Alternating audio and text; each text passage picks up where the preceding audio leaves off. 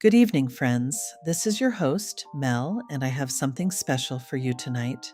We're told that a good night's sleep starts with slowing down, putting away distractions, and giving our minds a chance to relax. That's exactly what this collection is designed to do. Tonight, you'll hear some of the finest old-time radio episodes ever broadcast, perfect for drifting off, unwinding after a long day, or simply enjoying a quiet trip into the past. To make this as restful as possible, this presentation is completely ad-free and features a black screen throughout. No bright lights, no interruptions, just the comforting sounds of classic radio from a bygone era. And as always, I love themes, and this set will include episodes involving sleep. So settle in, get comfortable, close your eyes, and let these timeless stories carry you gently into a peaceful night's sleep. And now, dear listeners, let's begin. The Grape Nuts and Grape Nuts Flakes program, starring Jack Benny, with Mary Livingston, Phil Harris, Dennis Day, Rochester, and yours truly, Don Wilson.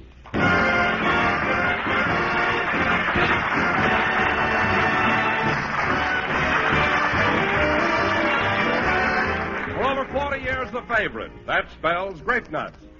Yes, sir, back in the days when Sweet Rosie O'Grady was a favorite at the family harmonium, delicious, malty, rich grape nuts were a favorite at the family breakfast table. And they still are, and there's a reason. Grape nuts have a distinctive sweet-as-a-nut flavor that makes for real eating fun in the morning. A flavor that's a luscious two-grain blend of sun-ripened wheat and malted barley.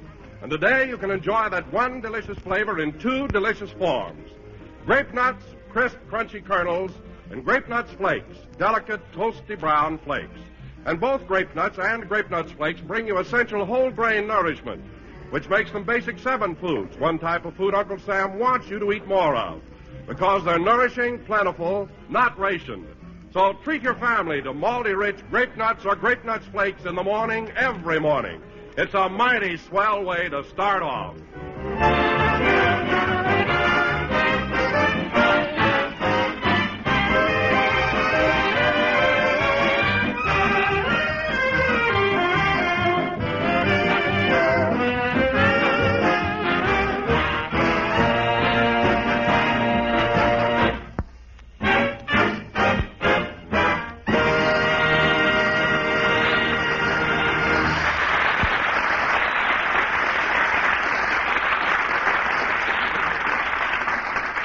Ladies and gentlemen, it's 4 days before Thanksgiving, and this year, as every year, Jack Benny will entertain his friends on the holiday.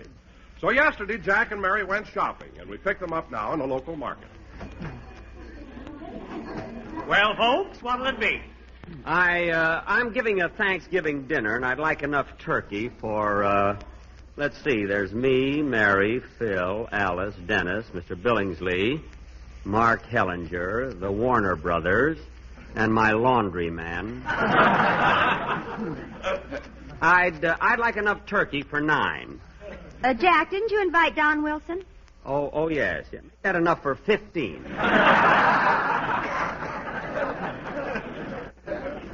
Is that'll do it. Oh, Jack, Don doesn't eat so much. He doesn't, eh? Remember last time I threw a big party? Yeah. Well, Don ate more than he chipped in for.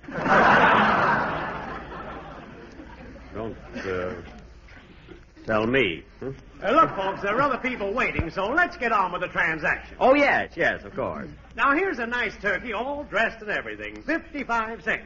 Well, I fully expected to pay that much. A pound. Yes, a pound? That's right. And this turkey weighs 21 pounds. And you'll need at least 21 pounds to feed 15 people. 55 cents a pound. That's a pretty big turkey, and I don't want any left over. How about that one over there? That's a pigeon. Oh.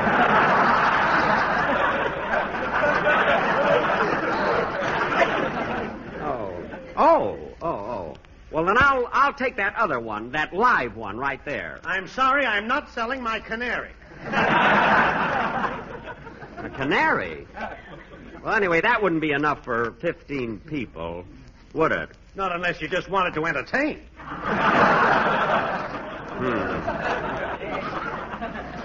He's got his violin for that. Yeah. Gee, Mary, look at those turkeys laying there so cold and still. Just think. A few days ago, they were happy, carefree, and gay. And now they're 55 cents a pound. I mean, now they're dead. Say, Butcher, how old were these turkeys when they were killed? Oh, about 8 months. Didn't even have a chance to know life. I feel terrible. You'd feel a lot worse if they were 70 cents a pound. I suppose so. But, Mary, when I see that turkey laying there like that, I can't help but think of its mother. How lonesome she must be. Don't worry, Bud. That's her right next to him. Oh. I wish you'd hurry, mister. I've got all these people waiting. Pardon me. Oh, Tommy, will you please give me a little service? Oh, it's Mrs. Greenberg. What can I do for you, Suzette?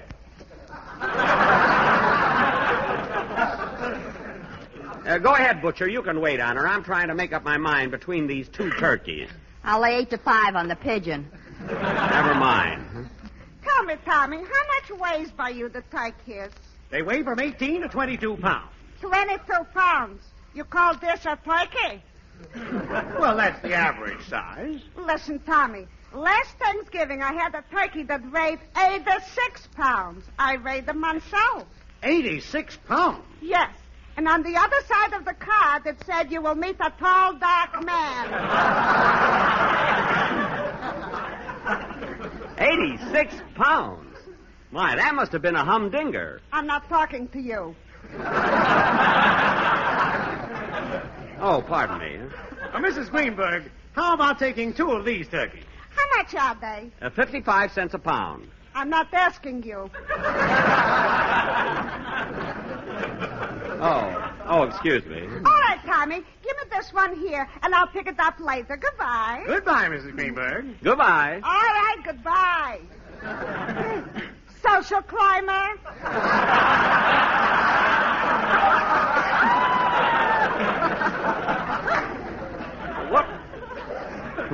What's she mad at? Well, Jack, I guess that'll teach you to mind your own. I'm not talking to you. Say, Butcher, I've been thinking it over. Instead of taking one of these dressed turkeys, I'll buy a live one. How much is it? $8. Are you going to take it with you? Yes. That'll be 20 cents extra for the leash.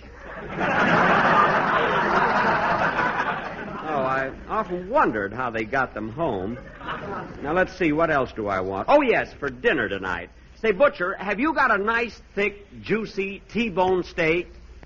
What was that? I said a nice T-bone steak.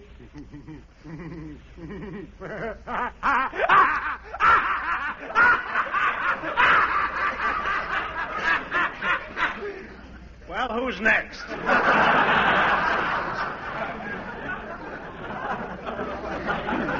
Listen, Butcher, you don't have to go into convulsions just because All right, folks, get your tickets here for the 40-cent tour through the refrigerator. Come one, come all. Hurry, hurry, hurry. 40-cent tour through the refrigerator. Yes, sir. It used to be 45, but the OPA put a ceiling on it. Very funny. Oh, thank you, sir. Now, hurry, hurry, hurry. On this outstanding excursion, you will see rib steaks, rump steaks, hip steaks, T-bone, sirloin, tenderloin, and porterhouse. The 7 wonders of the world. Come on, Jack, let's take the tour. Oh, don't be silly, Mary. You've seen steaks before. I showed you some last night when you came over to my house. Oh, you and your etchings. They weren't etchings. All right, folks. All of you going on this tour, please form a line to the left. Oh, come on, Jack, be a sport. Buy 2 tickets. All right. Okay, folks, line up in front of this refrigerator door. Now, quiet, everybody. Yeah, who is it? It's okay, Joe. You can open up.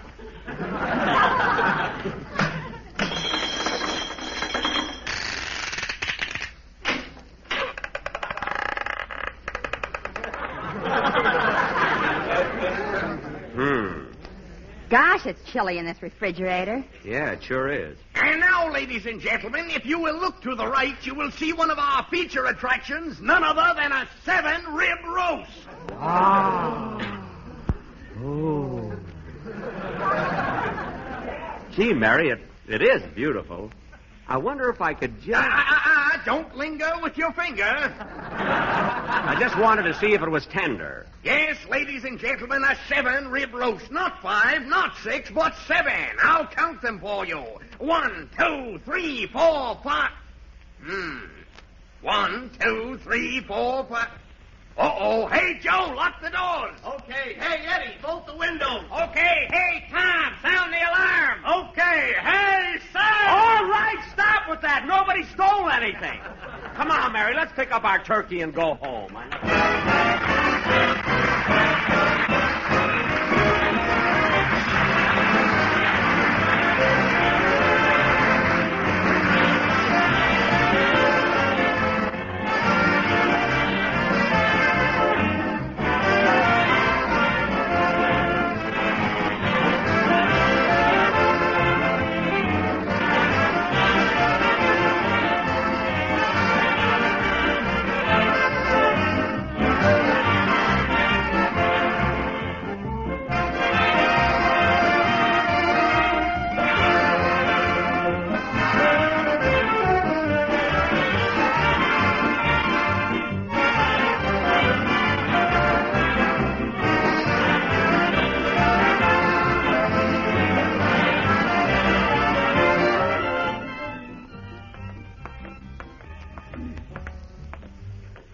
Well, we're almost home, Mary. Yeah.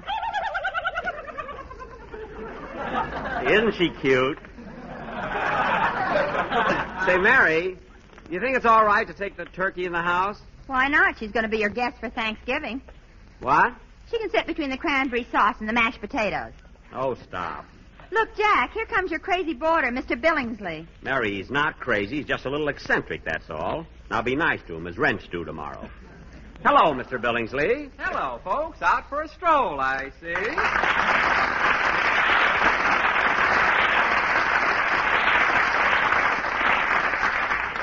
Well, we're not exactly taking a stroll.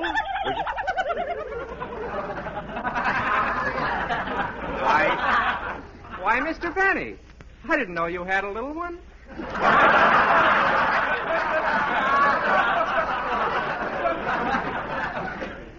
Mr. Benny's little one happens to be a turkey. You may be surprised, but I'm not. Look, Mr. Billingsley, I'm trying to tell you that we bought this at a store. Oh, come now, Mr. Benny. I'm old enough. Oh, brother. Look, Mr. Billingsley, we're in a hurry. So am I. I have to go to the barber shop. Or was I there? Isn't that funny? I don't know whether I'm coming or going. Well, you can say that again. Oh, can I? All right. I don't know whether I'm coming or going. Well, I must run along now. Goodbye, Mr. Benny. Goodbye. I believe you would, you rascal.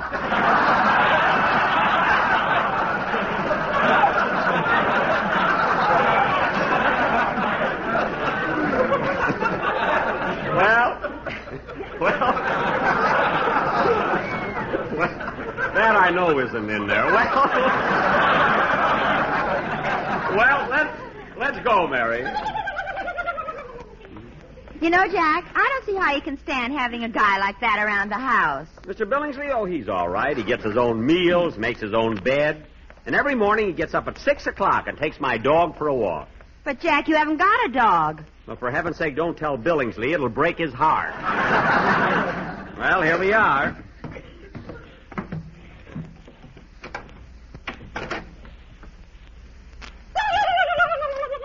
Come on, Mary. We'll put the turkey in the kitchen. Oh, hello, Rochester. Hello, boss. Hello, Miss Livingston.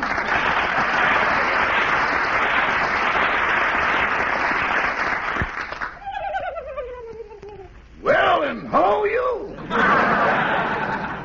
Now, let's see. Where can we put the turkey? Rochester, what are you doing to that turkey? I'm only petting her, boss. Petting her? You got your fingers around her neck. What are you worried about? I ain't hurting the part you get.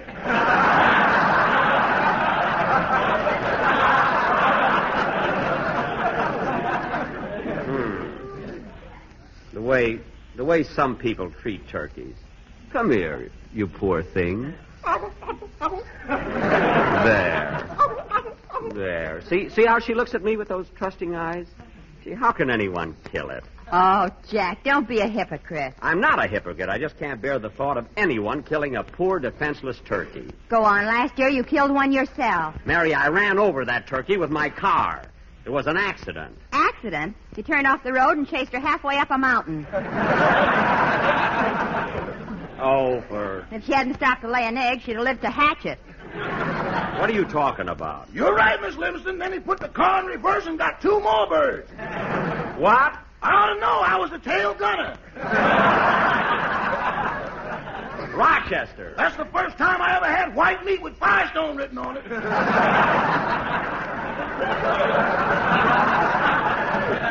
Now cut that out and let's drop the whole thing.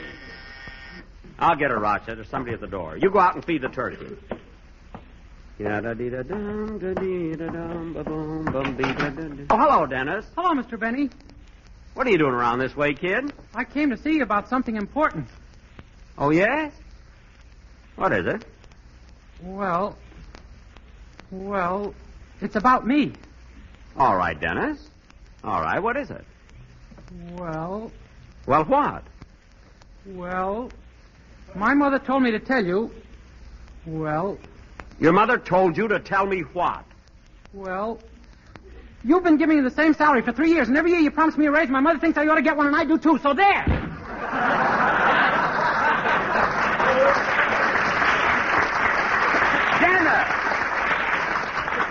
Dennis, come back here. Where'd he go? He thought he ran outside, but he went into the closet. What a kid. Dennis, come here. Gee, it's crowded out there. Those are my suits. Now, Dennis, if you want a raise in salary, don't act so flustered. Just ask me like a man. What are you afraid of? Just come over to me and say, Mr. Benny, I'd like a raise in salary. Well, Dennis, I'd like to give you a raise, kid, but right now I can't afford it.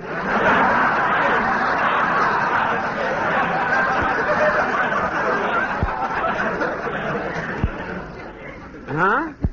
I'm sorry, things are a little tough now, but buck up, kid. Stick to me and you'll go places. Dennis, where'd you learn that? Mr. Benny put it on a record and sent it to me for my birthday. Dennis, we'll talk about your salary right after Thanksgiving. It wasn't even my birthday. Never mind. By the way, kid, what are you going to sing on the program tomorrow? Say a prayer for the boys over there. Well, let me hear it. See, maybe I ought to give them a raise. It costs money to make those records, you know.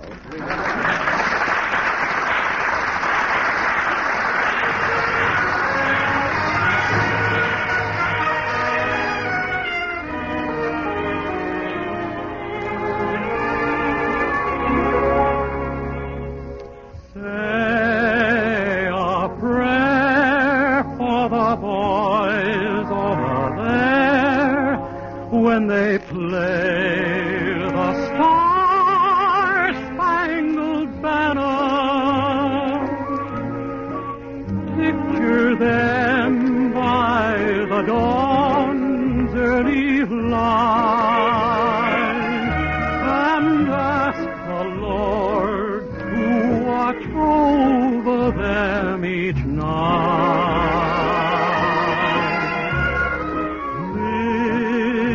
Your eyes as you silently rise when they play the Star-Spangled Banner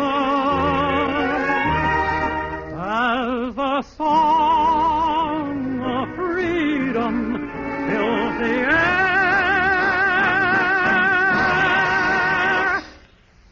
Say a prayer for the boys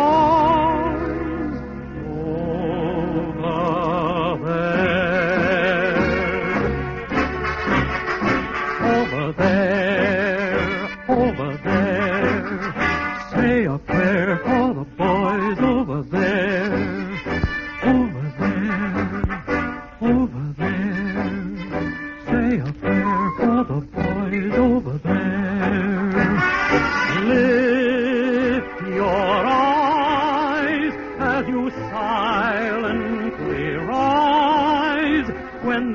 play the Star-Spangled Banner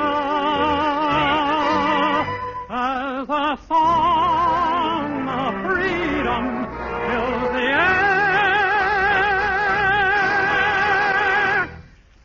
Say a prayer for the boys over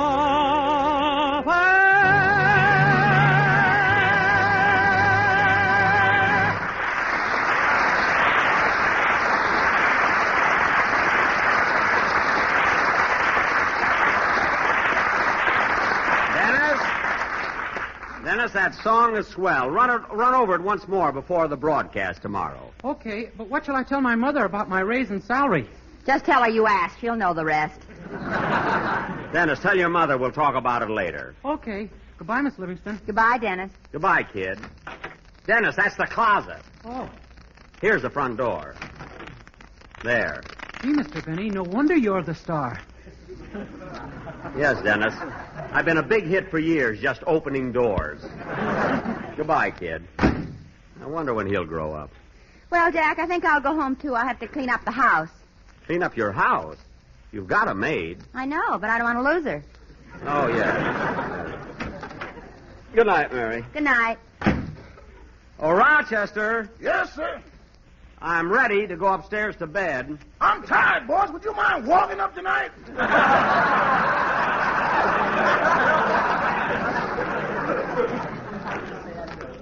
Okay, but don't let it happen too often.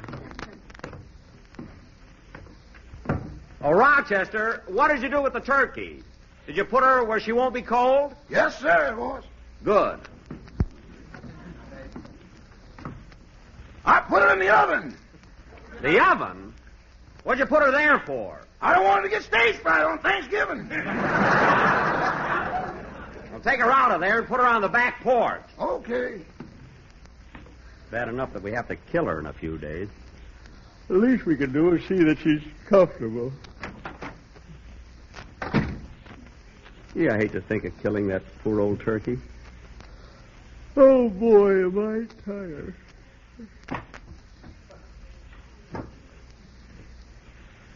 I'm so tired I can't even hang up my clothes.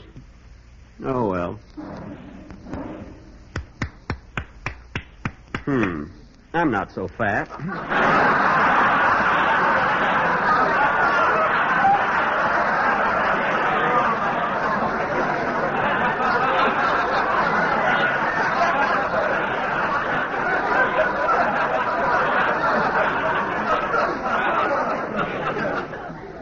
Oh, it'll feel good to get these shoes off.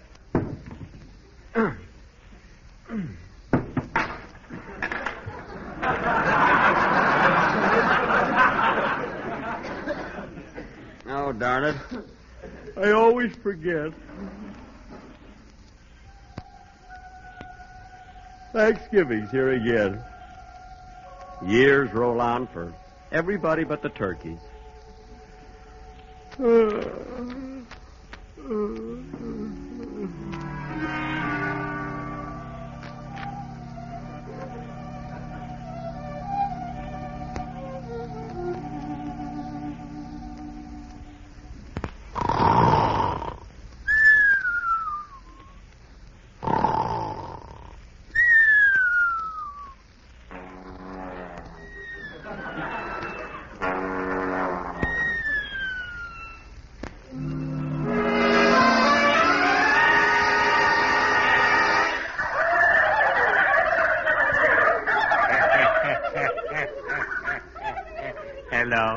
Hello, my fine feathered friend.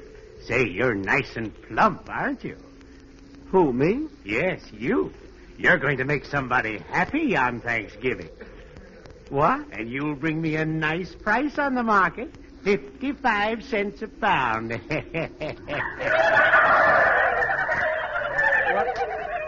What am I doing here in this coop? I'm not a turkey.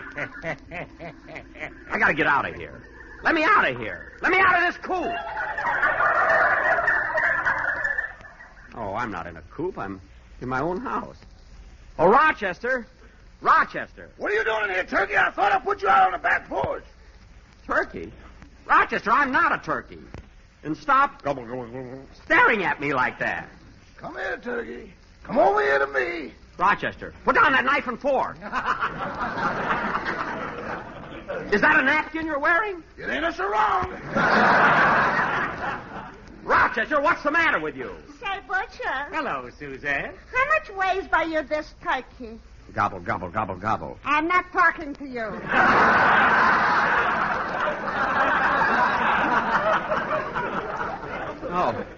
Oh, pardon me. All right, folks, get your tickets here for the 40-cent tour through the Gravy Bowl. Come on, come on. Hurry, hurry, hurry. Come on, Jack, let's go. 2 tickets, please. You only need one, lady. Turkeys get in free. Now, wait a minute. This is going far enough. I'm not a turkey. I'll prove I'm not. Mrs. Greenberg. I'm not talking to you. Butcher, you know I'm not a turkey, don't you?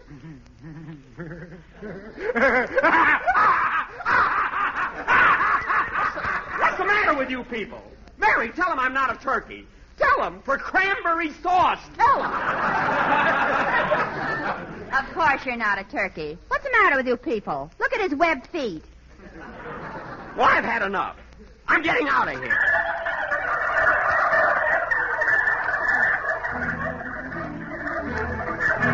You're a turkey, you're a turkey, you're a turkey. Who's a turkey? You're a turkey, you're a turkey, you're a turkey. I'm a turkey? Bromo salsa, bromo salsa, bromo salsa, bromo salsa. Oh, boy! Train leaving on track 12 for Morocco, Tunisia, Egypt, Arabia. Oh, boy, I'm going to get on that train. Get away from all of this. And Turkey. What? Well, that did it. I'm going to prove once and for all who I am. Hello, Mr. Benny. You're a little unhappy, I see. Mr. Billingsley. Mr. Billingsley. Yes? Tell me, am I a turkey or Jack Benny? You haven't left yourself much choice, have you?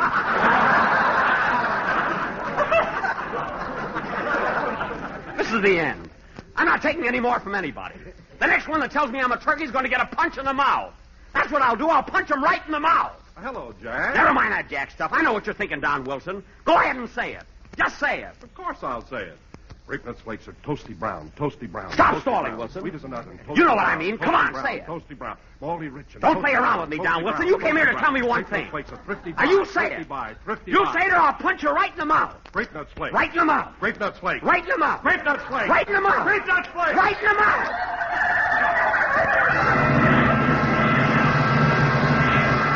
Now get out. Get out of here, everybody. Get out. Get out. Boss, wake up. Go away. Go away. Boss, wake up. You've been dreaming.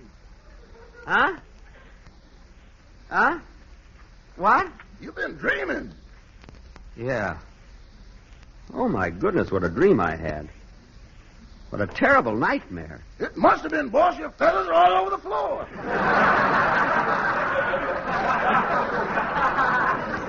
My feathers? You tore your pillow apart. Oh. You know what you meant for a minute there. Well, I'm all right now, Rochester. Nearly time to get up anyway. Almost. Say, Mr. Benny, what's all that money doing on the floor? Oh, that's some change that dropped out of my shoe. So long, Rochester. So long. So long, boss. What a man. He's got shoes that jingle, jangle, jingle.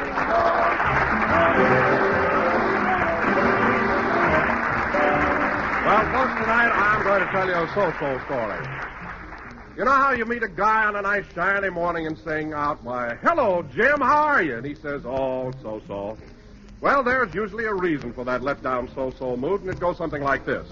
So that guy got up that morning on the run. So then he ate breakfast on the sip and run. So no wonder he felt below par lately. You can't do a man-sized job on a bird-sized breakfast, you know. In fact, doctors and dietitians tell us that we need at least 1/4 of our daily nourishment in the morning. So start the day well-nourished. And for a real treat, feature toasty brown grape-nuts flakes. Because grape-nuts flakes are a whole grain cereal crammed full of sustaining, energy-giving whole grain nourishment. So you couldn't ask for anything better, could you, than grape-nuts flakes? Crisp, toasty brown with that sweet-as-a-nut flavor. Eat a good breakfast, you'll do a better job. And for a rousing breakfast treat, make it delicious, nutritious Grape Nuts Flakes. Ladies and gentlemen, I only have a second. I'd like to call your attention to a special USO program which will be broadcast Thanksgiving morning. The program is called Soldiers in Grease Paint. Will include all of your favorite radio and motion picture stars. So please listen. Good night, folks. Ladies, your grocer has something new for you. That's the time-saving, money-saving, big, new, economy-size package of hot Grape Nuts Wheat Meal. 30 full ounces of this rich, hot brown cereal that's extra delicious, extra nutritious, and it cooks to perfection in just 3 minutes. Ask for the big, new, economy-size package of hot Grape Nuts Wheat Meal. This program came to you from Hollywood. This is the National Broadcasting Company. And now, a tale well calculated to keep you in suspense. In a moment, Act One of Perchance to Dream, starring Paul McGrath as Dr. Locke, and written especially for Suspense by Bob Corcoran. This first portion of Suspense is brought to you by the makers of Alpine cigarettes.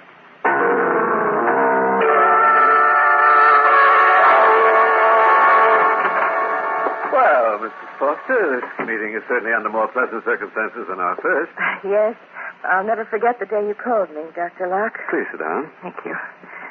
But now you're giving my husband back to me fully recovered, and I do want to thank you for all you've done.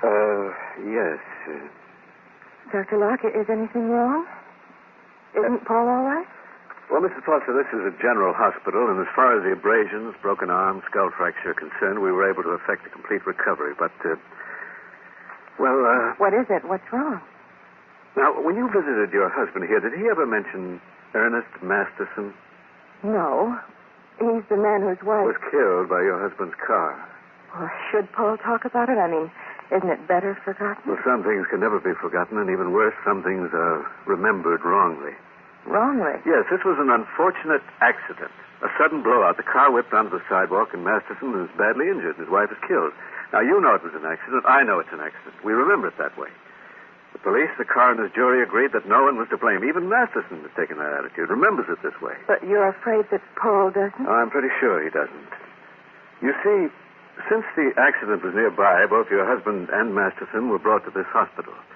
Masterson is making a good recovery, despite a rather weak heart. But it's taking longer because he's older. Well, has Paul said anything to him that makes you think something is wrong? Your husband won't talk to him. Won't talk to him? Well, why not? I'm not sure. It seems that your husband blames himself for the death of Masterson's wife out of all proportion to the truth. He's often depressed, Miss Foster. He doesn't talk. Often nervous, irritable. I've tried to talk to him. And Masterson's been to his room repeatedly trying to show him there's no grudge, that he shouldn't go on accusing and blaming himself. But we haven't been able to do a thing.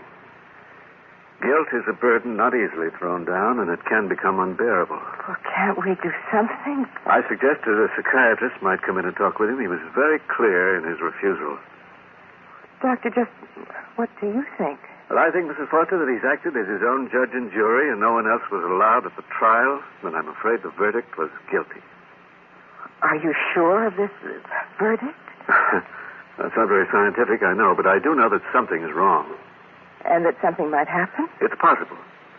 And since it is possible, I must tell you of it, no matter how much it might upset you or how wrong I might be, and I hope I'm wrong. What might happen? Well, guilt is a terrible lever. Expiation is often the only thing powerful enough to pacify it.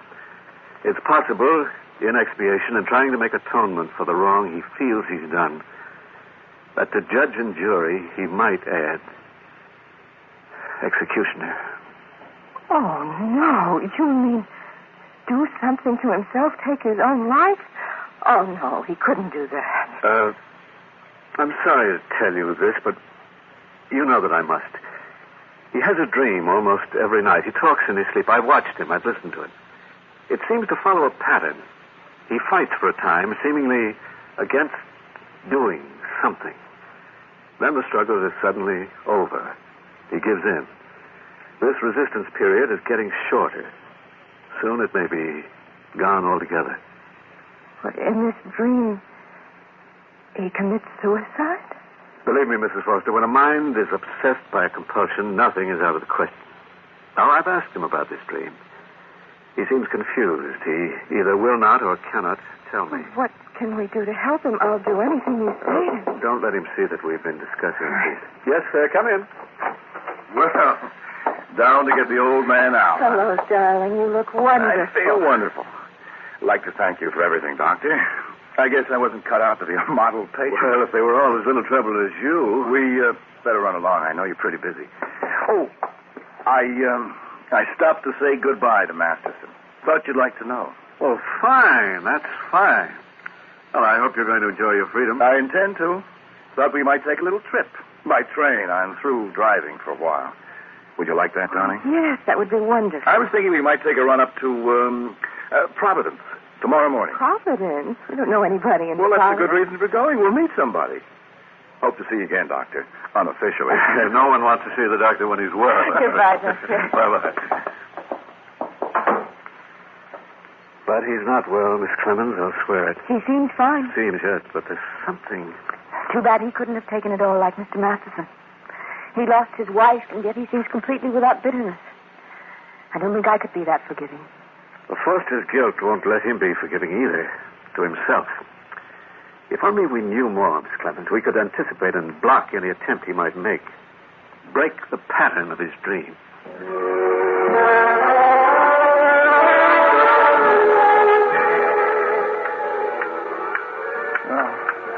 No, not that. No, I didn't mean to kill her. I didn't. Please, I can't. I won't. I can't. Oh, I'm sorry. Oh, I'm so sorry. Don't make me. What? No. Oh, darling, wake I'm up. sorry. Oh, please, wake up, darling. Paul, can't you hear me? Darling, you're dreaming. What? Oh, are you all right? Oh, Mary. Darling, what's the matter? What were you dreaming about? I can't remember. The shadows. I'm all confused. I don't know. All right. It's all right now, darling. It doesn't matter. Come on now. Let's go back to sleep. Huh? We've got a long train ride tomorrow. Mary, I don't think you should come with me to Providence. Well, why not? Darling, why not? I don't know. But you'd better let me go alone. No, Yes, without Paul Foster, you're not leaving me behind. I want to meet somebody in Providence, too. But, Mary... No. Now, my mind is small, but it is firm. I'm going with you. All right, Mary. Good night, darling. Good night. Good night.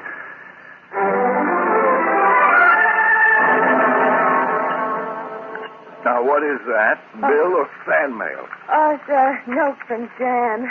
Must have come by early this morning and dropped it in the mailbox. Anything to save a stamp. What's she got to say? Oh, Jan, it's the usual thing.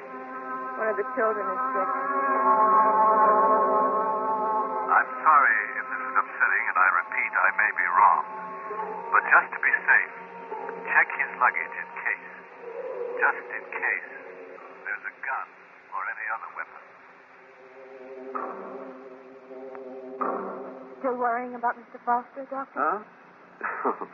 Well, you're getting so you can read my mind, Miss Clemens, and I'm getting so I can't get him out of it. If I only knew more. I wonder if Masterson might know something that might help. It's worth a try. But I didn't want to bother him about Foster. Didn't think he could help. But now, at least it would be doing something. Will you get him, please, Miss Clemens? He'll be glad to help, and the walk from his room will do him good.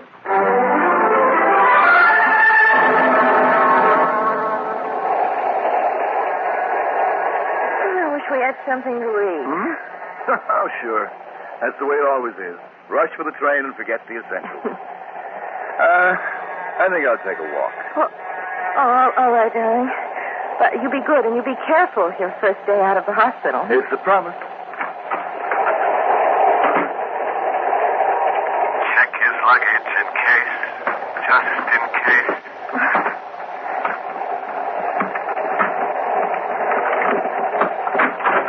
Why, Mary. What are you doing? Huh? I ran out of cigarettes and thought you might have some in your suitcase. Well, what's wrong with these? They're right here on the windowsill. Oh, my goodness, right under my nose. Here, let me close Oh, that. thank you, dear. Well, Why did you come back? I wondered if you wanted me to bring you something. Oh, thank you. There's nothing now that I have cigarettes. Okay. See you later. Lock the door.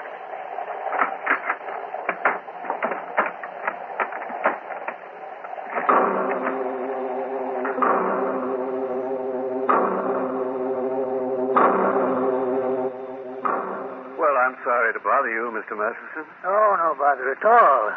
Glad to have somebody to talk to. I like to walk, but the chair still feels good. Yes. I guess the old ticket gets a little overworked. Miss Clemens said you wanted to talk to me about Foster.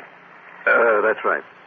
I guess maybe then this note Foster left me yesterday might make some sense to you. Oh? I got it here someplace. Good. He came to say goodbye. Real nice of him. I was sleeping, so he left me a note. Here it is. I don't rightly understand what he means. Miss Clemens said you think he might do something to himself on account of what he done to me and Ellen. Is that right, Don? Yes, but listen, note. Have I been right about the danger and wrong about... Soon you can really forgive me. I will even the score. What does that mean, even the score? Maybe he means like it says in the Bible. A tooth for a tooth. Killing himself won't do that. Won't do no good at all. Won't bring Ellen back. She is the dearest thing I had in the whole world. And to even the score, Foster would have to lose the dearest thing His wife? Maybe subconsciously he's got some fantastic idea, because of the guilt he feels, that he must make you and himself equal in the way that he made you unequal. Good Lord. Maybe it's not suicide we're faced with, but murder.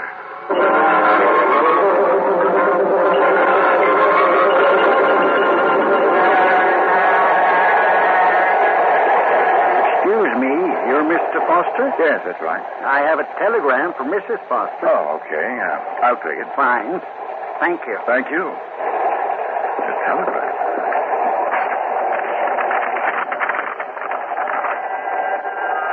You may be in great danger. Call me at once. Dr. J. Locke, Grant Hospital. Dr. Locke.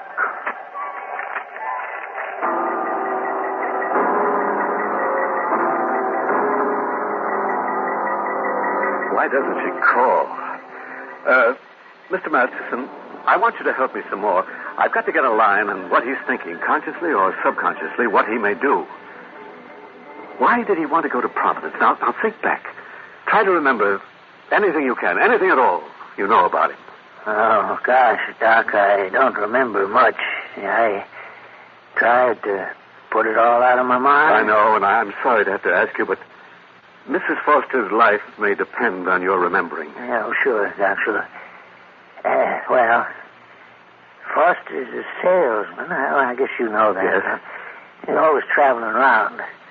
I heard that the night before the accident, he stopped over in a town called...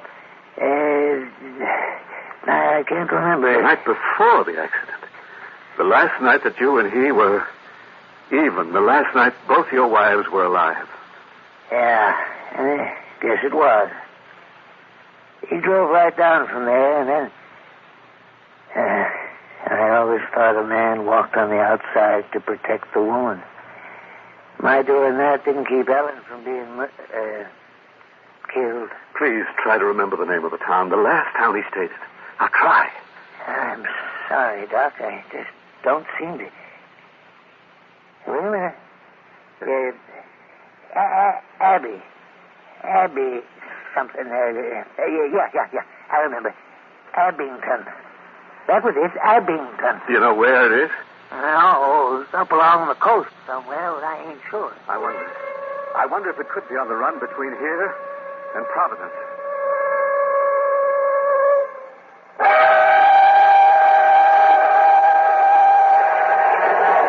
Yes. Oh, no. That's nothing. What have you got? Too much. There. Oh, beautiful. 20, 30, 40, 67, 9. 69. Hey, I'm going to keep score. Give me your pencil, huh? Here. I've got a feeling this is going to be my lucky day. Oh, it's inside pocket of my jacket. There, behind you. I'll make them redo the old saying, you're lucky at cards and love. Now, can I use this timetable for a scorecard? Sure. Huh? Something wrong? We are going to Providence, aren't we? That's the plan. Why? Oh, nothing. I just wondered why there was this heavy line drawn around Abington.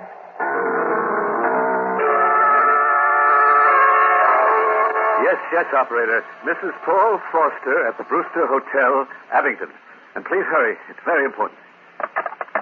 Well, it's a break that there's only one hotel in the town. I sure do hope you get her all right. I gotta admit, it all sounds pretty wild to me. Dreams and making restitution back there and all. I know you're a mighty smart fella, Doc, but you know what I mean. Yes, I do very well, Mr. Matheson. And I agree, but there's always the chance. You see, he suffered a tremendous head injury. No one can ever say for certain just what damage is done. No, not to the brain. We can check that quite well. But damage to the mind, that's quite a different matter. People can do crazy things, all right. If we can just get her away from him until we're sure. Dr. Locke. Yes? Oh, well, can't Watkins handle it? You're all right. I'll be right there. Mr. Masterson, will you stay at this phone? I'll be right back. If she calls before I do, tell her to leave the hotel at once to get away from him. Sure, Doc, sure. I'll stay right here. I'll warn her. I wouldn't want her hurt like Ellen was. Well, Mrs. Foster's life may depend on it. Yeah, I know that.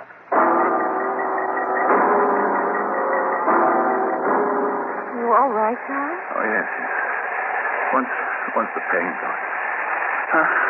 I'm all right now. You often get that terrible pain in your head? You never mentioned it? It's nothing, really. I'm fine now.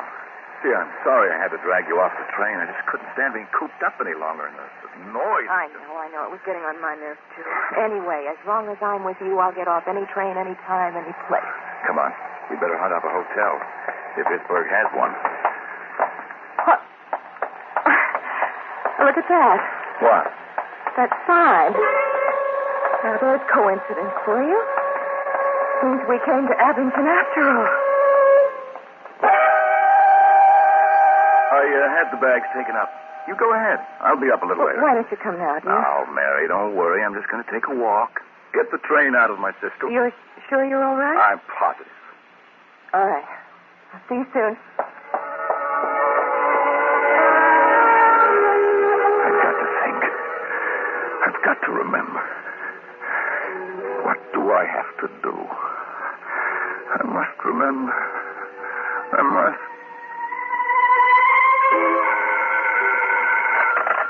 Hello.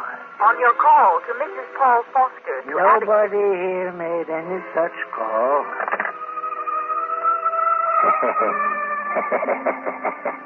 You hear that, Ellen? You hear? Nobody warned you, did they? I don't feel so good. My chest is tight. The heart's beating awful fast. There's too much excitement. Hello? Is this Dr. Locke's office? Yes? Ready with your call to Mrs. Paul Foster at Abington. Go ahead, please. Hello? This is Mrs. Foster. Who's calling? Hello? Is there anybody on the line? The party that made the call. He ain't here. He's gone. Who made the call? Nobody knew we were here. I don't know. Don't know nothing about it. Guess it was all just a mistake. Yeah. Just a mistake. A mistake. Like Ellen getting killed. Did she call? Did you talk to her? Mr. Masterson? Huh? Miss Clemens said there was a call. Did you talk to Mrs. Foster? No, I didn't. She wasn't there. You told the operator to try again. You left word for her to call back. But I don't rightly remember. All kind of confusing. I don't feel so good. My chest is all tight. Yes, sir. It's all right now. I understand. You just take it easy. Operator, will you, on that call to Mrs. Foster at Abington, will you please try again? Very well, sir. I'll ring it again and call you. And please hurry.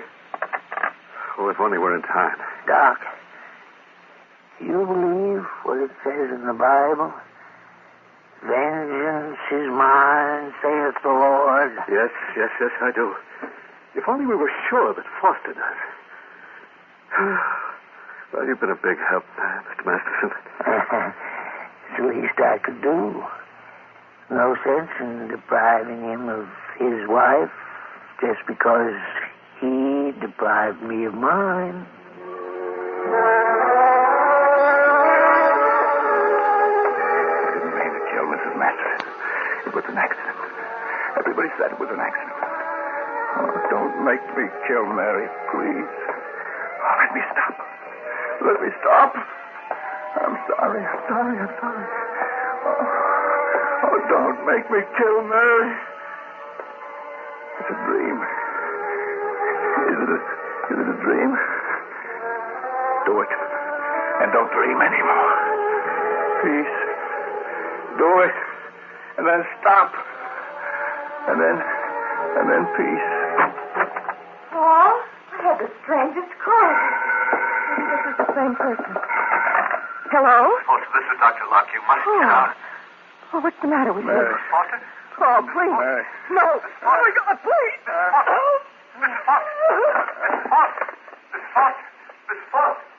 Mrs. Foster. What's wrong, Doctor? Operator. Your call is still connected. Get me the police in Abington. Hurry. Yes, sir, right away. Dr. Locke, Mr. Masterson, look at him. Oh, the excitement. He's fainted. What's the matter? His heart gave out. He's dead. And just because he wanted to help.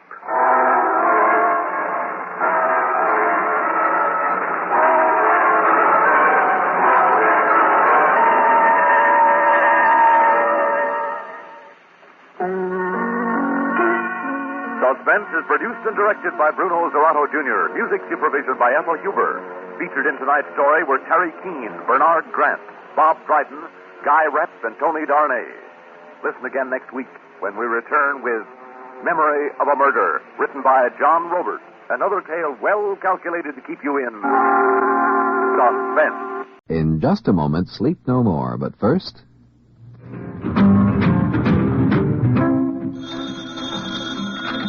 Hello? Oh, hello, Martha. No, just finishing my housework and enjoying NBC Bandstand on the radio. Oh, it's just fabulous. This week they have Freddie Martin and his orchestra, Bert Parks, of course, and Snooky Lanson is the singing star, and the Glenn Miller Orchestra under the direction of Ray McKinley. But why am I telling you about it? Tune it in yourself. NBC Bandstand, live weekday mornings on NBC Radio. And now stay tuned for Sleep No More on NBC. This is Nelson Olmsted. Sleep no more.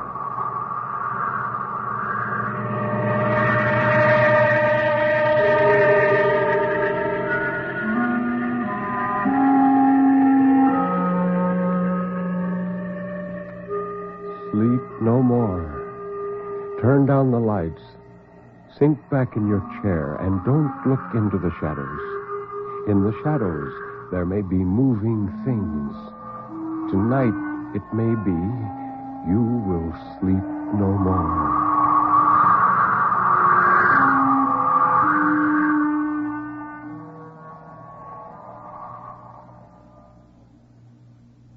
Good evening. This is Ben Grauer introducing tonight's Tale of Terror, told by Nelson Olmsted on the National Broadcasting Company's presentation of Sleep no more. The story of terror can be as simple as a sheeted ghost rattling chains. It can be a complex and hidden world of horror, lurking in such unholy dimensions as only the dead and the moonstruck can glimpse. Or it can be those terrible, fathomless shadows which lie buried deep in the primitive mind of civilized man. And for this evening, well, Nelson Olmsted, tell us about this evening's story. Well, Ben, it's called 3 O'Clock, and it's a masterly chiller by William Irish. When a man is jealous, and when that same man has long had the urge to kill. Well, then you have 3 O'Clock by William Irish, is that it? That's it, Ben. So, Nelson Olmsted, tell us about this man.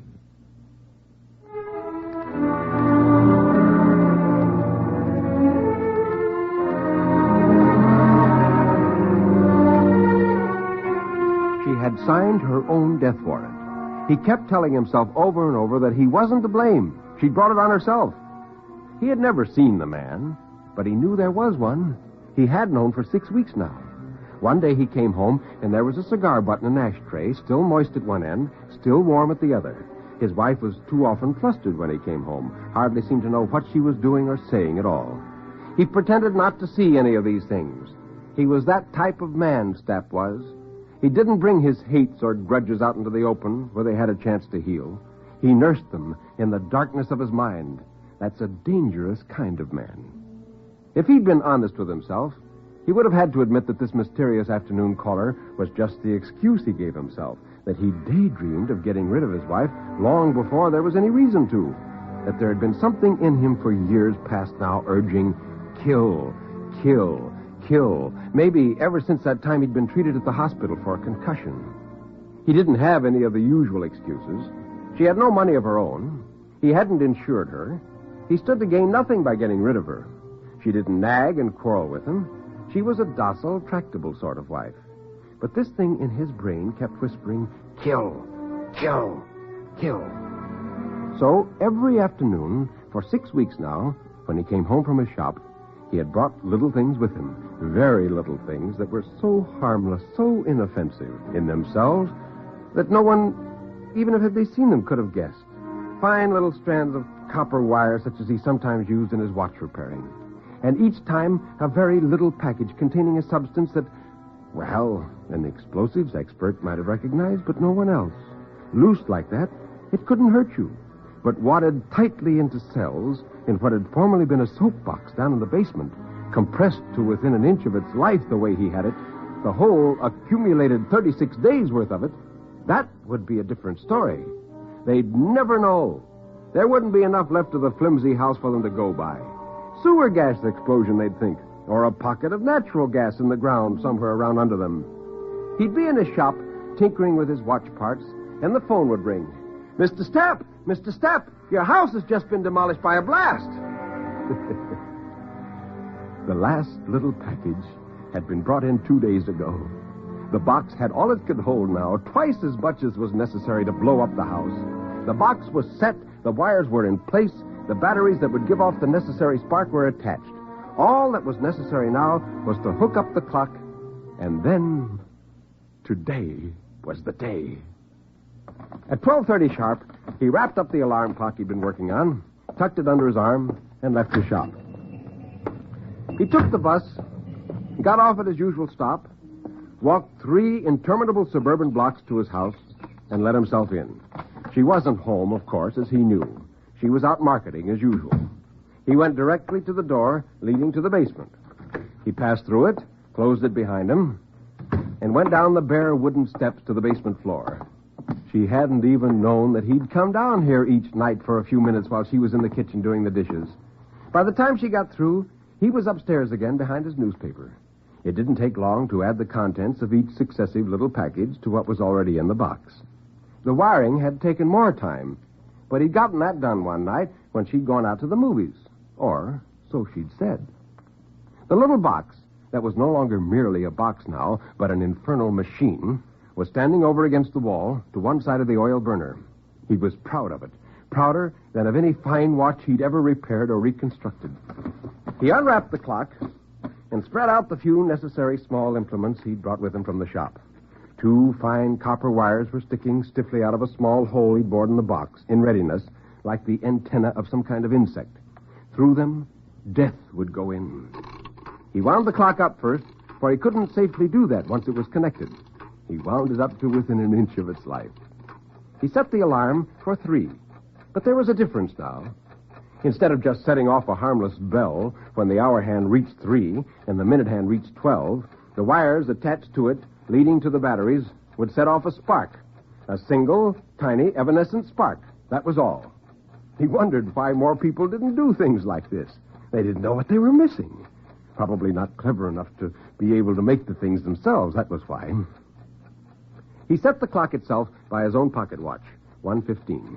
Then he carefully guided the antenna-like wires leading from the box through a hole previously bored in the back of the clock and fastened them to the necessary parts of the mechanism. It was highly dangerous, but his hands didn't play him false. And when he'd done with it, it stood there on the floor as if placed there at random up against an innocent-looking copper-lidded soapbox, ticking away. 10 minutes had gone by since he'd come down here. 1 hour and 40 minutes were still to go by. Death was on the wing.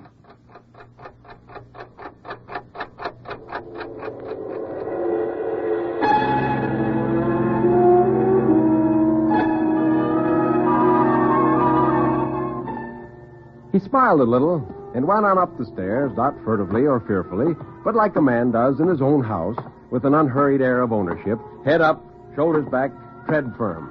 As he opened the basement door and stepped out into the ground floor hall, someone jumped on him, caught him brutally by the throat with one hand, flung him back against the wall, and pinned him there. And then the man struck out at him, hit him a stunning blow on the side of the head with his free hand. Stapp's senses dulled into a whirling flux for a minute.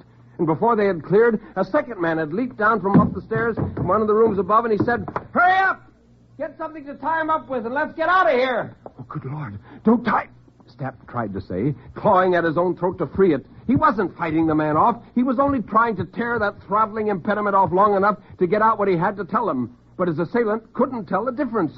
He struck him savagely a second time and a third time, and Stapp went limp there against the wall without altogether losing consciousness. The second one had come back already with a rope that looked like Fran's clothesline. Stapp was dimly aware of this rope going around and around him, crisscross, in and out, legs and body and arms.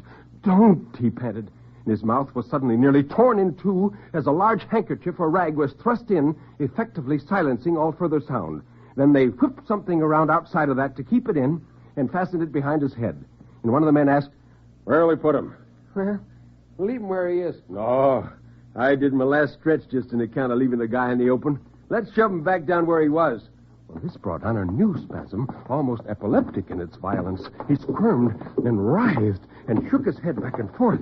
They had picked him up between them now, head and feet, kicked the basement door open, and were carrying him down the steps to the bottom. They still couldn't be made to understand that he wasn't resisting, that he wouldn't call the police, that he wouldn't lift a finger to have them apprehended if they'd only let him out of here, with them. They deposited him on the floor by the pipe in the corner and lashed him in a sitting position there with an added length of rope that had been coiled in the basement. As the men left, one of them turned back and said, "Now take it easy, Bud. Relax. I used to be a sailor. You never get out of them knots." Stapp swiveled his skull desperately, threw his eyes at the clock one last time, and then, with the horrible slowness of a nightmare, the man turned and went out through the doorway. The basement door ebbed back into its socket with a minor click that to him was like the crack of doom.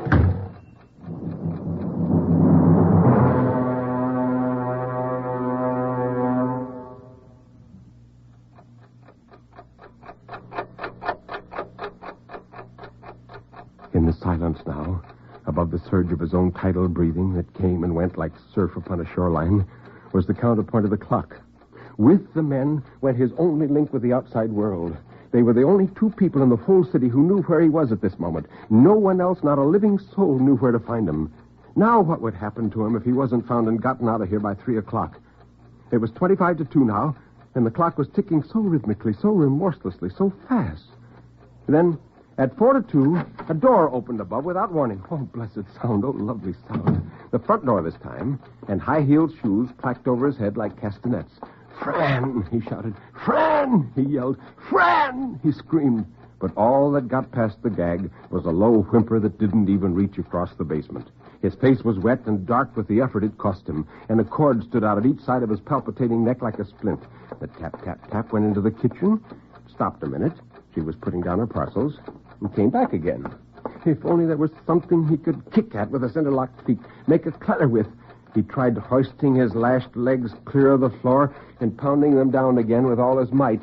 Maybe the sound of the impact would carry up to her.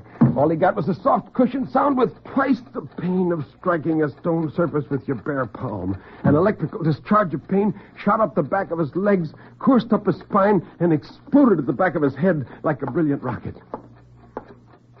Meanwhile, her steps had halted about where the hall closet was, and then she went on toward the stairs that led to the upper floor, faded out upon them, going up. She was out of earshot now, temporarily. But she was in the house with him at least. That awful aloneness was gone. He felt such gratitude for her nearness. He felt such love and need for her. He wondered how he could ever have thought of doing away with her only one short hour ago. He saw now that he must have been insane to contemplate such a thing.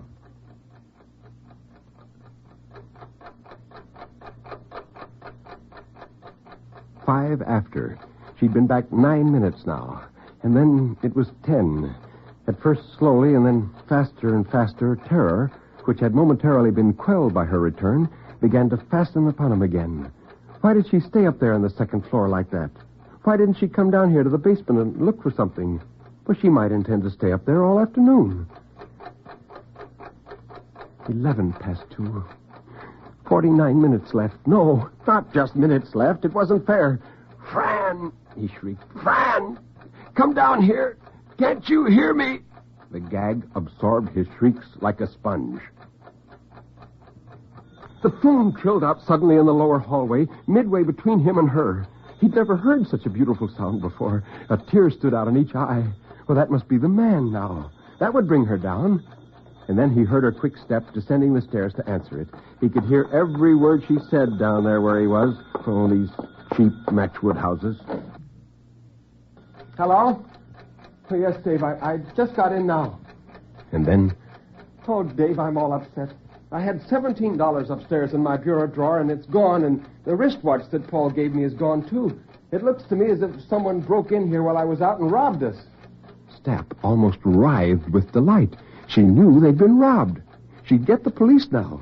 Surely they'd search the whole place. Surely they'd look down here and find him. And then she said, "No, I haven't reported it yet. I suppose I should, but I don't like the idea. On your account, you know. No, I'm going to call up Paul at the shop.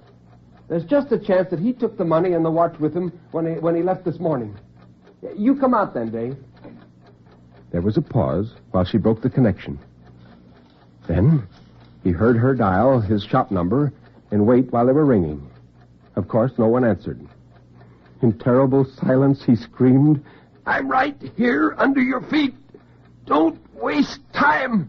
For heaven's sakes, come down here." Finally, she hung up, and he heard her going up the stairs again, and he whimpered disappointedly. 1/2 hour and 9 scant minutes more left, and they ticked away with the prodigality of tropical raindrops on a corrugated tin roof.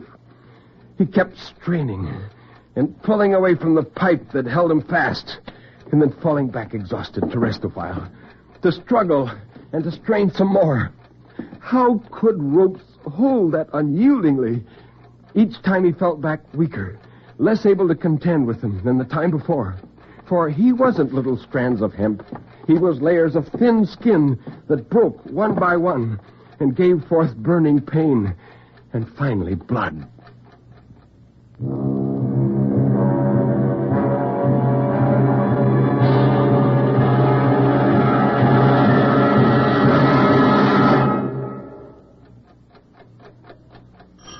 The doorbell rang out sharply. The man had come. Stapp's chest started rising and falling with renewed hope.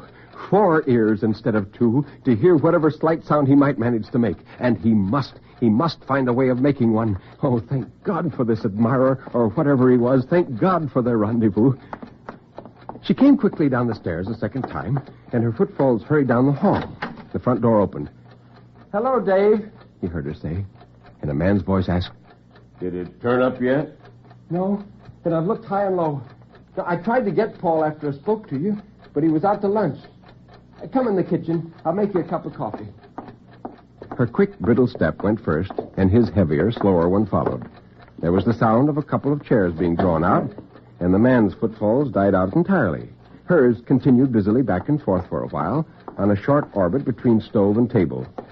What were they going to do? Sit there for the next half hour? Couldn't he make them hear him in some way? He tried clearing his throat, coughing. It hurt furiously, and the gag muffled even the cough to a blurred, purring sort of sound. 26 to 3, only minutes left now. Minutes. Not even a full half hour anymore. And then he heard her say, "Don't you think we ought to tell Paul about us?" No. What kind of a guy is he? Well, Paul's not narrow-minded. He's very fair and broad. Well, you have nothing to be afraid of on Paul's account, Dave. Didn't you ever tell him about me at all? You mean the beginning? Oh, I told him you'd been in one or two scrapes, but like a little fool, I let him think I'd lost track of you and didn't know where you were anymore. Why, that was her brother she'd said that about. The man sitting up there with her confirmed it right as the thought burst in his mind. Yeah. I know it's tough on you, sis. You're happily married and all that. Yeah, I got no right to come around and gum things up for you. No one's proud of a jailbird and escaped convict for a brother. Yeah, I suppose I'll have to go back and finish it out, but 7 years, old friend. 7 years out of a man's life. David, there isn't anything I wouldn't do for you. But before you decide anything, let's go downtown and talk it over with Paul and hear what he says. One chair jarred back, and then the other. He could hear dishes clatter, as though they'd all been lumped together in one stack. What, were they going to leave again? Were they going to leave him behind here, alone, with only minutes to spare? Their footsteps went down the hall. "Stay with me," Stapp wailed. "Stay!" Panic-stricken, Stapp did the only thing he could think of. Struck the back of his head violently against the thick pipe he was attached to.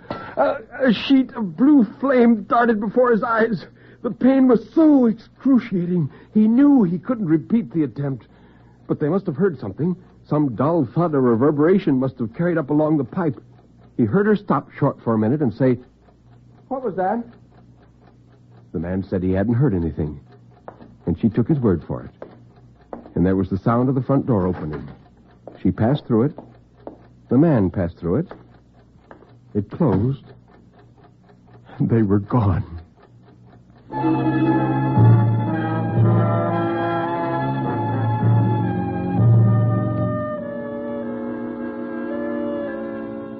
He was left alone with his self-fashioned doom a second time. And the first seemed a paradise in retrospect compared to this.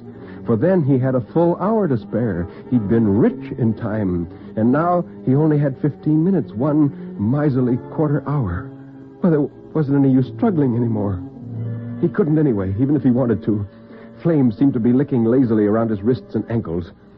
He'd found a sort of palliative now, the only way there was left. He'd keep his eyes down and pretend the hands were moving slower than they were. It was better than watching them constantly. It blunted a little of the terror at least. The ticking he couldn't hide from.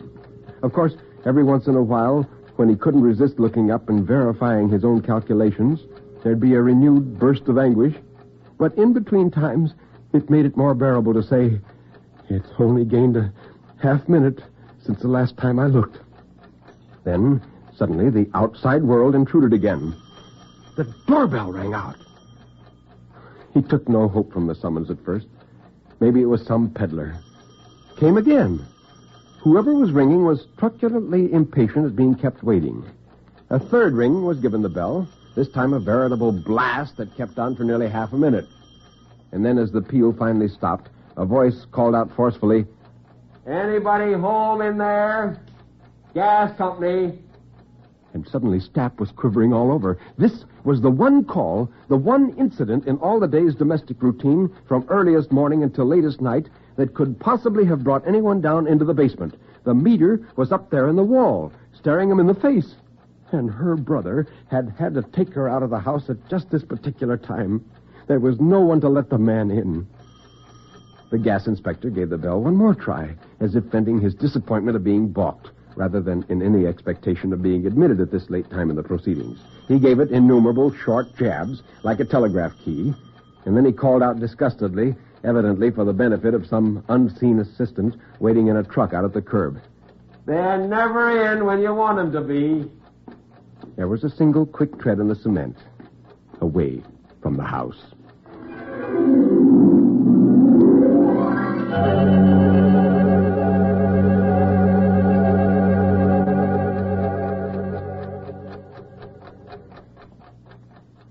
Stapp died a little. His arms and legs got cold up to the elbows and knees. His heart seemed to beat slower, and he had trouble getting a full breath. Saliva escaped and ran down his chin, and his head drooped forward and lay in his chest for a while, inert. The clock ticked on. He noticed that his mind was starting to wander. Suddenly, the outer world returned again. This time it was the phone. It must be Fran and her brother trying to find out if he'd come back here in their absence. They'd found the shop closed, must have waited outside it for a while, and when he still didn't come, they didn't know what to make of it. And when no one answered, that would tell him, surely, that something was wrong. Wouldn't they come back now to find out what had happened to him? But how could they dream he was in the basement the whole time? Why should they think he was here in the house if he didn't answer the phone? Fran would become real worried. Maybe they'd go to the police. But that would be hours from now. What good would that do? They'd look everywhere but here for him. When a man is reported missing, the last place they'd look for him would be in his own home. It stopped ringing finally, and silence came rolling back in its wake. 9 minutes to 3. Oh, what a lovely number was 9. Let it be 9 forever, not 8 or 7. 9 for all eternity. Make time stand still. But no, it was already 8. Oh, what a precious number was 8, so rounded, so symmetrical. Let it be 8 forever. A woman's voice called out in sharp reprimand somewhere outside in the open. "Bobby, be careful what you're doing. You'll break that window." She was some distance away, but the ringing dictatorial tones carried clearly. And suddenly Stapp saw the blurred shape of a ball strike the basement transom. A child came close up against the transom to get its ball back. If it would only turn its head over this way, it could look right in. It could see him. The glass wasn't too smeary for that. Stapp started to weave his head violently from side to side, hoping the flurry of motion would attract it and catch its eye. Suddenly, it had turned its head and was looking directly in through the transom, and then it saw him, and it yelled, "Mommy, look!" An adult hand suddenly darted downward from the upper right-hand corner of the transom, caught the child's wrist, bore its arm upward out of sight. But it pointed and said, "Mommy, funny man tied up. Look!" The adult voice, reasonable, logical, dispassionate, answered, "Why, that wouldn't look nice. Mommy can't peer into other people's houses like you can." The child's head disappeared above the transom. Its body was pivoted around away from him. He could see the hollows at the back of its knees for an instant longer, and then its outline on the glass blurred in withdrawal. It was gone. Only the little clear spot it had scoured remained to mock him in his crucifixion.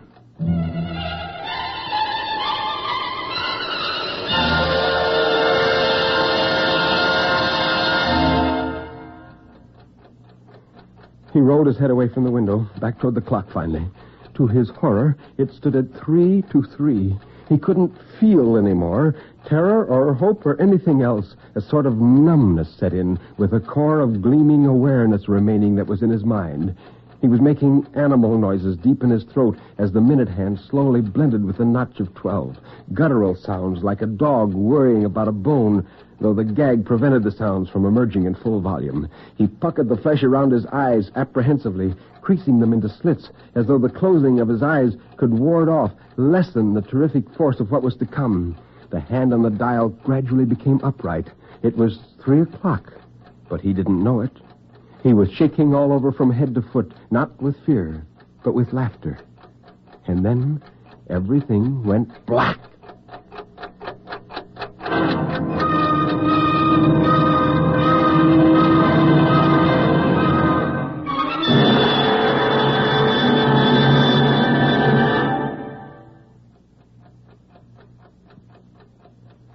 What's the matter with him, officer? What's the matter with him? It was Fran, and she was standing over him crying. The policeman was untying the hard, knotted ropes and taking the gag out of his mouth. The officer felt his pulse, and then he said, Well, he must have passed out, ma'am. But I think he'll be all right. We better get him to a hospital, though. The clock said 7:05. The cop got up, went over to the box, and kicked it idly with his foot.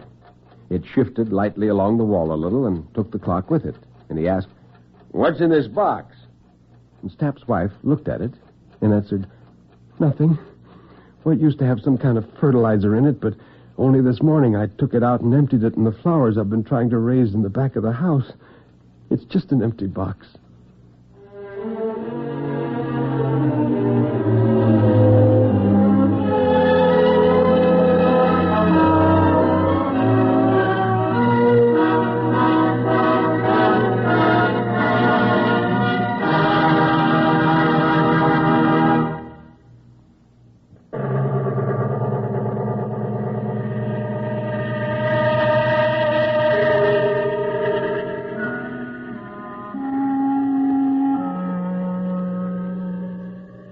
You can turn up the lights now.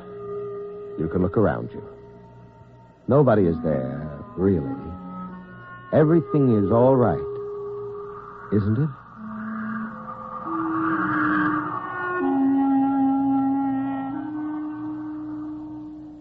Step over here, Nelson Olmsted, and tell us about next week's story. Next week's story on Sleep No More is about a woman in a large, empty house which the wind buffets and shakes. And in that house, the woman finds a pinpoint of light where there should be no light. The story is The Storm by McKnight Melmar.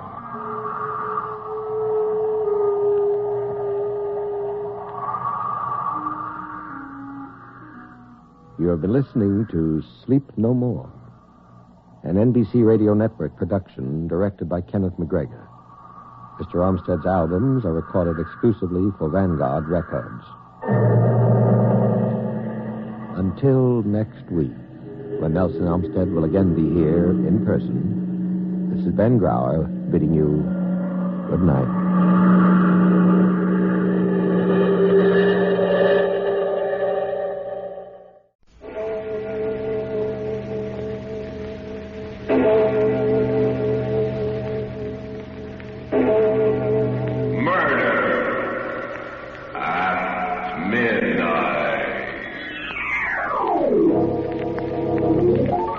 No, Betty, no. Don't make me... I say yes. It's got to be. And now and here, she's got to die. Betty. I say yes. Here. I'll hold her arm. All right, Betty, but... No, don't.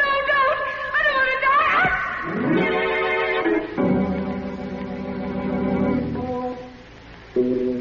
Midnight.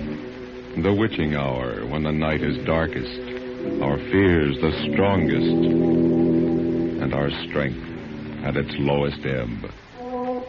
Midnight, when the graves gape open and death strikes. How? You'll learn the answer in just a minute in Nightmare.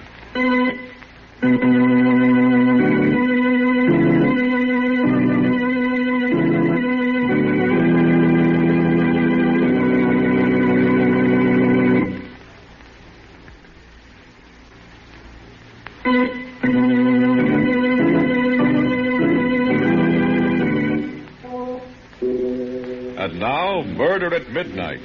Tales of mystery and terror by radio's Masters of the Macabre. Our story by Joseph Ruskall is one of the most terrifying and fantastic nightmares we've ever heard. Its title, Nightmare.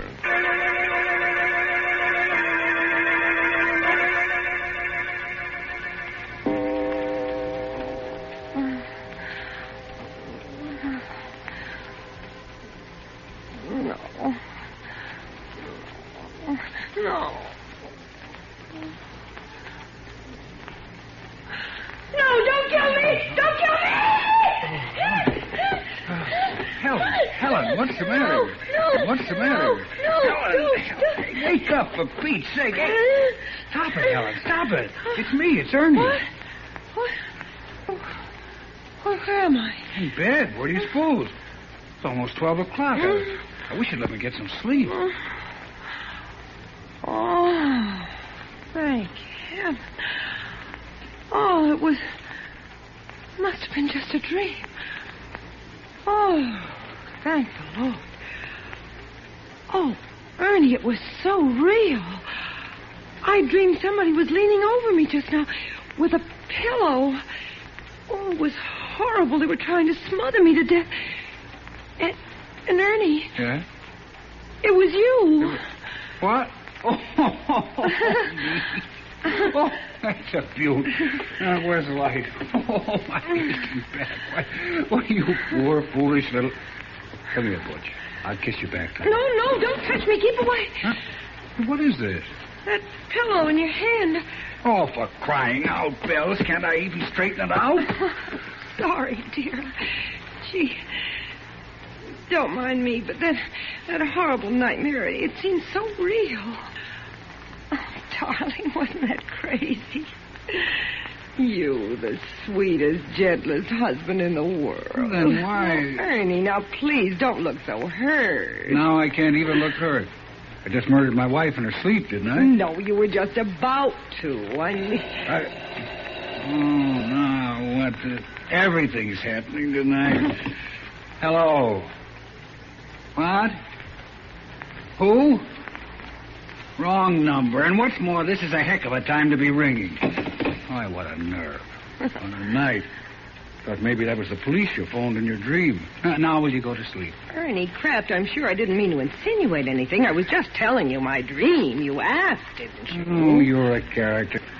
I guess I'll have to put you in that book I never wrote, too. Well, now what? That was in it, too. Huh? That book you never wrote.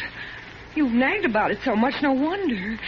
Oh, and that look when you bent over me like a madman. Oh.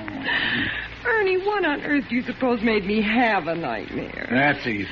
You would insist on eating hamburgers after the show tonight. Yes, I did, didn't I, when we got out of the movies? Hamburgers, of course. Ernie, they were part of my dream, too. Hamburgers. Ernie, stop punching on that pillow, please. All right. Go ahead, then. Better tell me your dream, all of it. Neither of us will sleep until you do. I'll just light this butt. Now, let's have it. Gruesome details. Well, I don't know if I can remember now. It was all so hazy and terrifying. Well, what happened before I smothered you with a pillow? A crazy quilt. Something about your job, and I was a millstone around your neck, and hamburgers, and you hated me, and July 15th. July 15th? Yes, I can't imagine what that meant. Look. Start at the start. Why did I decide to murder you? Because of that other woman, your secret love. Huh? You promised her you'd kill me tonight when I was asleep. My secret love? Yes, she had you in her spell. Oh, that's kind of bad casting, isn't it, Butch? I'm the dishes and dustpan type, remember? In the 5 years we've been married, have I ever looked at another? I know. I told you it was a crazy dream. Maybe you want me to eliminate my one night a week out, too, my Saturday gin rummy with the boys. Oh, no. Who was my secret love? Did she have a face? Oh, this is the silliest part of it, Ernie. It's absolutely ridiculous. It was that girl, Betty Daniels. Betty Daniels? Who's she? You remember that tall, dark-haired artist I introduced you to at Cape Cod last summer? At the exhibition. No, I don't. Oh, wait a minute. Trousers, long cigarette holder, yes. Very intense. Yes, very intense. What the devil? What was she doing in your dream? We said hello to her, we walked off, and that was that. Casual. Yes, I know. I hardly remember myself. I can't imagine why I dreamt of her. Why? No, don't touch me. Don't. No. Oh, that dream. That awful dream. So crazy. And yet it seemed to be telling me something, warning me.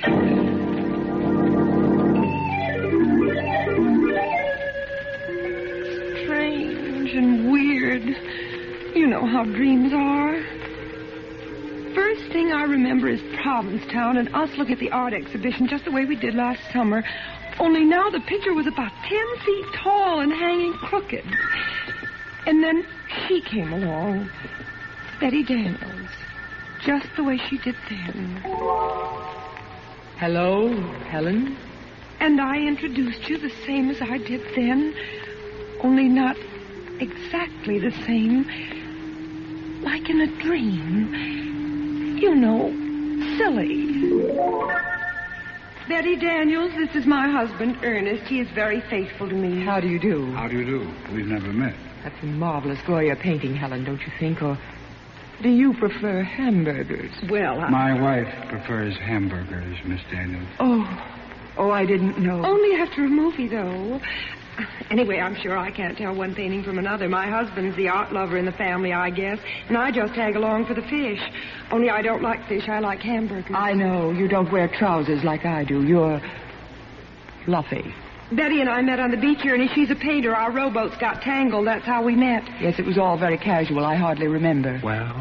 Ernie and I are going back to New York today. Isn't that a shame? I wish you two wouldn't stare at each other so. Well, we better run along, Helen. Lots of packing to do. Ernie has got to get back to his silly old job. He's a reporter. A reporter? Shouldn't he write a book he never wrote? Well, imagine. That's what he always says. Well, goodbye. I'm wondering why I'm thinking of you now. Goodbye. Goodbye. The scenes sort of dissolve into each other like a kind of dream movie. And I'm trembling with fright because I have a feeling I know how the plot's going to end. The next thing I remember, Ernie, I'm in a penthouse apartment on Park Avenue. Everything zigzag, even the butler. And I'm the maid, Helen, there. And what I'm doing is turning pages for Betty Daniels while she plays the piano. For you, Ernie. Isn't that crazy? Neither of you hardly notice me at all. And I keep trying to open my mouth. Like that. But it's stuck, and I'm absolutely frozen at what I overhear. Darling. Yes, Butch. Love our loveness. Out of this world. This is heaven. Ernie, do you ever call your wife Butch? Never. What gave you that idea? I hate the very sight of her. She's really a little ignoramus. You're telling me she prefers hamburgers. Ernie, do you think she suspects yet? Of course not. She thinks I'm at a gin rummy game. Darling, you're blind, but she's not. She knows. She knows?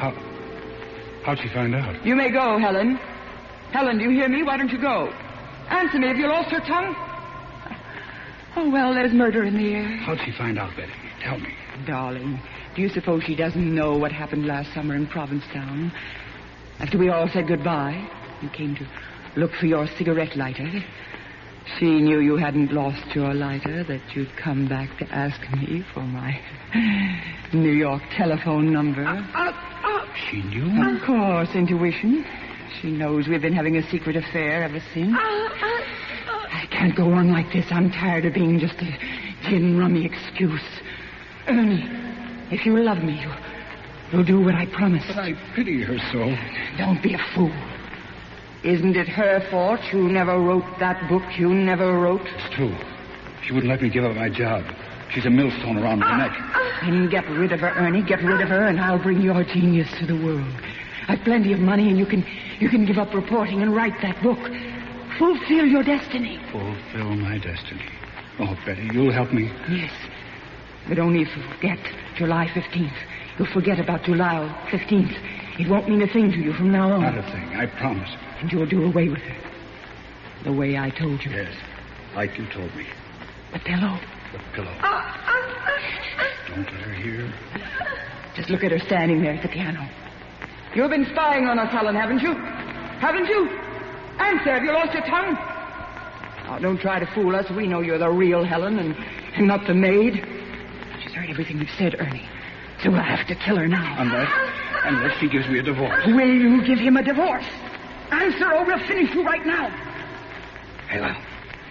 Here's the pillow, Ernie. Right now. I'll hold her on. Answer, Helen.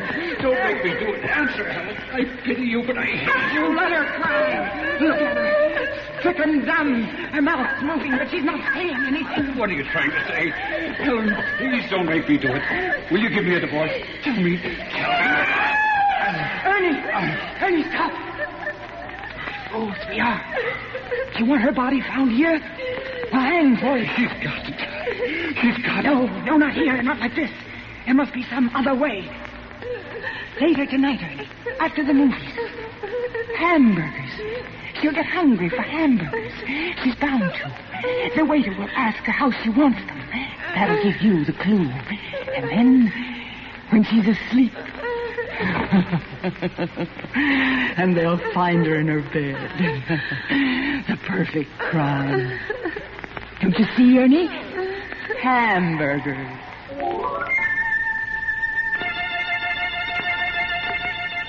A frightened girl reliving a dream that was more terrible than any reality. A dream that could even become more terrible as the clock on the mantel ticks on and the hands draw closer to 12 o'clock and...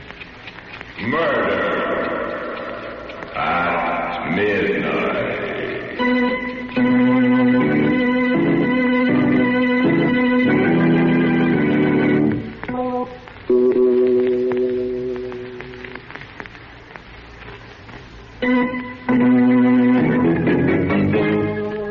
And now back to Murder at Midnight and Nightmare. Well, let's hear the rest of this dream of yours, Helen. What happened after that? Well, it was after that it really got bad. It was so crazy, but so real. I don't know what stopped you, Ernie, kept you from killing me then, but you didn't. And still I knew you were going to. You dragged me out into the street and then into a movie and then out again. And I looked at you and you were crying because you'd made up your mind to finish me off when we got home. You should have let me write that book, Helen. You should have. And I kept crying, I love you, Ernie. Don't kill me, please. Don't kill me tonight. But I've got to. I've got to. I pity you, but I've got to. And you pulled me along through the streets again. I was terrified. And then I saw a policeman and I cried to him, "Officer!" Yes? What is it, lady? Please save me. My husband here wants to kill me. Oh, wants to kill you, eh?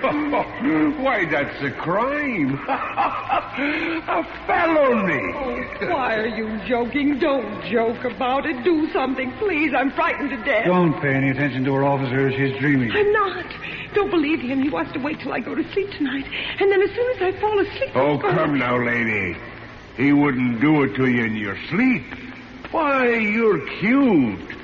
Not in her sleep now. Would you, mister? Of course not, officer. Not in her sleep. As a matter of fact, we're stopping off first for a hamburger. She's hungry. No, I'm not. I mean, I am, but I don't dare. I'm starving, but I don't dare. He's just waiting for me to order one, officer, to see what I'll say. And then he'll take me home and kill me. Oh, lady, stop. Sure, and you're breaking me heart. Come along, dear. No, officer, please protect me. Don't let him take me, please. Come along, I say, darling. And then we were in the little lunchroom in our neighborhood, around the corner from our house, sitting on stools. The counterman came over to us. He winked at you, Ernie, and you winked back at him, and he said... Evening, folks. What do you have? You looked at me, but I shook my head. I shook my head, and the tears were streaming down my face. I tell you what, Joe. Make it 2 hamburgers. Right. Rare, medium, or well? Medium, Joe. Make mine medium. Right. And the little lady? How do you have yours, Helen? How do you like yours? Make hers medium, too. 2 hamburgers, medium. 2 medium. Coming out. And what do you have on them, folks? Relish or onion? Relish. Make mine with relish, Joe. Right. And the little lady? The man's talking to you, Helen. How'll you have yours? Answer him, I say. Answer him. This is it. How'll you have yours? No, I won't tell him. If I do, you'll know how to do it, so I won't tell him. I won't. The next thing I dreamt, we were home again, sitting in the parlor, everything exactly the same, Ernie, just like tonight before we went to bed. But in my dream, I was sitting paralyzed in a cold sweat, waiting for the word from you that meant my death. Well, Butch, I guess we better hit the hay. What do you say? What do you say, darling? No, wait, Ernie, did I tell that counterman how I wanted my hamburgers served? Of course, dear. What did I say? I can't seem to remember. Oh, I forget to come along to bed. No, I don't want to go to bed yet. Please don't make me go to bed. I'm scared. Helen. Come to bed, darling. Like a good little girl. We went to bed. And then you said... And now, lights out, eh? I tried to think of everything I knew to keep awake. I wondered whether I ought to count to 100 or whether counting would put me to sleep.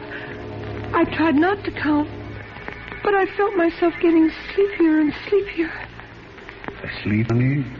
I heard, but I pretended not to. I fought to keep my eyes open. I knew I would die if I closed them. Asleep, Butch? I didn't answer.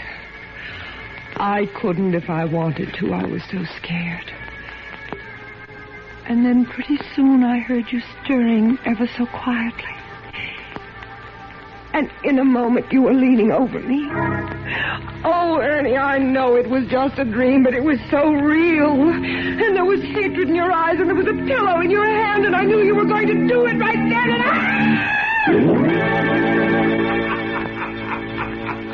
Oh, that's a beaut, that's a honey. Oh, my aching back. Darling, when you have a nightmare, you sure do it up golden brown and creamy. Wasn't it crazy? Oh, darling, wasn't it mad? Wait till I tell it around the office tomorrow. Oh, this is too good, kid. But, Ernie, how does a person have a horrible dream like that? What does it mean? Oh, it's a cinch. I'll interpret it for you, and without a dream book, You too. will? Well, go on then, Ernie. Tell me. Okay, then here it is. First of all, a dream always means the opposite, right? You ever hear that? Yes, I have. That's right, it does. Which means I must love you simply awful. Granted? Granted, silly. But goodness, what about the rest of it? Easiest thing in the world. Darling, where'd we go tonight? To a movie. What kind of a movie? It was a murder story. Gee, that's right. Do you think that was... Now, don't interrupt, Butch. Who was starring in the movie? Betty Davis? Repeat the first name. Betty. And the villainess in the dream, my secret love, the girl we met last summer, was also Betty. Betty Daniels. Oh! Well, that gave you Betty on the brain when you went to sleep tonight, and movies and murder, and those hamburgers you did stop to eat after the show wrapped up the whole sequence. And no wonder. They're still lying on my stomach, too.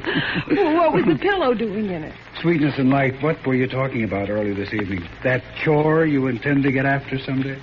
Oh, yes, I've got to stuff the pillows. They're caved in the way the feathers have come out. Right, that's your pillow you had on the brain, which brings me back to the hamburgers. Yes, I was going to ask you. I mean, that nonsense of how did I want my hamburgers, what did all that mean, for heaven's sake?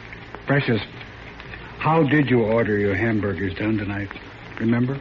No, I can't recall. Oh, of course you can. Think now. How do you almost always order your hamburgers? Smothered in onions. Oh, Ernie, of course. Smothered in onions. Smother, pillow, smother with a pillow. Jack. Oh, my heaven's sakes alive. Oh, my gosh. So that was it. Oh, if that doesn't beat... Ernie, that was wonderful. Really. The way you did that, figured that all out. I think you'd make a terrific detective. So I'm a police reporter. Close enough. Darling, it's made me think, though, about maybe I have been a little bit selfish. What do you mean? Well, that book you always want to write. Maybe I ought to let you give up your job and try. Oh, and have us both starve? Nuts. Anyway, in my sane moments, Helen, I've always known the truth. I'm no writer. If I had it in me, it would have come out of me, job or no job. I could go back to work again, you know. I could take up nursing again. it was pretty hard, No, nonsense. I won't have it. I won't say any more about it, and that's fine. You're a swell guy, though, Butch. So offer to. Oh, there was one thing more, Ernie. Yeah? What do you suppose that was all that about July 15th, about your forgetting July 15th? What did that mean, you know? Yes. Don't you? No, I can't. It does seem familiar, but I can't seem to... Where are you going? Get something out of my wallet. Wait a minute. What's the date of our anniversary, Helen? July 15th, of course. Tomorrow. What was that? Right. You've had that on the brain, too. Oh. Here. Little present for you, darling. Oh, what on earth? Tickets. 2 railroad tickets to Montreal. Right again. We're taking an anniversary trip. I wanted to surprise you when you woke up, but... Well, anyway, happy anniversary, baby. Oh, Ernie, oh, you great big precious darling. How can I ever... You didn't forget. You always did before, but this time you didn't. Oh, Ernie, I just can't stand it. First that dream, and then finding out that it did me just the opposite. No, Helen, don't. It's so sweet of you. I'm so thrilled. Montreal, where we had our honeymoon, and you haven't forgotten. Oh, Ernie, I do hope I've been a good wife to you. And if there's anything I ever... I mean, if you want me to, I can always change. Oh, darling, I wouldn't want you any different for the world. I want you to stay just the same sweet little girl I married. And now, let's get some shut-eye, huh? Lights out? All right. And I'm going to put the tickets right here under the pillow. And have a happy dream for a change. Good night, Butch. You haven't kissed me?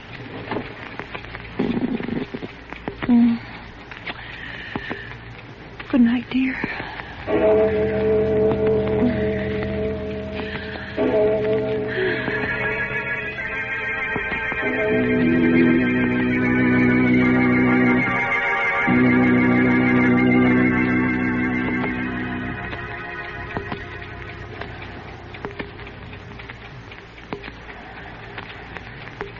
Asleep, darling.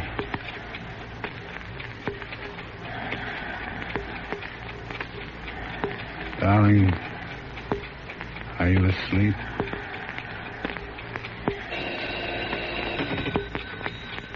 Hello? Ernie? You shouldn't have phoned before, Betty. She was still awake. I had to know. Is it done? Not yet. You got the tickets? Yes. It has to be tonight. Promised. I know. Is she asleep now? Yes. Just gone off. Then what are you waiting for? Nothing. I'll do it now. Right now. As soon as I hang up. Putting down the phone, Ernie turns and picks the pillow off his bed as the clock finishes striking 12. Murder! Midnight.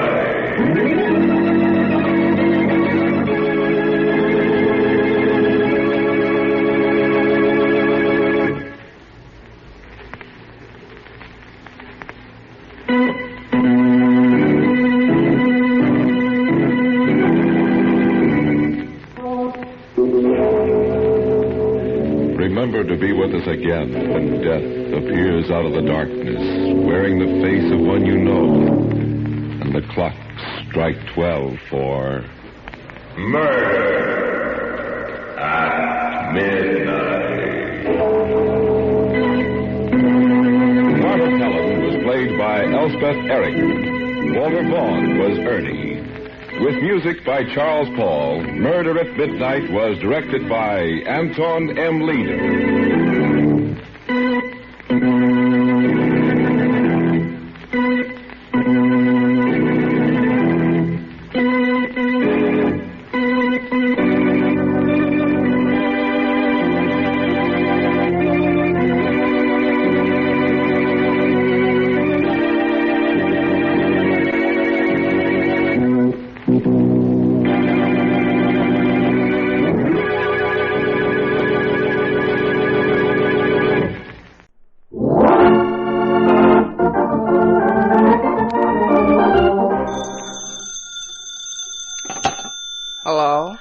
Jughead. This is Archie. Come over right away. It's a matter of life or death. Oh, relax, Archie. Relax.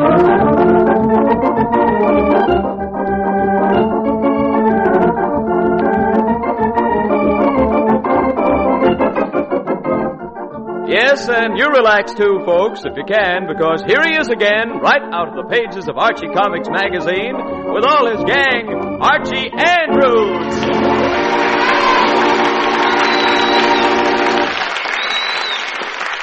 Well, it's rather late in the evening as we look in on the Andrews home in Riverdale. In fact, Mom and Dad Andrews are preparing to go to sleep. No, me. Been a hard day. Yes, it has, dear. Well, I'm glad it's a little cooler tonight. Last night it was so warm I didn't sleep a wink. Is that so? Do you always snore when you're awake, dear? Mary, I do not snore, awake or asleep. Yes, dear. But Fred, Yes? Why don't you buy some new pajamas? That nightgown of yours went out with a horse and buggy. Well, I brought it back in. Besides, I like this nightgown. My father wore a nightgown. And if it was good enough for him, it's good enough for you. Yes, dear, I know. Well, it is. All right, dear. Fred, before you get into bed, see if the window in Archie's room is open. In Archie's room? Now, why should it be closed in this weather? I don't know. I keep telling him, but the boy insists on keeping it closed. Where is Archie, anyway? Well, someplace with Jughead, I suppose. Well, it's time he was home. I don't like a boy his age staying out so late. What's the trouble, dear? Oh, this confounded window in Archie's room is... I got it now. Good grief, what's that? Fred, I forgot it's a burglar alarm. What burglar alarm? Now, don't get excited, dear. It's an invention of Archie's. You see, he got the idea... Mary, you can explain it later. Just how do I shut the confounded thing off? Well, I think there are batteries behind that chair. Batteries where? Oh, I'll rip out the wires. There. My land, I didn't know it could make that much noise. Mary, why you ever let Archie make a thing like that is... You know how boys are. He got the idea yesterday that we might be wrong. All right, Mary, all right. I get the general picture. I will certainly speak to Archie about this in the morning. Now let's get to bed. Yes, dear. I've had altogether enough excitement for one night. Yes, dear. Turn out the light, please. All right. Good night, dear. Good night. Oh, no. Fred, go down and answer it before they knock the door down. I am. And hurry. I am, Mary, if you'll just tell me where my other slipper is. Where did you put it? Right here at the foot of the bed. Well, it should be right there. Well, it isn't right there or right anywhere. That's funny. Where was it? Right there. Fred, hurry. I am, Mary, I am. Now, why do they have to pound on the door? Edison spent years perfecting electricity so they could have doorbells. I'm coming. Well, what is it? Hello, officer. Did you want something? What took you so long to answer the door? Long? Oh, well, you see, I put my slippers at the foot of the bed, and when I looked, I couldn't find the right one. My wife said to me... You can skip that. What was the burglar alarm for? Burglar alarm? I didn't hear any... did you say burglar alarm? I didn't say cement mixer. Yes, I know, officer. You said burglar... It's no one, dear. What do you mean, no one? Well, I just said that so I wouldn't have to explain to her that it was an officer. Mary, I'll explain later. Hey, what's going on here, anyway? Nothing, officer. Not a thing. It's all a mistake. You see, my son has a homemade burglar alarm in his room, and I set it off by accident. Oh, I see. Sure there's no trouble here? Oh, none whatsoever, no. Well, okay. Sorry to get you out of bed. Just doing my duty, you know. Oh, that's all right, officer. Quite all right. Sorry to have bothered you. Night. No bother. Well, it's the first time I've seen a cop in this part of town. Who was it, Fred? Mary, for gosh sakes, can't you wait till I get upstairs? I simply asked who it was. All right, Mary, but just as I'm trying to talk to the man, you start shouting all over the place. But I heard you shouting, and I was worried. There was nothing to worry about, dear. It was only a policeman. A policeman? Yes, he heard Archie's burglar alarm and came over to investigate. For pity's sake. Yes, for pity's sake. Now, let's get to bed. Yes, dear. Turn out the light. No, yes, dear. Good night, dear. Good night, dear.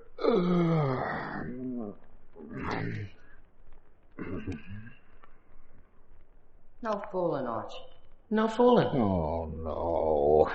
Gee, you're a lucky guy. Yeah, she's a sweetheart if there ever was one. Fred, just pay no attention. Where'd you go? Down Lover's Lane. Pay no attention, did you hear that? You shouldn't eavesdrop. Eavesdrop, the whole town can hear him. A humdinger. Gee whiz. A Lollapalooza. Mary, I've heard enough. But Fred... A real beauty job. Now, Mary, I'm going down there and stop that kind of talk right now. Oh, that Reggie Mantle's sure a lucky guy. Yeah.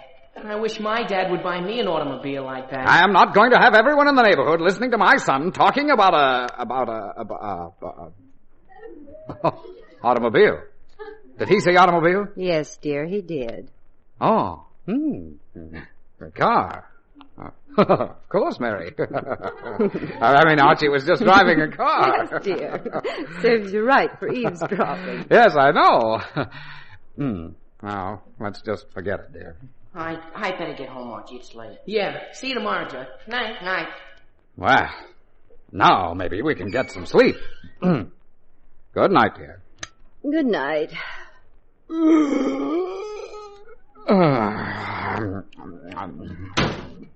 Fred, what was that? What was what? Someone's throwing pebbles at our window. Oh, Mary, you're just imagining things. No, there it is again. Oh, now what? Well, go see who it is. I am. Who's there? Dad, it's me. Oh, now, Archie, is this any time for target practice? I'm sorry, Dad, but I forgot my keys. Oh, no. All right, I'll be right down. Did he forget his keys, dear? Yes, he forgot his keys. Now, where did my slippers go to again? Where did you leave them? Mary, if I knew where No, here they are. Hey, Dad! All right, I'm coming! Jumping catfish. Don't know why it is. Other people decide to go to sleep, and they just go to sleep. But do we? No. First the bell, then the policeman, now Archie. Oh, gee, thanks, Dad. I'm awfully sorry. I should think you would be. Yes, Dad. Why can't you remember to take your keys with you? Well, I gave You think I have nothing better to do than stay up all night to open the door for you? Oh, yes, but Dad, I never forget my key. Yes, Dad, Where is your key anyway? You have it. I have it. Yes, sir. You borrowed my keys when you lost the garage key, and you never returned them. Remember? Well, I said, that is, I mean, Archie, go to bed. Oh, yes, Dad. Good night. Night, Mom. Night, dear. Now, why didn't he remind me I borrowed his keys? Now, Fred, anyone can forget their keys. Let's get to sleep. Mary, there is nothing that I would like better. Then turn out the light, dear. I am. Good night, dear. Good night, dear.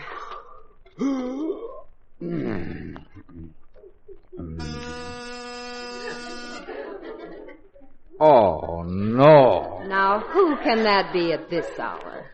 Are you asking me riddles, dear, or just making conversation? Fred, don't be sarcastic and go answer the door. All right, I will. As soon as I find my slippers.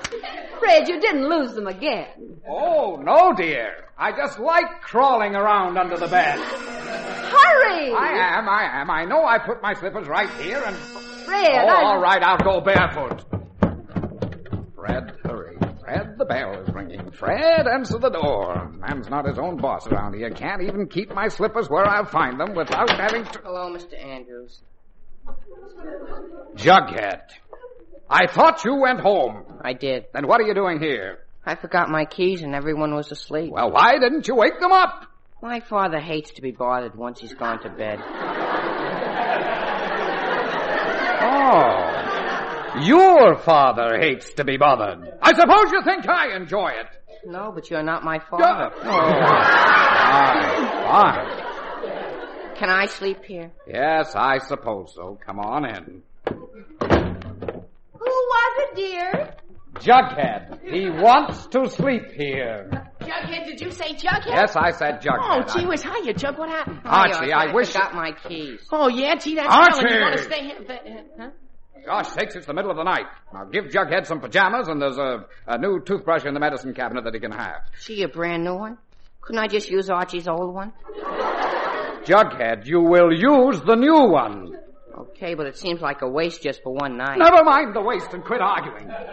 I want to get to sleep. Now go into Archie's room and go to bed. Yeah, Jug, come on. You know, Archie, this is a good idea. Maybe I'll forget my keys more often. Oh, that'll be fine. Does Jug have everything he needs? I don't care if he doesn't, Mary. Now, please, let us go to sleep. Haven't been up this late since VJ Day. Good night, dear. Good night.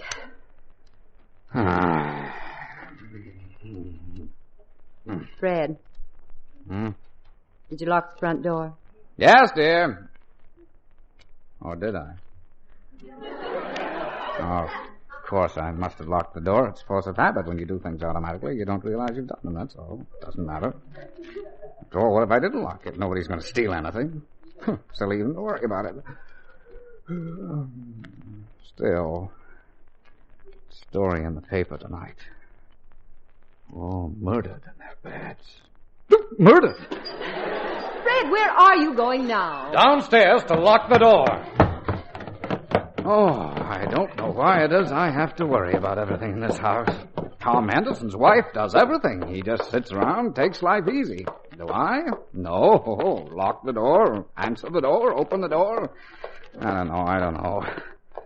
Still, I guess it's better to be safe than get murdered in your sleep. It was locked all the time. Oh, I knew it was locked. I told Mary that. I don't see why she has to nag me all the time. She worries too much. That's the trouble. Worries about everything. Now, I was absolutely sure I had locked that door, and she made me get out of bed, go all the way downstairs, and... Mary! That door was locked all the time. I said that door was locked all the time. Fred, for pity's sake, I just fallen asleep. Oh, well, I'm sorry, dear, sorry. Please stop stomping all over the house. It's late. But, Mary, and I turn had out to go... the lights. Yes, dear. Good night, dear. I said good night, dear.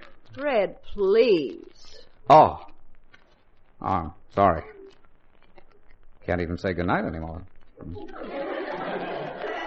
Oh, well. Good night's sleep is what I need.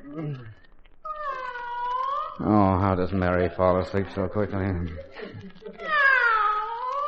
wonder if I'm getting insomnia. Call Dr. Higgins tomorrow. Now, why does that fool cat keep screaming its head off? Well, I'll just ignore it. Yes, sir. Just ignore it. Huh? Now, what happened to the cat? Oh, well, maybe it's gone wherever it is cats go. No. Oh, well, I guess the only way is to take a saucer of milk out and feed the stupid beast before it wakes Mary up. Oh, me, won't I ever get to sleep again?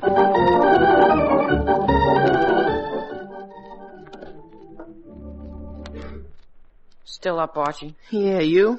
Yeah, can't sleep. Why not? Been thinking about that story in the paper. Oh, about the people who got murdered in their beds? Yeah. Well, don't worry about it, Jug. No burglar can get in here. Why not? I got a burglar alarm. I made it myself. In fact, I might have it patented. Burglar alarm? Yeah, it's connected to my window, and if anyone tries to open the window, you see the alarm rings and...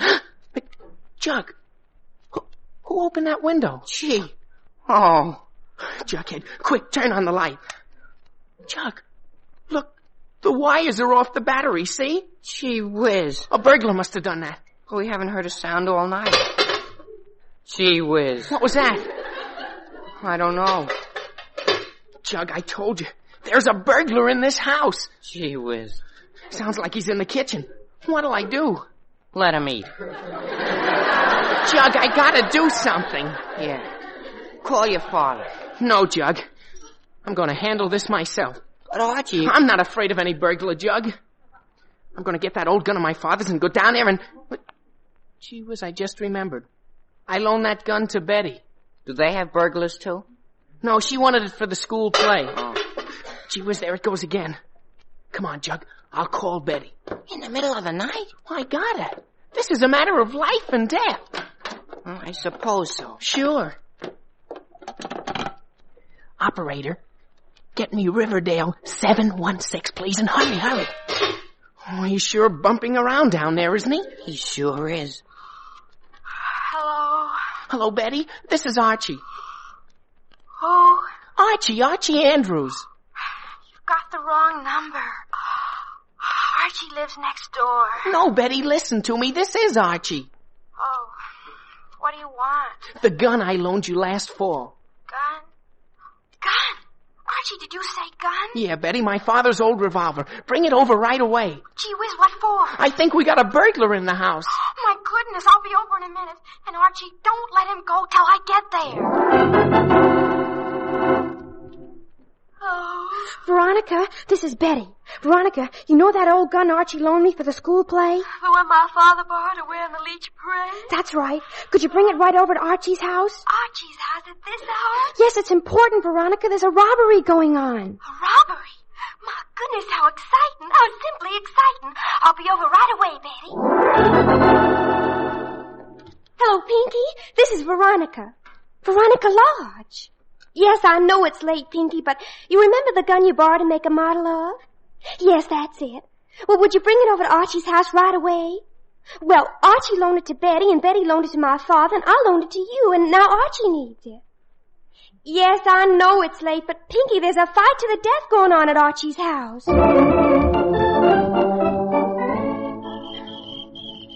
Pussy, here, pussy. Come and get some milk, pussy. Now, where'd that cat go to? Here, pussy, nice pussy. Pussy. Gosh, this grass is wet at night. Wish I'd found my slippers. Here, pussy, nice.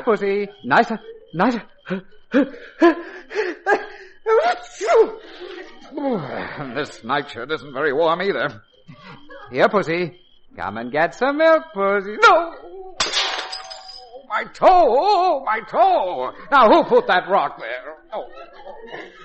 Oh, I spilled the milk. Oh, by gosh, if I ever find that nice pussy, I'll wring its confounded neck.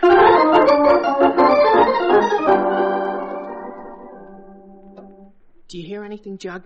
No. Jug, you know, I think maybe there isn't any burglar. I bet it was just a false alarm. Or if it was a burglar, he's gone. Well, no sense crying over spilled milk. We might just as well go to bed and get a good night's sleep. Don't you think so, Jug? Jug, I said, don't you think we should?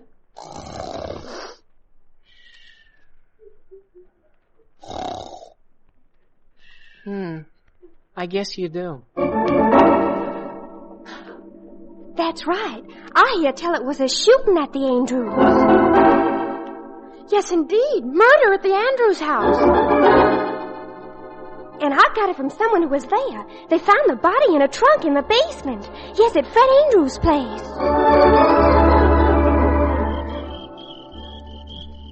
Here, pussy. Here, pussy. Here, pussy. Here,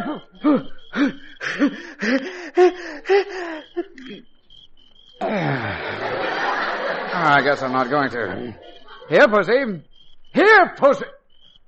Well, I'll be darned if I'm going to play puss in the corner all night.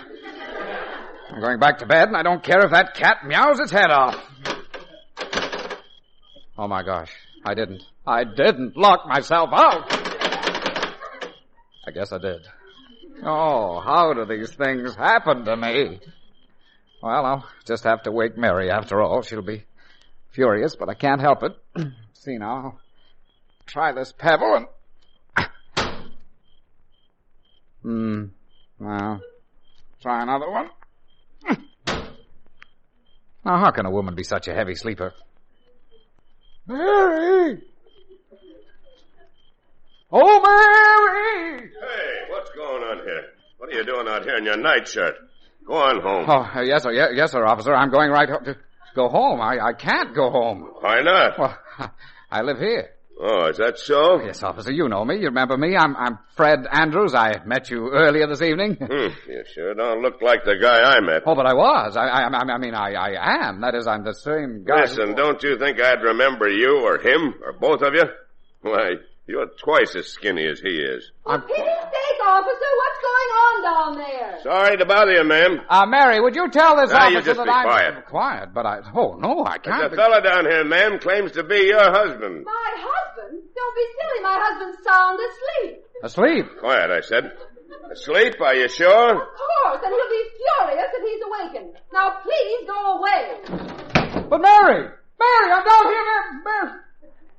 Oh, how do these things happen to me? So you're Fred Andrews, eh? And you live here, do you?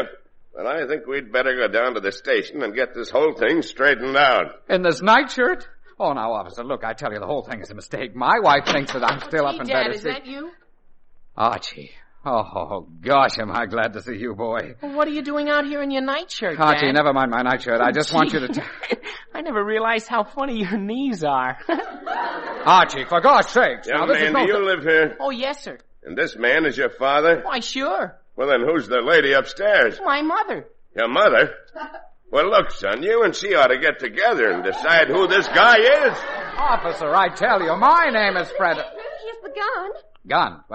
What gun? My goodness, you're skinny, aren't you? Veronica, never mind the comments on my leg. Hello, Veronica. Hi, Betty. Hello, Archie. Hiya, Archie. We finally got the gun. What gun? Oh, my old gun. Now, what in the world are you kids doing with it? Oh, well, you see, Dad, I loaned it to Betty when she was stage manager of the school play. Yes, and then Mr. Lodge borrowed it to wear in the Legion Parade. And then Pinky Schultz wanted to make a gun, so I loaned it to him as a model. Oh, and when I heard the burglar, What burglar? Oh, he's gone now, officer. But anyway, I called Betty. And I called Veronica. And I called Pinky. Who's Pinky? Oh, his father wouldn't let him out at this hour, so Betty and I went over to his house to get the gun. Yes, it's all very simple. Sure, simple as can be. Look, it may be simple to you people, but all I want to know is, who is this guy? That's my father, like I told you. Is that right? Oh, yes, that's Mr. Andrews. Of course, he does look strange in that nightshirt. For the last time, Betty, will you leave my nightshirt out of this? Okay. Then you're Mr. Andrews. I guess that's settled. And about time, too. But just one more question. You have a license for this gun? Why, of course I have a... license? You mean that that is, license for the gun? That's what I thought you said. Just tell me plain yes or no. Do you have a license or not? Well, that is, if, not. No, I guess I don't. That's what I thought. Mr. Andrews, suppose you just get dressed and but officer, the gun doesn't work. This gun hasn't worked in years. You don't need a license for a gun that doesn't work, do you? No, you don't. Are you sure it doesn't work? Of course not. It's just a noise. I forgot to tell you. Pinky fixed it. Oh, that's fine. Mr. Andrews, you better get dressed and come down. But, officer, you heard what she said. I have witnesses that when I loaned them this gun, it did not work. Now, how was I to know that Pinky could, would fix it? Is that right? Oh, yes, officer. Yes, officer. When Archie loaned me the gun, it didn't work at all. Well, in that case, I guess there's no offense. But let me have that gun, Mr. Andrews. I'll take it down to headquarters and have the pin filed off. Yes, well, maybe that's a good idea. Here you are. We'll return the gun in a few days. Well, sorry to trouble you, folks. Oh, that's quite all right. No trouble, officer. No trouble at all. But you'd better get to bed now. Right. Good night, officer. Good night. Fine fellow, that policeman. Well, we'd better be getting home, too. Night, Mr. Andrews. Night, Archie. Night. Night, Veronica. Good night, Betty. Thanks for bringing the gun anyway. Yes, good night. Well, I certainly am glad that is finally over and done with. Fred? Oh, Fred? Yes, dear? Oh, there you are. Fred, when did you get out of bed? Oh, just a little while ago, Mary. You know, the strangest thing happened. A policeman... Yes, dear, I know. You know. But how could you? Oh, my goodness. Fred, was that you with the policeman? It was. And all the time I thought you were sound asleep when I told the policeman that my husband was... Oh, my goodness. Mary, I fail to see anything the least bit funny about it. Well, you're right, dear. It wasn't funny. I thought it was. Archie. Now, never mind. Funny or not, I am glad it's over. Yes, Dad. Evidently nobody around here appreciates the importance of sleep. But, Fred... Now, Mary, please do not interrupt. After all, I am the one who has to go to the office tomorrow and put in a full day's work. And by gosh, I need my night's sleep. Don't you realize how important sleep is? It refreshes you, gives your body the energy with which to carry on another day. Why, people need sleep as much as food and drink. And hereafter, I want nothing to interfere with our sleeping around this house. Is that clear? Huh? Oh, yes, Dad. Yes, dear. And by that, I mean starting right now. Now, let's go upstairs and go to bed. Once and for all. I never... Oh, no. Well, what... Oh. Hello, officer. Hello, Mr. Andrews. You'd better get dressed and come along with me. Get dressed? Well, good grief, why? The people across the street just signed a complaint against you for disturbing the peace. What? Said they haven't gotten a minute's sleep all night.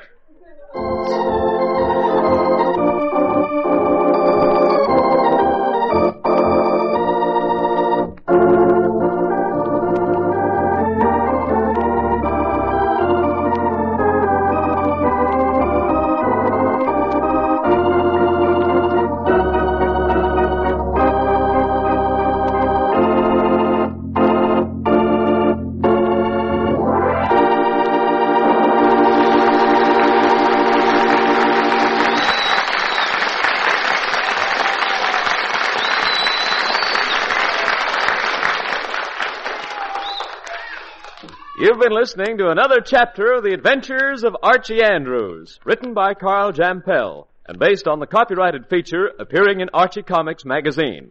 Archie is played by Bob Hastings, Jughead by Harlan Stone.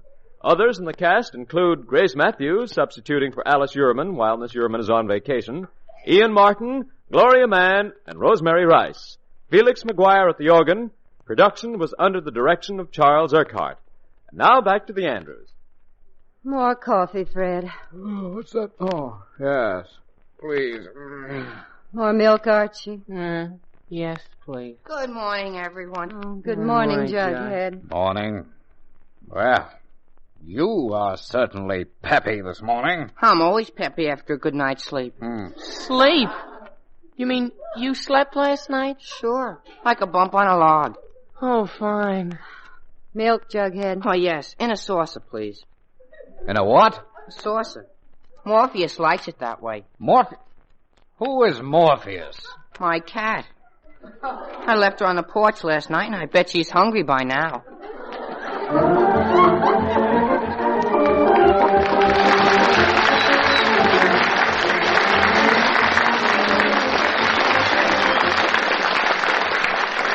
Listen next week for more of the merry adventures of Archie Andrews. And now this is Bob Sherry wishing you a very pleasant weekend. So long. This is NBC, the National Broadcasting Company.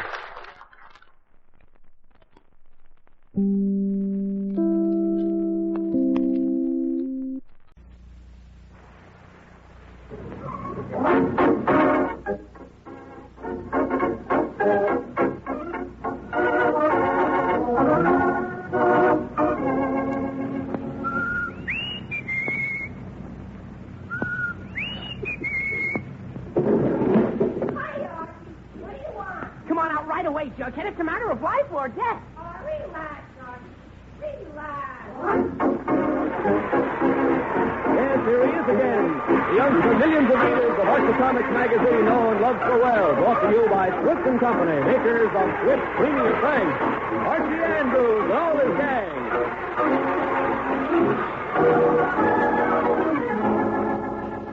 Tender feet, you must be hard. Or some way close to New York.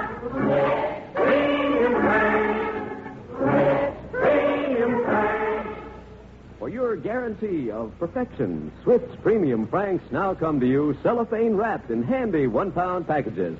Made fresh daily in Swift kitchens from coast to coast, Swift's Premium Franks are then wrapped in the new handy sanitary Flavor Saver pack and brought to you at the very peak of their tantalizing flavor with all their natural goodness sealed in. So, kids, tell your mom that you want Swift's Premium Franks. And, Mom, get some today. They're delicious. And you'll be glad to know that Swift's Premium Franks are economical. There's no waste to them. Every bite is all nourishment, all meat. Ask for them today. Swift's Premium Franks in the sanitary 1-pound package.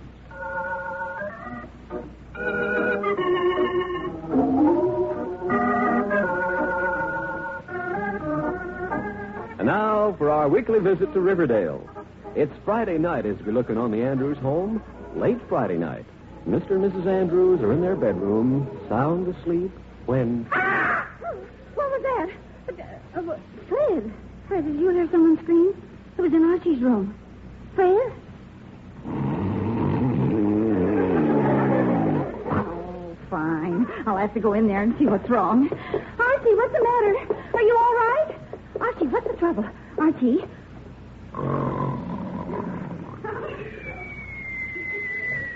For pity's sake. He's sleeping.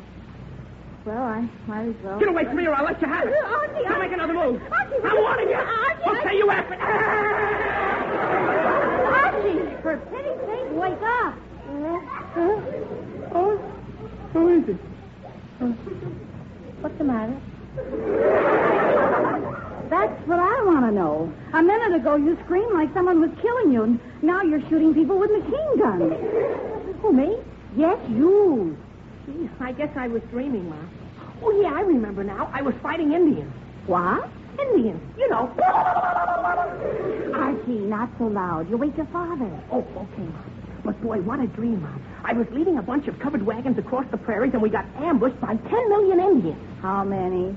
Well, I didn't stop to count them, but 1 million at least. We formed a circle and took cover behind the wagons. And then the Indians attacked. Bing, bang, bing, bing. All around us, we kept killing Indians. Bing, bang, bing, bing, bing, bang, bing, bing, bing, bang. Archie, I get the idea. You were killing Indians. And how? And then my machine gun jammed.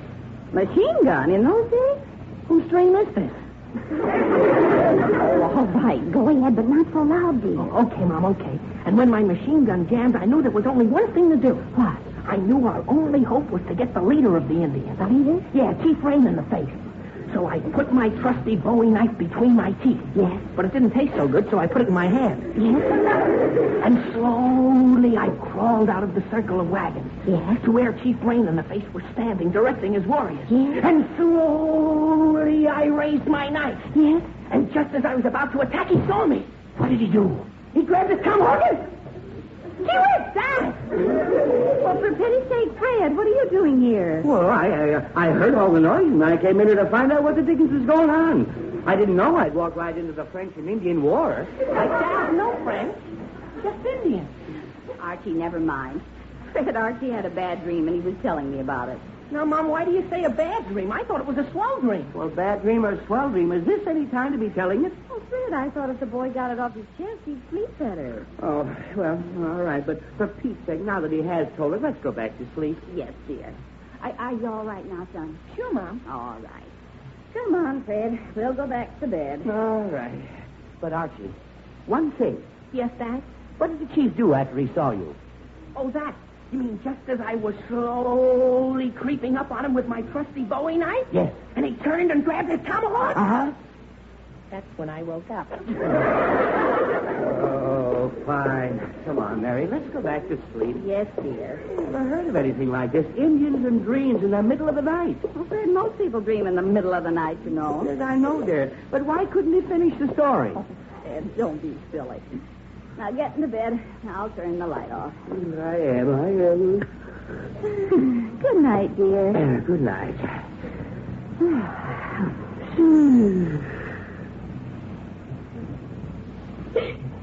Mary. Yes, dear? Are you hiccuping? Am I what? Hiccuping. Fred, don't be silly. I thought I heard you hiccup. But I'm not hiccuping. Now go to sleep. All right, then. All right. Mary.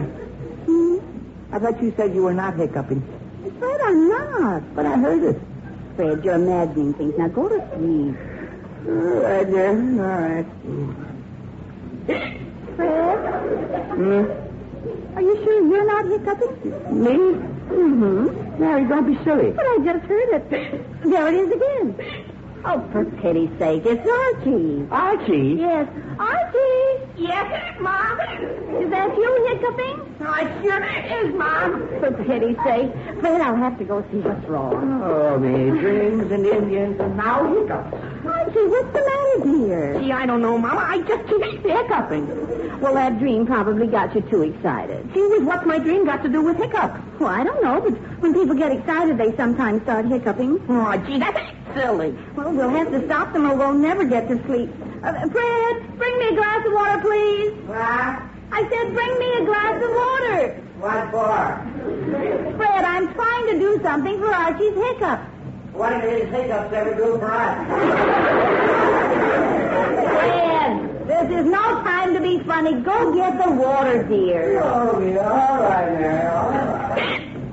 Now, Archie, try holding your breath while I count 10. That sometimes stops it. But, Mom, Archie, just do as I say, dear. Hold your breath. Okay, Mom. Holding it? Mm-hmm. All right. Now, don't let it out till I say 10. Understand? Yeah. All right. 1, 2, 3. Waterbury, what the dickens is he doing? Holding his breath. All right. To stop the hiccups. 4. Holding his breath to stop hiccups. Mary, that's the way Fred, to be do it. quiet. I'm trying to count. 4. Mary, I know it's your way to cure hiccups. Fred, would you let me finish this? But it won't work. It will too. It will not. It will so. Never in a million years. Do I have to hold my breath that long? Oh, for pity's sake, Fred, now you spoiled it. Spoiled what? That. Mary, there is only one way to cure hiccups, and that's to drink this glass of water down in one swallow. Well, I was going to try that next. That's why I asked you to bring the water. You should have done that first. Anything else was a waste of time. Here, Archie. Now drink this down, and your hiccups will be gone. But, Dad, I'm not thirsty. Archie, you drink it whether you're thirsty or not. We can't stay up all night listening to you hiccup. Gee, with okay, gimme. Here, now don't stop till you finish it all. That's right. Keep going. Attaboy. Get it all down. Don't stop now. Just a little more. There we are. Good boy. Oh. There. Now your hiccups are all gone, or my name isn't Fred Andrews. Call me Joe. Oh, Mary, I give up. You'll just have to let the boys hiccups stop by themselves. But that could go on all night. Fred, I want you to call a doctor. At this hour, Mary, it's 11 o'clock. Well, I know it, but we've got to do something. Yes, but you can't. Mary, you can't go. You can't go. I'll call the doctor. You know, when some people have the hiccups, they just have the hiccups. But when my son has the hiccups, we have to call an ambulance. Operator, get me Riverdale. Mary, what's the doctor's number? 243, I think. Riverdale 243, I think. Operator, no. Fine thing, go waking the doctor up at this hour for hiccups. I never... Oh, hello, Dr. Higgins. This is Fred Andrews.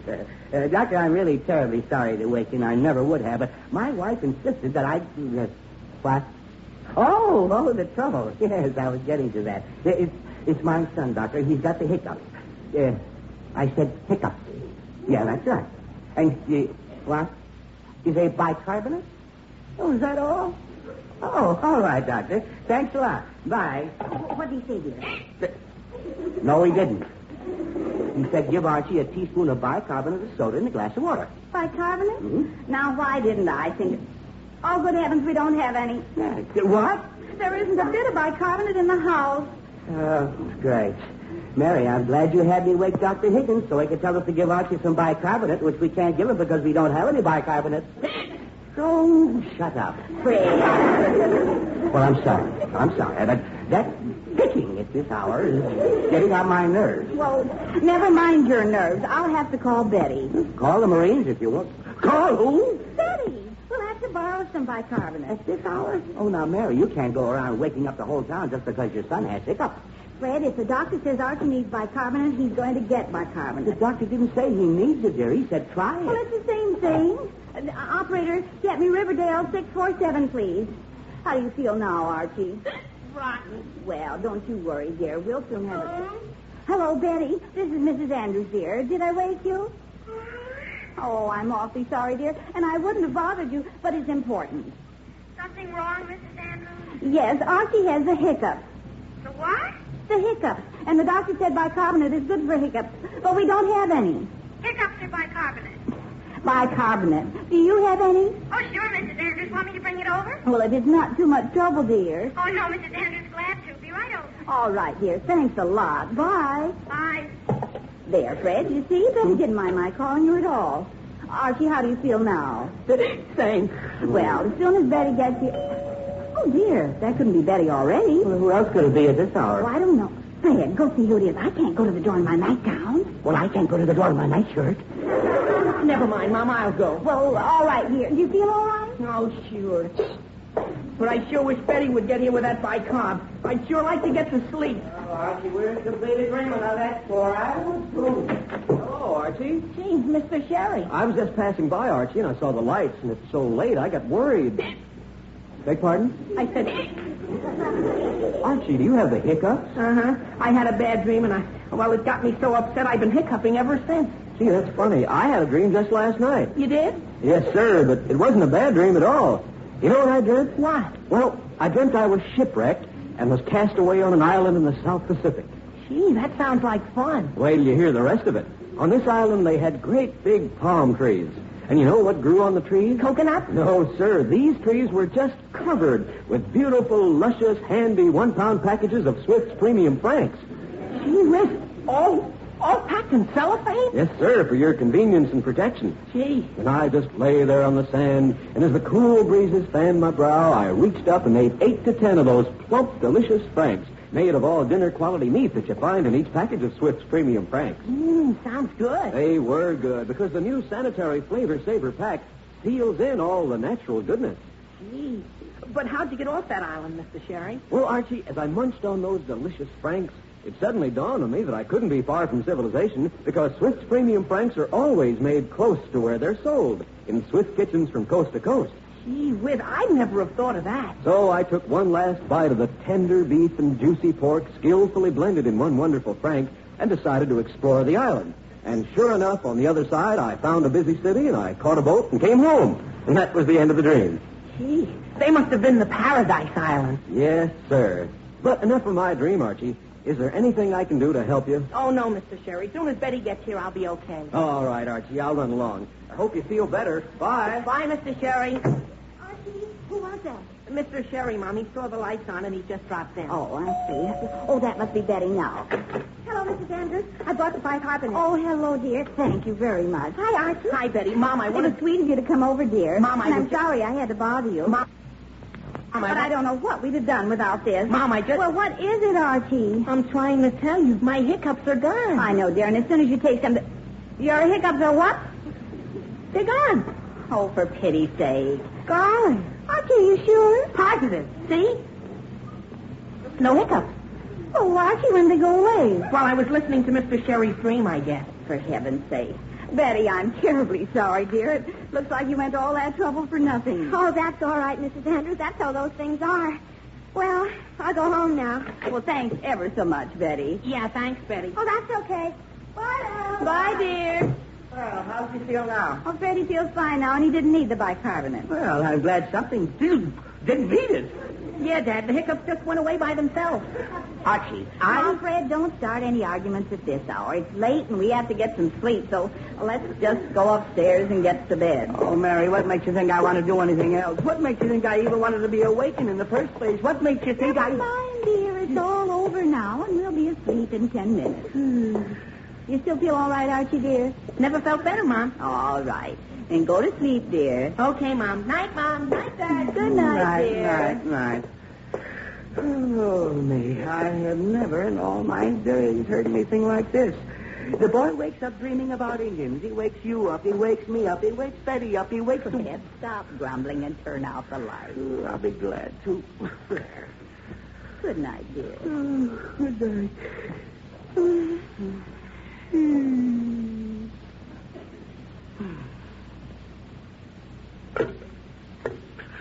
Oh, great. Mary, just listen to that. Listen to what? The water, don't you hear it? Yes, it's dripping. Mary, I came to that conclusion a minute ago. Well, pay no attention to it. Yes, dear. No, dear.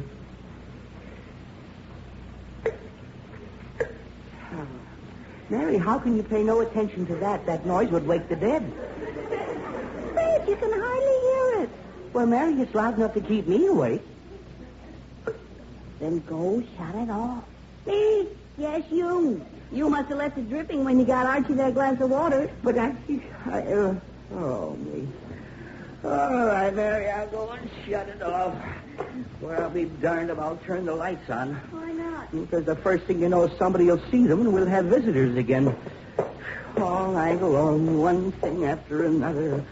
Up and down, all night long. Up and down.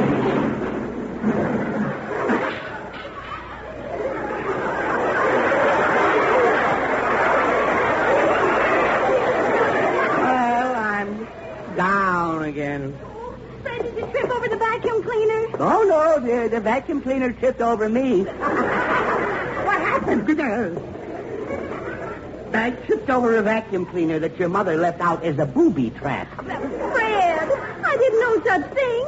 But did you hurt yourself? Of course I did. Oh, my toe. Oh, my toe. Dear. Oh. Archie, turn the light on. Okay, Mom. Oh, my toe. Fred, stop groaning and let me see it, dear. See, maybe it's broken. Oh, feels like it. It's not broken. Well, it feels like it is. Fred, you just stubbed it. A little ice water will fix it up in no time. I hope so. A little what? Ice water. I think... Now, Mary, wait a minute. I am not going to put this toe in any ice water. Oh, Fred, you've got to. It'll get so sore and swollen you won't be able to walk for a week. But Now, just take me a second to get a basin of ice water ready, and you soak it for a minute, and it'll be good as new. All right, Mary, what's the use of arguing? When you decide I'm going to soak my toe in ice water, I might as well get used to the idea I'm going to soak my toe in ice water. Now, come on downstairs while I get the ice out. Well, how? I can hardly walk. I'll help you, Dad. Put one arm around me. All right, Archie. Attaboy. Now, just take it easy. Fine thing. All I wanted to do was sleep, and now, look, I'm crippled. Oh, you'll feel better as soon as Mom gets the ice water, Dad. Oh, are you sure? Yeah. Oh, that'll make me feel just dandy. Just fine dandy. Yeah. There we are. Sit right here, Dad. Yeah. Oh, my toe. There, Oh, no. Gee whiz, now who can that be? But I knew it as sure as anything. The minute you turn the lights on in this house, it draws visitors like moths. I'll get it, Dad. Gee whiz, Jughead. Who'd you expect? The shadow? Jughead, I didn't expect anybody at this hour. What are you doing here anyway? I was on my way home from the movie. I went to the early show. Early show? How come you got out so late? Well, the picture had such an unhappy ending, I stayed a second time hoping it would turn out better. Oh, great. Gee, hello, Mr. Andrews. What are you doing up? Nursing a sore toe. Huh? I stumbled in the dark and hurt my big toe. See? Gee, that's the biggest big toe I've ever seen. Oh, fine. Except my Uncle Herman. Oh, me, Jug, He's got the biggest big toe of anybody. Yes, Jug, but that's because he's got bigger feet than anybody. Jughead, will you please leave my big feet alone? Huh? No, I mean, forget about my feet. What are you shouting? Jughead, what are you doing here? Well, I saw the lights on and just dropped in. Hey, wait, Mr. Andrews, how did you know? Oh, I could tell. Well, Fred, never mind arguing with Jughead now. Here's the ice water for your toe. Whose toe? Your toe. Mary, what am I going to do with ice water for my... Oh, you mean my toe? Yes, I mean your toe. Fred, has your toe stopped hurting? Uh-huh. Oh, for pity. Fred Andrews, do you mean to say that I went to all that trouble for nothing? Mary, how did I know it would stop hurting? You didn't, but if it stopped so soon, it couldn't have hurt very much. Yeah. Mary, I tell you, it hurt like... Fred, let's not discuss it at this hour. Jughead, you better run along now. It's awfully late. Gee, you don't have to stop arguing on my account. Jughead, I like a good argument. Jughead, we are not arguing, and please go home. I can take a hint. Night, Mr. Andrews. Night, Mr. Andrews. Night, Arthur. Good night, Jughead. Well, I'm glad that's settled. Now, Fred, if you think you can get up the stairs without a stretcher, let's get to bed. Oh, now, Mary, I see no reason for sarcasm. Fred, I didn't mean to be sarcastic, but I would like to get to sleep. Me too. Oh, all right, let's go up and go to sleep. don't believe it. No, I bet it's Jughead again. Well, what do you want now? Hello, Archie.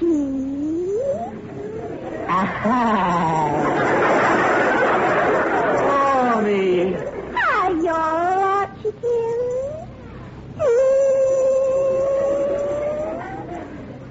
Archie, It's awful good to see you all, Archie. Dear.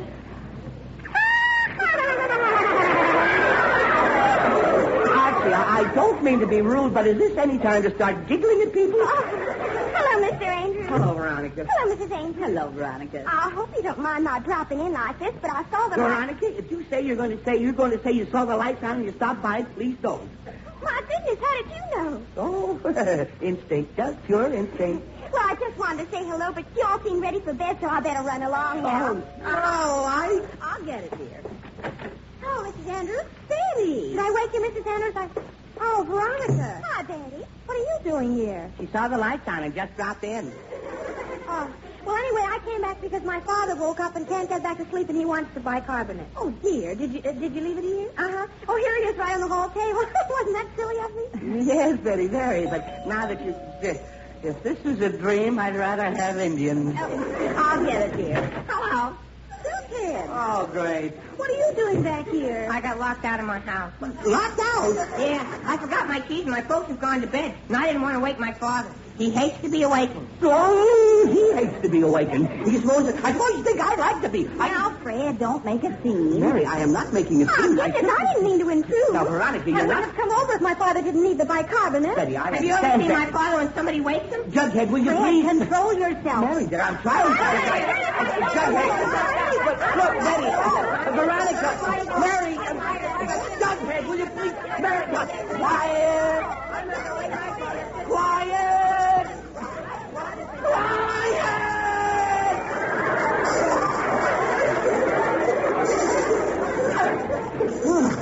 That's better. Now listen to me, all of you.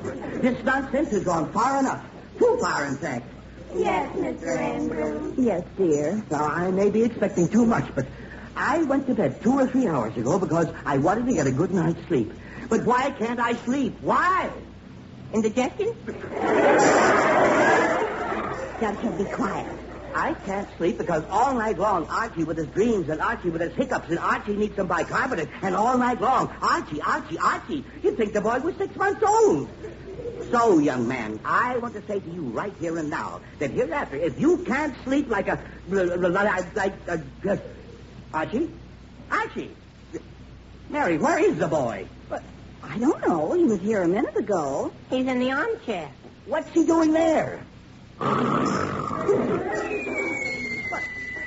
He's sound asleep. Oh, no.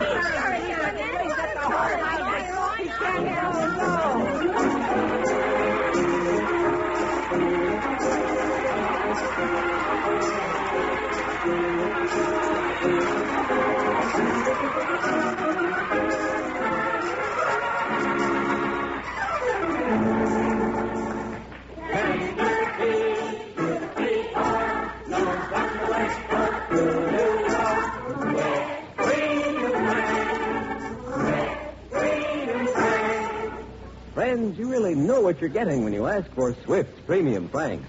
Made fresh daily in Swift kitchens from coast to coast, so you know they're fresh.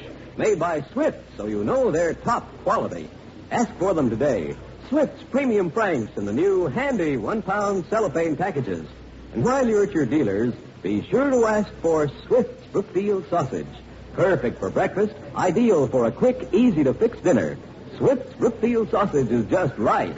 Yes, just right. Not too mild, not too spicy, but seasoned to just right perfection. Ask for Swift's Brookfield sausage, the sausage with the just right seasoning. And don't forget that your dealer has a tempting variety of Swift's premium table-ready meats. The handy, conveniently sized Serve-A-Lot is being featured this week, and you'll find it just the thing for quick, easy-to-fix suppers, lunches, and snacks.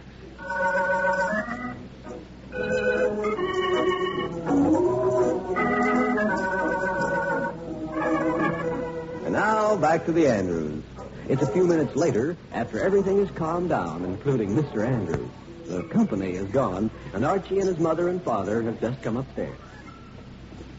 Oh, I'm sorry we had to wake you, Archie, but we couldn't let you sleep in that armchair all night. Oh, that's okay, Mama. I wouldn't have any trouble going right back to sleep. I hope not. Night, Dad. Night, well. Good night, Good dear. night, son.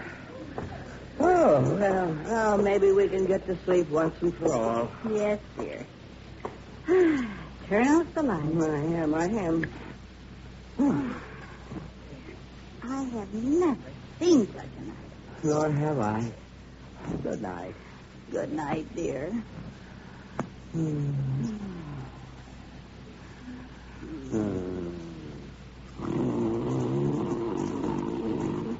Fred, what is it?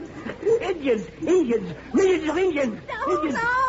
Are we surrounded? Fred Andrews, Big bang! wake up! Big bang! You're Big ready. bang! Big bang!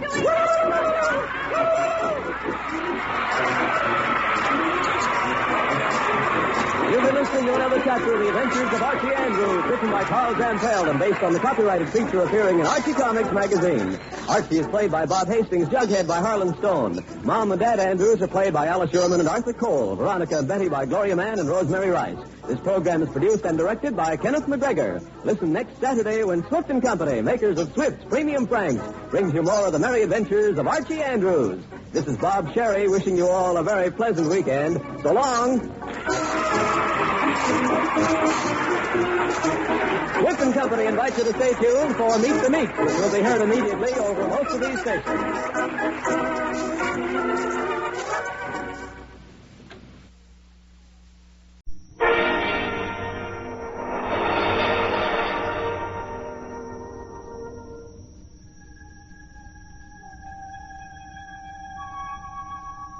Good evening.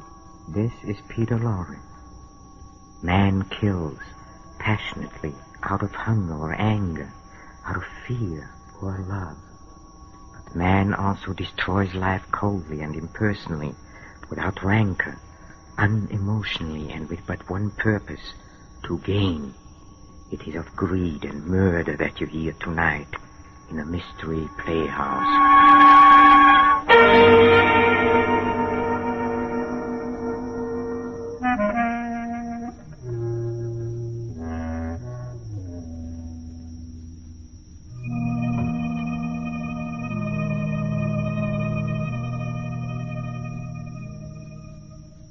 Oh, yes. Guilt has been known to lie heavily on the soul of the coarsest and unregenerate of human beings. And conscience is an unseen but terrible demon to those whose hearts are set in evil, exerting a grim and unrelenting power over their minds. Tonight our story concerns itself with a price of greed and revolves about a strange and almost fateful phenomenon that forced a man to stand ghastly trial before a jury of the dead. Listen as we tell you of Captain Bull Harrison and the 6 who did not die.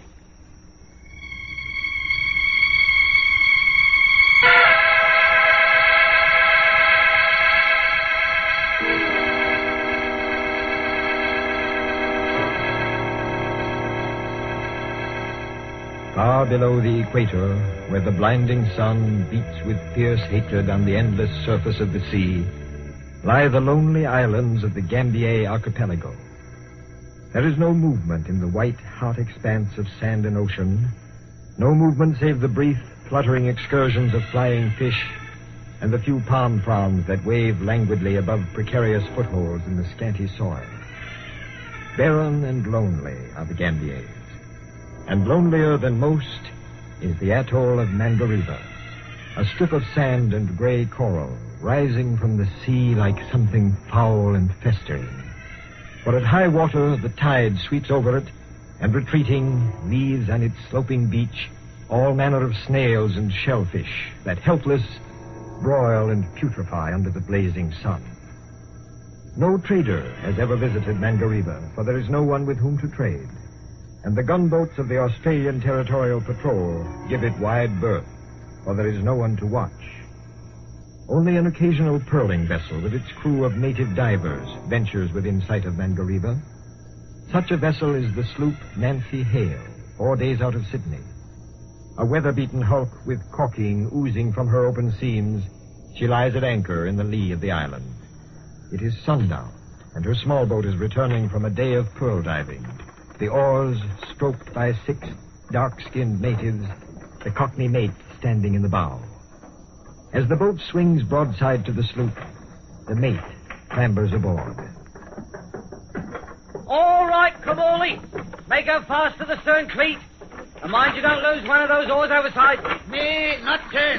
Now it is 10. Me do same work all time. Go, blimey, stop your even babbling. I don't care whose turn it is.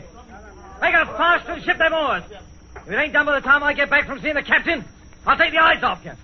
And you mind what I say. Filthy beggars always getting their ends up about something. It ain't one thing, it's another. I'd give £10 right here and now to be lifting a pint down in the Red Dragon cold, blimey I would, instead of sweating me blood out in a million miles from civilization. Hi, Captain. Like there's only 3 sheets in the wind. I'll take a look. Who's there? Now keep your shirt on, Bull. It's nobody but me, Foggy.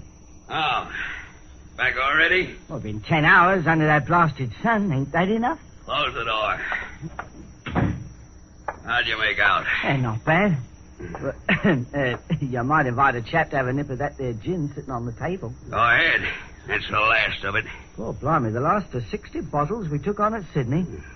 You ain't been bashful about drinking it, have you? You got any objections? Oh, now, don't be getting your end up, Bull. No offense. While you're drinking, let's see what you got for your 10 hours. Well, no, I think we done pretty fair at that. Here's one, your eye. Nothing like a spot of Dutch gin to set a chap right. Oh, good at that. Too bad to eat more of it for the all back to Sydney. What makes you think we're hauling back? I thinks we are, Mr. Addison. Fast as the old trouble takers. I thinks we are. Come on, out with it. What'd you get? A handful of stinking seed pearls? Seed pearls, is it not on your life?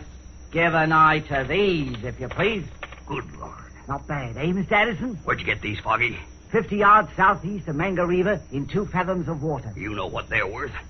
God, they must weigh 50 grains apiece. How many are there? 1, 2, 3, 4, 8 5, by my 6. count. That's right. 8 times 50. 400 grains. All perfect, too. Hardly need peeling. There's 1,000 pounds here, Foggy. Maybe more the way the market is today. By heaven, you're right. We are hauling back. I can do a lot with 1,000 pounds. Ain't you forgetting something, Captain? As about me and the natives. What do you mean? Well, the natives get half the catch according to the agreement with their chief, and I get 10%. Well, figuring rapid and not intending to be accurate, I should say that leaves you 400 pounds, not 1,000. Trouble with you, Foggy, is you don't know how to figure. Now, listen. When we took on this batch of divers, we never dreamed we'd run into a haul like this, did we? Can't say as we did. All right. We figured maybe we'd come back with 50 or 100 grains, not 400. What are you leading up to? How far can I trust you, Foggy?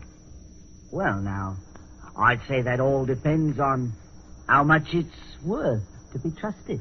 If we get what I think we should for those 8 beauties, your cut will be 300 pounds, $1,500. God, blimey, enough to take me back to England in style, ain't it? More than enough. Well, it sounds most attractive. How do you plan to work it? Right now, 8 people know about this catch. You and me and the 6 divers. Chances are there are plenty more pearls where these came from. Must be a natural bed. We got to fix it so's only you and me know the location of that bed. Savvy? I ain't interested in the bed. All I'm thinking about is getting enough to ship back to England. Okay, this is how to get it. You still ain't giving me no details like it, if you understand what I mean. There's nothing to it. We lay over here tonight. Tomorrow morning we tell the boys we're making one last dive and hauling back. I'll go along with you in the small boat so's I can mark the spot. I'll take a belaying pin with me. They'll all dive in pronto because they've been there before. And when they come up one at a time like they always do, wham! You get me, Foggy? I get you, Bull.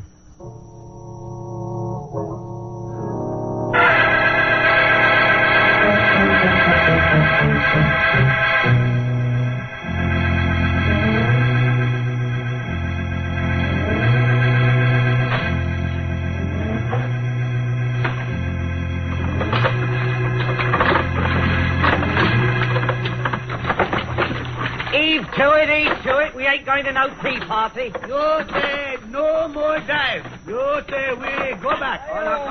Mind your babbling tongues, you heathen. We got the captain with us today.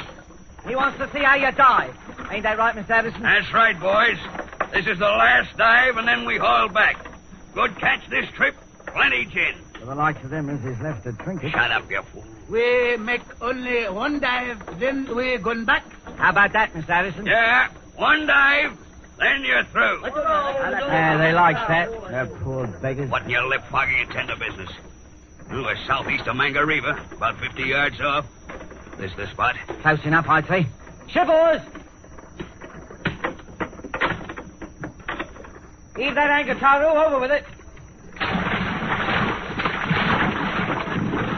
Sure this is the spot, Foggy. As near as I can come to it. She holding, Taru? Yes. All right, let her swing with the tide, what there is of it. Water slack. Okay, get him over, Foggy. There we go, boys. You first, Kamuli. Me no dive. Me ear hurt. He's got to dive. Here, let's have a look at your ear. No can see. Hurt deep inside. Why'd you say something about it before we left the sloop? Wait a minute, Foggy. I'll handle this. Come, Ollie. Ear hurt bad, Captain. Very bad. One dive won't do it no harm. I come out here special to see you and your boys go down.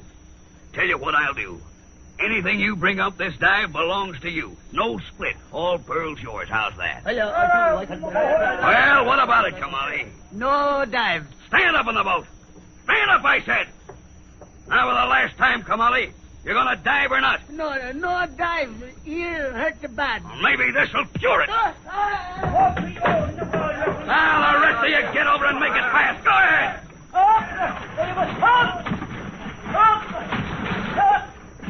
That does it. They're over. Hold the boat steady, Foggy. I'll work the belaying pin as they come up. What about this one, you slug? Leave him be till we get rid of the rest. Hold steady now. They won't be staying down there long, I can promise you. I got a funny feeling no good's going to come of this. Stow your feelings and keep the boat steady. That's all you got to do. I'll take care of the rest. One little tap of this belaying pin as they come up will be enough. Here comes one. Right aside the boat. Steady. Steady. That does for him. Went down like a rock. Two more coming up. I see him. That makes three. See the others? Not yet. Water got roughed up, am I? Hold on. Here they come. Two together. That'll make it easy. Steady now.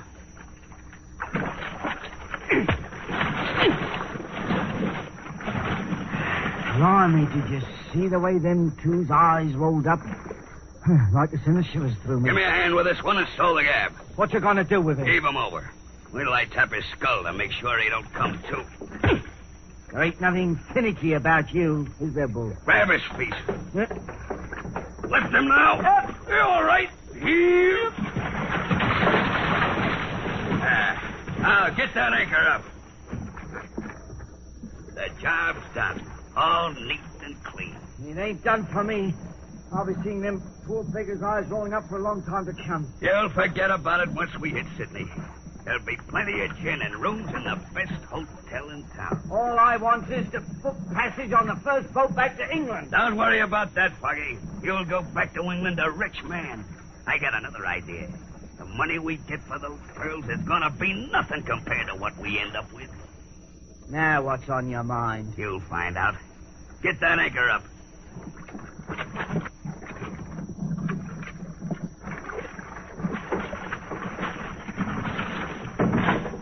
All set? Right. Bend two on the oars. We're gonna be rich men, Foggy, you and me. Plenty rich.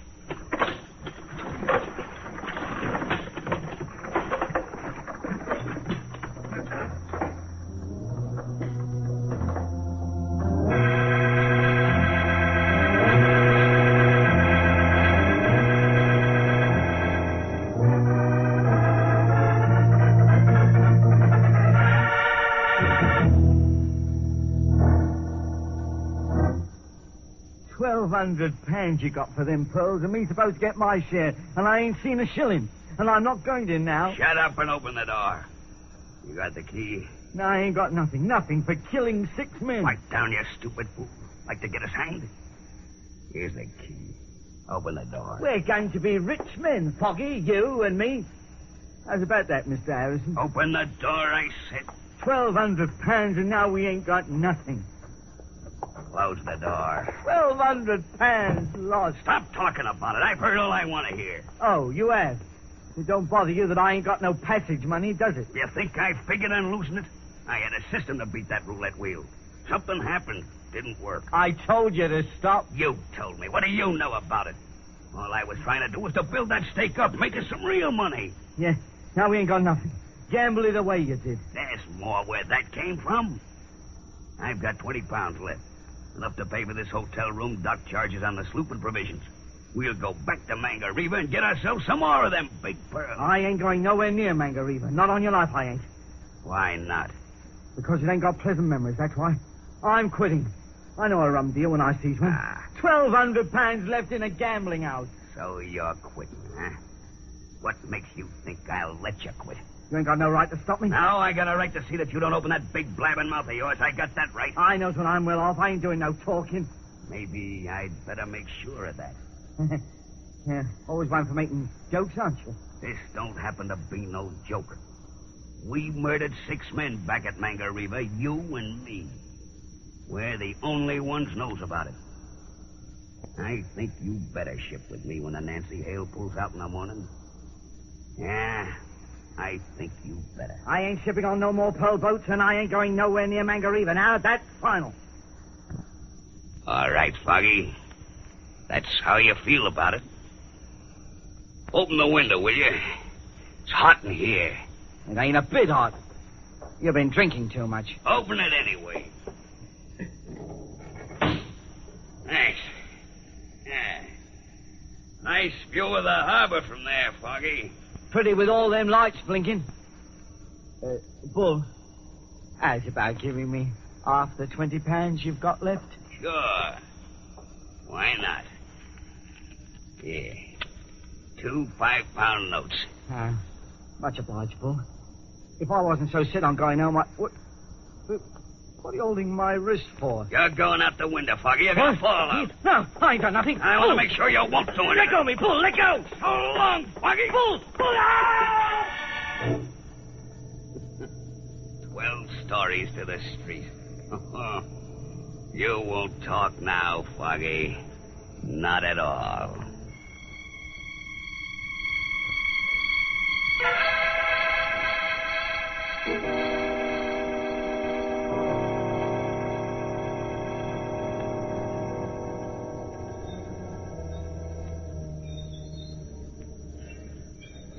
Ease off on that jib halyard, Dave. More! Okay, reefer up. Stand by to heave anchor. All right. You, Manu.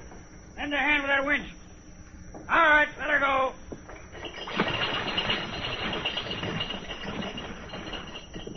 Anchor down and holding, sir. Make her fast. Aye, aye, sir. Make her fast, Manu. This is the spot, sir? Yeah, this is it. We stole the aye and the SOR business, Dave. We ain't formal on the Nancy Hale. That suits me all right.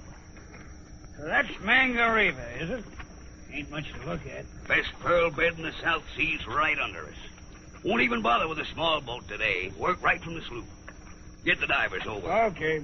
Manu! Yes, boss. Get your boys over. Oh, look at me. Me, headman, go first. You'll learn, Dave. First dive's taken by the head man. These boys are new to this spot and won't go under till he comes up and says it looks clear. Sorry. All right, Manu. Got 8 beauties out of here last trip, Dave. You're gonna be real glad you shipped with me. Manu, come. Give him a hand. Here you are. Take boat out of here, quick. Bad water.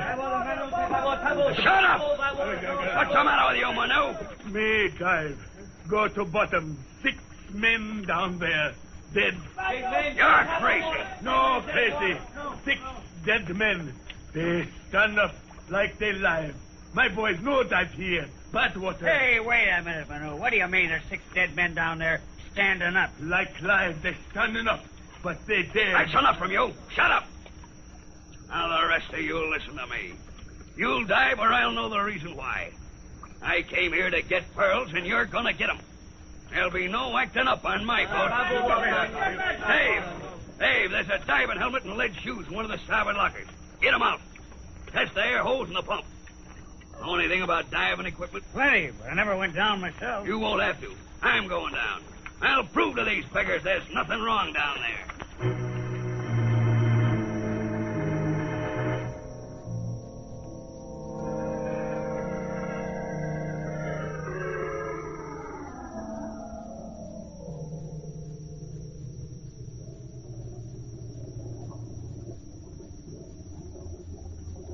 Everything okay, Captain? Yeah, just about touching bottom. Ease up on the rope a little. Let the rope go, Manu. Easy. Easy. Take a bite in it. That better, Bull? Yeah, much better. Keep that air pump and hand generator going. Don't worry. Yeah, how's it look down there? Can't see much yet. Gotta get used to it. Lean forward when you walk. You need more rope? It's okay. I ain't doing any walking. All I want to do is stay down here a couple of minutes and prove to those native beggars that... Captain, what is it? Hold me up! Oh, on that rope. What is it, Bull? What happened? Get me up, Dave! Get me up! Now, don't come near me. No! Rope stuck. No can pull. It can't be stuck. Lay on it, all of you. Dave! Hold me up! We're doing our best, Bull. What's down there? 6 men. One who's right. They're standing in the water and grinning at me. For the love of heaven, get me up! We're trying to, Bull, but something's holding you. What is it? I don't know. My feet are sinking down. Maybe it's asphalt. Oh, no. Lash that rope to the windows. Move fast. They got me. I can't get away. We're lashing the rope to the windows, Bull. We'll get you up now. Hold on. No, let go. Let go. You... No can do. Rope stuck. Get back to that air pump. Air. Gotta have air. Oh, man the pump. No. Captain bad. Stay in bad water. Aye, you. Bull, they won't man the pump. We can't budge you. Bull! You're stuck just the same as I am, aren't you? Stuck in the asphalt. That's why you're standing there grinning at me. You can't move. Bull! Bull, listen to me! Sure, I killed you. And I killed Foggy, too. I wanted it all for myself, and I'm gonna get it. Pearls, the biggest pearls you ever saw. They're down here all around me. I'm not afraid of you. You're dead.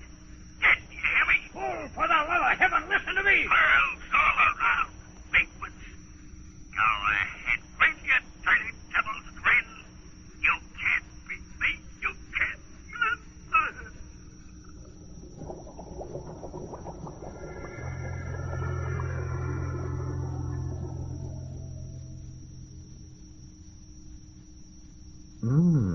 Captain Bull Harrison, the watery courtroom, facing his jury. The jury with good reason to pronounce him guilty of murder and greed. Poor Bull. Down there with the pearls he wanted so much, and the men he murdered to get them. Funny, isn't it? Or is it? Please don't go. Come with me to the green room where the players are rehearsing our next performance. Come. Come.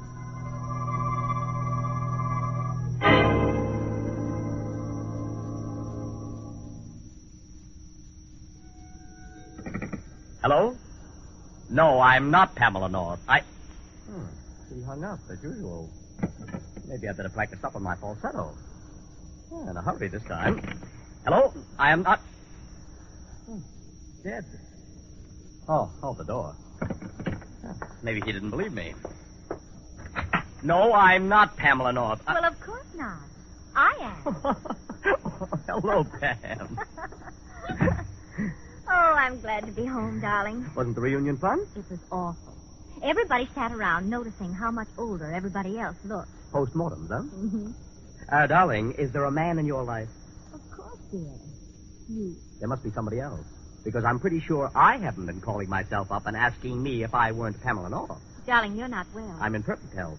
Listen, some goon has been phoning every hour and asking for you. As soon as I convince him that I'm not you, he hangs up. Well, that's funny. Well, it's reasonable enough, I but... wonder if it has anything to do with the little man. What little man? The one who followed me home. Maybe I should have asked you about the men in your life. Frank me, darling. The street was so dark and he was so gray, sort of, and indistinct. I ran. Did he run after you? I don't know. I would have. You did. But you slowed up for me. Oh. You answer it. I wouldn't want to disappoint him again. All right, darling. Hello? Yes, this is Pamela North. What did you... hello? Jerry. I know. He hung up. Probably thinks it's good, clean fun. You know, darling, I am getting scared. Nothing to get scared about. You're beautiful. And... Come here to the window. All right, darling. What... Is that your little man coming down the street? Yes, Jerry. He's looking up at the house numbers. I thought he was only a nasty little old man, but... Come away from the window. What are you going to do? Call the police. Oh, I may just be imagining things, Jerry. My imagination can't be that vivid. May have been a car backfiring. I know those were shots. I'll take a look. Jerry, don't you go near that window. Relax, darling. No one could see me up here. Honey? What is? He's deserted. The little man? He's gone, too. Maybe that was a car backfiring. At any rate, most people would think so. Darling, we've heard guns being fired too often. Well, whoever fired those shots isn't there anymore. Neither is your little man. I sort of suspect he's disappeared from our lives. I hope. That's our doorbell. Uh-huh. Let's make believe we're not home, Jerry. It might be important. That's what I mean. I'd better see who that is. It's silly being terrified by nothing, Pam. You can answer the door if you wish, darling, but I'm going to keep right on being terrified. Well, if you insist. Oh, no. No, I'm going with you. I want to be terrified in company. All right, but get over to one side. I'm going to open the door. All right, darling. It's the little man. So it is. Won't you come in, please? Thank you. Shut the door, darling. Uh-huh. Are you Pamela North? Yes, I am. Jerry, he's ill. Not ill. Please, let me speak. They will kill you, Pamela. You need a doctor. You better not bring yourself by speaking. Must speak. Don't need doctors. Must speak. I heard them. Red Line Bar. Kill Pamela North. That. He's falling. I've got him. He collapsed suddenly. That's a hot rat. I'll lay him down here on the sofa. Get his coat open. Shall I phone for a doctor, darling? No. There's nothing a doctor can do for him. Dead? Chest full of bullets. Yes, he's dead. Oh, poor little man. But who... He came here to warn you against a murderer, darling. But the murderer got to him first.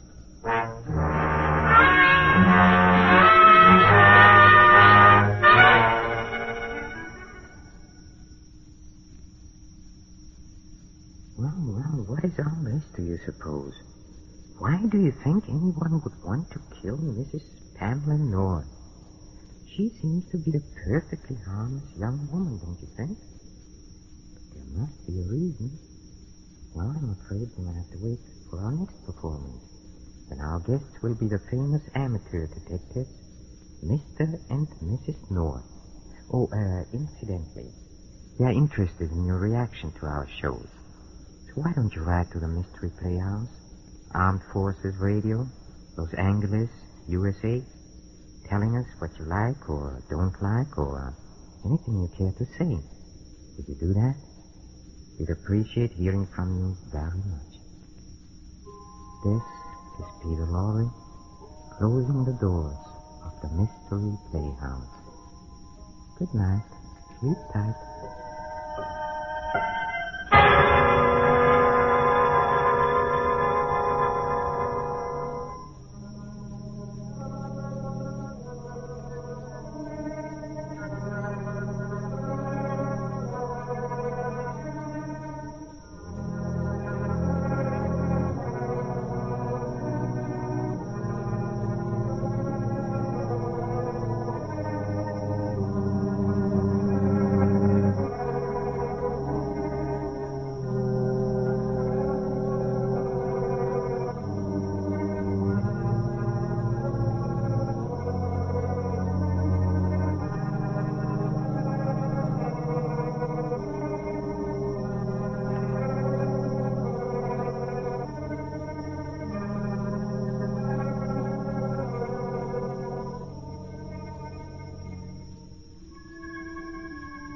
This is the Armed Forces Radio Service.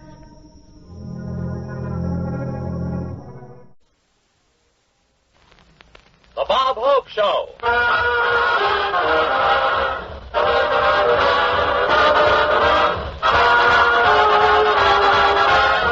With Francis Langford, Jerry Colonna, Vera Vague, and Skinny Ennis and his orchestra. And now here he is, the star of the show, Bob Hope.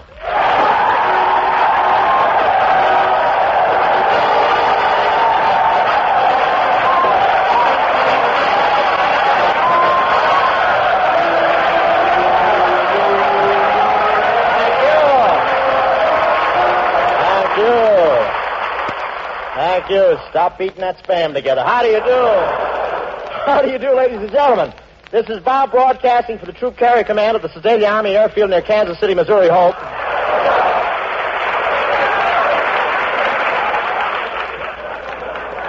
Well, here we are in Missouri. I expected a big crowd at the railroad station to greet me, but I got off the train at Knobnoster and there wasn't any railroad station.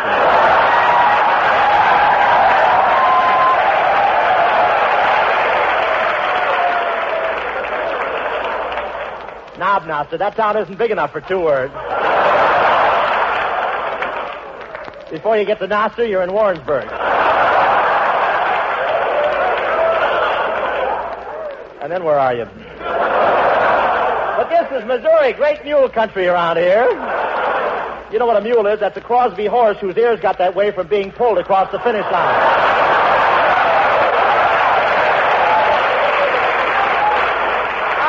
To come down here on one of those Missouri mules, but he wouldn't budge, so I got off and tried to push him. I can't tell you what happened, but I became the first airborne civilian in history.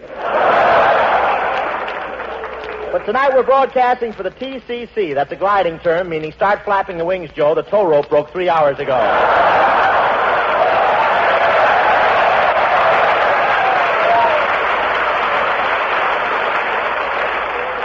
Yes, sir, these are the boys that tow the gliders. You know what a glider is? That's an orange crate that made good. And these gliders are really easy to handle. Yes, sir, you can land them on a dime and get 9 stitches change.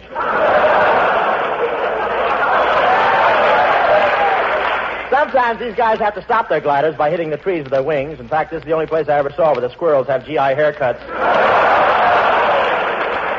And I don't know whether or not these gliders are considered expendable, but this afternoon I saw a private down at the PX with one under each arm trying to trade him for a bottle of 3.2.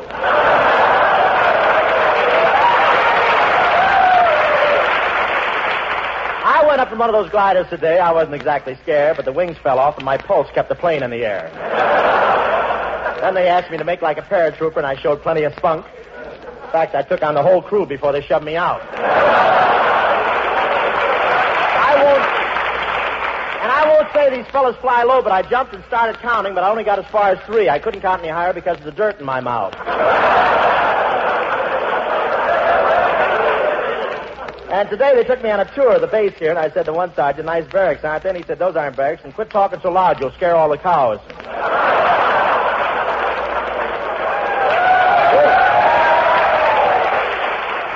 The barracks here are made of tar paper, and I won't say the walls are flimsy, but after you roll out the dice inside, you have to go outside to see if you made your point.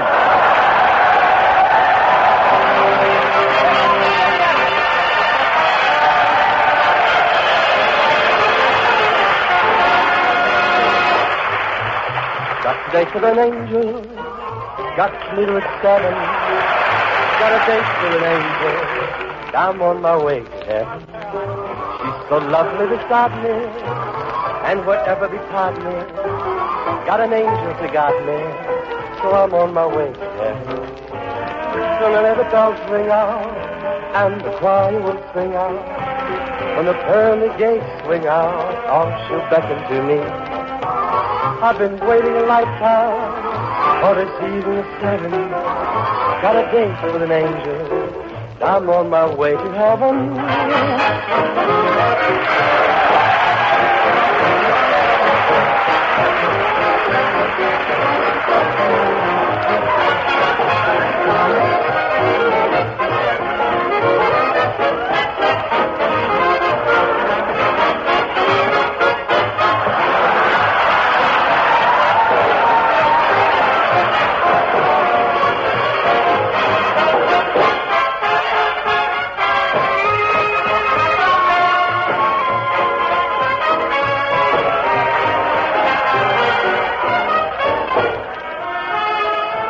Similarly, the bells ring out, and the choir will sing out. When the pearly gates ring out, she'll beckon to me. I've been waiting a lifetime for this evening at 7. Got a date with an angel. Now I'm on my way to heaven.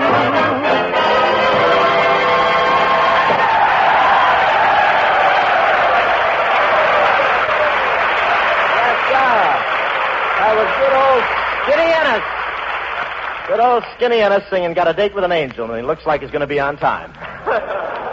You like my song, Bob? I sure did. You know, Skinny, you have a lot in common with Sinatra. What makes you think so? Well, you both get your plasma from the same blood bank, don't you?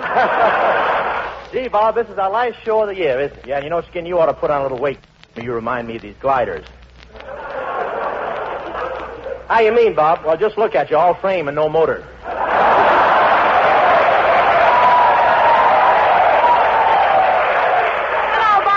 Well, Frances Langford, how are you, darling? Just fine. Say, what a dress. As usual, you're looking great. Thanks, Bob. The same to you. You mean as usual, I'm looking great? No, as usual, you're looking. Well, I got a lot of fellow spectators out there, too. Say, that dress is new, isn't it? Yes, Bob. It's the end of the season, and it's sort of a going-away dress. Going away? It looks like part of it already went.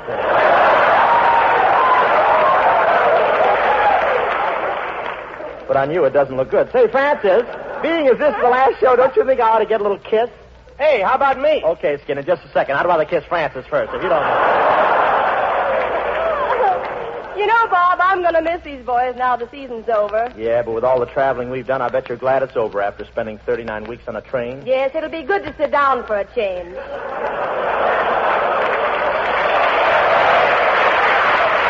Oh, you got to put a uniform on like I do. You know? Don't you think I look good as a whack, huh? You know, it's been a wonderful year, hasn't it, Bob? You had a lot of fun playing in those golf matches with Bing Crosby to sell war bonds. Yeah, but I'm through with Crosby, Francis, after that match in Chicago last week. He stole my golf bag, you know. Why, Bob, that seems impossible. How do you know it was Crosby who took your golf bag? Well, I went out to the racetrack next day, and one of his horses was eating out of it.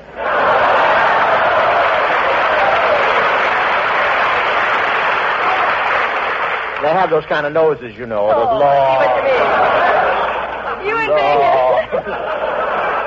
You and Bing have really been hitting the fairways back east, haven't you? Yes, Happy Hips and I have been putting on a lot of exhibitions. Well, I'm sorry I said that. Lard and I have been putting on... I'm sorry I said that. Crisco and I have been putting on a lot of exhibition golf matches of the PGA Rehabilitation Fund. Well, how was Crosby's form? Not too bad. He was wearing his girdle.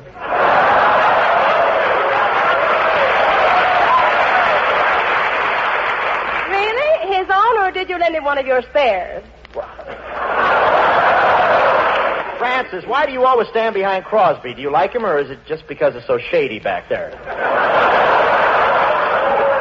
He burns coal, too, you know.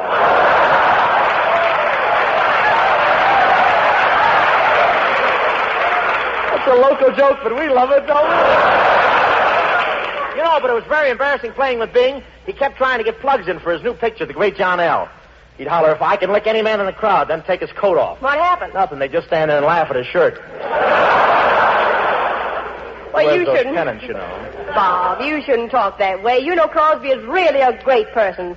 He's almost an institution. Yes, in the Smithsonian sort of way. But you're right, Francis. I shouldn't talk that way about Chubb. We've had a lot of laughs this season.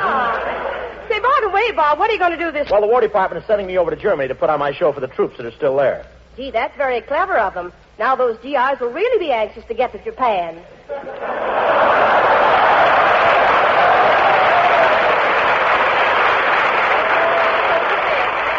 You got relatives here? Say, Bob, I hear you're going over about both this time. That's right, Skin. Ain't you afraid of that Maldemir? What's Maldemir, Skin? Why, Bob, that just means... Never mind, Francis. I want to see if Skin knows. What's Maldemir, Skin? See, this is what I've been telling you, Bob. If we had rehearsals, we could sit down and figure out this stuff.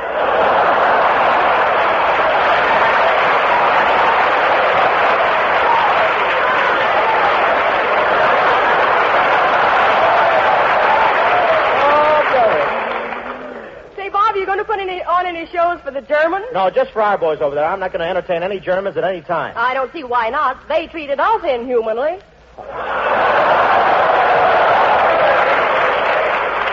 Francis, show me that line in the script. Just let me see. Right there. That's what I get for holding rehearsals in the top hat. Say,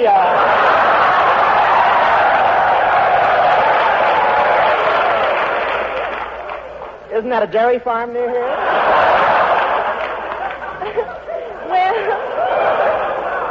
Well, Bob, I guess it's about time to say au revoir. Yeah, it's the last season, the show of the season. We better say goodbye, too. Well... I'm not going to read it again. It just stays that way. Wrong, that's all. You know how stubborn I am. I said it, and I'm glad. Well, au revoir, Bob. Au revoir? Yes. What's that? What's that? Well, that means this is the end in French. Well, Francis, knobnoster.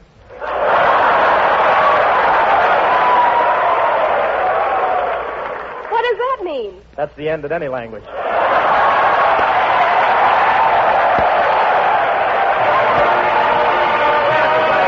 You belong to my heart.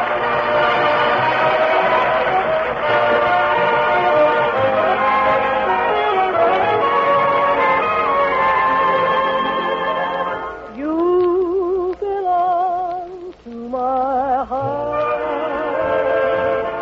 Now and forever. And our love had its start not long ago. We were gathering stars while a million guitars played our love song. When you said I love you, every beat of my heart said it too. 'Twas a moment like this. Do you remember? And your eyes through a kiss when they met mine. Now we own all the stars and a million guitars are still playing. Darling, you are the song and you'll always belong to my heart. Solamente una vez. Amen la vida. Solamente una vez. Y nada más. Now we own all the stars and a million guitars are still playing. Darling, you are the song and you'll always belong to my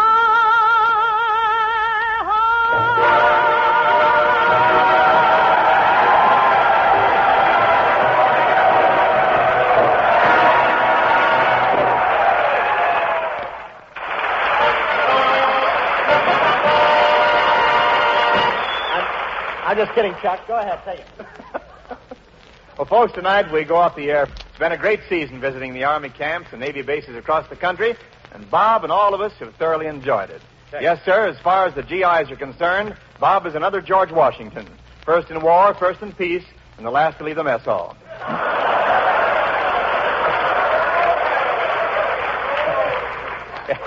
In fact, Bob has enjoyed this season so much, when he goes in for his daily physical checkup, he isn't the least bit nervous. No, I'm not nervous. I feel fine. Now, just relax, Mr. Hope. You'll wrinkle your straitjacket. Take it easy, Mr. Hope. I'll rub your forehead for you. Now, relax. She kidding. But don't bother about me. I feel great. Now, here, swallow the sleeping pill. That's it. That's it. It'll help you. Now sleep, Mr. Hope. Sleep. Sleep and dream.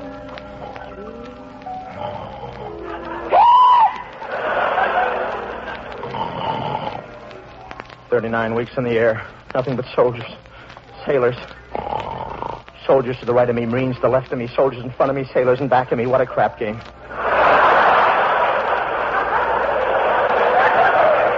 Oh, this is so peaceful. My sponsor. 39 programs, coast to coast, NBC Network, rehearsals. Why didn't we have them? Programs, scripts, writers, army camps, Navy bases, soldiers, sailors, Marines, Coast Guardmen. The wax. Back to the dull stuff. Jokes, corn, eggs, spam. I gotta sleep. Gee, I must be gonna have a really big dream this time. Orson Welles is coming out to introduce it. Bob Hope.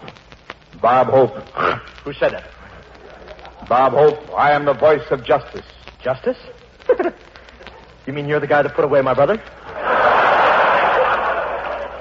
Yes, now I'm after you, Bob Hope. I hereby pronounce you court-martialed.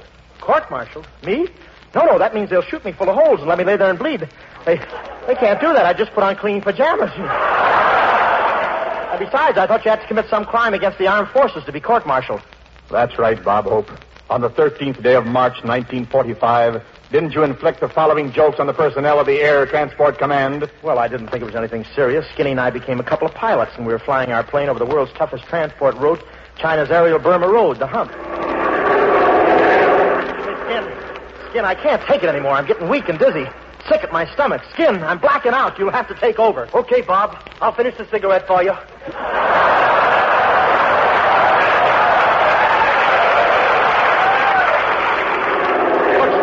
There's the Chungking Airport. I'll call in. Pilot to control tower. Pilot to control tower. Control tower to pilot. Control tower to pilot. Pilot to control tower. Control tower to pilot. Pilot to control tower. Not much of an ad-libber, is he? Hello, Hope. I'm Colonel Colonna. Professor, you a colonel, I'm a gas. A gas? Is that better than a PFC?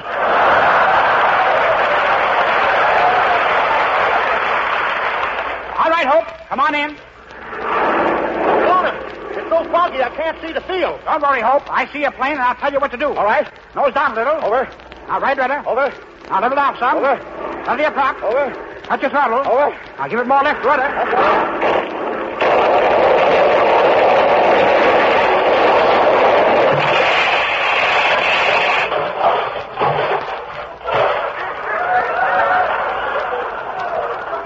Good. Now, let your wheels down.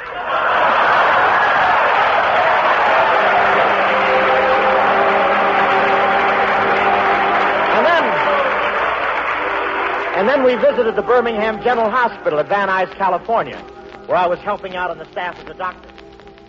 Gee, this is my first day as a doctor. I wonder which of these cute nurses they'll assign me. I'll bet she's gorgeous with a figure like Betty Grable and a face like Hedy Lamarr. And... Well, it was a beautiful dream while it lasted.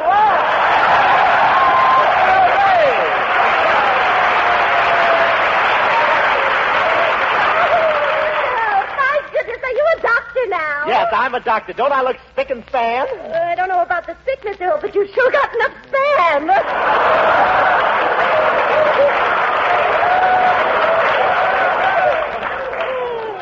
Say, so you're a nurse, Miss Vade? Oh, yes, and I just love working in a hospital, Mr. Hope. You know, this morning I kissed all the young doctors in the place. In turn? Oh, yes, one right after the other. I'm supposed to examine everyone who comes in here, Mr. Hope. Now, I'll just look in your eyes with this light. All right. Mm-hmm. Now, I'll look in your right ear. There you are. Hmm. Well, Miss Vague, what do you see? Your left ear. You seem excited tonight, Miss Vague. What's the gleam in your eye? Oh, I don't know. I guess I am a little flustered. You see, this afternoon, the sentry at the gate gave me a kiss. The sentry gave you a kiss? Yes. And then I gave him back his rifle.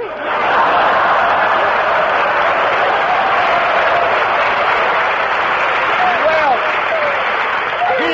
gee, You know, that's wonderful perfume you're wearing, Miss Vague. What's it called? Open the cage door. That perfume is called Open the Cage Door? Yes, it brings out the beast. You see, I know all the old tricks. Yeah, well, you should. You're one of them. Oh, well, bless your heart, Mr. Hope. You know, I know we're traveling in the interest of the war effort, but tell me, is your trap necessary?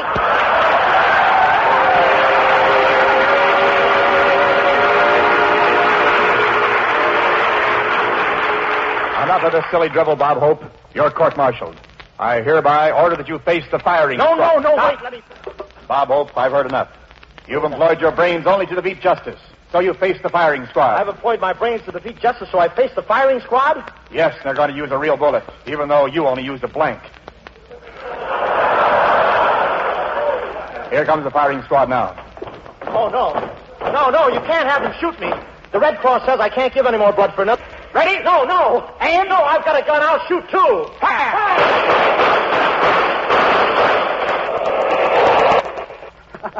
Well, we finished the season with a bang, didn't we? Now, in the time remaining, let's listen to Skinny Ennis and the band.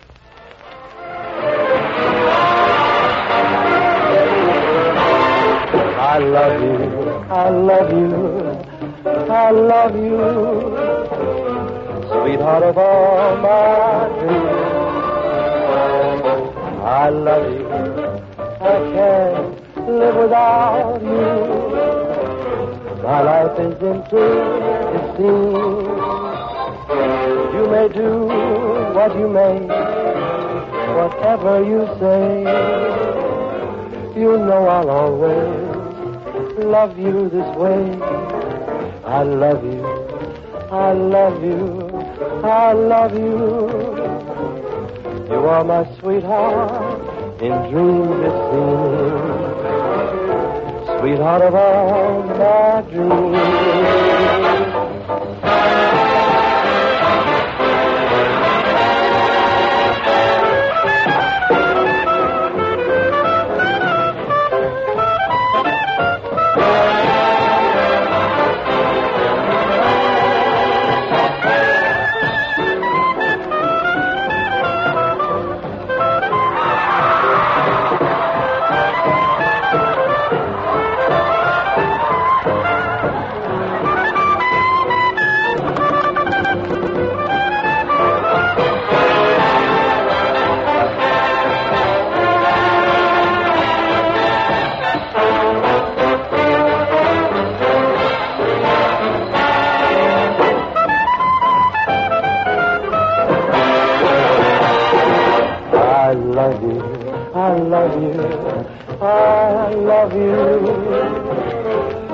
My sweetheart, in dreams it seems, sweetheart of all my dreams.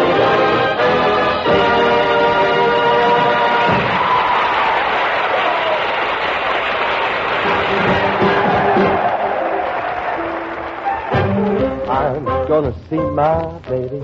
I'm gonna see my baby. I'm gonna see my baby when I get home on Victory Day. I'm gonna kiss my baby. I really miss my baby. I'm gonna kiss my baby and live and love the U.S. way.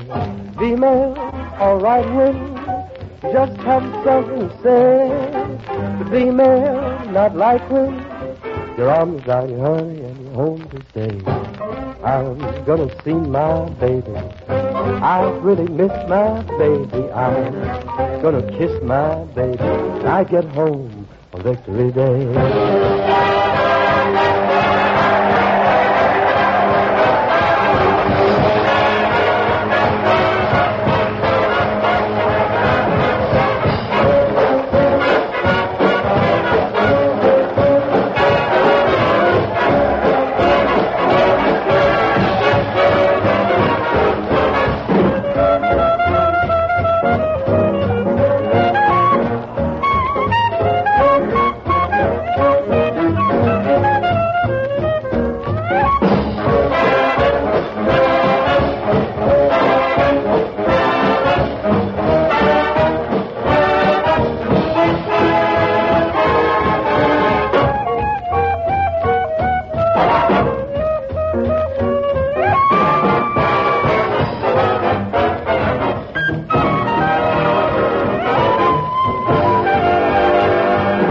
gonna go back to the double track. See my friends down on the main stem. Go by the joint, say hello to the boss. Grab my chick and say lad is lost. When I get home on Victory Day.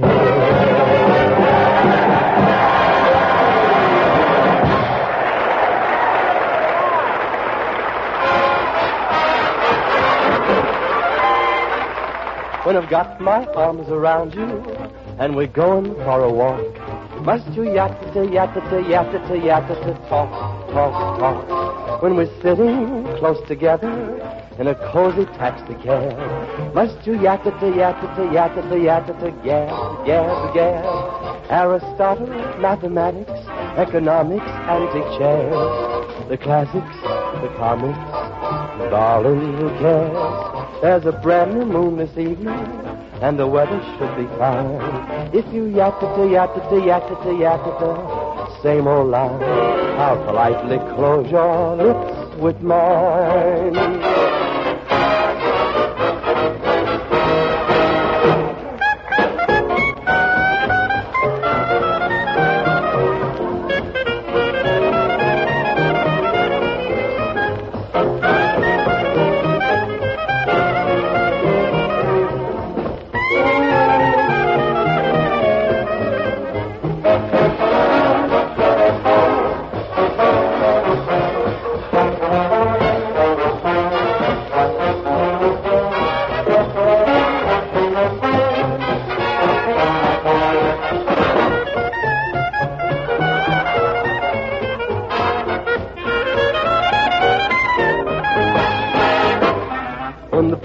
Lights are lowered and your family is near.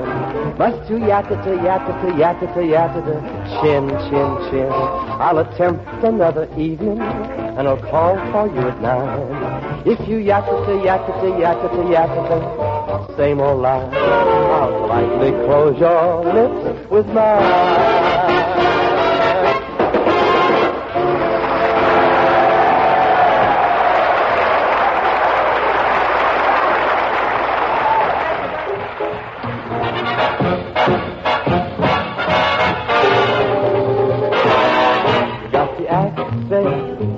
Wait the positive, eliminate the negative, latch on to the affirmative, don't mess with Mr. In-Between.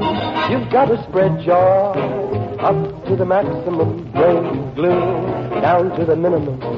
Have faith or pandemonium, liable to walk upon the scene. To illustrate my last remark, show me the way, blow in the yard. What did they do? Just when everything looks so dark, men said we better accentuate the positive, eliminate the negative, latch on to the affirmative. Don't mess with Mr. In-Between. No, don't mess with Mr. In-Between.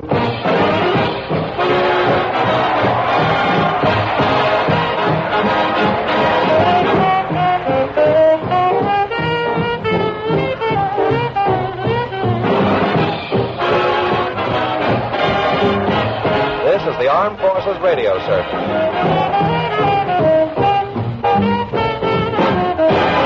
Just to illustrate my last remark, Jonah in the way, Noah in the ark. What did they do? Just when everything looked so dark, and they said we better accentuate the positive, eliminate the negative, latch on to the affirmative. Don't mess with Mr. In-Between. No, don't mess with Mr. In-Between.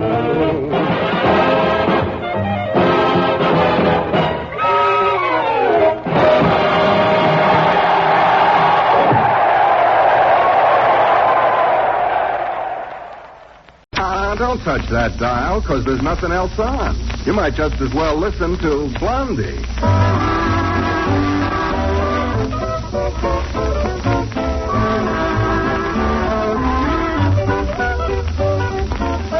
Blondie, rebroadcast for the servicemen and women of the United Nations with Penny Singleton and Arthur Lake as Blondie and Dagwood Bumstead, respectively. Before we join the Bumsteads of Shady Lane Avenue, Let's gather around the bandstand for a curtain raiser from Lenny Kahn and his orchestra. Raise that curtain, Len.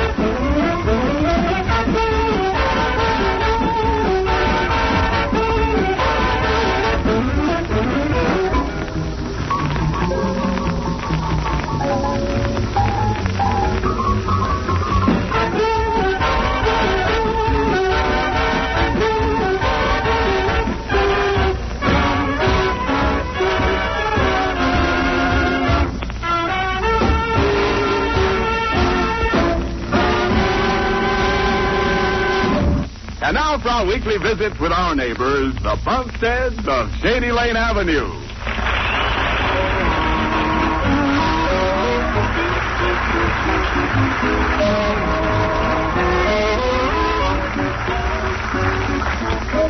Well, just at the moment, things are very quiet this afternoon at the Bumstead home.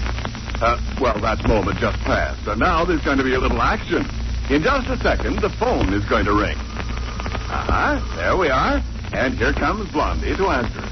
Oh, dear, now I wonder who that could be. I just talked to Cora Dithers an hour ago. Hello? Blondie, is that you? Oh, yes, Dagwood. Oh, my goodness, it's hot today. Where are you? I'm in jail. Well, I hope it isn't as hot there as it is here, because it's in jail. I've been arrested. What for? Jaywalking? No. I've been arrested on suspicion of bank robbery. Oh, Dagwood. Yeah, isn't that awful? What bank did you rob? The First National Bank. No. I mean, that's the one they think I robbed yesterday afternoon. I'm innocent, Blondie. Listen, will you come right down here right away and get me out of jail? I'm not happy here. All right, Dagwood. I'll get Mr. Dithers to meet me there. I'll call him right out. Okay, honey. Goodbye. Goodbye.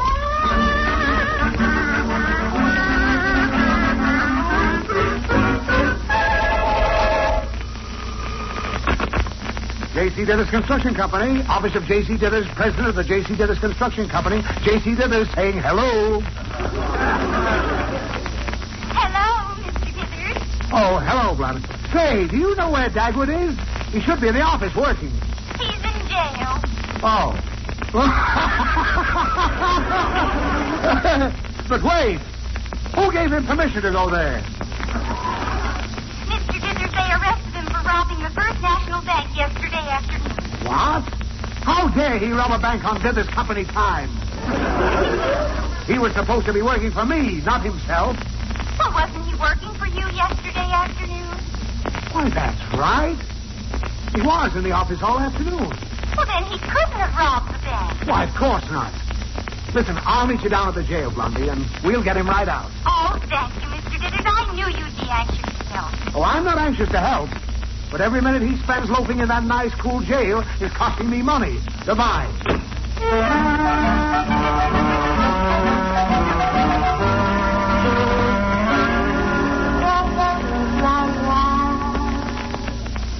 Well, Dagwood, now that you're free, just relax. Yeah. And enjoy your chocolate soda. And tell us what happened. Yeah, why should they think you'd want to rob a bank? Yeah. They know you know as I know that crime doesn't pay. Yeah, but do they know, as I know, that the Dithers Company doesn't pay either? Bumstead. Huh? Don't be so ungrateful. Yeah. Now explain things. Yeah, well, Blondie, you know what I've been telling you about the dreams I've been having lately? Oh, yes. It's sort of interesting, Mr. Dithers. Dagwood's been dreaming things that come true later. Yeah, that's right, Mr. Dithers. And who makes your dreams come true? A fairy godmother, Precious? Oh, cut it out, J.C. Well, then be sensible. Mr. Dithers, don't you dare say another word until I find out why they arrested Dagwood on suspicion of bank robbery. Now, go ahead, Dad. Yeah. Well, the other night I dreamt that the First National Bank would be held up. So, when I went in there yesterday morning, I told Mr. Hoop, the cashier... You did? Yeah, that the bank was going to be held up in the afternoon. He wasn't much amused, particularly after he got held up. I guess he told the police what I said, and they grabbed me this morning. Oh. Well, what are some of these other dreams you've been having? Well, Dagwood dreamed that the Acme Market would sell me some clothespins. And sure enough, they did. That's practically a miracle. Yeah. And you know that property that the Hamilcar Company bought for their factory last week? Yes, what about it? I dreamed they did it a week before they did it.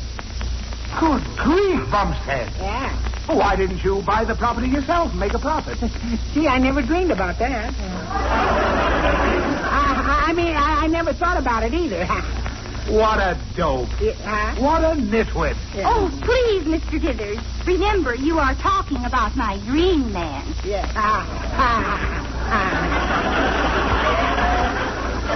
A nightmare, I call him. Now, Dagwood, why didn't you buy that property yourself? No, well, how could I tell the dream was coming true? After all, last night I dreamt that today Mr. Dithers would find a $10 bill. And you haven't found one, have you, J.C.? Well, have you, Mr. Dithers? No, I haven't. Yeah, and the same night I dreamt that Blondie bought a pair of nylons at the little place right next door here to this drugstore. Nylon? Next door? Yeah. Well, I don't believe it. Goodbye. Oh, of course. This whole thing is ridiculous. We all know that. Yeah. I hope. It is a good soda. Whoops. There goes my spoon. Good grief. Bumstead. What? Look what I found. Holy smoke, a $10 bill. Your dream came true. Yeah. Hey, Bumstead, you can see into the future. Oh, now that's silly, J.C. That's silly. How can I see into the future without a crystal ball? Why, this is amazing. Yeah. There's a fortune in it. Stock market, real estate, oil wells, bingo.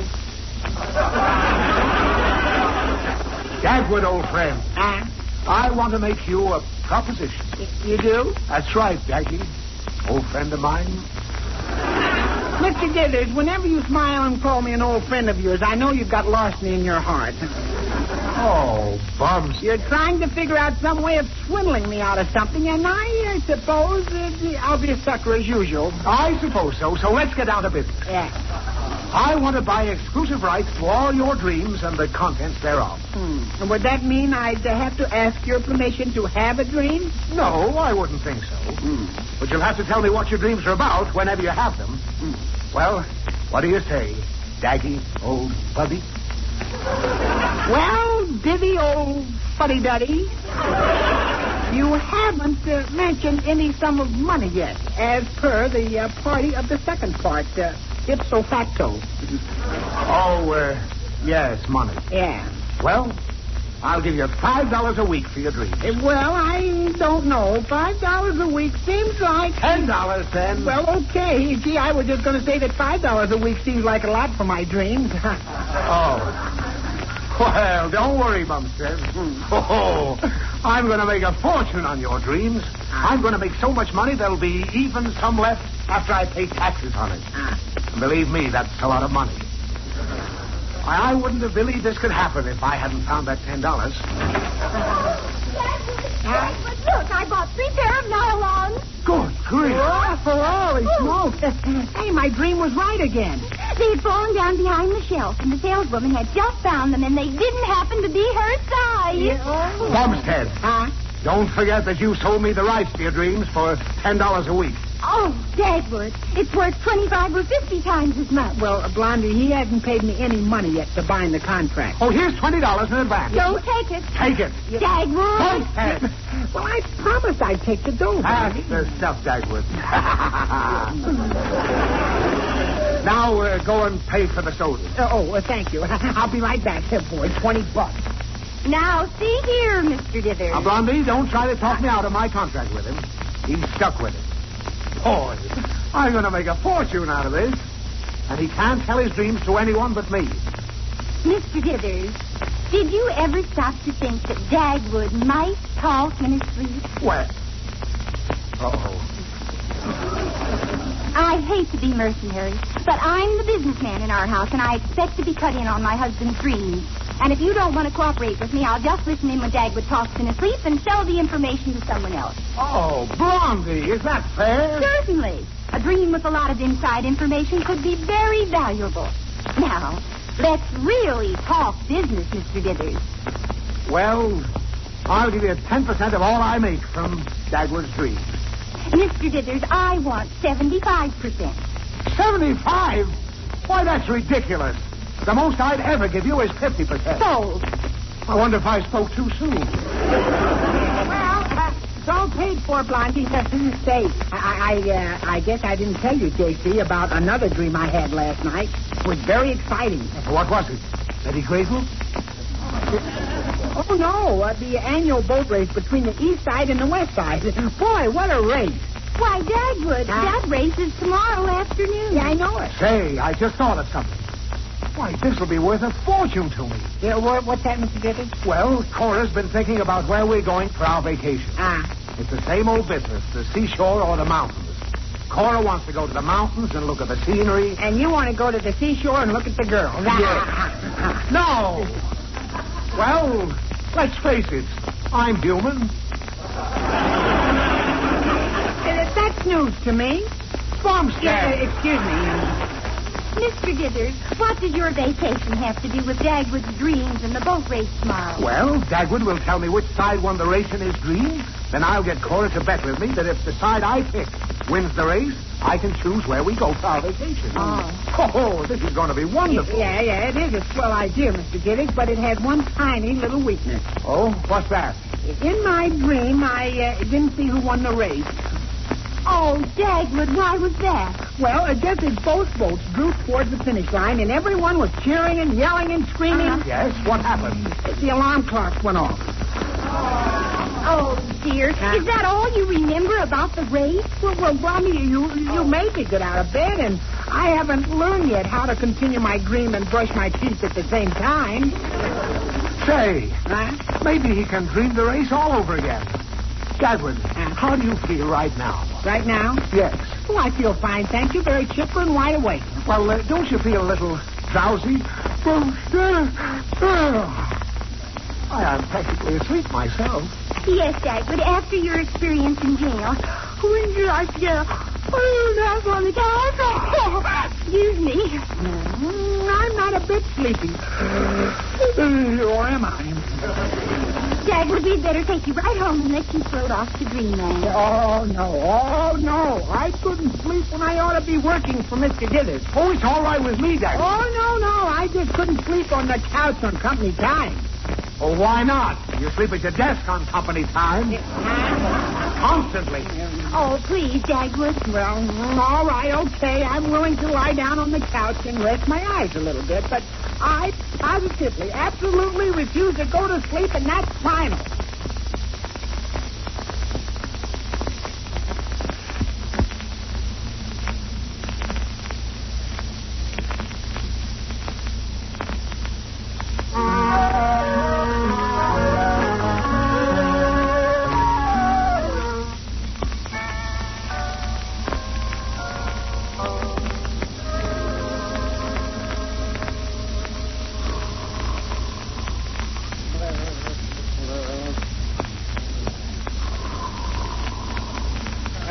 Oh, Blondie, I can't stand to listen to much more of this. I'm getting sleepy myself. So am I. Oh, wait, I think he said something. Oh, boy. Boy, look at him go. Wow! Oh, it sounds like he's dreaming of the boat race, all right. Oh, this is wonderful. I've always wanted to be able to decide where to go on my vacation. But it's impossible when you're married. Mr. Dithers, you know I never force Dagwood to go where I want to go for a vacation. You don't? Mm-mm. I just say, Dagwood, I'm going to the mountains. Do you want to come along? And he always says yes.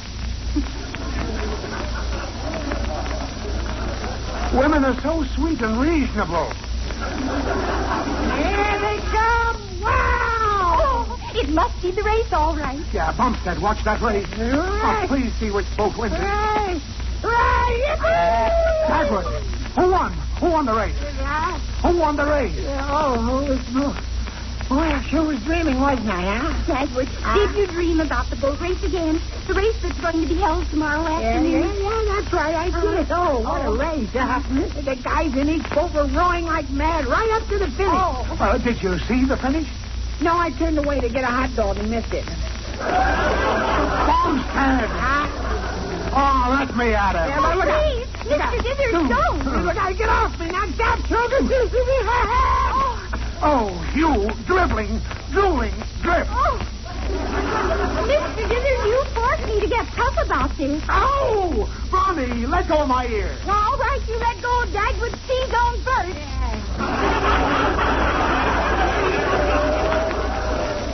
All right. If you're going to be sensitive about it. That's better. Yeah, Oh, thanks. Bumstead. Huh?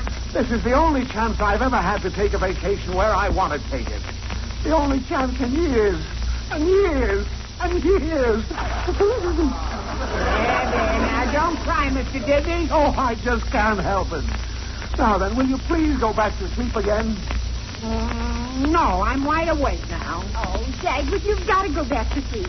Mr. Dithers wants to know whether the east side boat or the west side boat is going to win. Now, dear, please see if you can't take another little nap. No, I couldn't do it now, Blondie. Bumstead, for heaven's sake, go to sleep. No, I can't possibly. Well, I'm not going to stand for any more foolishness. Huh?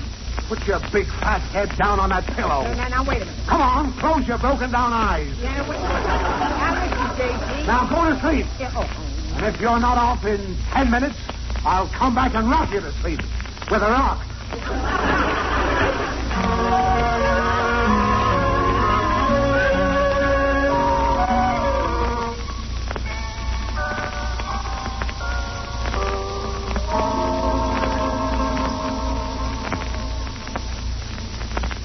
I think he's sleeping in there, Mr. Dithers. Let's go in, but be very quiet. All right, Blondie. Oh, I hope he remembers which boat wins the race this time. I've got to win that bet with Cora. Oh, the poor darling is sound asleep. The poor darling. Oh, shit, now. Mr. Dithers, be careful. Don't step on Daisy's tail. Don't what on whose way? Oh, Mr. Dithers. Get out from under my foot, you low-bred, squalling, ill-tempered flea farm. Who, me? What happened? What's going on here? Get back to your sleeping, Bumstead. Mr. Dithers, get off Daisy's tail. Get out of this room before I kick you out. Oh, no! Hey, Mr. Dithers, now, don't kick Daisy. Now, stop that. Here, go ahead. Kick him, Daisy. Get him. Come on, get him, Daisy. Hey, look out. Help! Let go of my leg, you mutt. Help! I'm calling. Help!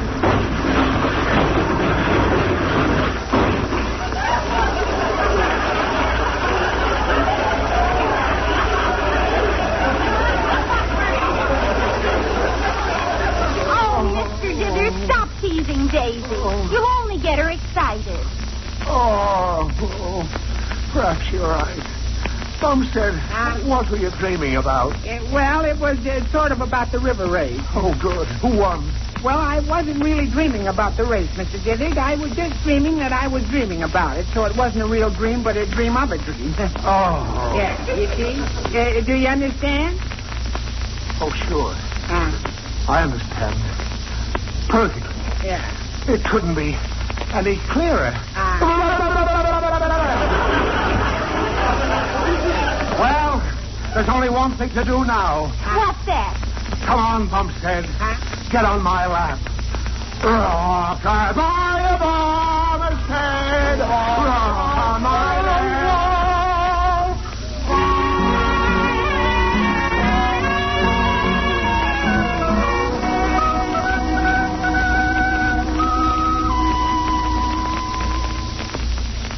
Oh, that was a nice dinner, Blondie. Oh, thank you.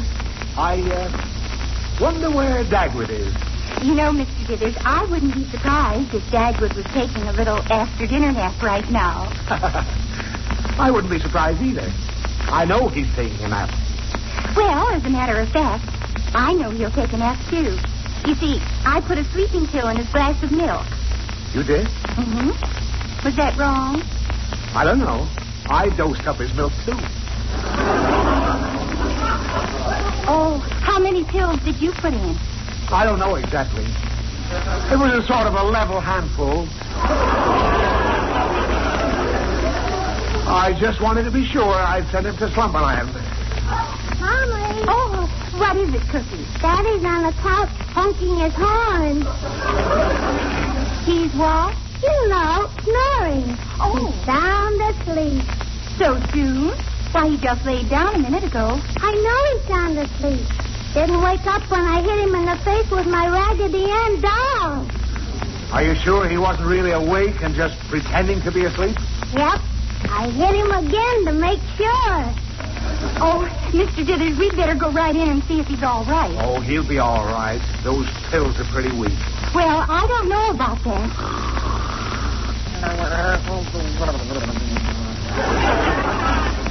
Oh, listen to those beautiful pear-shaped snores.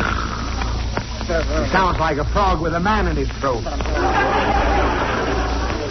Mr. Dithers, I'm worried about this. I'm going to wake him up and see if he feels all right. Oh, now, Blondie, don't do that. Oh, but I don't want to take any chances. Dagwood! Dagwood, now wake up. Wake up, dear. Bumstead, wake up. Come on, Dagwood. Good morning, honey. Good morning, precious. Oh, he's really out. I'm going to shake him. Dagwood, wake up. Oh, Dagwood, wake up. Hello, Mr. Dithers. Oh, I'm not Mr. Dithers, Dagwood. Stop shaking me, Mr. Dithers. Oh, Dagwood. I'll handle him, Blondie. I'll get close and yell in his ear. Bumstead! Get out of it. Are you all right? Yeah, I'm fine. Good night, darling. Oh, dear, he's asleep again. Mr. Dithers, why don't you come back tomorrow and we'll see if he's dreamed about the race. Oh, all right, Blondie. But I'm beginning to wonder if it's worth it.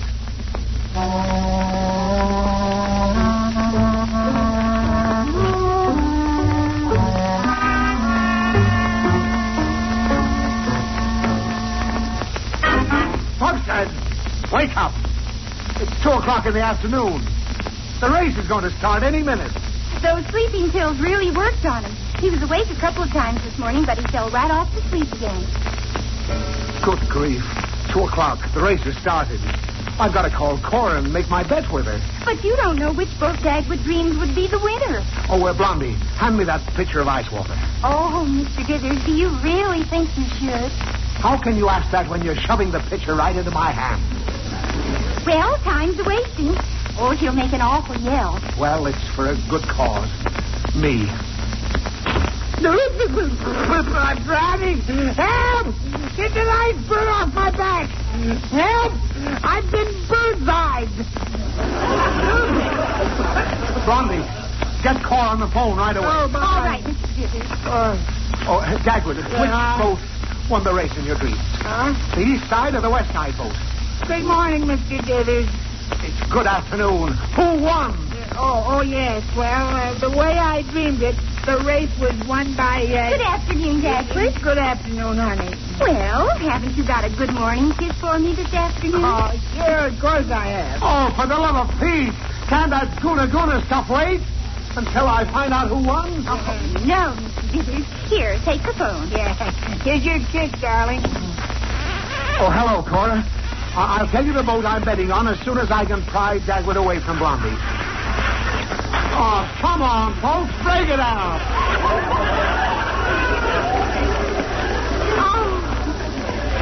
Oh, excuse us, Mr. Dithers. Excuse us. Now, who won, Dagwood? I've got Cora hanging on the other end of this phone. Yeah. Oh, let me think for a minute. You know, they're going to signal the winner today with 1 shot from a cannon as the east side wins and 2 for the west side. We'll be able to tell right away. Now, hurry up. Yeah, wait a minute. Now I remember. Yeah, I remember who won. Okay, Cora. Yes. And remember that if my boat comes in, we go to the seashore for our vacation. What is it, Dagwood? The Navy boat won. The Navy boat, Cora. Yeah. Call you later. Well, I guess that's that. And I've got nothing to... The Navy boat? Yeah. What did I say? There's only an east side boat and a west side boat. Oh, wait, Mr. Dithers. Bugshead, what have you done to me? I think I'll go back to sleep again. I know you are. I'm going to struggle you to sleep. Oh, wait, Mr. Dithers. There was something in the paper this morning about there being a possibility of a Navy boat being entered. Some of the boys who are sailors got together and were going to rent a boat to row in the race. Yeah, that's the way it was in my dream. Huh? 1 shot. The east side boat won. No, the west side. No, the sailors won. I know they won. Yahoo! I'm going to the seashore at last. Oh, this is wonderful. Yeah. So long, folks. Yahoo! Oh, my goodness. Mr. Dithers certainly is pleased about winning the bet from Cora. Yeah, I just didn't have the heart to tell Mr. Dithers about the rest of my dream, Blondie. Oh? What was that? Yeah, well, I dreamt that no matter whether Mr. Dithers won or not, Mrs. Dithers is still going to make him go to the mountains.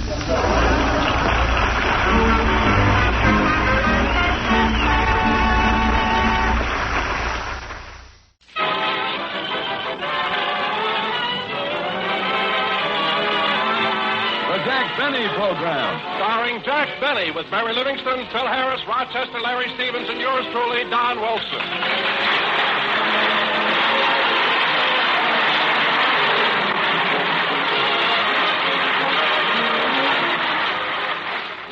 Now, let's see. What do you think of Texas Sandman, Rochester?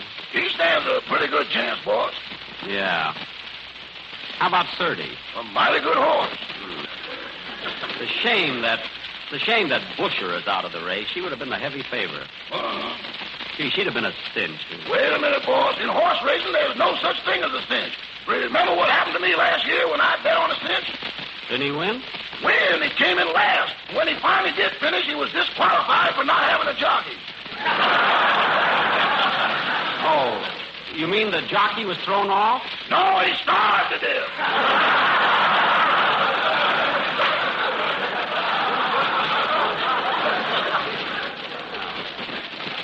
Well, let's look at the racing form again. I don't know. I still like that long shot, Ligero Honey. Oh, no, boss. You take Texas Sandman. He's by Shipton Sands the second out of Swamp Queen. Oh, you mean his mother and father? I still like Ligero Honey. But, boss, take a horse like 30. He's by Mio de Arezzo out of Risky Miss. Oh. What about Ligero Honey? He's an orphan. Well, so is Barbara Stanwyck, and she's doing all right.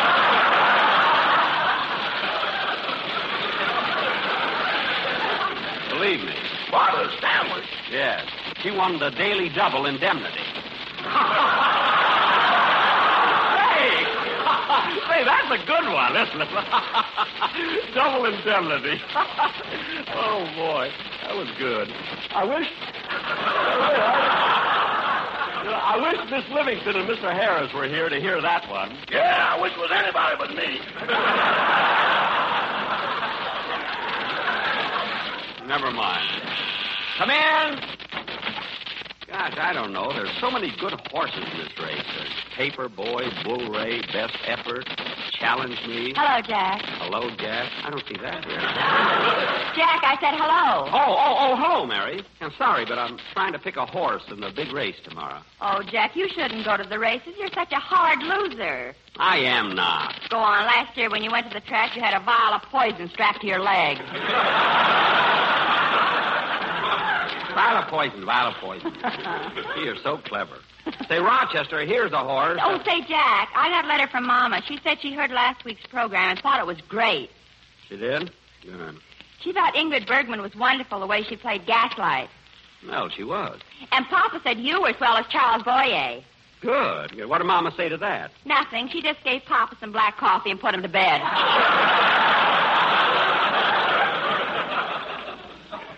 Well, your mother wouldn't even like me if I was good. Now, here's a horse called Shuffle that... You know, Mary, I never saw anyone like your mother. She hates me, and I do everything in the world for her. I remember her on Christmas, her birthday, Mother's Day. What about that ocean trip I offered her to go to Europe? A fine offer. You told her to join the WAC. Well, if she couldn't pass her physical, it's not my fault.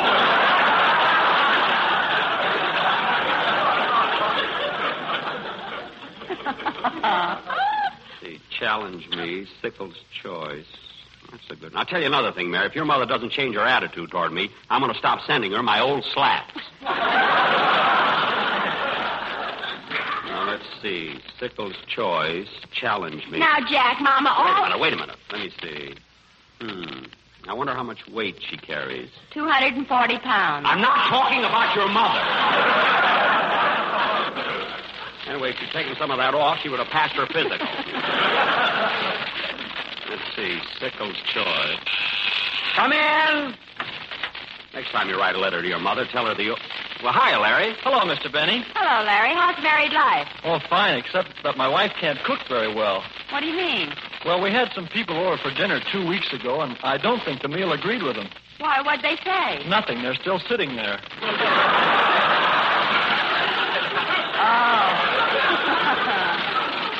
See, Sickles' choice. Mr. Benny, are we going to rehearse for the program? As soon as the rest of them get here. Then I'll go in by the piano and rehearse my song, Navajo Trail. Okay. Sickles' choice, challenge me. Corbett's writing Georgie Drum. Peterson's on Texas.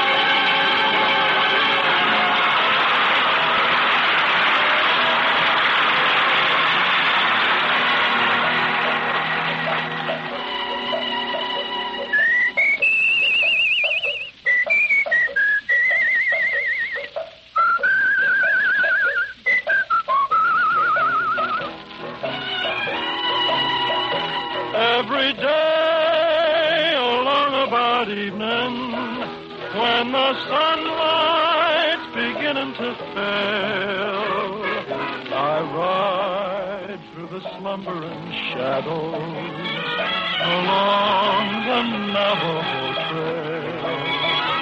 When it's night and crickets are calling and coyotes are making a wail, I dream by a smoldering fire along the Navajo Trail. I love to lie and listen to the music when the wind is strumming a sagebrush guitar. When over yonder hill the moon is climbing, you'll always find me wishing on a star. Well, what do you know? It's morning already. There's the dawning, so silver and pale.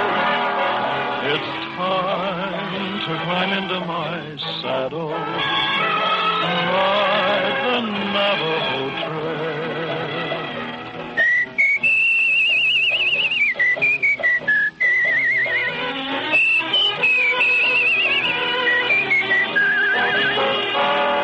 It's time to climb into my saddle and ride the Navajo Trail.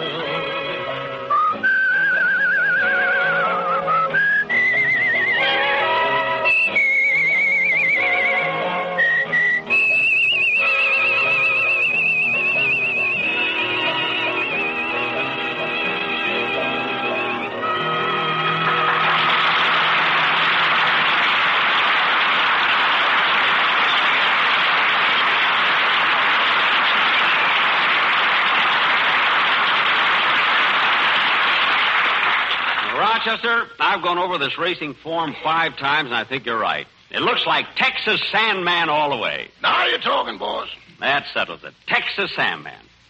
I'm going out there tomorrow and put $2 right on his nose. That's what I'm going to do. You can give me your $1 now, Rochester.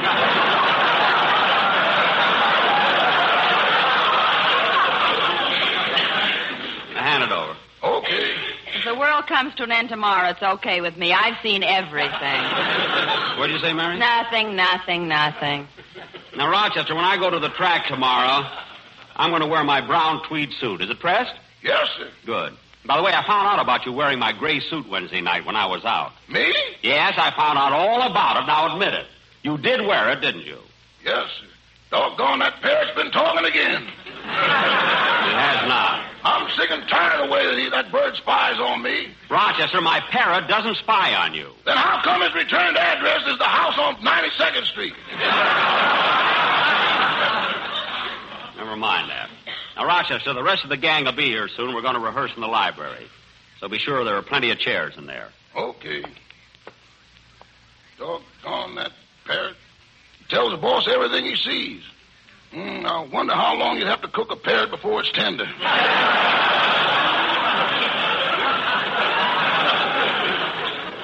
Doggone, I'd like to hit him over the head with his own drumstick. Well, I'd better go and get the library fixed up. It's kind of dusty in here. Guess I'd better...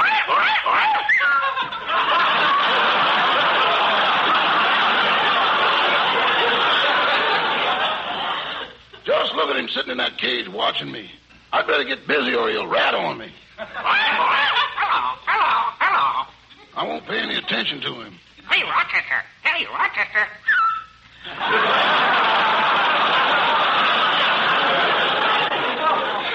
I better move these chairs over here. Hey, Rochester. Child, quiet, blab 'em out. One of these days... Rochester! Yes, boss? Answer the door! Answer the door. You better be quiet, Polly. Don't you tell me what to do. You know I've been around here longer than you have, and if you keep that up, I'm going to... Shut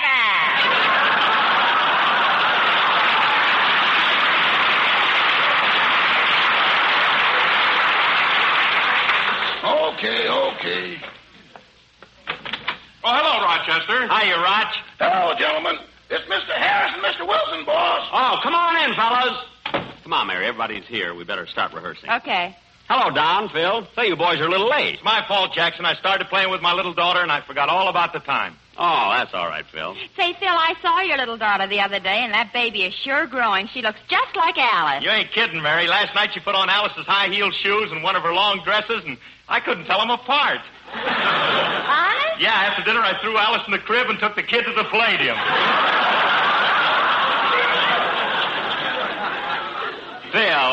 Phil, you know that didn't happen. Well, it was the kid or the nurse. Somebody went with me. Now, let's forget it and start the rehearsal. Jack, I wish that last week you'd have let me be Charles Boyer in that sketch with Ingrid Bergman. Oh, fine. Fate Boyer. No, I'm serious, Jack. Listen. Don. Let me take you in my arms and press you close. Don, you're hurting me.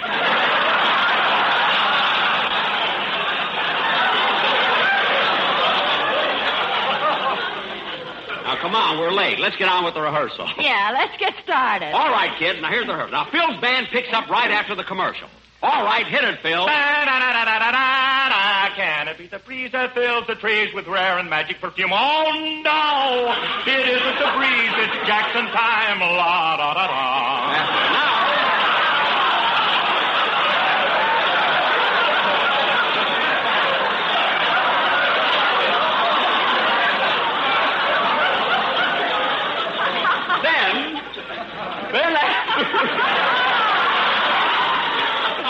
Then, after Don's introduction, I say, thank you. Hello again, this is Jack Benny talking. And say, Mary, did you have a good time at the races yesterday?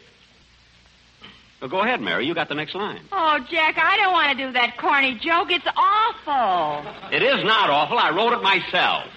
Well, just listen to the way it sounds. You say, did you have a good time at the races, Mary? And then I have to say, well, yes, except the horse I bet on was so slow the jockey had to get off and bush her.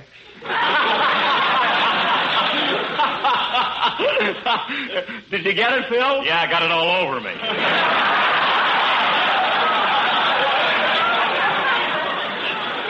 Well, I like the gag, and it stays in. Well, then everything that Fred Allen says about you is right. Now, let's not talk any more about Boston's half-baked bean. We got to get on with this. Oh, there's a poem. We can never finish a rehearsal. Hello? Hello, is my daddy there? Your dad? Oh, is this Phil Harris's little girl? Yes, and I want to talk to Hotshot.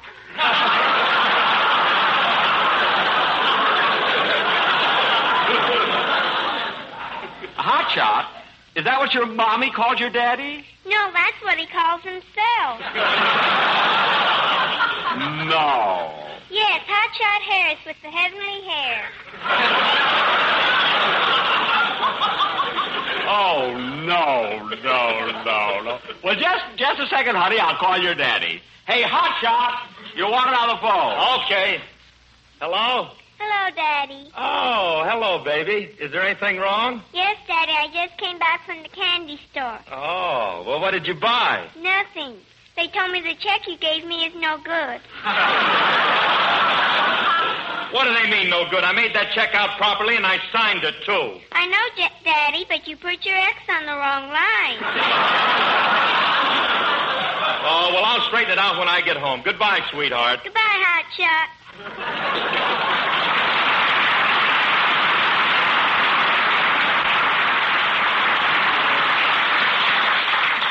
Nothing wrong, is there, Phil? No, let's get on with the rehearsal. Oh, we are oceans apart. You're never off of my heart. I simply close my eyes and burn you are.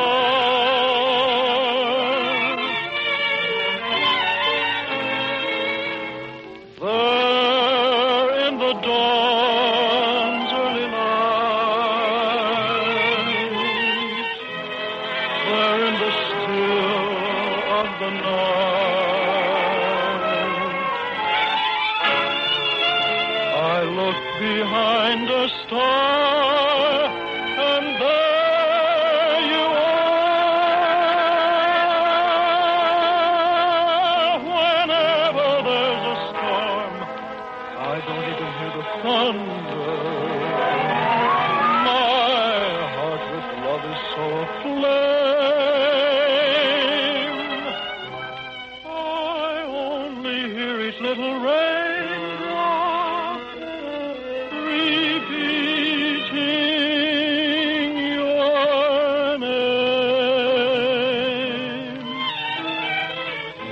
And when the long day is through,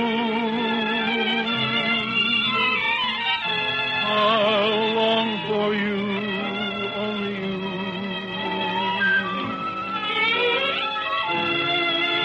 Then I pretend you're there, and there you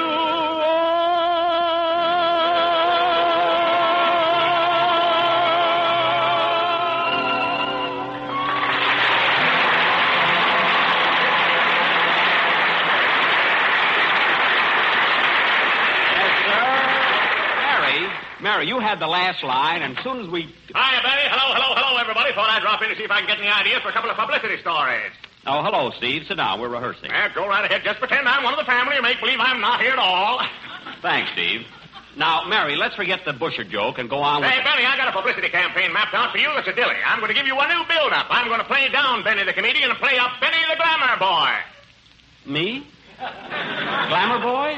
Certainly. Your name should be in the gossip columns every day, tied up with a lot of dames. You know, the romantic angle. But, Steve, I'm almost 37.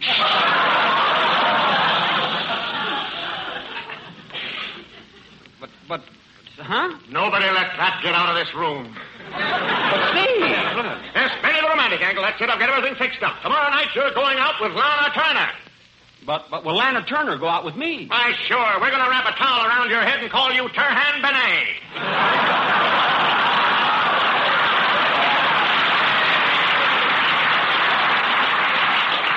Now, wait a minute. When I get through with this campaign, Benny will be as famous as hot dogs or apple pie. Jack Benny will be the delight of the Bobby Sox Brigade. Jack Benny will be the... Polly, sit down. Just pretend I'm one of the family and make believe I'm not here at all.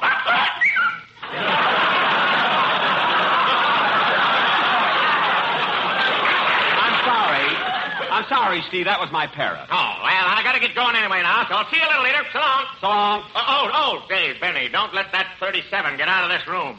From now on, you're 25.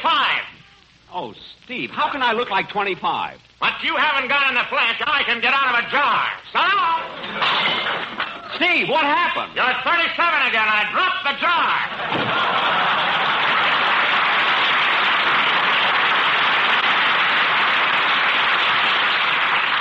Well, I'm glad he's gone. Now, come on, kids. Let's finish the rehearsal.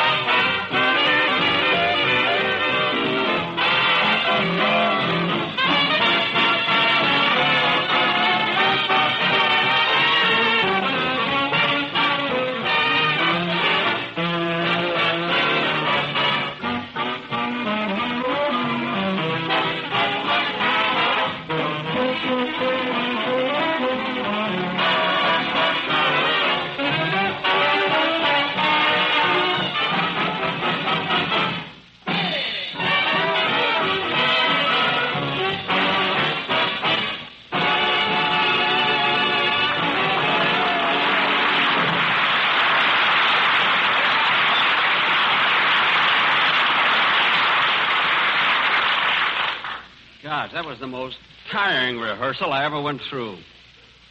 So many interruptions. I hope I get a good night's sleep. Gee, this bed feels good. Well, I might as well take my shoes off.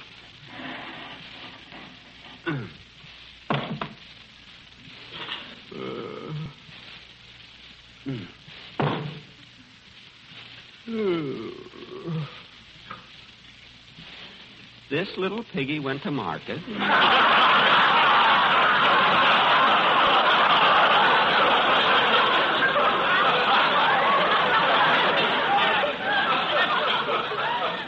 This little pig... Oh, I guess I'm too old for that. I was 25 for a few minutes there. Say, I wonder if... Where's the mirror? Say, I don't look so bad with this towel around my head. I'm the chic of 𝒆𝒍'𝒔. Lana's love belongs to me. I better turn out the light and get to bed.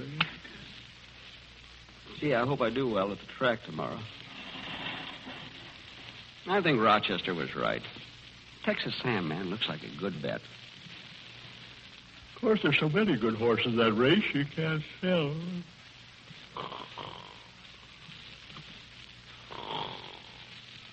Are you with it? That's a good show bet.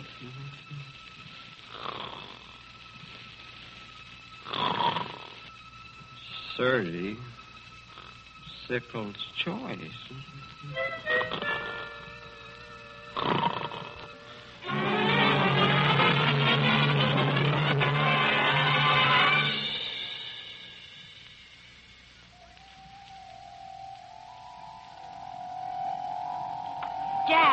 Jack, have you placed your bet yet? Yes, Mary. I bet $85,000 on Challenge Me. And just to insure it, I bet $2 on Texas Sandman to show. I got a hunch Challenge Me is the horse. Who you betting on, Mary? I put $50,000 on Rinso White. Better be careful, Mary. A whole week's salary. Oh, Jack,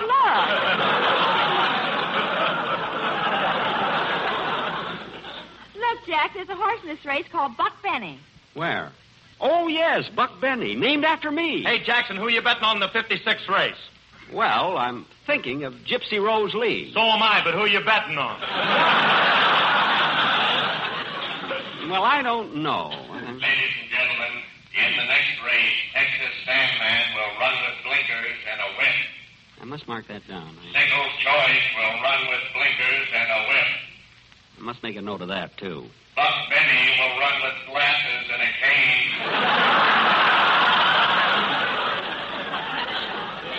Mary, how do you spell cane? WLXTYGR. Isn't there an E in it or something?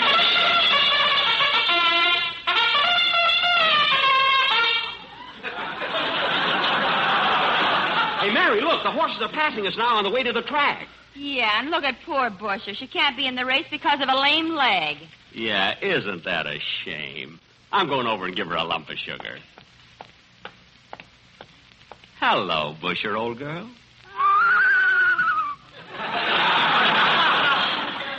You hurt your little footsie, didn't you, girlie? I'm so sorry you're not in the race. How do you feel, Busher? Lousy. Say, Busher, I put $85,000 on Challenge Me. What do you think of his chances? With me out, they've all got a chance. I guess so. Well, goodbye, Busher. I'll see you at Claudette's on New Year's. Yeah. Sorry she hurt her foot there. The horses are all at the starting gate. Steady. Steady now. And they're off. Boy, look at them go.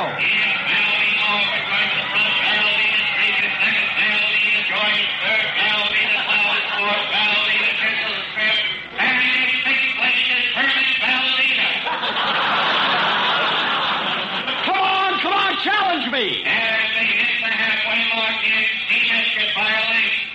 El Lobo is second and Greensburg's on third.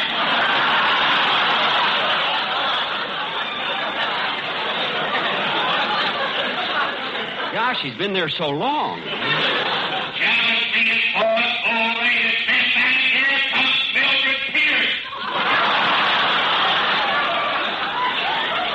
Mildred Pierce? Unheard by shaking hands with the devil. You're not kidding. They're all in a bunch as they're turning for home. So while they're all gathered together, I want to say a few words. Horses, do you ever suffer from a frail tail? Do you develop grit on your bit? Do you get floats from your rope? You do? Then why not try sympathy? Gee, I didn't know that was good for horses, too. There, coming down the home stretch is Gaslight, leading by 2 lengths. Mary's mother is second. Gee, Mary didn't tell me she was running today. Autocrat is third. Hot Dog is fourth, and Musket is coming through on the outside. Gee! And Jealousy is coming up from behind. Come on! Come on, challenge me! Come on! Come on! Boss, wake up! Come on, challenge me! Get in there! Get in there! Boss, you're dreaming. Wake up! Wake up! Come on, challenge me! Huh? What? You've been dreaming, boss. I've been... Oh, yes. Gosh, what a dream that was. Oh, Rochester! Rochester, quick! What? Give me a sleeping pill. I gotta find out who won.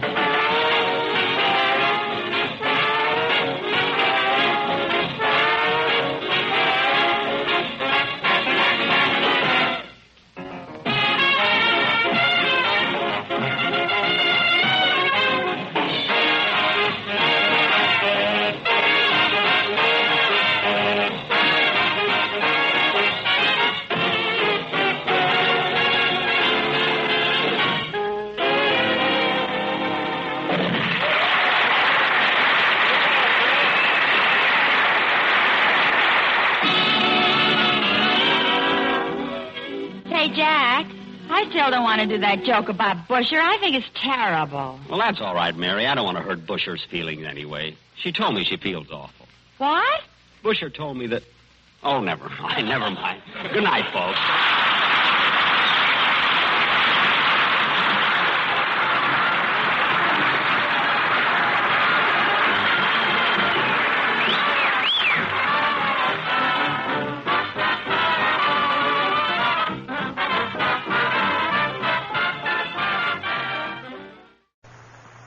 Tonight is the 4th anniversary of Lights Out.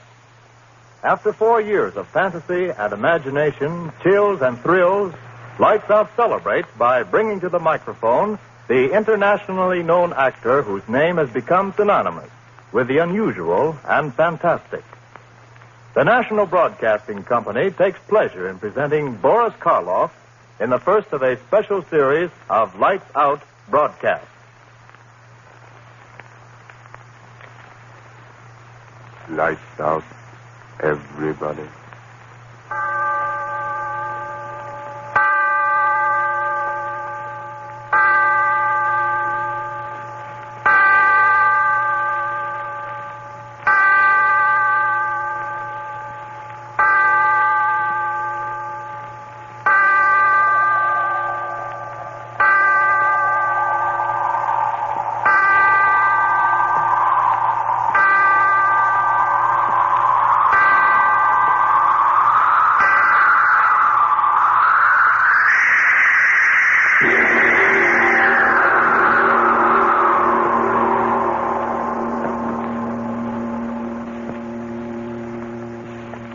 Tonight, Lights Out presents another psychological drama, a play in which the principal part is taken not by the character himself, but his thoughts.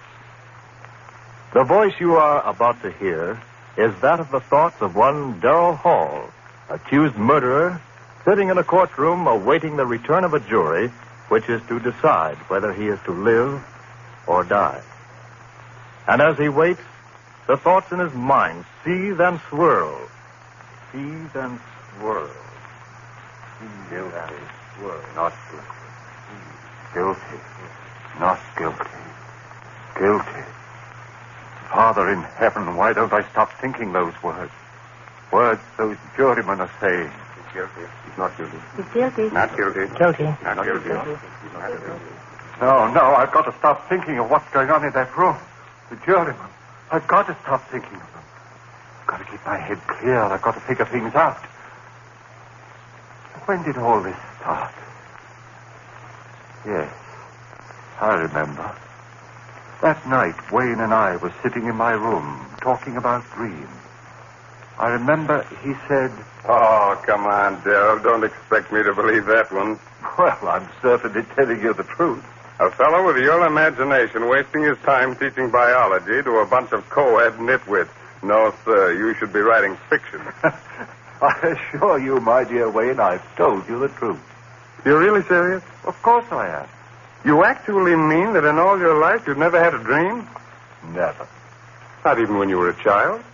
To my knowledge, I've never had a dream in all my life. Well, how do you like that? I like it very well. I close my eyes, oblivion, and then I wake up. No nightmare hangovers for me, Peg. Now, wait a minute, Darrell. Let me get this straight.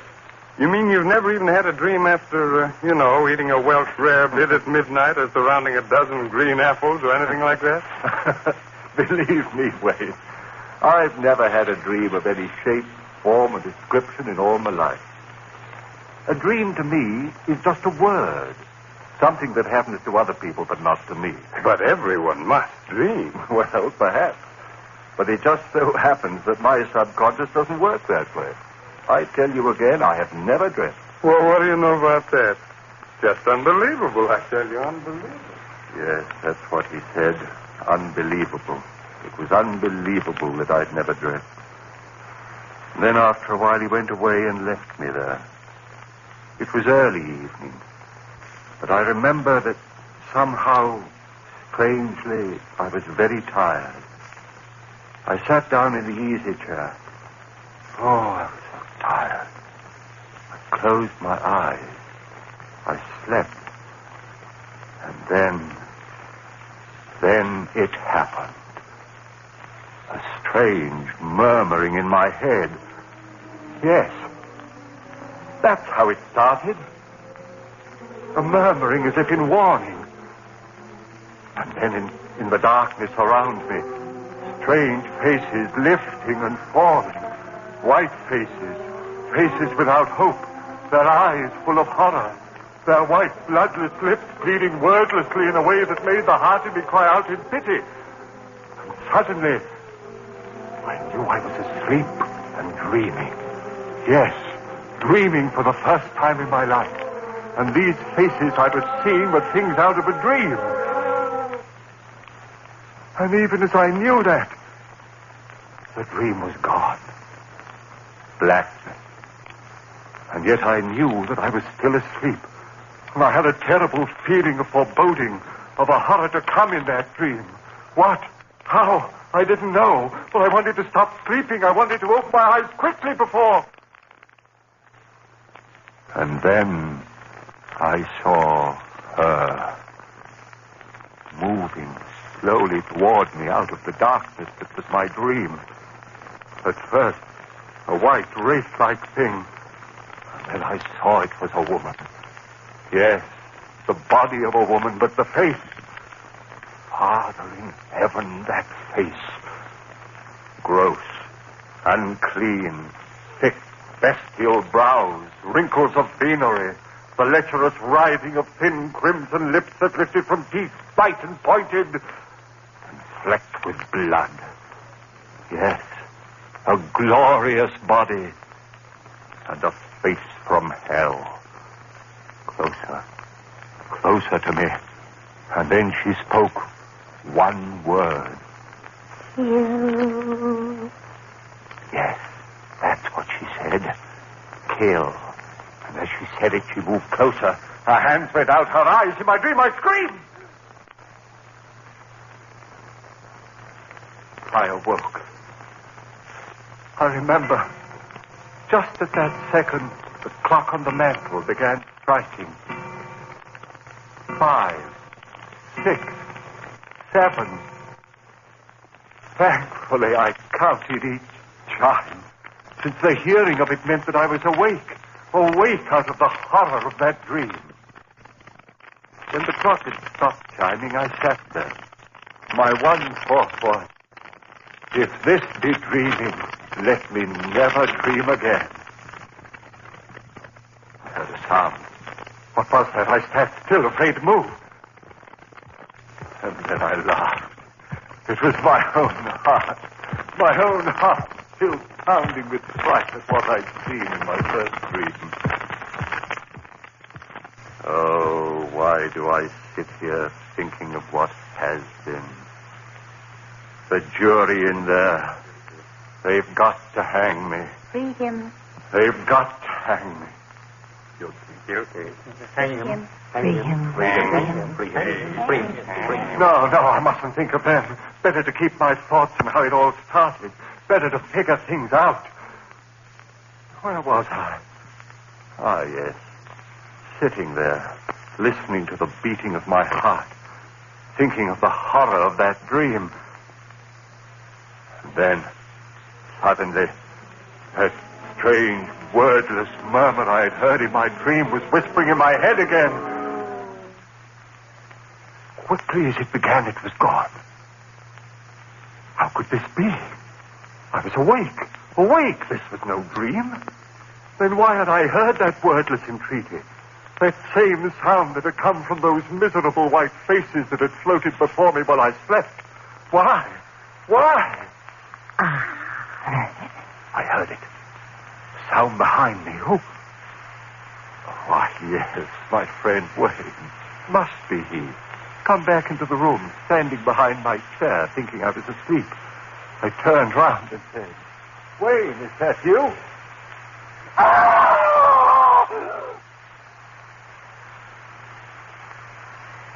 Yes, I screamed. I screamed so loudly there was blood in my throat. For it was she again. That woman out of my dream. But this wasn't a dream. She was standing there, I tell you. She was standing there close to me, looking at me. And those lips out of hell said that one word. I jumped to my feet. No one in the room. No one, I tell you.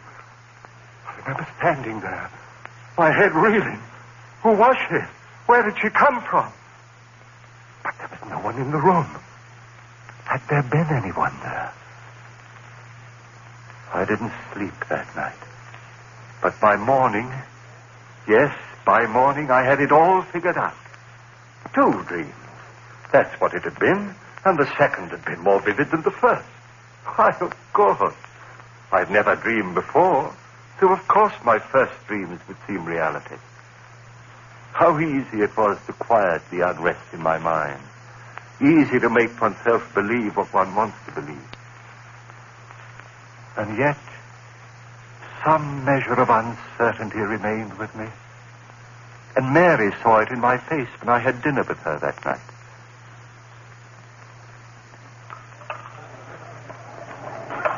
Darryl, do you mind if I ask you something? What a question. Of course not.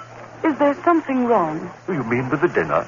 Well, you know this is my favorite restaurant. With you, dear. Has something gone wrong at the university? Why do you ask that? The worry in your eyes. Oh. What is it, dear? Oh, it's nothing. It's nothing important. You changed your mind about loving me? Mary. Then tell me what it is, please. All right. It's really nothing to concern yourself over. Just a dream. Dream? Darryl, you dreamed. Yes, last night. How marvelous. Now you're normal even when you sleep. That's right, isn't it? I'm back to normal, see if I'm not. And here I thought from the expression on your face that it was something really important. Funny, isn't it? And I suppose in your first dream you dreamt of a glorious, seductive woman. No, Mary. Ah, did you have a nightmare? If you don't mind, let's not talk about it anymore. Shall we have our dessert now? Now, I suggest the hot green apple pie with cheese. Darryl, was it as bad as all that? Horrible. Oh, that's cruel. Your very first dream, an unhappy one. Oh, well, I'm sure that if you dream again, you've more interesting times ahead. Oh, Darryl, look at the time. 7:01, and we promised the Armstrongs we'd pick them up at 7:15. Darryl, what is it? Your face. Do you hear it? Hear what? You do hear it, don't you? The voices. Voices? Darryl, what are you talking about? Why, the people in this restaurant are most well behaved. Gone. Just the way it was before. Darryl, please, if this is a joke, please tell it to me. Darryl, what is it? What are you staring at? What's behind my chair? What's there, Darryl? Tell me what you see. Darryl, the table. Why did you throw over the table? Darryl, what is it? What is it? Why did you scream like that? What's the matter with you,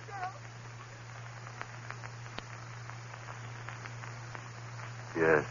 She wanted to know why I had done it. Screamed, thrown over the table. They all wanted to know. But how could I tell them? Tell them of her, standing behind Mary's chair, that thing of degradation, and those lips saying, kill. I went home. Mary thought I was overworked. No, darling, you've been working so hard. Go home and rest, dear. That's all you need, rest. Rest. What good was rest? I had to reason things out. All my life I'd lived with reason, and now this horror. I had to know all about it. Now I was certain it was no dream. What I had seen there in the restaurant had been no thing of sleep. Hallucination. Yes, that was it. I had been working hard. Too much work was the answer, and rest would cure that. Yes, indeed. And so I rested through the next day. It was quite dark when I awoke. The phone rang. It was Mary calling to find out how I felt. Are you sure you're all right, Darryl? Why, yes, Mary, yes, I'm fine, thank you. You sound all right. Your advice was good, dear. Apparently rest was just what I needed. Then go along back to bed. I'll talk to you tomorrow. All right, dearest. Thanks for calling. Goodbye, Darryl. Sleep well tonight. I hung up the receiver. And then the clock on the mantel behind me began striking. Always at 7. Always at 7. Always at 7. Yes, that was true. Each time it had been 7 when it had happened. And then, with the last chime of the clock, I realized it was 7 again. 7. Would I see her again? I stood there, back against the wall, waiting. So quiet, I could hear the clock ticking away the seconds. Would it happen again, this hallucination of mine? I waited. I heard no pitiful murmur of voices. Just quiet. So dark in the room, I could see the shadowy emptiness of a chair near the other wall. And then the chair was no longer empty. There was someone in it. I said, "Who's there? Answer me, who's there?" No answer. A strange darkness in the room. Deeper and deeper, I could see nothing, and then, through swirling pools of flame, then right, closer and closer. I stood there, I couldn't move. A rumbling began in my brain. Fear, I tell you, fear tearing up my brain, louder and louder, while those red circles of light came closer and closer. Father in heaven, what was it? What?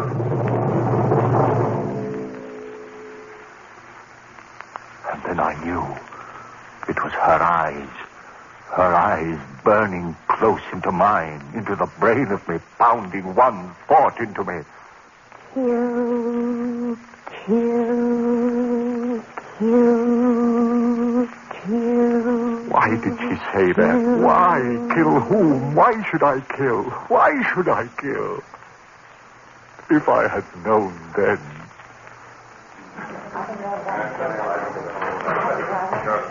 The jury. They're coming back. The verdict. What? No, not yet.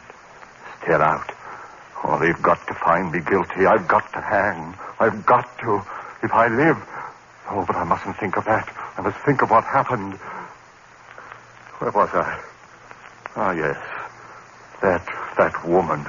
Her eyes pounding that word into me, and then gone again.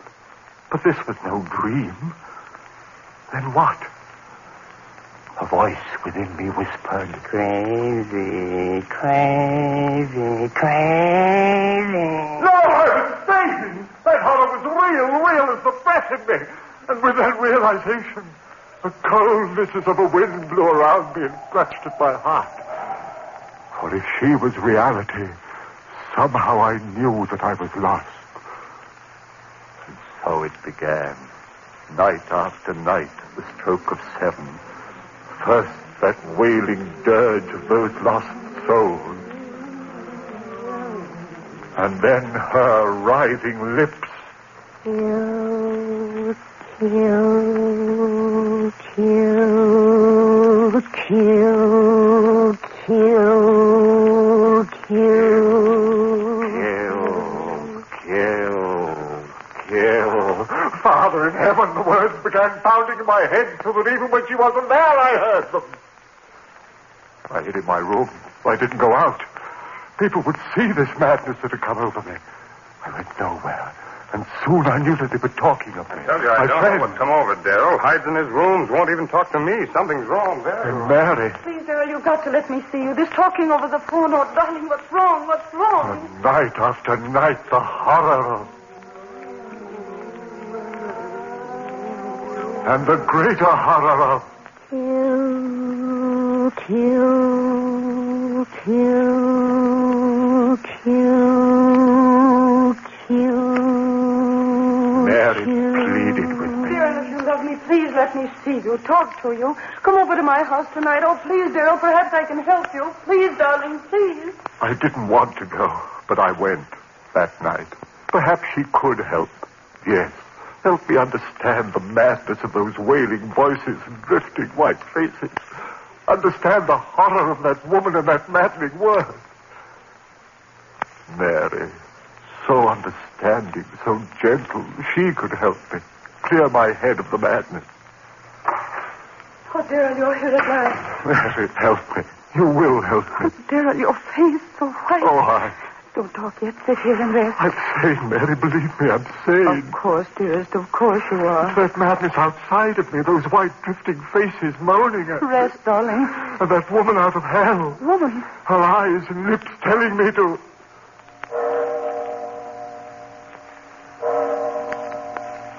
The time. The time. What time is it? It's 7. Darrell, what is it? I've lost track. I've got to get out of here. Darrell, don't. Wait. Don't go.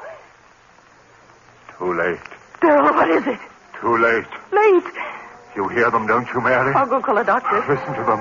Their voices are so loud tonight. Listen, Mary. Darrell, don't. There's no one here. You hear them? You must hear them. What are they saying? Louder and louder, trying to tell me something. What are you saying, you out there? What are you telling me? Darrell, stop! They're gone. Faces, voices, gone. Now she'll be here. Oh, Darrell, please, you're frightening me. You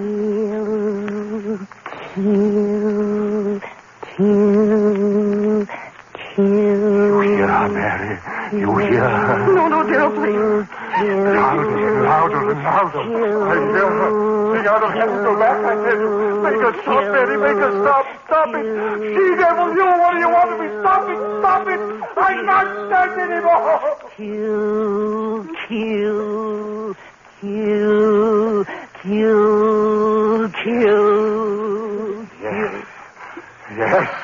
Yes. Go away. Go away. I'll kill. Darrell, don't. Oh, my neck. Choking me. Darrell, no. Kill.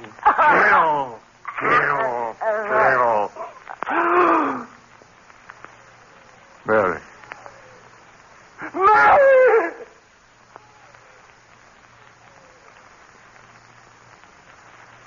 Yes. I had killed her. My sweet, gentle little Mary. Killed her with my own hand. I opened my hand. She fell to the floor.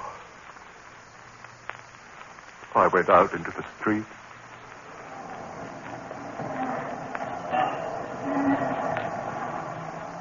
People all round me, hurrying. I was in no hurry. What that woman had wanted, I had done.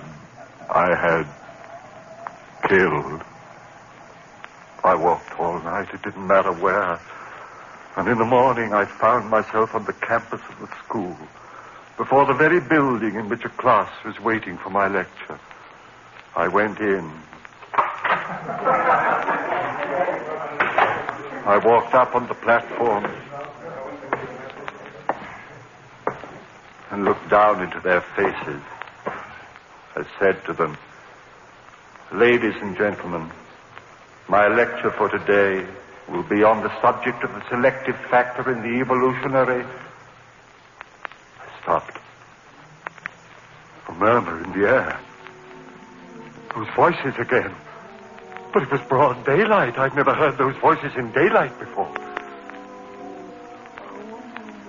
What did they want of me? What were they saying? There was a strangeness in their pitiful voices. Yes, like a dirge of tears and sorrow for someone. For me, yes, for me. And then, her voice, laughing, triumphant. Then I understood. For the first time, I understood everything. She had triumphed over me. That was why those lost souls were wailing a dirge over me. I was hers forever. I turned and ran out of there like a madman. Ran, and as I ran, those voices of the damned were talking to me. As we are doomed. No. Who murdered our doomed. We listen to her and now you are one of us. Those who murdered. No peace through all eternity. Rest for those who murdered. Through all eternity. I covered with my ears and my hands I ran. No use. I heard them. Only one hope for you, man. One hope. Expiate your crime. On the gallows. Pay for what you have done. On the gallows, and you shall have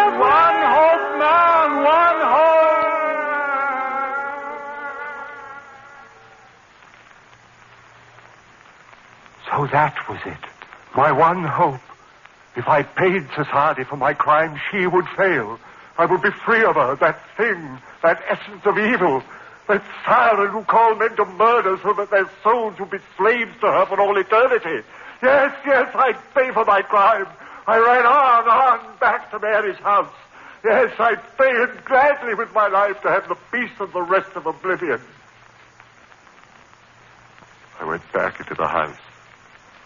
Yes, Mary was lying there, cold. I lifted her. Those same hands that had crushed the life out of her lifted her and carried her out into the sun. My eyes were so filled with tears that I could hardly see where I walked. People began milling about me. He's got a woman in his arms. Well, where's he carrying her? She must have fainted. No, look, she's dead. What? Who killed her? Huh? Hey, mister, who killed her? I did. Who killed her? I killed her. With my own hands, I killed her. And please, I want to die for her. Hey, Will, hey, somebody in the pump.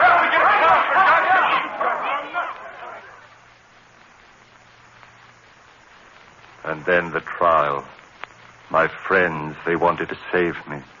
Clever eternities, sanity commissions, and twists of the law. But I wanted to die. I tell you, I had to die. If they set me free, if I lived and died as most men die, the death they call a natural one, then she would have me. No. I want to hang by the neck until dead. I want that noose around my neck.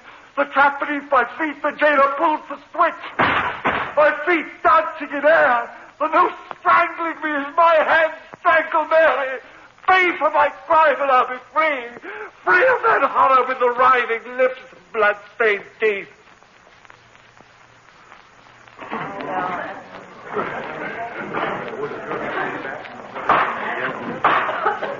All in the court. All in the court. The jury. They're coming in. Guilty. They've got to find me. Gentlemen of the jury, have you reached a verdict? We have, Your Honor. The clerk of the court will read the verdict, please. May the jury find the defendant guilty of murder in the first degree. Guilty. You hear that, you thing out of hell? Guilty! Hang me for the neck till I'm dead. I'll be free of you. I'll have peace. You failed, you beast, you. I'll see to my crime. You'll never get...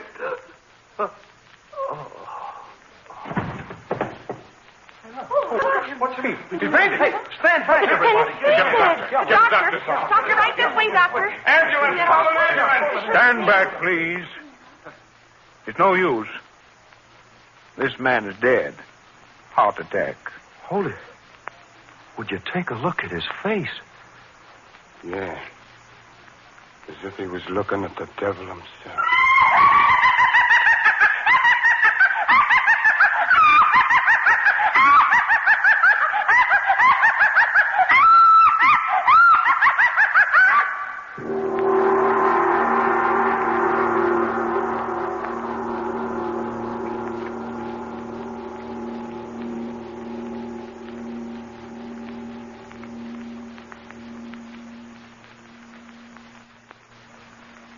Ladies and gentlemen, you have just heard the first play in a special series commemorating the 4th anniversary of Lights Out and starring Boris Karloff.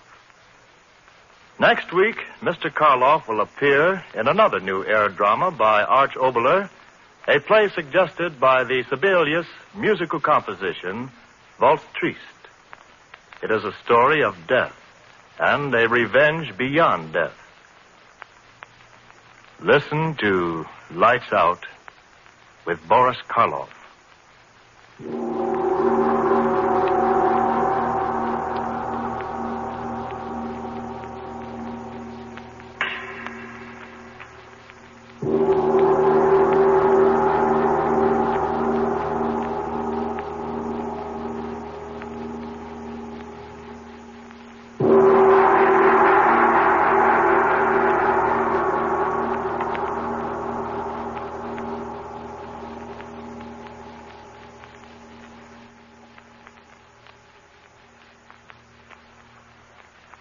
Lights Out, written especially for radio by Archie 𝒆𝒍'�, comes to you each Wednesday evening from our Chicago studios. This is the National Broadcasting Company.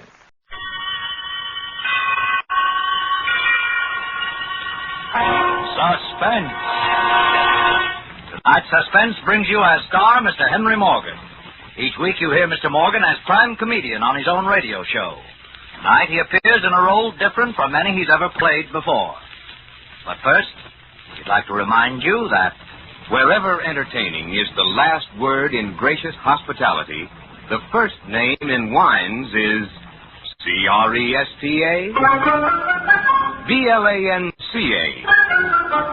Cresta Blanca.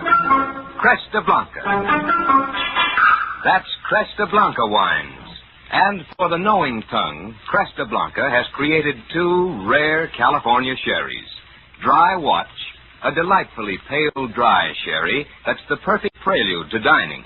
And Triple Cream, the magnificently mellow sherry that won the gold medal at the California State Fair.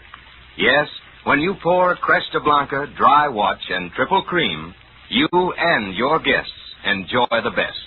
Shenley's Cresta Blanca Wine Company, Livermore, California. And now, Shenley brings you radio's outstanding theater of thrills, Suspense. Presented by Roma Wines, that's R-O-M-A, Roma Wines of Fresno, California. And starring Henry Morgan in Dream Song, a suspense play produced, edited, and directed for Shenley by William Spear.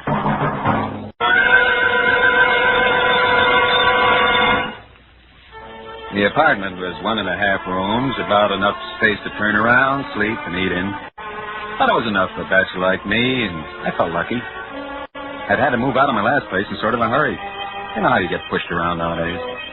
And I had no real right expecting anything even halfway decent to turn up for me so soon. I went about installing myself, which merely means bringing in my old studio couch, an old chair, about 3 trillion books, a couple of Matisse prints, and my typewriter. And I was all set in a day or two and ready to get down to real work on the book. One evening, I came in after a good dinner and sat down to finish off a sequence.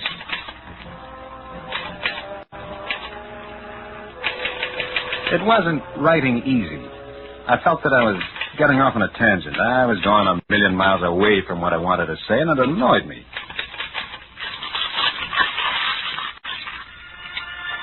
It was then that I heard it for the first time.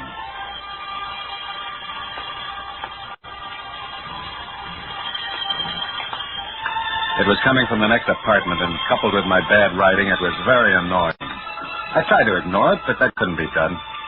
I got out and walked around the room a few times. That didn't help any. So I sat down and tried to write again. But I was tough, and the right words came like water from a closed faucet, and then the music stopped. And it was suddenly very peaceful. I felt my mind settle down. I started once more. There, it's going along pretty well now. I was thinking clearly. The phrases were right. The mood was good. The dialogue. And things started up again. I yanked the paper out of the machine and tossed it into the wastebasket. I was through for the night.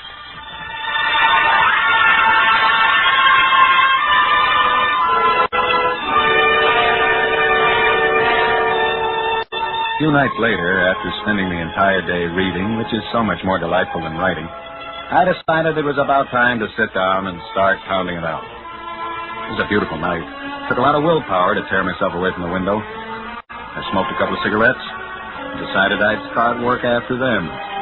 Then smoked a few more and listened to the night noises of the city. After that, I searched my pockets for some more cigarettes, but I didn't have any. So I took a deep breath, reluctantly turned my back on the city, and sat down at my work table. There was a story in the paper that I wanted to keep because it was sort of like the situation I was writing about, and I was cutting it out. Then, almost as though it was timed, that canned music started up. Well, that settled my work for the night again, I thought. That fool in the next apartment, whoever he or she might be, was probably planning to serenade himself for hours on end. And yet, strangely enough, I half hoped that the music would go on. It was a very lovely evening, and I was looking for the slightest excuse to lounge around. I just started thinking of going for a walk when the music stopped. In the stillness that followed, I could hear steps. And then a door opening and closing, and then a long, long silence.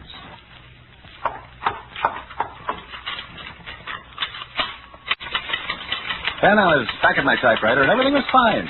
The words were coming right from my brain to my fingers, and as I wrote, I could see the next line, and the next.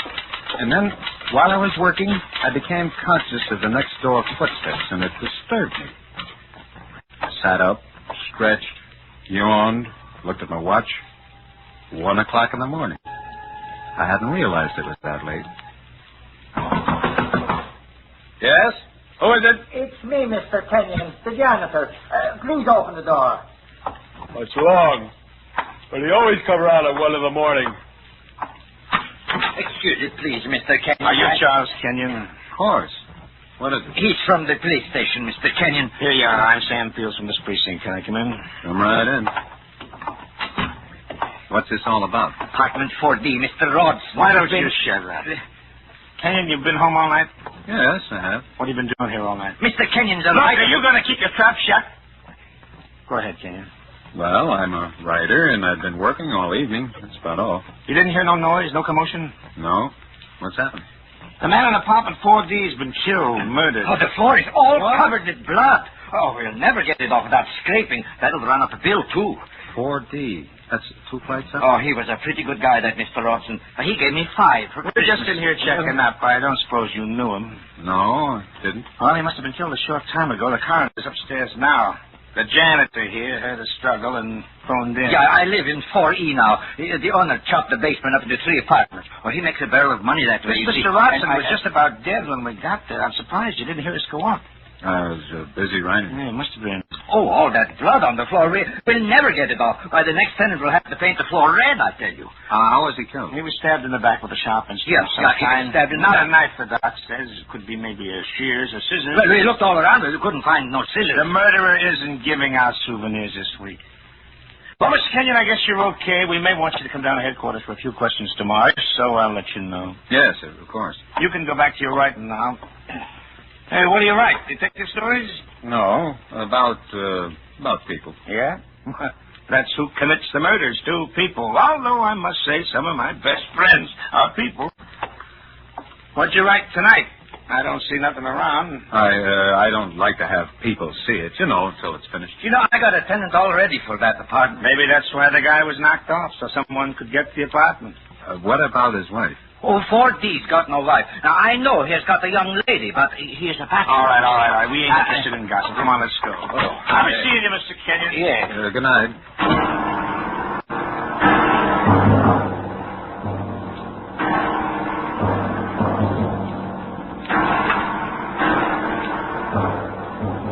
One night, a week after that, I was lying in bed trying to sleep.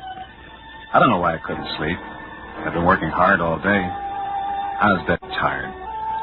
My legs felt heavy, but my brain, instead of feeling dull, was sharp and alert. Quite suddenly, and for no reason, I felt waves of chills run along my spine. I sat up in bed, reached for a cigarette. I looked at my watch. 2:20, and I'd wanted to get up at 7. I snuffed out the butt and leaned back. Somehow, I seemed a bit more relaxed now. I closed my eyes and felt comfortable, tired out. And then there it was again. That music. And I was wide awake again and tense and jumpy as a cat. I don't know why it made me feel that way, but it did. It went on and on. Sometimes it would seem to be fading away, and it would be loud again, and then fade away. I crouched beneath the covers and drew the pillow over my head. That was better. I could still hear it, but it wasn't so bad. And it seemed to get farther and farther and farther away. And I was so tired. Exhausted by now. I heard that sort of thump from somewhere upstairs. But it didn't matter now. All I cared about was sleep. Sleep, Just sleep.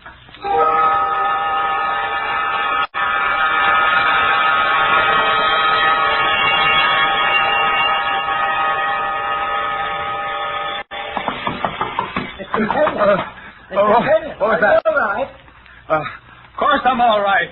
Just a minute, I'm still in bed. Can a man sleep around here without I didn't know you were sleeping. You always sleep this late, Kenyon? Oh, Inspector, I didn't recognize you. I guess I'm still a little bleary-eyed. Come on in. I asked if you always sleep this late. 12? Guess it is late. No, I don't usually, but I couldn't get to sleep last night. Last night, Shut up. Kenyon, do you know the guy who lives upstairs? That was Mr. Blackwell, the lawyer. I'm sorry, I don't. I don't know anyone around here. I do my work, that's all I know. Look, you asked me these questions the last time you were here. Yeah, I know, and I'm asking him again. Mr. Blackwell, he's been killed. Killed? Upstairs? Yeah, killed the same way. Floor just filled with blood, just like 4D. Well, last night I did hear something. I didn't think it was anything then. It was just a sound, like a table or something falling over from upstairs. There was no table falling. What time do you think you heard it? A little while after I went to bed. A little after 2 a.m. Mr. Blackwell divorced his wife 5 months ago. She was such a nice woman. Coroner said death took place around that time. You didn't hear anything else, did you? What? I said, did you hear anything else? Anything else? Anything else? That music. But I couldn't tell him about that. I couldn't tell it to a detective. Or that terrible feeling I had when I heard it. It would sound silly, crazy. Yes. Did you hear anything else? No, I didn't hear anything else. I went to sleep right after that, and I didn't wake up until you rang the bell just now. Mr. Blackwell gave me a 10 for Christmas, but he never smiled. He was a very sad man. We've been checking up to see if everyone else is all right. Has anyone else? No. Just this guy above you. I guess we got some sort of maniac operating in this area. Well, he tries to get me. He's going to get a big surprise. I got a license to carry a gun. I got a good gun, too. My son brought it to me from Germany. Well, now, don't go shooting the tenants just because they don't pay the rent. Everybody pays the rent here. Oh, did you ever see a guy with no sense of humor? Well, this whole thing doesn't seem particularly funny. Well, don't you worry about it, Mr. Kenyon. You've got the whole police force protecting you, so don't worry about it at all. Well, I'll probably be seeing you. So long. So long. Goodbye, Mr. Kenyon. Oh, Mr. Torsten, will you stay a moment? I'd like you to do something for me. Why, sure. Mr. Torsten, you seem to know a good deal about everyone in the building. I don't snoop around. Oh, I'm the janitor. I just see them when other people don't see them. I know. I didn't mean it that way. I just want to ask you a question or two. This Mr. Blackwell who was killed, he was living alone, wasn't he? Yeah, like I told you, he was married, but his wife moved out. Do you know it's harder to take blood off the floor than it is from the walls? You can paint the walls, but the floor has to be scraped and sanded. What about my neighbor to the left, next door? Oh, 2E? Well, I don't know too much about him. I just seen him once. He never bothers me. His name is Williams. Has he got a phonograph? Oh, yeah. Got lots of records for the phonograph, too. I seen them when they put the telephone in. That was the only time I was ever in his place. I see. Well, thanks a lot, Mr. Torsten. Oh, that's it. Well, say, thank you, Mr. Kenyon. And if there's ever any time you ever want anything, don't be afraid to ask. No, I won't be afraid. No, I won't be afraid.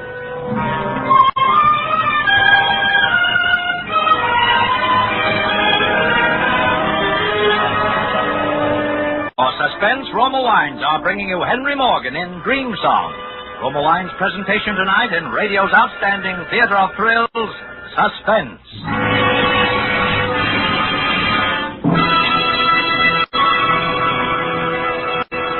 Suspense, radio's outstanding theater of thrills, is presented by Roma Wines. That's R-O-M-A, Roma Wines, from the world's greatest reserves of fine wines.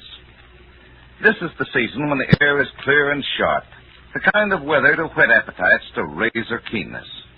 Well, here's an easy, inexpensive way to make the plainest food taste like a chef's masterpiece. For family meals or when guests come to dinner, just serve a delicious Roma California table wine, such as robust Roma Burgundy or delicate pale gold Roma Sauterne. You'll be amazed how much these delicious Roma wines add to your mealtime enjoyment. Now, the simplest, most economical meals take on new glamour and flavor goodness. Remember, there's a better tasting Roma wine for every occasion, for every taste. Yet it costs little to enjoy this taste's luxury. So always serve Roma wines. That's R-O-M-A. Roma wines, America's favorite wines. And now Roma Wines bring back to our Hollywood soundstage Henry Morgan, starring as Charles Kenyon, with Wally Mayer as the inspector and Joseph Kearns as Torsten in Dream Song, a play well calculated to keep you in suspense.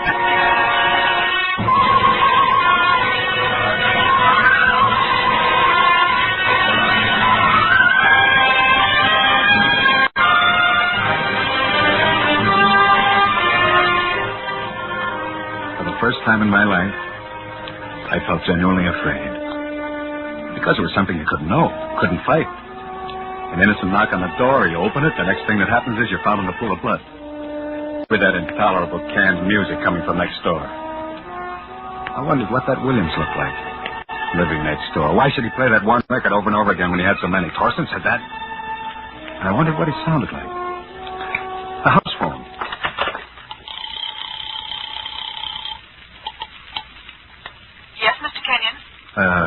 Give me Mr. Williams' apartment, 2E. The music started. That meant he was in. I could find out what it sounds like.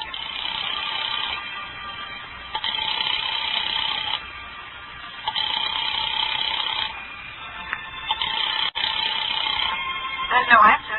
Shall I keep ringing, sir? Why doesn't he answer? He's there. Maybe he knows I'm calling. Maybe he can hear me call. Shall I keep ringing, sir? Well, why does he... Well, no. Never mind, operator, never mind.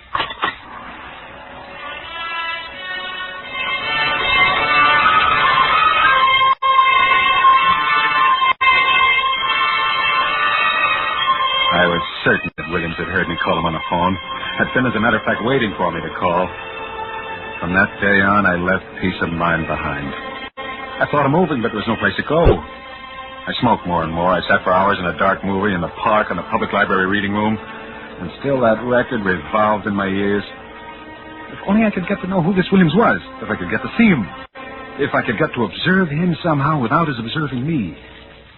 I was in the park when I thought of it. I could see our windows from the park. I hurried home. I searched in the drawer for my one war souvenir, my German-liberated binoculars.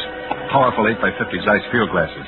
There they were, still dusty. I wiped them with my shirt, went back downstairs to survey the terrain. I hurried over to the park, my heart beating like a trip hammer, and leaned against the body of an old auto, trying to look at ease.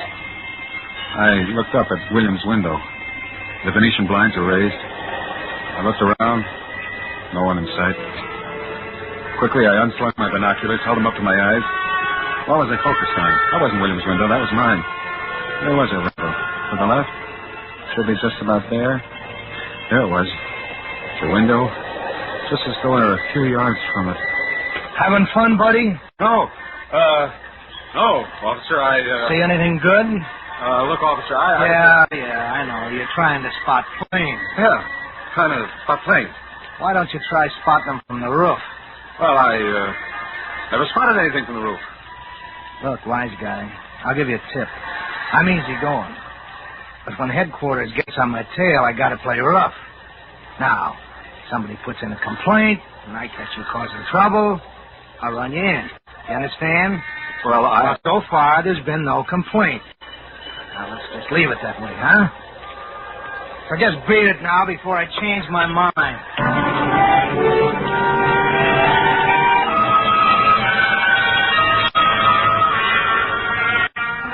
For 2 days after that, the thought of that cop catching me with the binoculars made me tremble.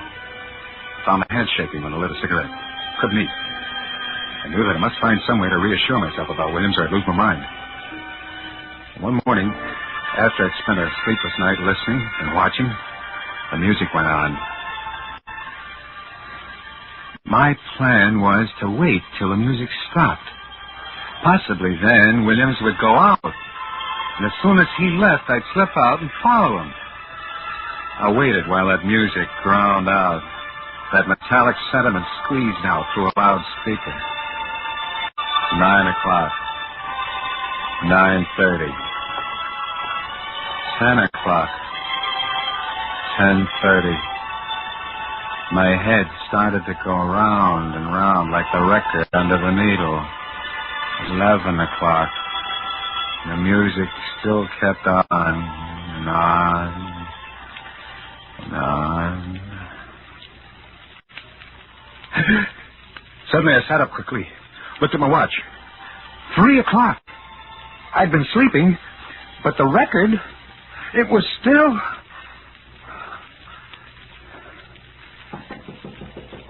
Mr. Williams. Oh, Mr. Williams. Thorsten.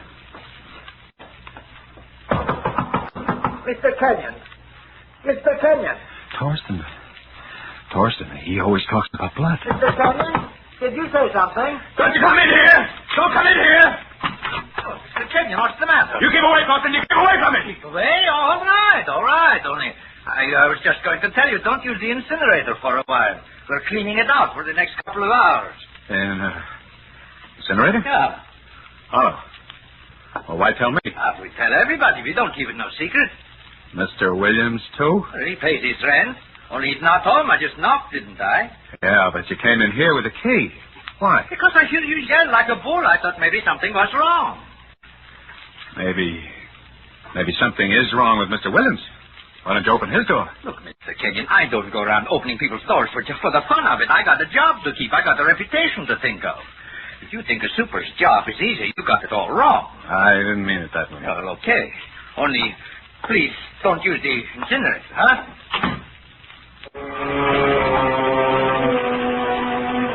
Why did Williams' record stop just before Thorsten knocked? Why didn't he answer Thorsten's call? He wanted privacy. Privacy to play his record. Every day for the next week, that music played at the strangest hours. It became a personal message to me. I was next. Get ready, Kenyon. You're next to have the floor of your apartment scraped, the walls done over. Many times I thought of calling the police. But what good would that do? No one would believe me just because of a record. No one would believe me without some proof. That was it. Proof, something that would stand up in court before a judge, before a jury. Yeah, but before I could get that, he might creep into this room. Slowly, quietly, while I was asleep, while I was in that bed, helpless as a child. Hour after hour, I walked the streets trying to think, to reason my way out. Yesterday, I sat huddled in a chair all day.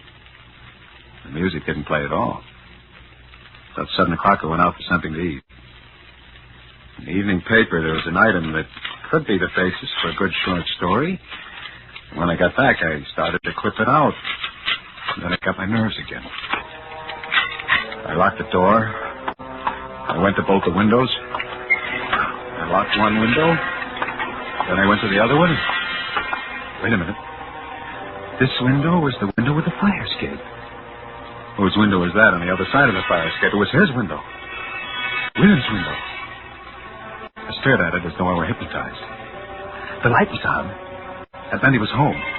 Maybe I could crawl out on the platform, peek in through the window. Maybe I could get a look at him. As I was thinking these thoughts, the music sounded. And I started to sweat. Cold, icy sweat. I started to close the window, but I caught myself, and I pushed it back open. With the palms in my hands wet, I climbed up on the window ledge, and I crawled out on the fire escape. And I made my way along the iron bars as silently as I could. And the window was just in front of me. And I felt my throat go dry. And I leaned my head over to try to look in. I swallowed hard and tried to keep my body concealed. The Venetian blinds were drawn all the way, but they were slanted in such a way that permitted me to see inside. I craned my head forward and looked. It was dark inside, but I could make out the living room and the phonograph, large cabinet machine. There was a couch, and there was a man.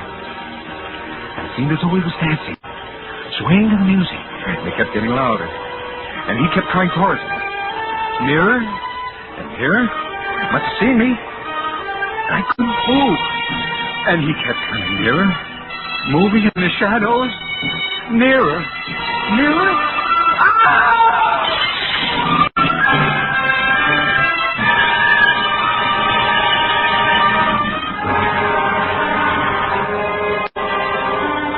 When I came out of it, I was in my own apartment, lying on my own couch. And Inspector Fields was there and a lot of other people. He'll be okay now. Did you get him? Did you get him? Yeah, they got him. They think. They think? Don't they know? It was Williams. I saw him in his room. He was coming at me. He was going to kill me. I was going to be next. He was coming at me there in the dark. Take it easy, kid. Take it easy. That wasn't Williams. That was me. Oh. Listen, Inspector. There's something I haven't told you. Something I heard. The other 2 times. Yeah? I thought it would sound crazy, but I heard music. A song. An old song. An old record. Yeah? What was it? It was I'll See You in My Dreams. Heard it again tonight in Williams' room. He was playing it. Yeah, I guess you heard it tonight, all right. And I heard it the other 2 times, too. The same way. Same song. Maybe you heard it. Maybe you just thought you heard it. How much do you remember? Do you remember coming at me with those scissors? Scissors? Kenyon, we found your other apartment. The one you moved out of a month ago.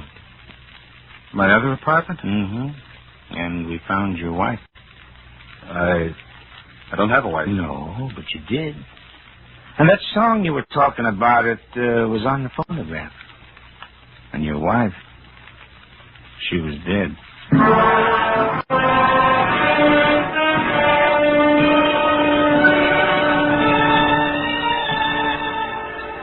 They made me talk to a doctor today. Hallucinations, he said.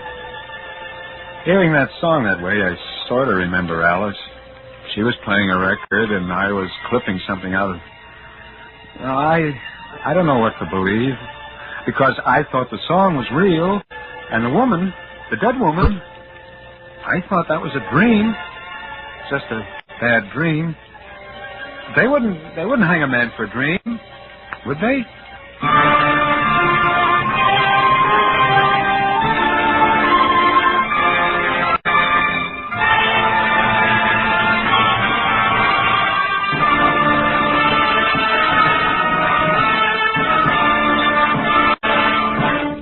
Suspense.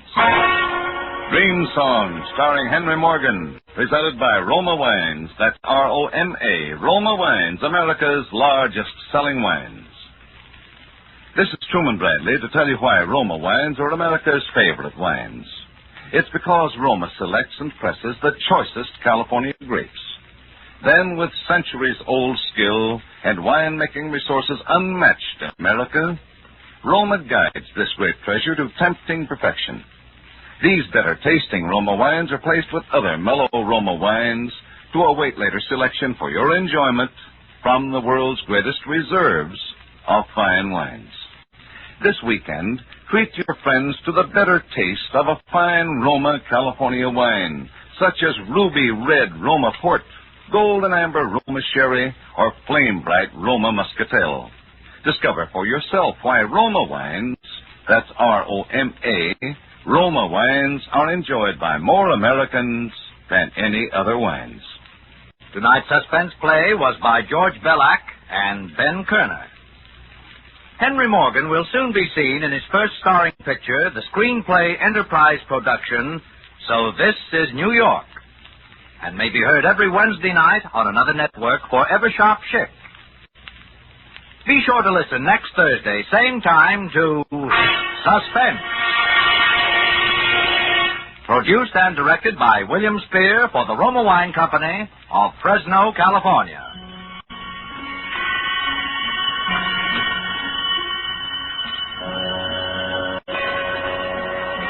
This is CBS, the Columbia Broadcasting System.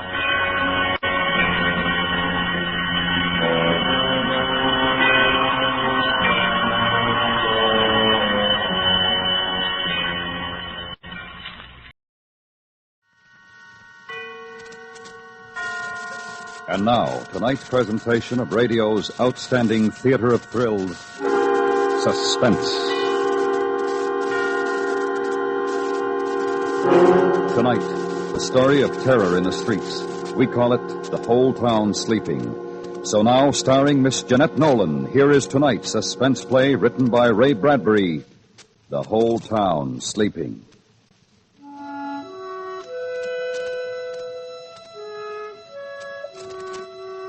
It was a warm summer night in the middle of Illinois country. The little town was deep, far away from everything, kept to itself by a river and a forest and a ravine. In the town, the sidewalks were still scorched. The stores were closing, and the streets were turning dark. Screen doors whined their springs and banged, and there was the sound of Grandma Hanlon's swing hammock across the street. On her solitary porch, Lavinia Nebbs, age 37, very straight and slim, sat with a tinkling lemonade in her white fingers, tapping it to her lips, waiting. Here I am, Lavinia. Lavinia turned. There was Francine at the bottom porch step. She was all in snow white and didn't look 35. I won't be a minute, Francine. I'll just lock the door. All right. Oh, I do like your dress, dear. Why, thank you, dear. You look so well in that color. I'm afraid I could never wear it. It makes me look sallow. No, it doesn't. I'm sure not. Of course, I've always loved you in white. Evening, ladies. Good evening, Mrs. Hanlon. Good evening. Where are you ladies going all dressed up so pretty? To the Majestic Theater, Mrs. Hanlon. Robert Mitchum's playing and Not as a Stranger. Won't catch me out on a night like this. Not with the lonely one strangling women. Lock myself in with my gun. That's what I'm going to do. I wouldn't worry, Mrs. Hanlon. What about Eliza Ramsell? You think she's not worrying? Lock myself in with my gun. That's what you ladies should do. So silly. Silly old woman. Lavinia, you don't believe all that gossip about the lonely one, do you? A lot of silly old women who haven't got anything better to do than talk. Well, just the same, Hattie McDullis was killed a month ago and Roberta Ferry the month before. And now Eliza Ramsell disappearing. Eliza Ramsell walked off with a traveling man, I bet. But the others, strangled. Oh, Francine. They reached the edge of the ravine that cut the town in two. Stood there. Behind them were the lighted houses. Ahead, deepness, moistness, fireflies, and dark. The ravine had to be crossed to reach the movies. Deep and black as it cut into the hills. Then a creaking bridge to cross over the stream. Then 113 steps up the steep and brambled bank to the other side. The ladies stood there, looking down.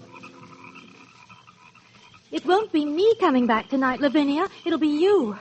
Oh, I'd never walk there alone at night. Never. Bosh. Well, you can say bosh. But it'll be you alone on the path, not me. Oh, Lavinia, I do wish you didn't live on this side. Don't you get lonely living by yourself in that house? Old maids love to live alone. Come on, we'll take the shortcut. I'm afraid. Oh, come on, don't be so silly. I'll hold your hand. Lavinia, cool as mint ice cream, took the other woman's arm and led her down the dark, winding path into cricket warmth and frog sound and mosquito-delicate silence. Oh, let's run, Lavinia, please. No. Why should we?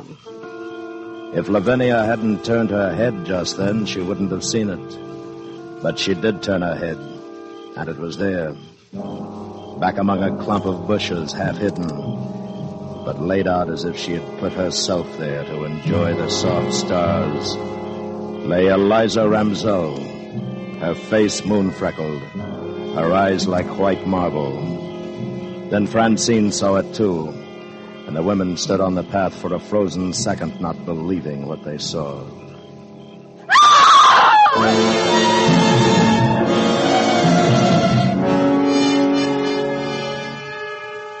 Lavinia held Francine, and the policemen were all around in the ravine grass.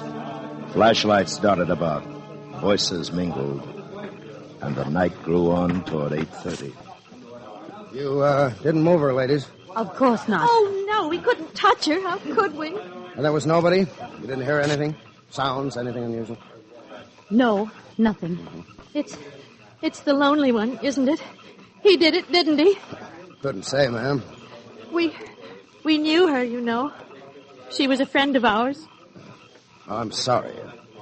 Well, I'll have one of my men walk you across the ravine. That won't be necessary. Thank you very much. We'll be all right. Oh, Lavinia. Come along, dear. And they crossed the ravine, each with her own thoughts, fears. And the creek waters under the bridge whispered, I'm the lonely one. I'm the lonely one. I kill people.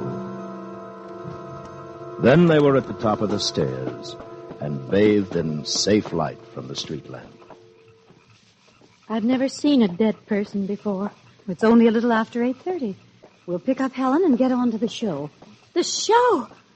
Oh, Lavinia, you don't mean it. Of course I do. We've got to forget this. It's not good to remember. But Eliza's back there. We need to laugh. We've got to pretend that nothing happened. But she was our friend. We can't help her. There's no good brooding about it. I'm going to get it out of my mind, and you should too. Now, if we hurry, we won't miss too much.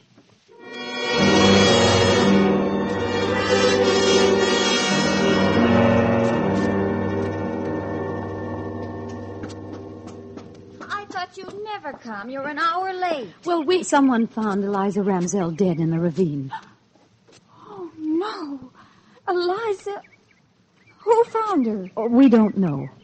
Oh, how awful.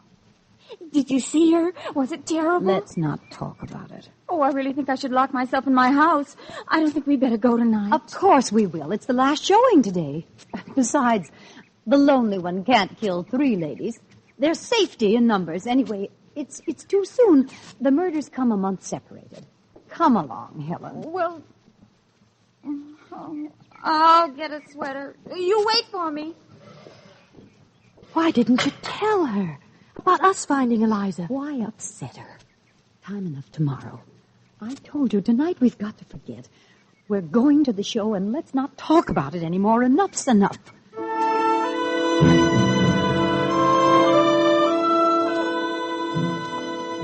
The ladies walked downtown and stopped at the drugstore, which was a few doors from the theater. Lavinia bought a quarter's worth of green mint chews, and the druggist dropped the mints into a sack with a silver shovel. You looked mighty cool this noon, Miss Lavinia, when you was in. So cool and nice, someone asked after you. Oh? Yeah, man sitting at the counter. He watched you walk out, and he says to me, "Who's that?" Just like that, he says. "Why, that's Lavinia Nebbs, prettiest maiden lady in town," I says. "Beautiful," he says. "Beautiful. Where she live?" You didn't give him her address, I hope. You didn't. Well, maybe I shouldn't have. Oh, I didn't give him the exact address.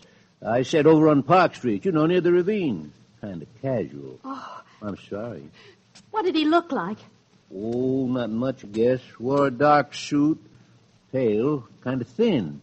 Probably nothing but a stranger passing through. I'm sorry, Miss Lavinia. There's no charge for the peppermint. Don't be silly, Mr. Briggs. Well, Here. I know what we're going to do right now. We're going straight home. That man asking after you. You're next, Lavinia. You want to be dead in that ravine? It was just a man. That's all. It doesn't mean a thing. That's what I figured. Nothing to worry about. Nothing to worry about. I'm not going to miss the movie. You two can do what you want. I'm going. Well, I think we should all go home. So do I. She's right, Lavinia. No, she's not. Yes, she is.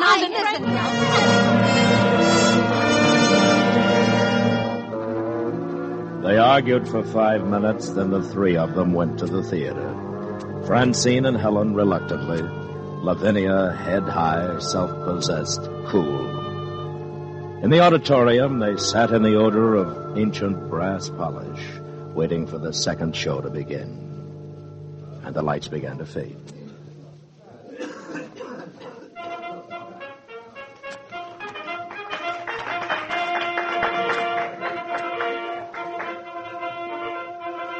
Lavinia? What? As we came in, a man in a dark suit followed us. He was thin, and I think he had a pale face. He just came in, and he's sitting behind us. What? Oh, Helen. What man? The man behind us. It's the one Mr. Briggs said was in the drugstore behind us now. Oh, I'm calling the manager. It's him. Oh, stop the movie. Stop it. Put on the lights. It's the murderer, the lonely one. He's here. Put on the lights. Lights!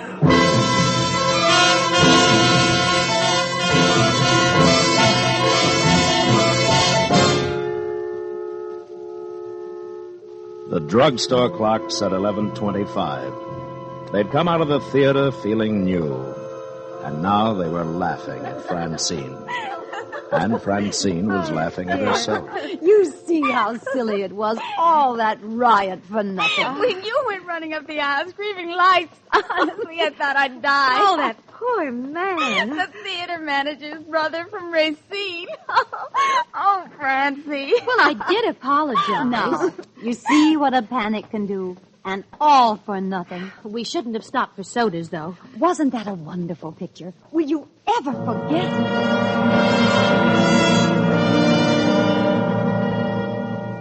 The streets were clean and empty. Not a car or a truck or a person was in sight. The ladies walked under a flickering neon sign, buzzing like a dying insect. The sounds of their heels sharp on the baked pavement. First, we'll walk you home, Francine. Oh, no, I'll walk you home. If you walked me home, you'd have to come back across the ravine alone. I know you. If a leaf even fell on you, you'd drop dead. Well, I could stay the night at your house. No, it's all settled. First, I'll take you home, and then Helen.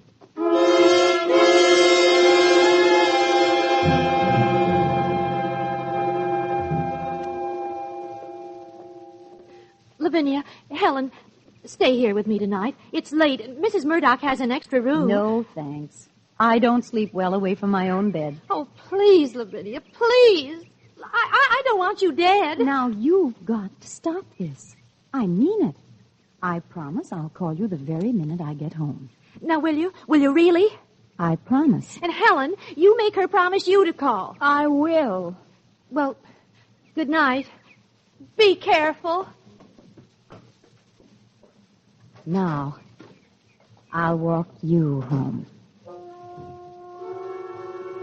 The courthouse clock struck the hour. The sounds went across a town that was empty. Emptier than it had ever been before. Over empty streets and empty lots and empty lawns the sound went.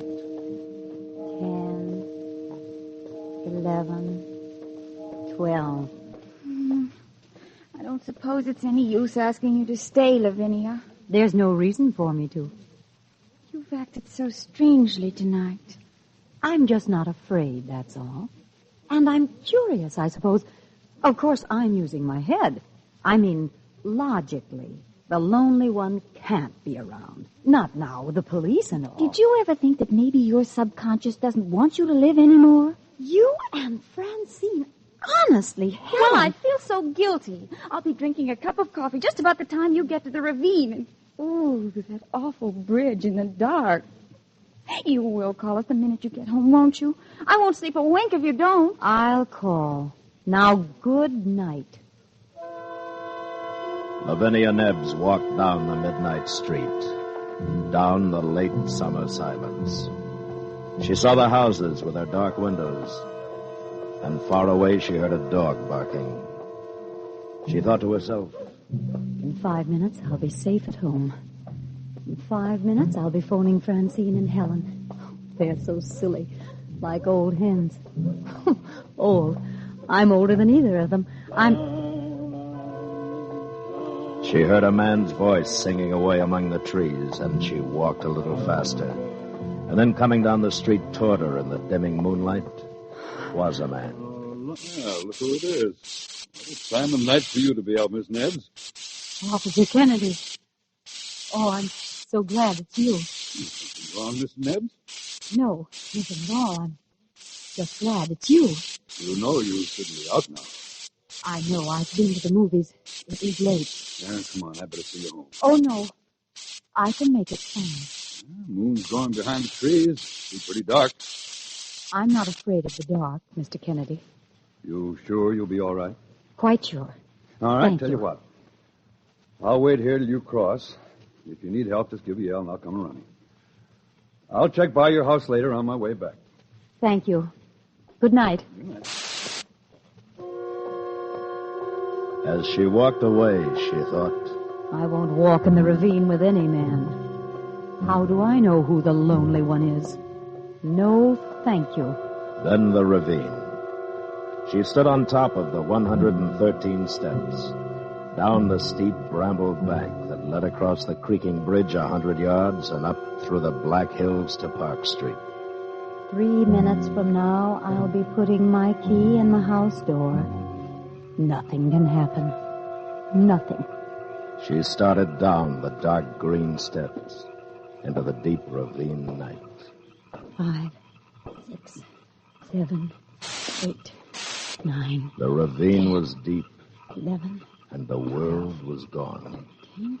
The world of safe people in bed. 16, The locked doors, 17, the town, the drugstore, 19, theater, 20, lights. 21, Everything was gone. 23, Only the ravine existed 25, and lived, 26, black and huge around her. 29, 30, 31. Nothing's happened, has it? No one around, is there?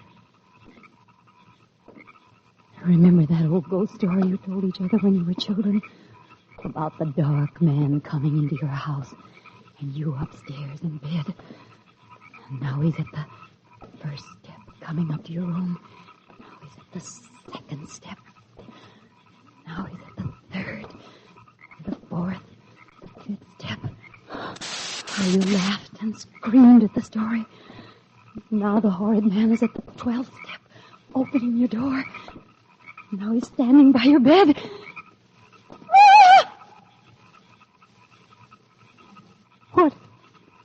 What the... There at the bottom of the steps. A man under the light. No. He's gone. He was waiting there. Oh, there's nothing. It's empty. There's nothing. Nothing on the bridge. Fool. It's that story I told myself. How silly. Shall I call Mr. Kennedy? Did he hear me scream? Or did I scream? Maybe I only thought I did. Then he didn't hear me at all. I'll go back up. Go to Helen's and sleep there tonight. No. It's nearer home now. Don't be silly. Wait.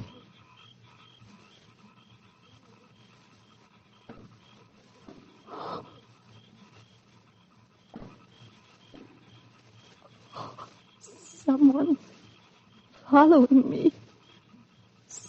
Someone's on the steps behind me. I don't dare turn around.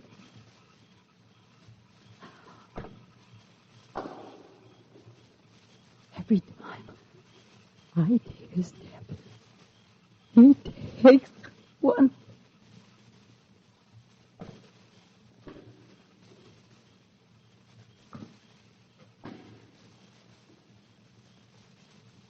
Officer Kennedy, is that you? Is it? The crickets were suddenly still. The crickets were listening. The night was listening to her. Then there was a sound. Only a woodchuck, surely, beating a hollow log. But it was Lavinia Nebbs. It was most surely the heart of Lavinia Nebbs. She went down the steps faster, faster. Run. She heard music. In a mad way, a silly way, she heard the surge of music that pounded at her. Rush, plunging her faster and faster, down, down into the pit of the ravine. Only a little way. Across the bridge. Run! Run! Don't turn! Don't look. If you see him, you'll not be able to move. Just run. And across the bridge, up the path between the hills, the top of the path, the street. And even with the light, the fear swirled about her, closing in, pressing. If I get home safe, I'll never go out alone. I was a fool. Never again.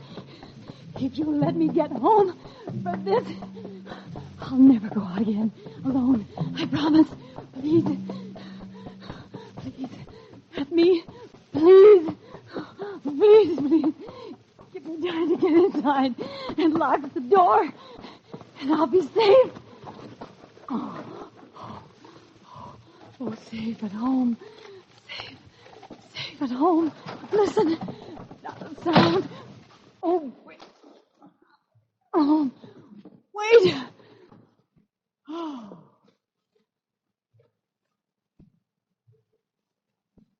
The window.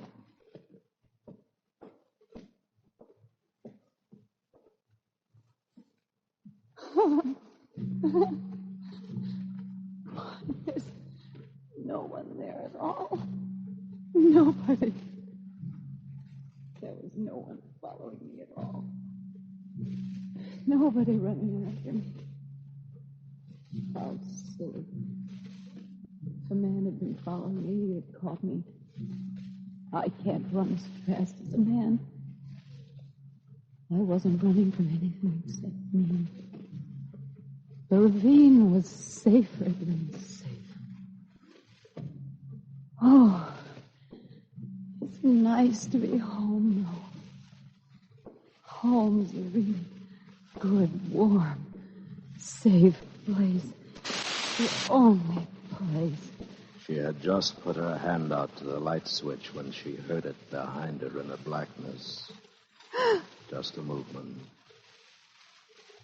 What? What? Who is it?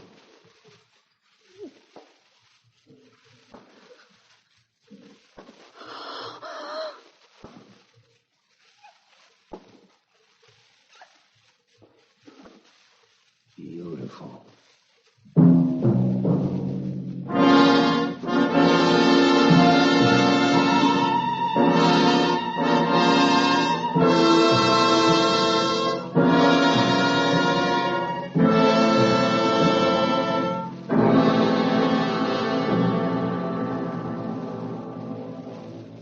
Suspense, in which Miss Jeanette Nolan starred with Paula Winslow, Eve McVey, and Bill Conrad in tonight's presentation of Ray Bradbury's The Whole Town Sleeping, adapted by Anthony Ellis.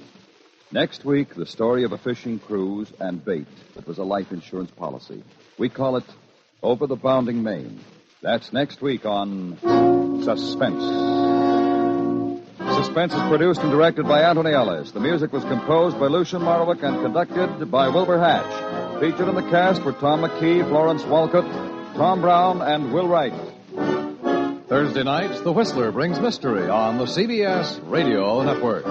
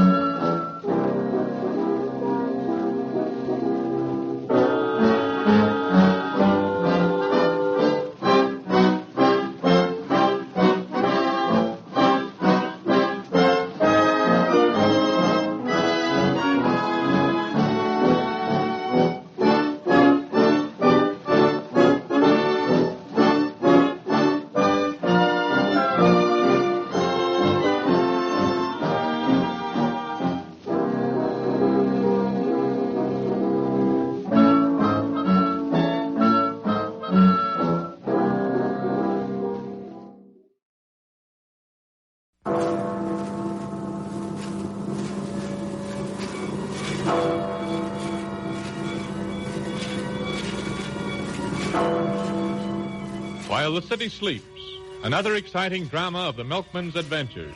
This story is based on the experience of Chet Griffin, a milkman of Chicago, Illinois, the Dairy Dan of this drama. At the close of a highly sensational murder trial, Al Kohler, public enemy number 6, has just been found guilty and is being sentenced by Judge Matthews. And I herewith sentence you that on the 13th day of November, between the hours of midnight and dawn, a current of electricity shall be passed through your body until you are dead. And may the Lord have mercy on your soul. So, you're going to give me the works, Judge. Fixing it so I'll burn. Well, look out. Silence, how dare you talk to the court in that manner? Yeah, that ain't all. I said you'll be sorry, and you will, too. You may burn me on the 13th, but I'll come back. I'll come back and I'll get you on the 20th. And you, Mr. State's Attorney, you'll be the next one. I'll get you, too. And I won't stop there. You foreman of the jury over there, you're on my list, too. I'll get you all, you cold-blooded creature. Take them out. Take them out. Clear the court. Come on, everybody. Get going. Get out. Come on. Get out. Get going. Oh, hello, Dan. What are you doing here? How'd you like the show? Hello, Bill. How's Detective Hope? You been on this Kohler case? Yeah, they put me on it right from the start. Well, I'm sure glad he's headed for the chair. But you heard what he said. That he'd come back and get the judge and the rest of them. What do you make of that? Oh, he's crazy, just raving. He goes to the chair just a month from today, November 13th. Well, if I was the judge, I think I'd have made it tomorrow instead. I wouldn't feel safe as long as that fella Kohler's still alive. Well, Bill, I got to be moving along. See you later. Goodbye, Dan. Take care of yourself.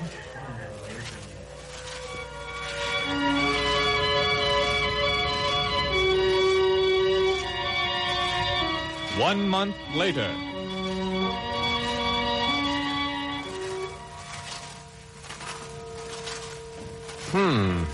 11 o'clock. Well, about time I was getting home. Hey, Dan, is that you? Gee, who's that? Oh, Detective Hope, eh? Gosh, Bill, you startled me. What in the world are you doing here this time of night, wandering around in the front yard of Judge Matthews' house? Just in case you've forgotten it, this is November 20th. You remember the trial? Oh, by gosh, that's so. That fella, Al Kohler, he went to the chair last week. On the 13th, didn't he? Sure, he burned all right. But, you know, he threatened to come back and get the judge and the state's attorney and some more of them. The judge is still a little nervous about it, so just to play safe, I'm on duty here, and another of our boys is watching the back of the house. Well, sounds foolish to me. When a man's dead, he's dead. Well, it may be swell to be a judge, but I'll stick to delivering milk. Gosh, you hear that? It's the judge's housekeeper. Come on, Dan, hurry. Hurry, officer. Something terrible has happened. Here we are, Mrs. Blaine. What's the matter? What is it? It's the judge, officer, in the library. Come quickly. Lead the way, Mrs. Blaine. We're right behind you. Come on, Dan. Whatever it is, I want you for a witness. Gee, I don't like the idea, but if I can help, Bill. All right, Dan, come on. Now, where do we go, Mrs. Blaine? Shut the door, will you, Dan? There. In there, officer. In the library. You go in. I can't bear to. The poor judge. I can't look at him again. Holy smoke, they got him. Drilled right through the forehead. A nice, clean job. Must have killed him instantly. Yes, sir. I fancy so, sir. Oh, you do you? Who are you? I'm Withers, sir. The butler. Oh, you are? Well, I'll be wanting to talk to you. Say, what's that piece of paper pinned to the judge's coat? Why, there's something been written on it. Let's see. I told you I would come back. Say, what is this? Somebody's idea of a joke? Don't you remember, Bill? At the trial, when Judge Matthews sentenced Kohler, he shouted, "I'll come back." Remember? Don't be silly, Dan. Why, George, look here on this paper. There's something else on it. Fingerprints. Boy, they ought to tell us something. Say, Dan, run out the back door and tell Officer Tracy to step to the patrol box and call up for a squad car. Then come back here. Okay, Bill. Now, Withers, what do you know about this? Nothing, sir. This is the way I found the judge, dead in his chair, when I came in at 11 o'clock to serve his whiskey and soda. Where have you been all evening? In the kitchen, sir, with Mrs. Blaine, playing cards, sir. Are there any other servants in the house? No, sir. Just the two of us. How long have you worked for Judge Matthews? I've been with him for over 4 years, sir. And how about Mrs. Blaine? How long has she been here? I understand she's been here for more than 20 years. But Mrs. Blaine never talks much about herself. So perhaps if you were to talk to her, sir. Thanks, Withers, I will. Oh, by the way, I left my watch at the office. Have you got the time, Withers? Yes, sir. It's just 11:15, sir. Is that all, sir? Oh, yes, that's all for now. And, by the way, Withers, you understand, of course, that no one is to leave or enter the house without police permission until the coroner's examined the body. Yes, sir. Very good, sir. Hi, Bill. Back again, and here's Officer Tracy. Good.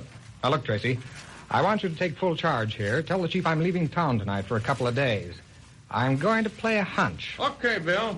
Anything else? Yes, when the squad car gets here, station a man at the front door and one at the back. Tell the others to patrol the yard and the alley. Keep a couple of plainclothesmen outside on the job day and night. Got it? I got you, Bill. I'll see you later. So long. Come on, Dan, let's go. Well, what do you make of this case, Bill? It's pretty much of a mess. The gun that was used is missing, although Tracy and the boys may find it. That message pinned onto the judge's coat, I told you that I would come back, and then the fingerprints on that paper, the Identification Bureau may clear those up. But I think my hunch is my best bet. And what is your hunch, Bill? Didn't you notice when I asked Withers what time he had, there was a picture pasted in the cover of the watch, and it was a picture of Al Kolar. Good gosh. But what was Withers doing with that? I just wonder. Now, keep this under your hat, Dan. I'm taking a little trip up north to the little town of Holton. While I'm gone, keep your eyes open. You might see something. But why are you going to Holton? Because that happens to be Al Kolar's hometown, and he's supposed to be buried there. Good night, Dan. Gosh. Good night, Bill.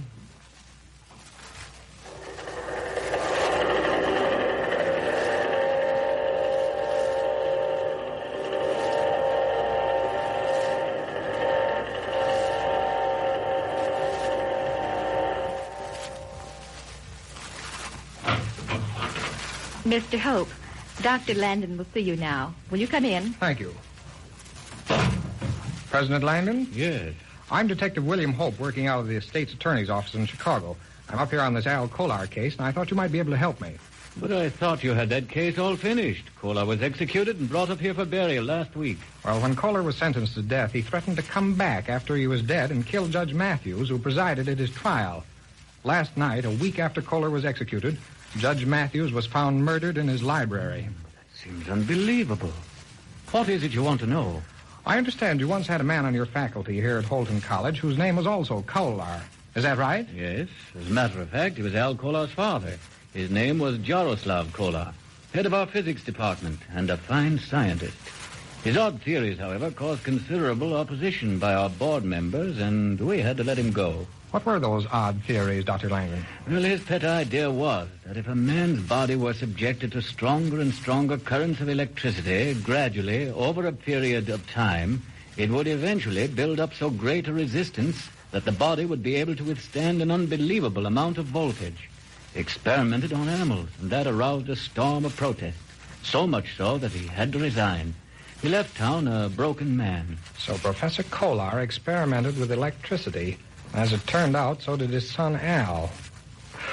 Well, thank you very much, Dr. Langdon. You've done me a real service. Now I must run along. I've got 2 or 3 other people to see before I catch the night train back to Chicago. Thanks again, Dr. Langdon. You're quite welcome, Mr. Hope, and good luck to you. Goodbye. Goodbye, sir.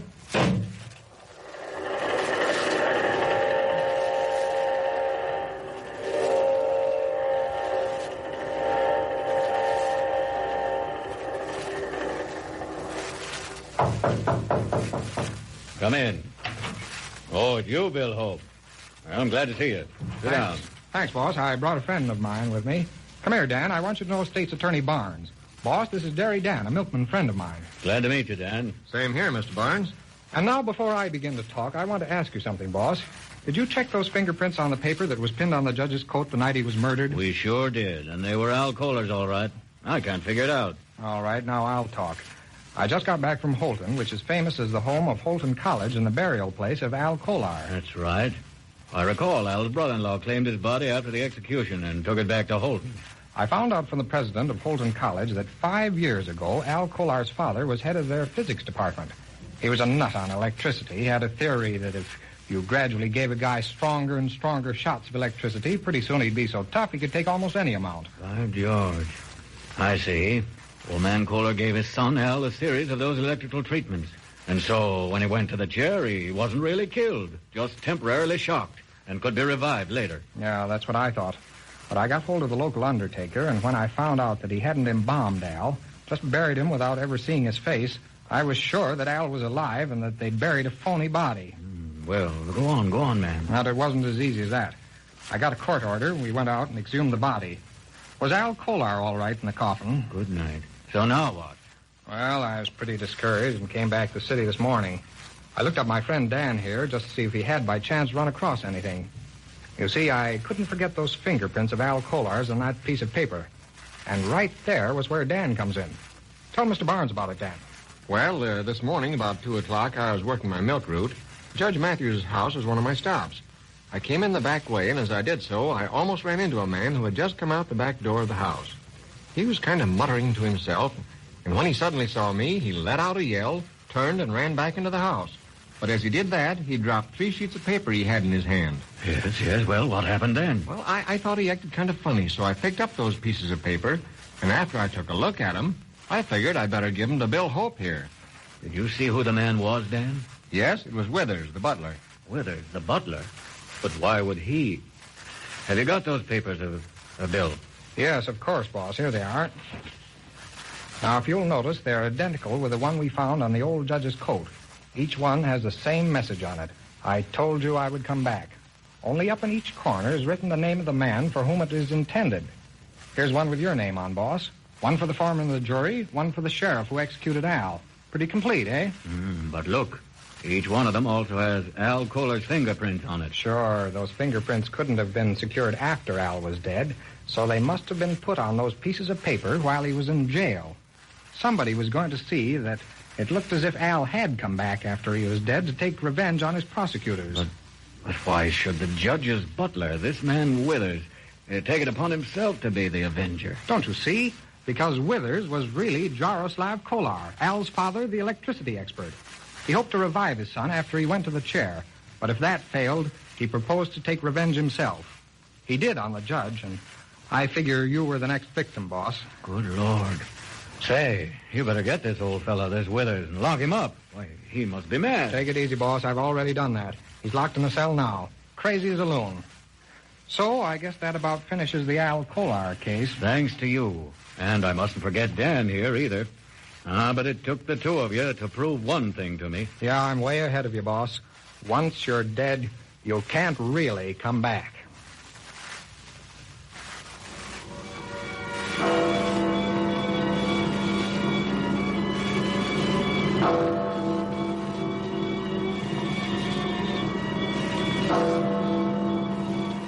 You have just heard a dramatized version of a true story sent us by Chet Griffin, a milkman of Chicago, Illinois.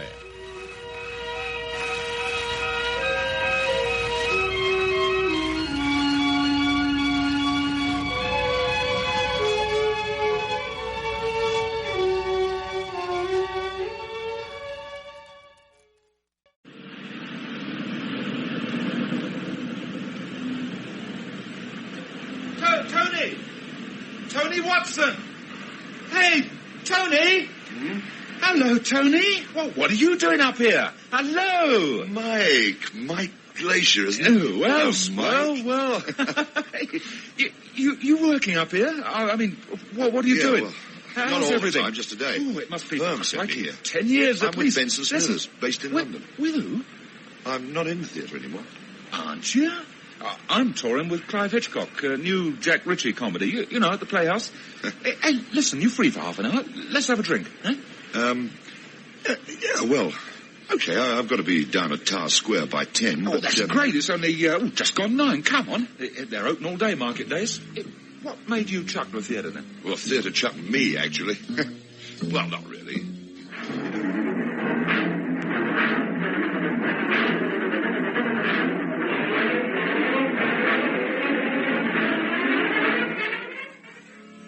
Suspense. Springbok Radio presents Suspense.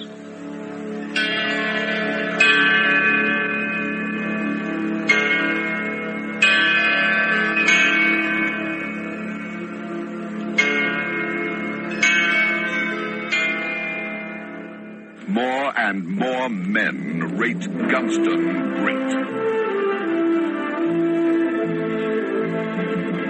Gunston gives you the best tobaccos a man can get. Flavor strong and rewarding. Yes, Gunston has what it takes to match a man's taste. Why don't you join the men? Match your taste with Gunston Toasted. Man, it's great. From the fertile fields of the eastern Transvaal come new flavor Royco's farm fresh vegetable. Plump chickens come from lush Natal. Our beefsteaks are the beefiest, our herbs and spices subtle and delicate. So come home to Royco, made from the freshest and youngest. That's why Royco soups taste the best and cook the quickest in only 7 minutes. New flavor Royco, warm, friendly, satisfying, made with the good things you would choose.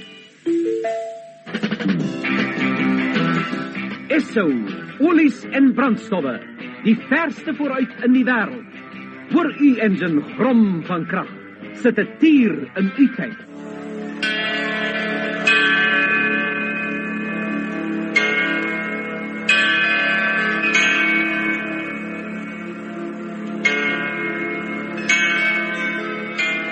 Cheers, Mike. Nice to see you again. Well, what have you been doing with yourself? You rich? You look it. Oh, rich? My foot. Tell me, what made you give up acting then? You were the bloke I thought was really going places. I did. Labour Exchange, Clifftop's Hotel, Porter, deck chair attendant ride, Isle of Wight, car factory at Gosport. I went everywhere. Yeah, sure. I know. We've all done all of that. Horrible, was it? But I really thought you'd be starring, no? Starring or starving? No, well, you know, I did a bit of TV, had a 6 months run in Witches Hollow at the Lyceum. A load of baloney that was, too. Then I had a long stint out, and I found I was getting more dough when I was out of the theatre than in it, even the West End, and I thought, well, you know, hey, you've done all right.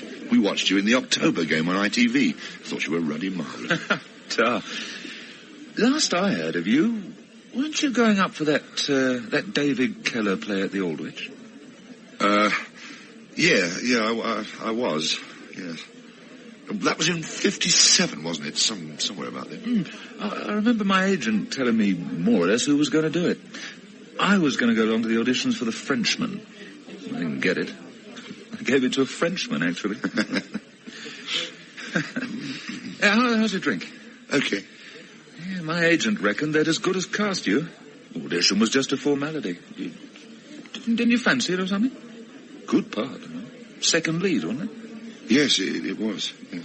They took it to the States afterwards. 2 years on Broadway. I was sick inside out when they told me I wasn't in it. Of course, they'd probably recast my part over there. You'd have been all right, though. Oh. Ian Burridge played it in the end, and he's never looked back. Never come back, come to that. He's in every second Yankee picture you see. The Eternal English Butler. And he was with Marlon Brando in that thing by Edward Lucas as well. Rich as all get out now, yes. Yes, well, I got mucked up there. Oh, how do you mean? Well, I've never regretted it, you know. We've got 4 kids now. 4? I'm still single and happy. 3 girls and a boy. Yes, well, you always preferred girls, didn't you? Have another? Yeah, okay. No, the thing was, Arthur Wellman said they wanted me definitely for Water's Edge. Water's Edge, that was it, yeah. They filmed it too, you know. Yeah, I know. With Ian Burridge. Oh, all right, don't rub it in. Sorry. Well, why didn't you play it then? I mean, if they wanted Well, I didn't you, make the audition. They got all queer about it and took Burridge for the part. You mean you didn't go to the audition? Bit daft, wasn't it? You got a bit of time? Mm-hmm. I mean, you haven't got to roar off anywhere for a bit. Well, I'm okay till just after 10. No, sure. I'm just strolling around town. We've got a dress rehearsal this afternoon, that's all. I was all a bit crummy, really. Hey, hang on. A couple more, please. Tar. Yeah, hang on. Well, I was a bit mixed up with this woman, as a matter of fact. Claire, her name was. She wasn't an actress, sort of model. Vera didn't know anything. I was pretty far gone on it. You're still married to Vera, aren't you? Oh, yeah, so marvellous now. She never knew at all. So I'm trusting you. Oh, cut my throat, hope to dying. How did this affect the audition for Water's Edge, then? Well, I'm telling you. We were going to go away together, Claire and me. There was only one baby then, little Martin. I mean, it would have been a lousy thing to do, but as I said, I was pretty hopelessly in love with her. She was married as well, of course. Oh, of course. Yeah. Yes. Well, it was a Wednesday, about this time in the morning, as a matter of fact. The auditions were at the Crosby Hall in Applegate. It was was a lovely day, so I decided to walk. I was just crossing that little road near the park. I had plenty of time. I'm always early for things like auditions. Or I was. I was crossing the road when I just looked up. I don't know why. And there was this man on this ledge of this tall building, about 8 stories up. More, 10. I don't know. Anyway, he was balancing near the edge.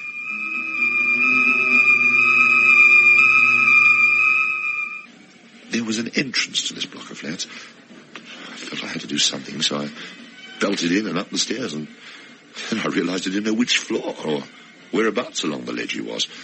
So I raced back and counted. He was still there. No, I was going to phone the police or something, but I didn't, because I thought he'd probably jump while I was doing that. I tried to gauge more or less how many windows along from the corner and exactly how many flights up and all that, and up I went. Didn't wait for the lift. Just kept seeing this bloke falling. What had happened to him when he hit the ground? It occurred to me that he might be a workman and I might be making a Charlie of myself. But somehow I knew as well that this wasn't the case. That something nasty was going to happen. The first couple of places I looked out, I couldn't see him. I counted wrong or something. I was about 2 landings from the very top.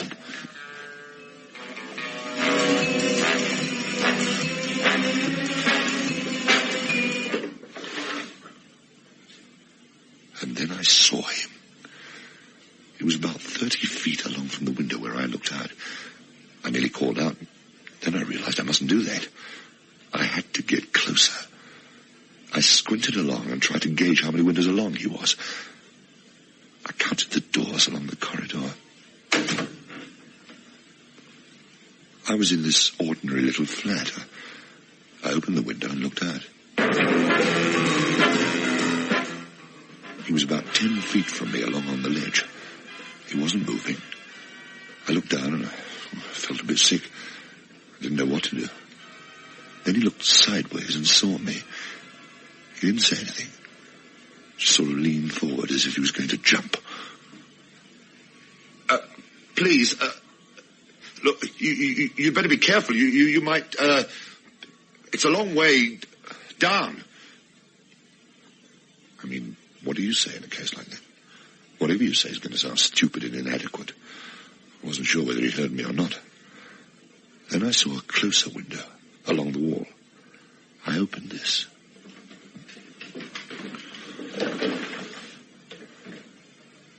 His boots were only about 5 feet along from me.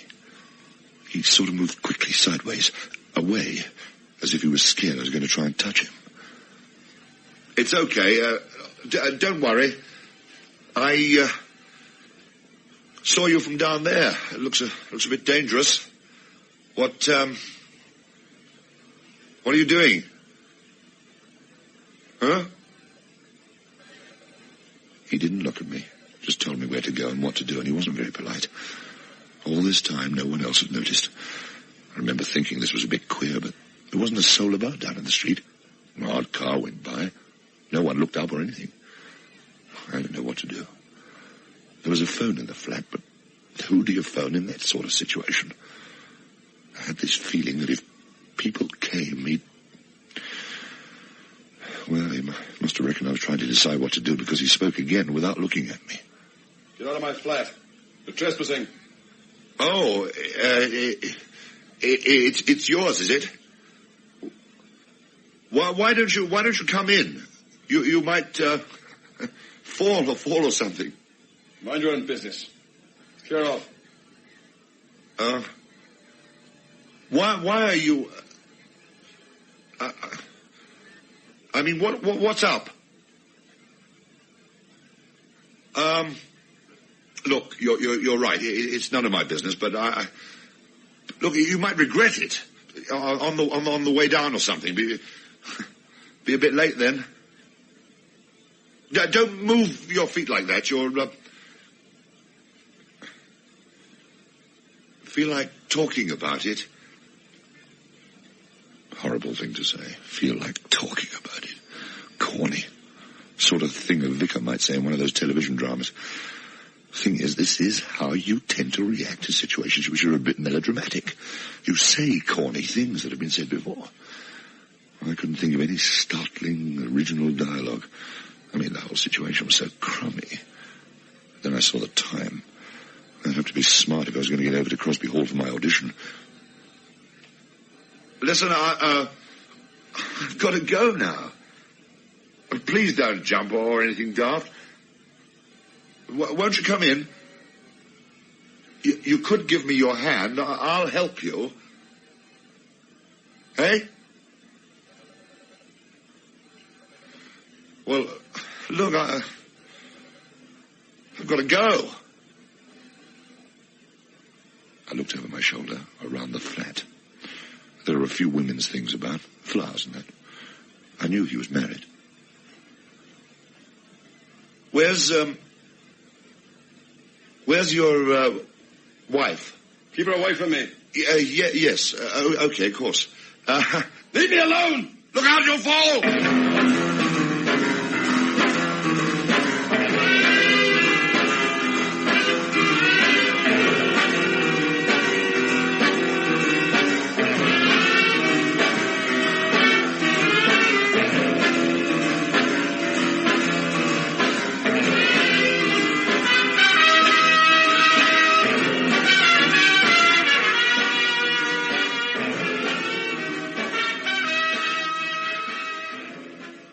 This is an evening spot about an important morning food.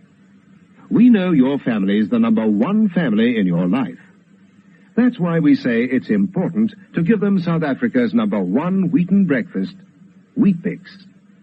There's whole wheat energy for the whole day in Weet-Bix. Wholesome Weet-Bix. Best-selling Weet-Bix. Essential Weet-Bix.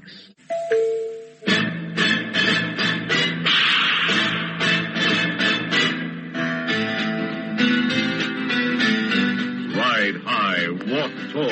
Come on up to Paul Revere country, where rich and mellow tobaccos reward like the wide outdoors. Paul Revere, the toasted cigarette that gives you real smoking pleasure. For rich, full flavor, get into the saddle with Paul Revere.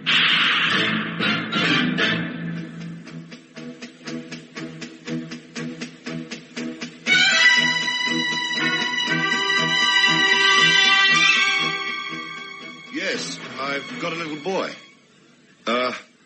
Martin. You? Is that why why you're doing this? Because of something wrong in your marriage? No. This is a protest against the rising cost of living and starvation in China. Hey? What do you think? Something wrong in your marriage? Get out of my flat. Yes. Well, you see, I've got to go anyway. Look, I'll come back. I won't be here then. Look, let me help you. Let me tell someone or something. Don't do this to me. It's not fair. What the blazes has it got to do with you? Well, I saw you from down there. I mean, I couldn't just... Well, I had to. Public-spirited, aren't you? No, not particularly, no. But, look, I don't know you. You don't know me. After today, we'll probably never see one another again, and... That's the truest thing you've said yet. Sure. But what I mean, if you can just talk a bit, well, with a stranger, it might help. And then, well, if you still feel the same way... What? Well, I mean, I suppose you better jump, hadn't you? I looked at the time, and even if I had wings, I couldn't have got to Crosby Hall then. If I left right away, I'd be late, but I could get over that. Suddenly, I felt an awful lot of antagonism. I began to curse this bloke in my mind for choosing just the minute I was passing to stand up there on that ledge like a stupid idiot. And if that's the way people want to go, they should do it quietly without any fuss, not make themselves the responsibility of a complete stranger. Look, why don't you come in? I've got this important appointment. Well, go then! I'm not asking you to stay. I can't. Why not? Look, stop jumping about. Women drive you round the bend, but if you stop to think about it, none of them are worth getting this cut up about. I mean, are they? You'll probably feel completely different tomorrow. I won't feel anything tomorrow. All right, but, look, just give it a go. Tell me. Huh? Usual thing. Usual dreary business. Nothing new. Another man. Oh. 5 years. I thought you'd been happy. I found out. He wasn't the first one. Began almost right away. There've been about 6 of them. I must have been blind. Yes. Well, that's tough. But they're not all like that. I mean, well, divorce. Start all over again. She's not worth bashing your brains out for, is she? How do you know? You never met Claire. Well, no, but...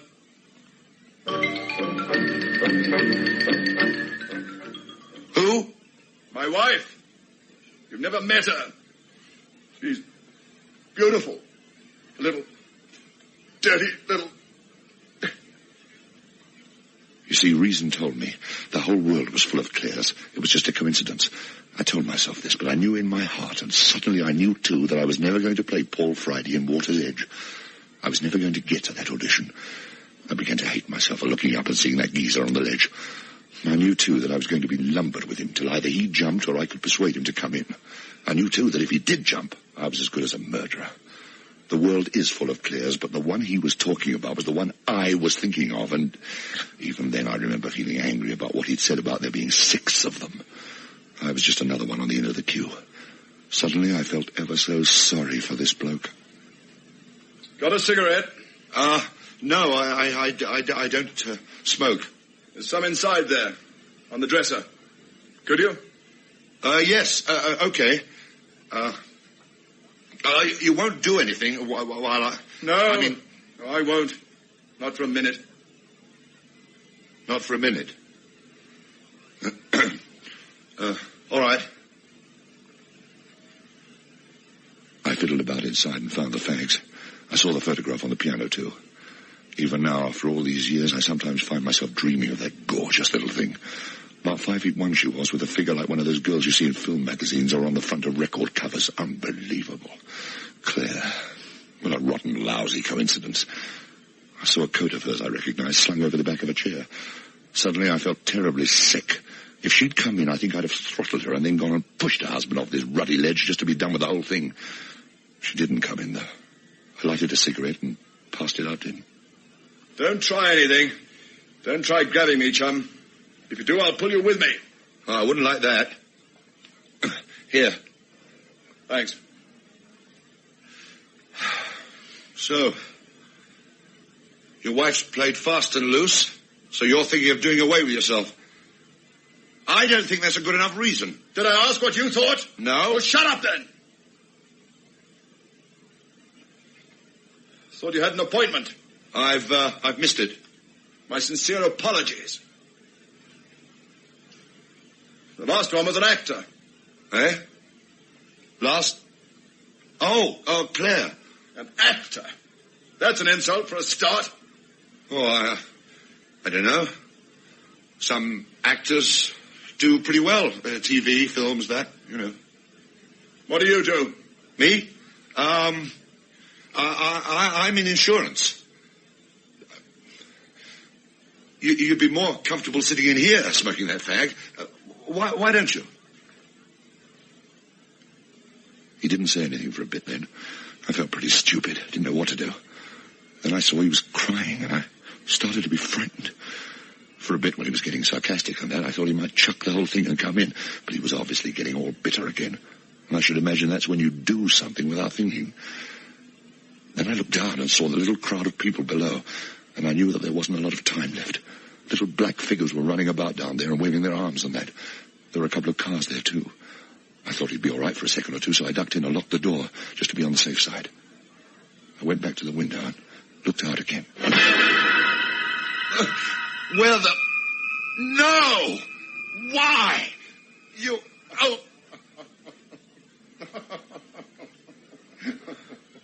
He'd crossed over in front of the window to the left-hand side of it. I thought he'd jumped.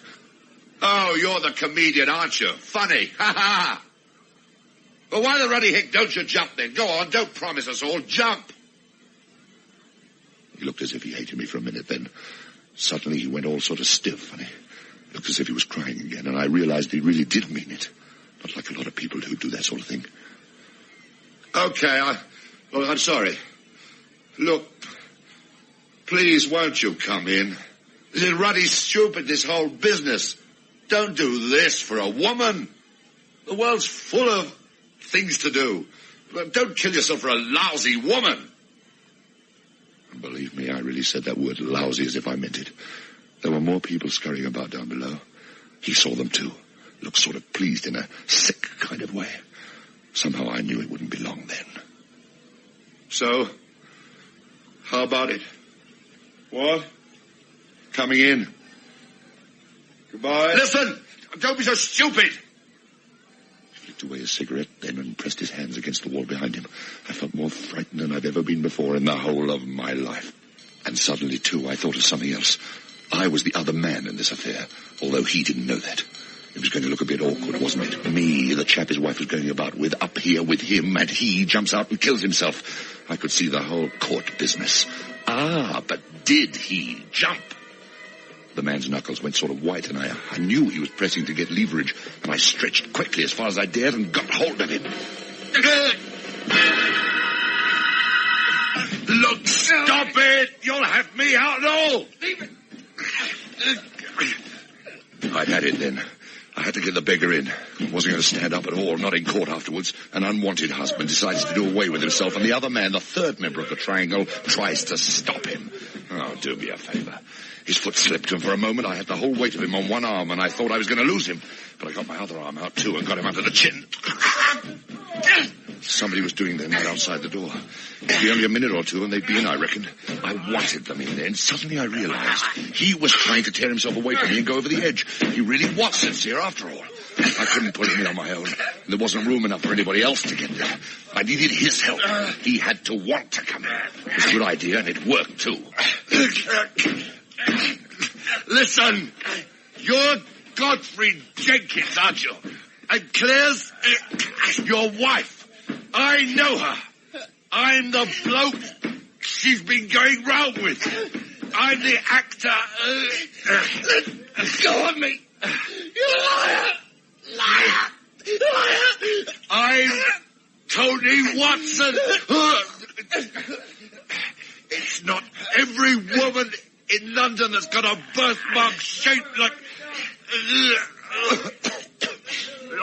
on her thigh. Boy, is she hot stuff.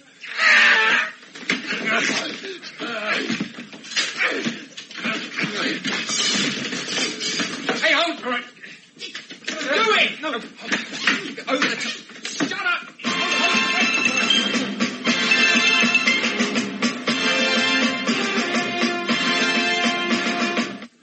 It worked anyway. He came up over that window ledge as if it was the only thing in the world he wanted to do was to kill me.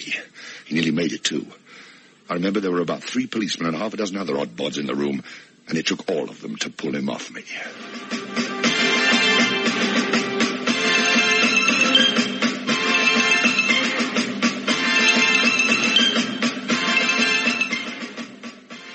Right guard, new deodorant, right guard, new deodorant makes good sense not to give offense like now.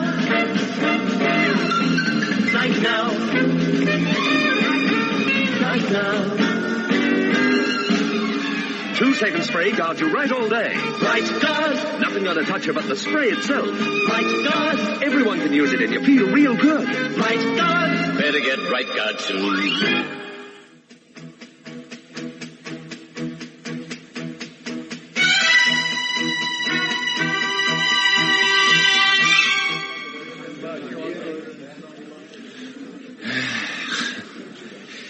Now tell me you didn't make it all up.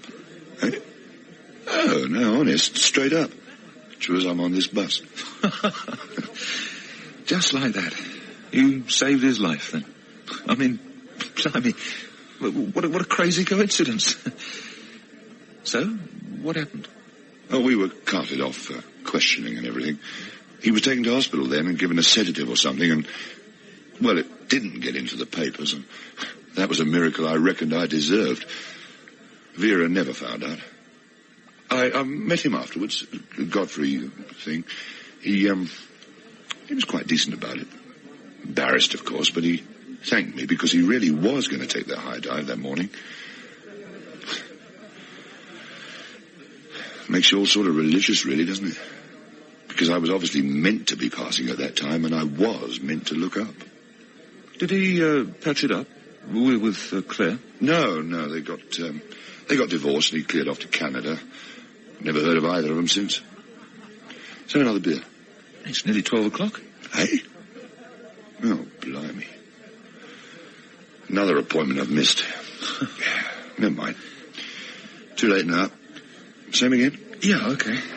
So, you're okay with Vera and everything's all right, yeah? Oh, I've never been happier.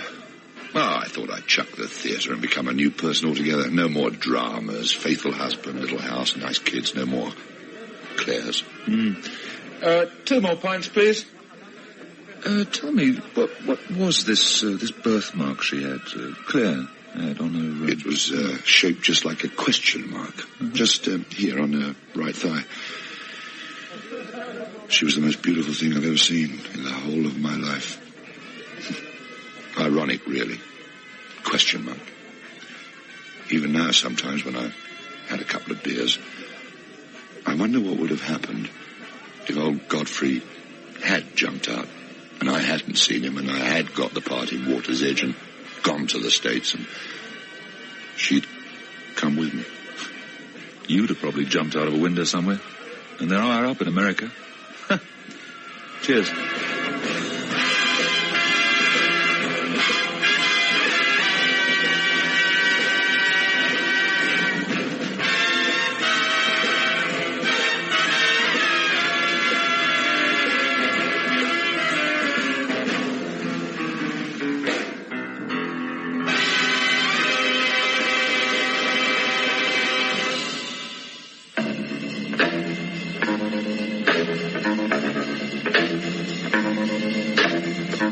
Suspense, adapted for broadcasting and produced by Michael McCabe.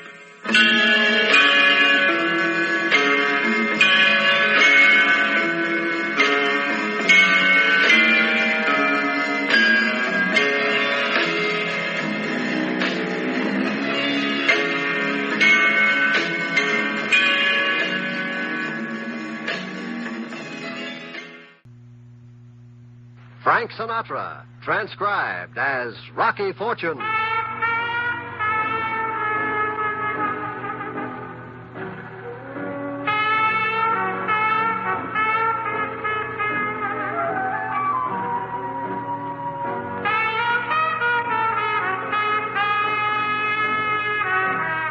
NBC presents Frank Sinatra, starring as that footloose and fancy-free young gentleman, Rocky Fortune.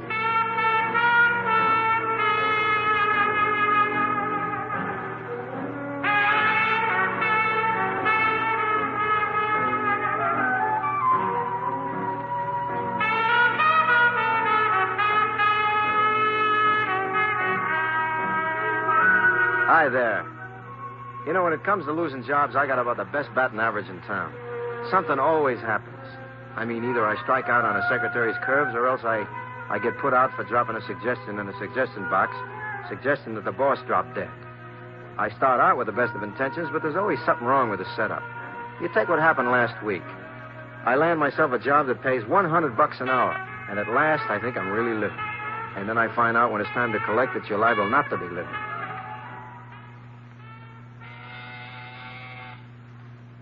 One moment, please. What is it?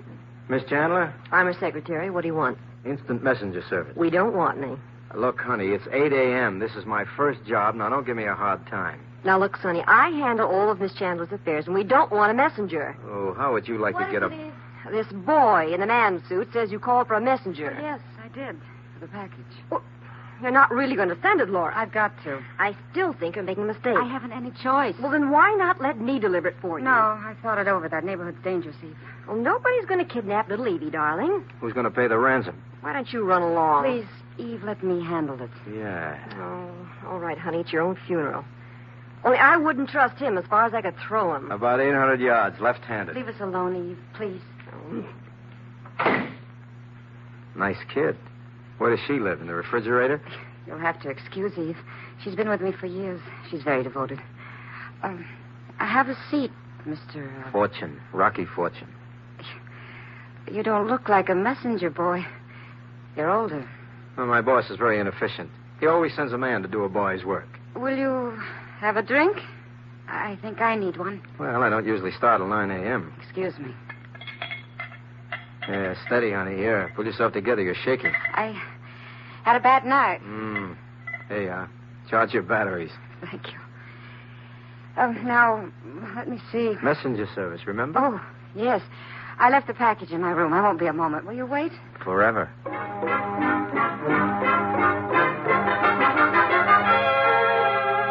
Laura Channel is a blonde with a figure like Swedish stemware. Tall and slender and curved in the right places. She walks out and I look around. The place is a plush two-story studio apartment, and from the drawing equipment, I figure her for one of these high-class fashion designers. I begin to wonder if she'll make it back before the nervous breakdown sets in. Here's the package. Where to? 14 Barbary Street. Oh, that's a pretty rough neighborhood. Room 2B. Here's the key. Go in and leave this package on the table. You'll find another package. Pick it up and bring it to me. This doesn't sound like fashion proofs. That's my business. Pardon me. And one thing. I don't want you snooping in the packages. Well, it's been grand meeting you, Miss Chandler. Where are you going? I insult very easily. Just a minute. Well? I'm sorry. Please, I'm terribly upset. Hungover, they call it. No, I haven't been well. Please forgive me. Okay, you want kiss and make up? It's very important to me that this package be delivered and the other package returned unopened. I'll pay you well. Well meaning what? $100. What's in this package? A new slim silhouette for the H-bomb? Nothing like that. Will you take the job? Yeah, on one condition. What's that? Advance me 30 cents for a couple of subway tokens. Here's $10. Honey, I just want 2 tokens, not a seat on the stock exchange. Take a cab. Here's the package. Be careful. Don't worry.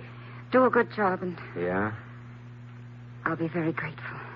Oh, in that case, lay off the happy juice. I may even ask you out to dinner tonight. I'd rather you were sober. I'm afraid I'm too expensive, Mr. Fortune. Rocky. And don't worry about it. I'm rich. If I live to collect. I leave the apartment with the distinct feeling that something peculiar's in the wind, and that it ain't the Fulton Fish Market. I leg it out the lobby past the doorman in full Admiral's uniform and flag down a cab. Whither to? 14 Barbary Street. And pal, don't ever put the flag down before the cab starts next time. I can see this is going to be a fat tip. Don't give me a hard time, Max. Yes, sir. I can remember when the subway was good enough for you guys. It still is if you like to stop here. Oh, no offense, Excellency. You know, if you pipe some of that gas into the tank, you'd be a rich hacky. Don't look around, Junior, but the light is green. Move. I feel refreshed after this little exchange of pleasantries and settle back to untie the wrapping on Laura Chandler's package. Not that I'm the suspicious type, understand, but when somebody offers me $100 to deliver a package, I like to make sure I'm not playing patsy with a pumpkin full of microfilm. And just as I get the wrapping undone, Max trumps the brake pedal.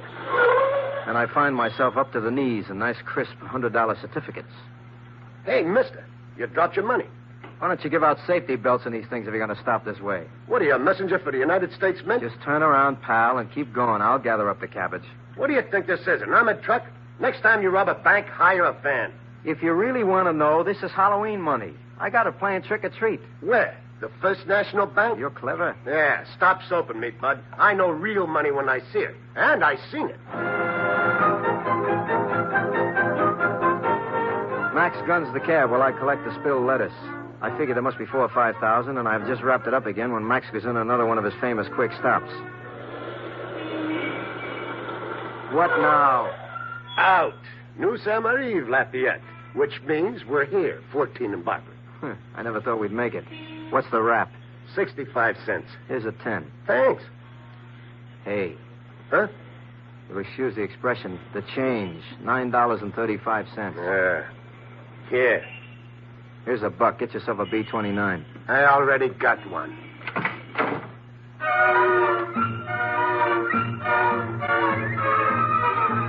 Barbary Street is a dead end in the worst slum in town. Number 14 is a condemned building. I pick my way past a couple of prostrate bums and a garbage can, and I'm about to walk in when somebody taps me. Pencil, mister? Help an old blind lady? Pencil? Here, Mom. Keep the pencil. I got nobody to write to. Bless you, son. On second thought, I'll take it, Mother. Here, you crumb.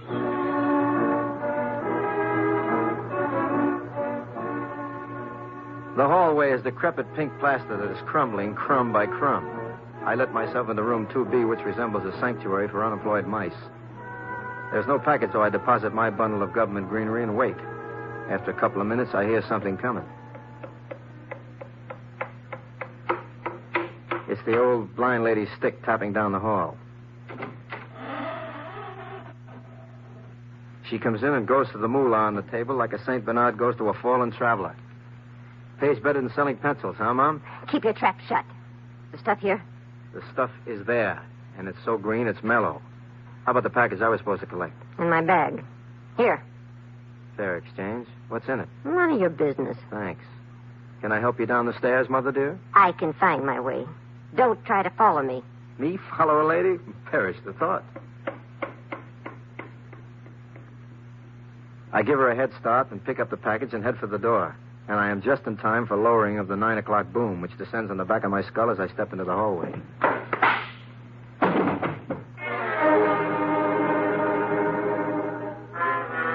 Sometime later, I regain consciousness. The first thing I notice is a clammy hand inside my pocket. The second thing I notice is that it ain't mine. I keep my eyes closed and then mousetrap the guy. Okay. Ow. You're breaking my arm, brother. I ought to break your... Well, if it ain't Sam Socrates, the philosophical pickpocket. How is the biggest thief in town? Rocky. My old companion from Gramercy Park.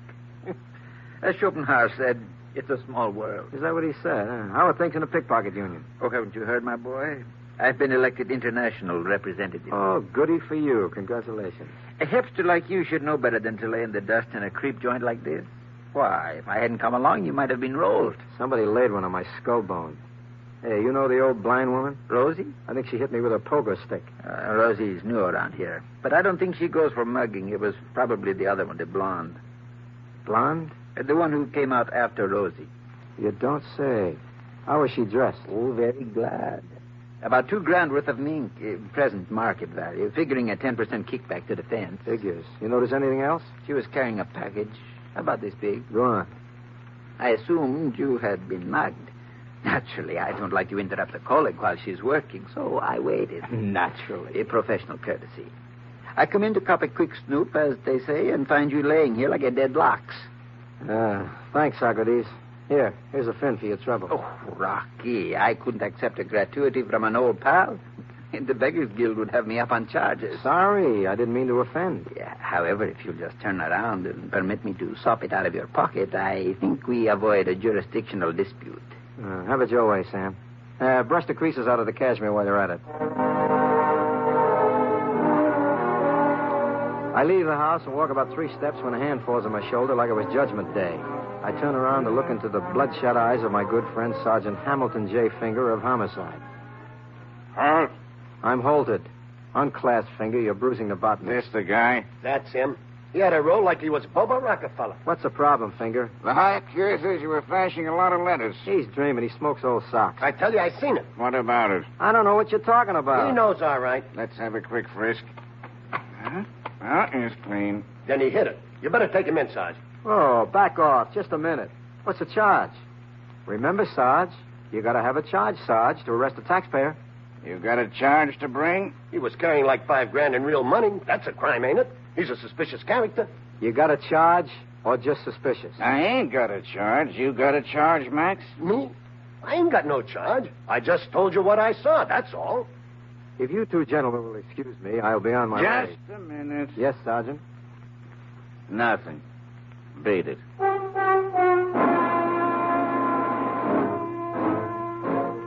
I walk away like I own City Hall, but inside I'm still 6 different shades of green.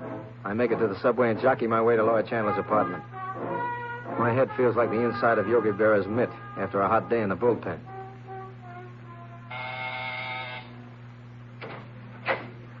Oh, it's you. It's me. It is also I. You got any of that 100-proof battery acid left? There's some bourbon on the table. Thanks. Did you get the package? Well, it's a long story, but I'll boil it down. No. Oh. I'm sorry. Well, it doesn't really matter. No? You were pretty upset this morning. Did you see a psychiatrist or something? I decided to calm down. Uh-huh. If you don't mind, Mr. Fortune, I'll pay you the $100 and get it over with. I don't mind, only I don't get it. Don't get what? Why a dame pays $5,000 for a package she doesn't get and then brushes it off like it was dead flies? I see you opened my package. Uh-huh. That isn't polite. It isn't polite to hire a guy to get a package and then hit him over the head and steal the package. I don't know what you mean. You know what I mean, baby. You followed me down there and pulled me in the noggin. You're insane. You left your mink coat on the table over there. And what'll get you 10 is covered with pink plaster from 14 Barbary Street. Here's your money. Now get out. Uh-uh. I said get out. Let's have the package. That package is none of your business. I got a lump in my head that says it is. Get back. I got a gun. I can see that. And I can also see that you don't know how to use it. I warn you. It's a funny thing about those automatics. You can't pull the trigger with a safety catch on. Now, let's have it. Come on, give me the... Go. There. Now, sit down. Take your hands off me. I said sit down. That's better. Now, fess up. Well, I went to a party last night at my editor's. I met a couple. A young man, he said he was an artist, and a woman, a redhead. We'd been drinking. I gathered as much. He invited us up to his apartment to see his work. Oh, brother. Where was the apartment? On Barbary Street? Yeah. Somehow I got in a quarrel with the other woman. I don't even remember what it was about. So? I said I was leaving. He said have one more drink first, and then he'd call a cab. I took the drink, and then suddenly I felt funny. After that, it felt so horrible. Give, baby. I don't know what happened, really. I came to sitting on the sofa. The red-haired woman was lying on the floor. There was blood. In my hands, I had a gun. Whose gun? Mine. Naturally, no nice girl is ever without one. Well, there have been so many muggings and robberies in the neighborhood lately. My secretary thought I'd better carry one in my purse. Well, back to Barbary Street. What happened next? He told me I'd gotten very drunk, and we'd quarreled. He said she'd slapped me, and I'd taken this gun out of my purse. It seemed to go off before I realized what I was doing. I'm not a murderer. I've never hurt anyone in my life. All right. Take it easy, baby. Now, look, what's with the packages? The man, Charles, his name was. He told me to go home, that he could have the whole thing hushed up. He said the woman was a tramp, and... Well, I was too frightened to argue. I went home. And about 5 this morning, he called. He said he'd need money, $5,000. He said he had the gun with my fingerprints on it, and if I wanted it, I'd better pay up or he'd go to the police. And you fell for it.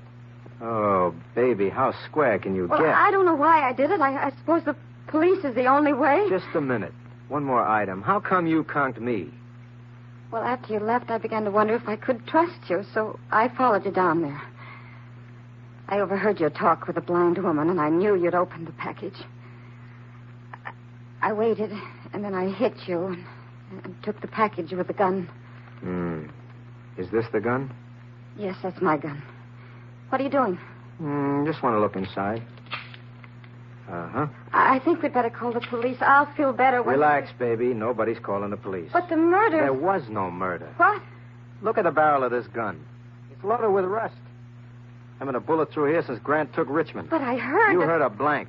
And, honey, I got news for you. News? When P.T. Barnum said there was one born every minute, he meant you. I don't understand. It's the old Badger game in reverse. The whole thing was staged. The artist was phony, the corpse was phony, the bullet was a blank, and the blood was ketchup.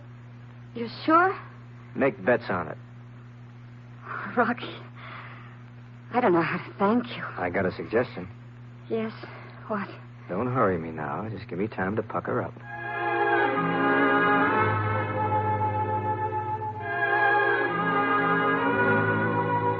I exit later feeling like a Beaver Scout with a year's backlog of good deeds. I can still taste Laura Chandler's lipstick, and I got $100 burning a hole in my jeans. I got back to the messenger service and put in a phone call to the precinct station. I figure if the crooks aren't in Argentina by this time, my friend Sergeant Finger can start trying to recover the 5 Gs. Finger ain't in, so I finish out the day, then hit my flat for a change of drapery. There is a reception committee from the city of New York, and it ain't Grover Whalen.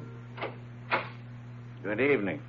Well, well, Sergeant Hamilton J. Finger, as I live and don't breathe. Don't bother to shut the door. You're leaving? I wanted to see you. We're leaving. I wanted to see you. Hello. To the Place Gendarme? The same. You mind if I ask you why? Not at all. You read? Not fluently. You look at pictures? Fluently. You seen the newspapers? I seen the green sheet in the Morning Telegraph. According to the evening papers, a woman named Gloria Verne was found murdered. Shot through the heart. Here's her picture in the paper. So? So she was found in a place on Barbary Street, number 14, according to the journals, apartment 2B. You familiar with this place? I spent half the morning laying on my face. So I recall. So? So the lieutenant invites you to the Irish clubhouse for tiffin and mixed grilling. Shall we promenade? Be my guest.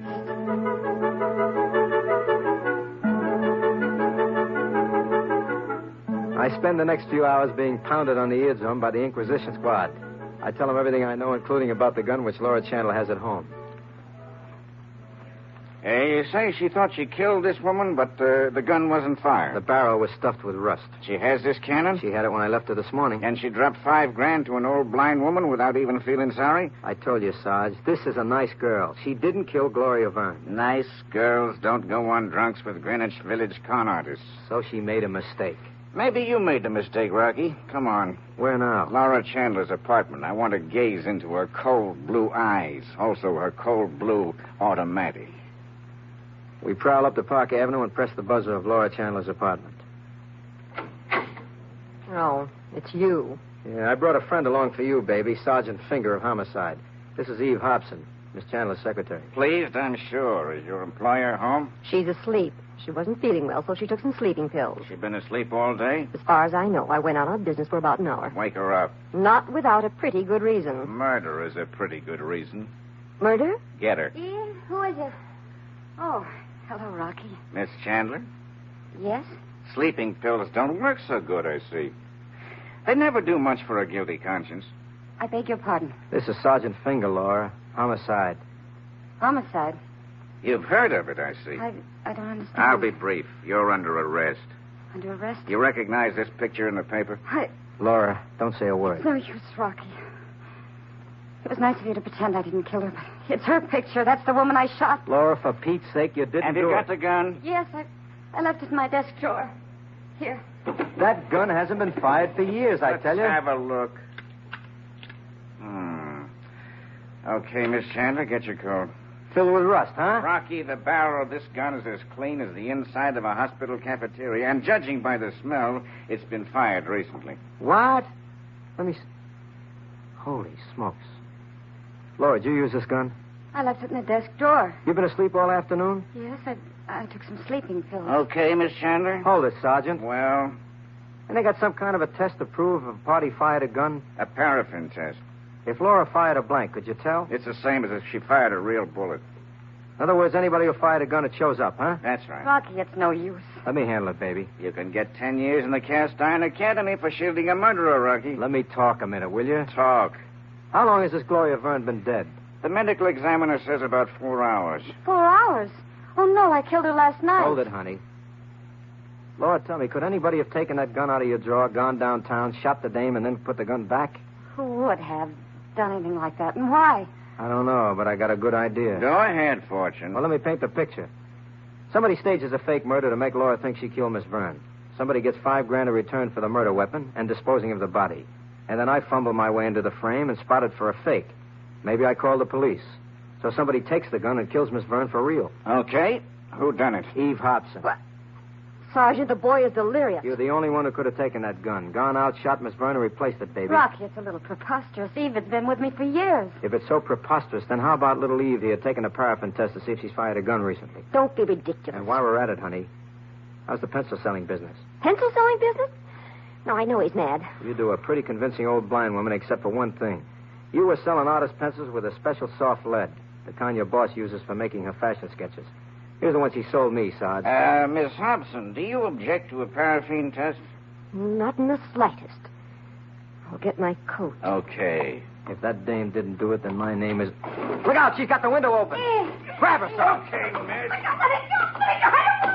Take it easy. Take it easy. Maybe you won't. Oh, is that enough for you, Sergeant? Yeah, that's enough. Let's go, miss. Do you want me? Just stay where we can reach you. You too, Rocky. Let's go, Miss Hobson. Well?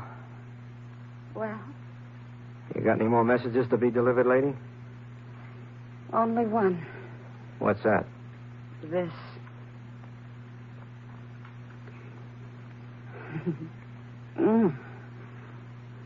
I like your messenger service, mister. Laura, Yes, Rocky. next time don't send for a boy. This is a man's work. Yeah.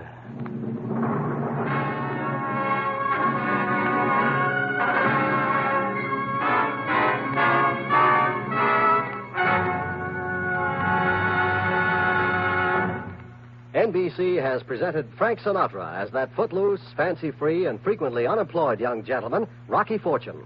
Tonight's cast included Marion Richmond, Georgia Ellis, Bill Justine, Parley Bear, and Ted Von Eltz. Tonight's script was written by George Lefferts, and Andrew C. Love directed. Eddie King speaking. Now, to tell you about next week's adventure, here's Frank Sinatra as Rocky Fortune. Did I ever tell you about the bebop musician who dropped me into a hotel shaft and said, "Man, dig that crazy grave"? He meant mine. Tell you about it next week. See you around.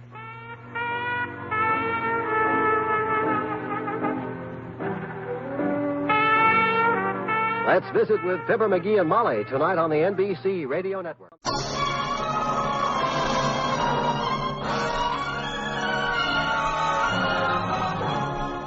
The House of Squibb presents Academy Award.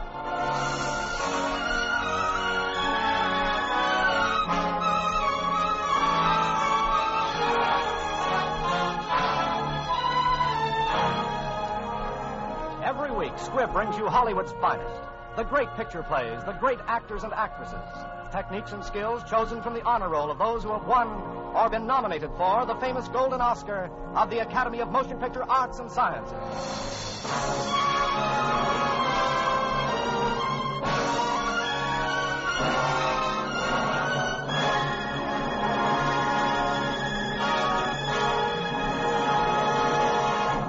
And now, E.R. Squibb & Sons, manufacturing chemist to the medical profession since 1858, bring you the distinguished star, Mr. Humphrey Bogart, who, as Best Actor of the Year, was nominated for the 1943 Academy Award. You will also hear Miss Mary Astor, who won the 1941 Academy Award as Best Supporting Actress of the Year, and Sidney Greenstreet, who was nominated for the 1941 Academy Award as Best Supporting Actor. Tonight, Mr. Bogart, Miss Astor, and Mr. Greenstreet will play the famous roles they created for the screen in The Maltese Falcon, the thrilling mystery which was nominated as Best Production of the Year for the 1941 Academy Award.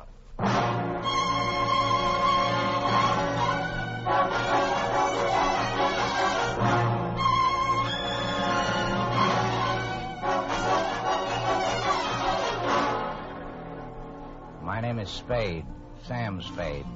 License number 357896, issued by the Police Department of San Francisco.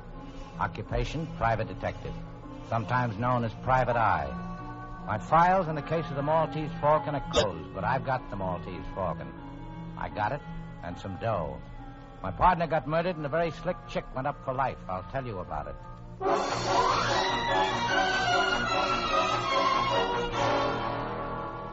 This slick dame comes to see me one day, gives me a song and dance about her sister and a guy called Floyd Thursby.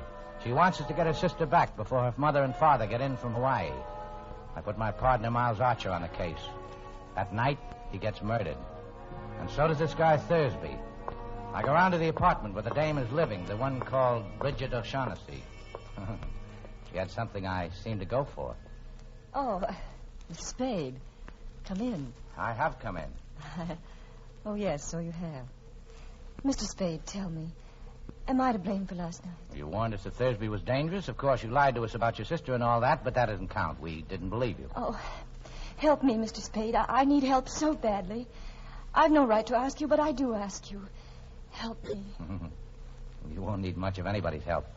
You're good. You're awful good. It's chiefly your eyes, I think, and that throb you get into your voice when you say things like, help me, Mr. Spade. I deserve that. But, the lie was in the way I said it, and not at all in what I said. If I'm going to help you, I've got to have some sort of a line on your Floyd Thursby. I met him in the Orient. We came here from Hong Kong last week. Did he kill Archie? Yes, certainly. Picked a nice sort of playmate. Only that sort could have helped me if he had been loyal. How bad a hole are you actually in? As bad as could be. Physical danger? I'm not heroic. I don't think there's anything worse than death. Then it's that. It's that as surely as we're sitting here. Unless you help me. Who killed Thursby? Your enemies or his? I don't know. His, I suppose. I'm afraid. I don't know. Who are these enemies? Well, there's a small, dark man with white teeth and a smooth, dangerous, fat man. Oh, this is hopeless. Well, how much money have you got? I have about $500 left. Give it to me.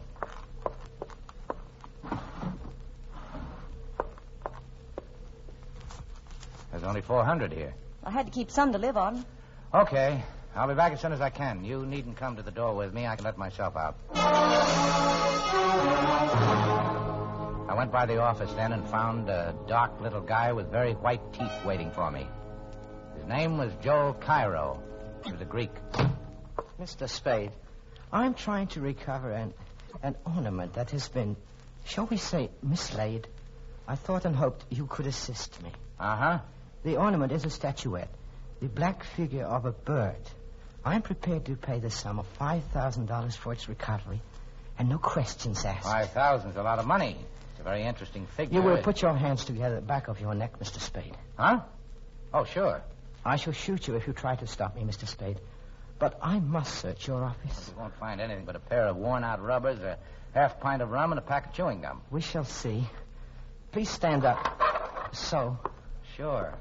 This way? No, the other way. Sure. I'll take the gun, Mr. Cairo. Now get up. I am very slow in things like that, unfortunately. Yeah. I'm still prepared to pay $5,000 for the return of the figure. Do you have it, Mr. Spade? No. If it is not here, why did you just risk serious injury to prevent my searching for it? Well, I should sit around and let people come in and stick me up. You wish some assurance of my sincerity? A retainer? I might. Say, $100? Oh, you better make it 200. Thanks. Your first guess was that I had the bird. What's your second guess? That you know where it is, or where you can get it. Well, you're not hiring me to murder or do burglary, but to get back the figure in some lawful way. Say, from a dame with red hair, or a smooth, dangerous, fat man. Oh, so you know. You must beware of them. They would stop at nothing. May I have my pistol now? Oh, yeah, sure. I'd forgotten it. Thank you. Now, Mr. Spade, you will kindly clasp your hands behind your neck. What the? Don't move, Mr. Spade. This time I might shoot. I insist on searching your office. Sure. Go ahead.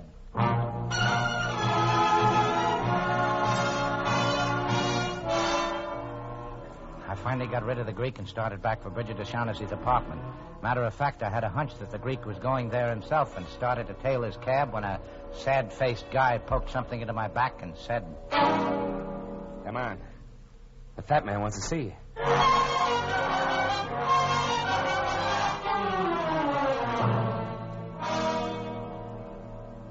Here he is, Mr. Gutman. The guy who was talking to the dame and the Greek. Ah, Mr. Spade. Mr. Gutman? We begin well, sir. I distrust a man who talks too much. I like to talk. Of course, talking something you can't do judiciously unless you keep in practice. Yeah. Now, sir, we'll talk if you like. And I'll tell you right out that I'm a man who likes talking to a man who likes to talk. Swell. Will we talk about the blackbird? You're the man for me, sir. No beating about the bush, right to the point. Let us talk about the blackbird by all means. Mr. Spade, have you any conception of how much money can be got for that blackbird? No. Well, sir, if I told you half, you'd call me a liar. No, not even if I thought so. But you just tell me what it is, and I'll figure out the profits. You mean you don't know what that bird is? Well, I know what it's supposed to look like. I know the value in human life you people put on it. Miss O'Shaughnessy didn't tell you what it is? And Cairo didn't either? Offered me $10,000 for it. 10,000. And dollars, mind you, not even pounds. They must know what it is. Or do they? What is your impression? I can't tell. They're both lying. If they don't know, I'm the only one in the whole wide, sweet world who does. Swell. When you've told me, that'll make two of us. Mathematically correct, sir. But I don't know for certain that I'm going to tell you. Oh, don't be foolish. You know what it is. I know where it is. That's why I'm here. Well, sir, where is it? Don't be silly. You see, I must tell you what I know, but you will not tell me what you know. That is hardly equitable, sir. No. I don't think we can do business along those lines. Yeah, well, think again and think fast. I can get along without you, and keep that Gunsel away from me while you're making up your mind. I'll kill him. Well, sir, I must say you're the most violent temper. Well, what are you wasting time for? You've got till 5:30. Then you're either in or out for keeps.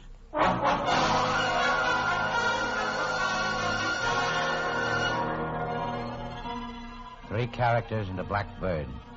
Well, all I knew was my partner was dead, and the cops were getting very uncooperative about the whole thing, including who killed Floyd Thursby. I thought I'd better get back to see that O'Shaughnessy dame before it was too late. And sure enough, it almost was. They came here and took him away. Took who away? Who? The police. They wanted to talk to you, too. They took Mr. Cairo with them. What was he doing here? He came to talk about the bird. What is this bird, this falcon that everybody's all steamed up about? Suppose I wouldn't tell you anything at all about it. What would you do? Something wild and unpredictable? Maybe. Well, it's a black figure, as you know, smooth and shiny, of a bird, a hawk or falcon about 12 inches high. Now, what makes it so important? I don't know. They wouldn't tell me. But they promised me £500 if I helped them get it from the man who had it. Go ahead. They promised me £500 to help them, and I did. Then we found that Joel Cairo was going to take the falcon and desert Floyd and me. So we did that to Joel first. You are a liar. I am a liar. I've always been a liar. Well, don't brag about it. Is there any truth at all in that yarn? Some. Not very much. Well, we've got plenty of time. I'll put some coffee on and we'll try again. Oh, I'm so tired. So tired of lying and thinking up lies and not knowing what is a lie and what is the truth. Oh, darling, don't stare at me like that. Come closer, darling. It is something to do while waiting. Why not? Kiss me, Sam Spade. Kiss me. Why not? Well, it happens every time. I'll get it. Be careful, darling. Okay. Come on, you. He wants to see you. Well, if it is the fat man's killer. Hello, paleface. How many did you bump off today? Shut up. Cupman's waiting for you. No kidding. What kept you? Darling, what do you want? He wants me. The fat man's been thinking things over.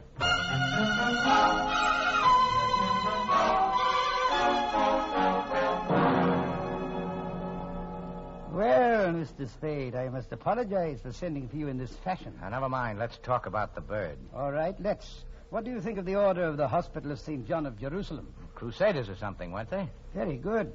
In 1539, these crusading knights persuaded Emperor Charles V to give them the island of Malta. He made but one condition. They were to pay him each year for the tribute of a falcon, in acknowledgement that the Malta was still under Spain. Do you follow me? Yeah. Have you any conception of the extreme, immeasurable wealth of the order of that time? Well, I imagine they were pretty well fixed. They were rolling in wealth, sir. They hit upon the happy thought of sending the emperor for the first year's tribute, not an insignificant live bird, but a glorious golden falcon, encrusted from head to foot with the finest jewels in their coffers. Allow me to replenish your drinks. Well, what do you think of these knights? I don't know. Well, sir, the glorious falcon never reached Spain. Buccaneers raided the galleon. In 1713, the bird showed up in Sicily. In 1840, in Paris. And it had by that time acquired a coat of black enamel, looking like nothing but a very interesting black statue. In 1923, a Greek dealer found it in an obscure Paris shop. He knew what it was. I heard about it in London and rushed over to buy it. But the Greek was murdered and the falcon gone. That was 23 years ago. For 23 years, I've searched for the bird. I traced it to the home of a Russian General Kemedov, but he wouldn't sell, even though he knew nothing of its value. I was forced to send my agents after it. They got it, sir, but I haven't got it. But I'm going to get it, sir. How soon are you willing to produce the falcon? A couple of days. That is satisfactory. Well, sir, here's a fair bargain and profits large enough for both of us. Well, what's your idea of a fair bargain? Shall I say 100,000? Why not? What did you say to $250,000? Oh, then you think the dingus is worth $1 million, huh? Why not? Yeah. Why not? Say, I feel kind of funny, Gutman. That drink. My dear man, how could you suggest anything so cruel?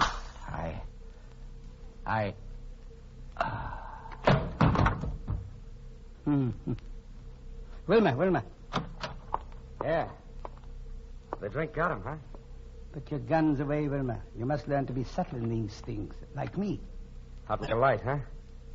Well, I owe him something to loss. He thinks he's tough. Let's see if he can take this. That's enough, Wilma. You kicked him enough. It'd never do to kill him here. Besides, Wilma, you know how I hate the sight of blood.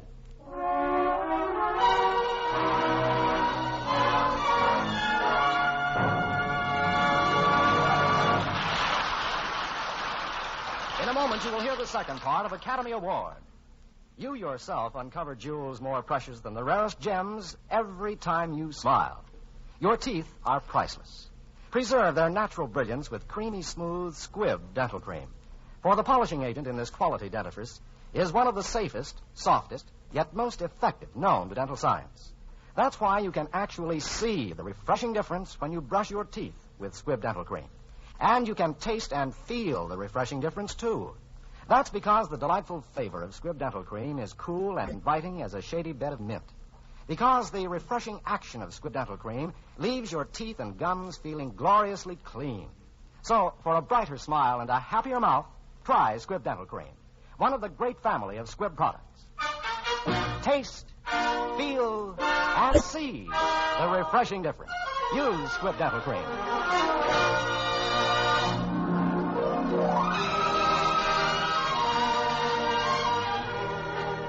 In a moment, you will hear part 2 of The Maltese Falcon. But first, we want to thank Warner Brothers for making this story available. And one thing more. On August 6th, Warner Brothers will celebrate the 20th anniversary of Sound Pictures. Yes, it has been that long since the silent shadows of the screen found a voice. We congratulate Warner Brothers on this historic anniversary.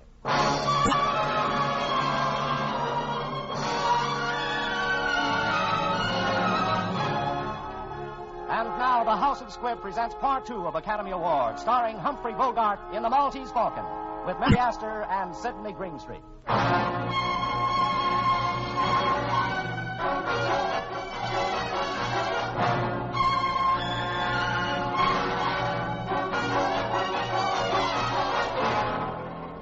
I guess the name of Sam Spade was a cinch for the back page obituaries, but I came out of it somehow and managed to get up and stagger out of that apartment.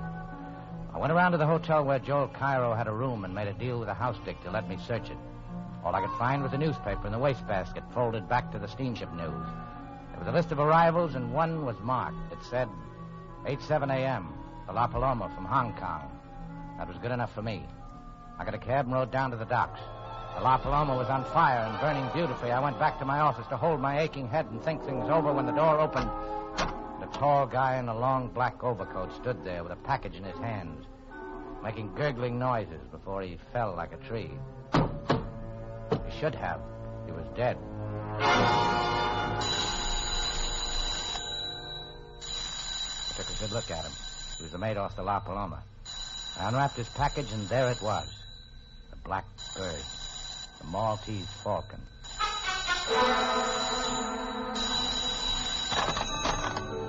I grabbed the phone and listened. It was Bridget O'Shaughnessy, and she said she was in trouble. I found her shivering in a dark corner of an office building. I took her and the Falcon home to my apartment. I put her on the couch. I put the Falcon in the icebox where no one would think to look for anything, including ice. I came back in and switched on the lights and found a surprise party waiting to greet me. Well, sir, we're all here. Now let's sit down and be comfortable and talk. Sure. Get away from me, Gunshall. You're not going to frisk me. Stand still. Shut up. Put your paw on me, and I'm going to make you use that gun. Ask your boss if he wants me shut up before we talk. Never mind, Wilma. You're certainly a most headstrong individual, Mr. Spade. Well, let's be seated. You too, Cairo. You can put down your gun, too. Of course, Mr. Spade. I was only using caution, as it were. You ready, Gutman? Are you ready to make the first payment and take the Falcon off my hands? Well, sir, as to that, here are $10,000, sir. Oh, we were talking about more money than this. Yes, sir, we were. But this is genuine coin of the realm, sir. With $1 of this, you can buy $10 of talk. Besides, there are more of us that be taken care of now. Well, that may be. But I've got the Falcon. I should not think it would be necessary to remind you, Mr. Spade, that though you may have the Falcon, yet we certainly have you. Yes, I'm trying not to let that worry me. We'll come to the money later. There's another thing to be taken care of first. We've got to have a fall guy. The police have to have a victim. Somebody they can stick for those 3 murders. 2. Only 2 murders, Mr. Spade. Thursby undoubtedly killed your partner. All right, 2. What difference does it make? The point is, we've got to give the police... Come, Mr. Spade. You can't expect us to believe at this late date. You are the least afraid of the police, or that you're not able to handle... I'm up to my neck, Gutman. I've got to come through with somebody, a victim, when the time comes.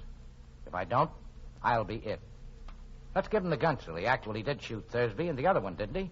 Anyway, he's made to order to the part. Let's turn him over to the cops. Get up on your feet. I'm taking all the riding from you I'm going to take. Get up, shoot it out. No, Wilma, don't shoot. There, Gunsel, that'll take care of you. Put him on the sofa. Sorry, Bridget, but you seem to have recovered. I'm all right. Good. Well, gentlemen, there's our fall guy. And now, gentlemen, you agree, or I'll turn the Falcon and the whole lot of you in. Mr. Spade, I don't like this. What if we took matters into our own hands and killed you? You won't, or you'll never find the Falcon. True, but there are other ways we could make you talk. No, I'd take it and make you kill me, and then you'd end up the same way. No, I believe you would, too. Well? I always felt toward Wilma like a father. But you can have him. Swell, let's get the details fixed. Why did he shoot Thursby? Thursby was Miss O'Shaughnessy's ally. We thought in disposing of him, we would teach Miss O'Shaughnessy to patch up her differences with us regarding the Falcon. And the mate from the La Paloma. That was Miss O'Shaughnessy's fault. Caro got in touch with me when he saw the notice of the ship's arrival. He remembered that the mate and Miss O'Shaughnessy had been friendly in Hong Kong. He called on this man, but he, with Miss O'Shaughnessy and the bird, slipped through our fingers.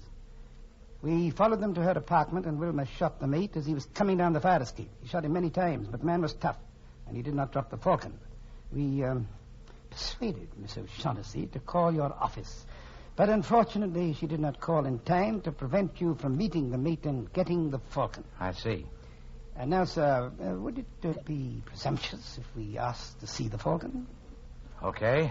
It's in my icebox. Icebox, I see. Oh, you are a character, sir. Yes, very, very clever of you, very. I've got it. Bring it in here at once. Here, wrapped in this. Now, after 23 years. It is it. We'll make sure. Hand me your knife, sir. Here. I'll peel off some of this disfiguring enamel. All right, O'Shaughnessy, you've had your little joke. Now tell us about it. No, Sam, no. That's the one I got from the Russian, I swear. You bungled it, Gutman. You and your stupid attempt to buy it. The Russian caught on how valuable it was. No wonder we had so little trouble stealing it. You imbecile. You bloated idiot. Yes. This is the Russian's hand. There's no doubt of it. Well, sir, what do you suggest? Shall we stand here and shed tears and call each other names? Or shall we go to Istanbul and to interview our Russian friend? Go to Istanbul? For 23 years, I have wanted that little item and have been trying to get it. If I must spend another year on the quest, well, that will be an added expenditure in time only. I go with you. Wilma's gone. Wilma's gone. So he has. That makes it imperative that we go too. Oh, by the way, sir, I'll trouble you for my envelope containing the $10,000. I kept my end of the bargain, but I'll settle for $1,000 for expenses. Thank you. I'll allow you the $1,000. That'll take care of my time. Now, sir, we'll say goodbye to you unless you care to undertake the Istanbul expedition with us. You don't? That's too bad. Well, sir, the shortest farewells are best. Adieu. And to you, Miss O'Shaughnessy, I leave the rare 𝒆𝒆 there on the table as a little memento. The Maltese Falcon.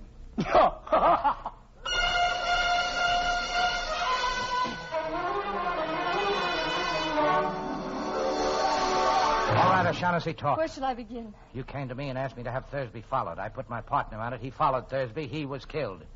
You must have told Thursby he was being followed. I told him, yes, but Please believe me, Sam. I wouldn't have told him if I'd thought Floyd Thursby would kill your partner. Miles hadn't many brains, but he had too many years' experience as a detective to be caught like that by a man he was shadowing up a blind alley with his gun tucked away in his hip and his overcoat buttoned. But he'd have gone up there with you, Angel. He was just dumb enough for that.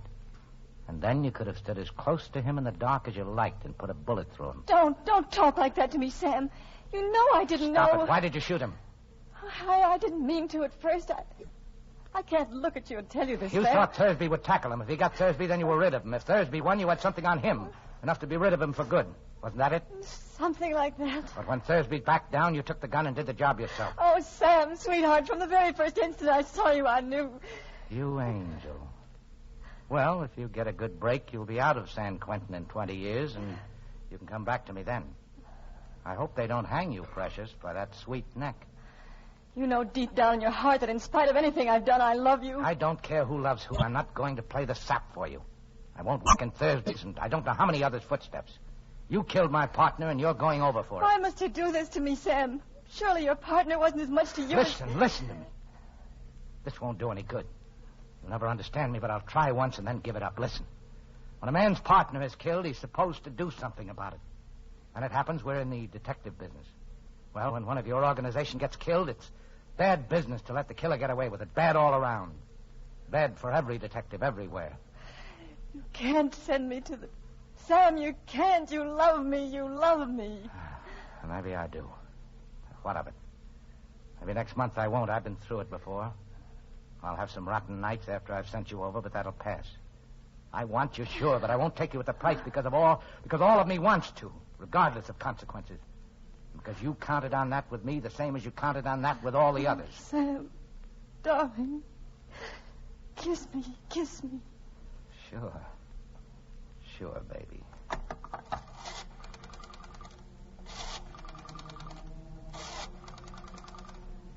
What are you doing? Who are you calling? The cops, baby. The cops to come and take you away.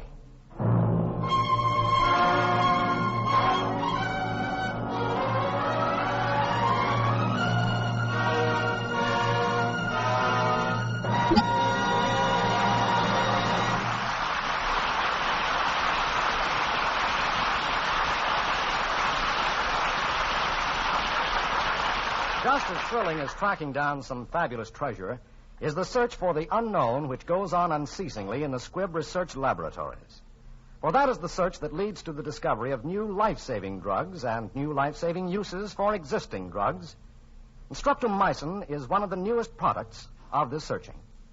In the new field of medicine opened up by penicillin, streptomycin, still in the testing stages, shows great promise against additional enemies of mankind. That is why Squibb scientists are working night and day to unlock the secrets of streptomycin, to improve the strain, to find and test all the ways in which it may be used in the conquest of disease.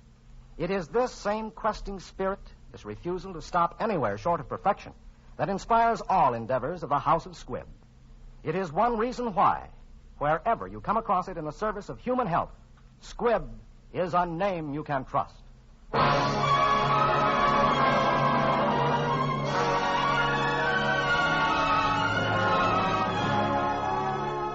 Next Wednesday, another great picture. The House of Squibb will present Academy Award starring Henry Fonda in Young Mr. Lincoln.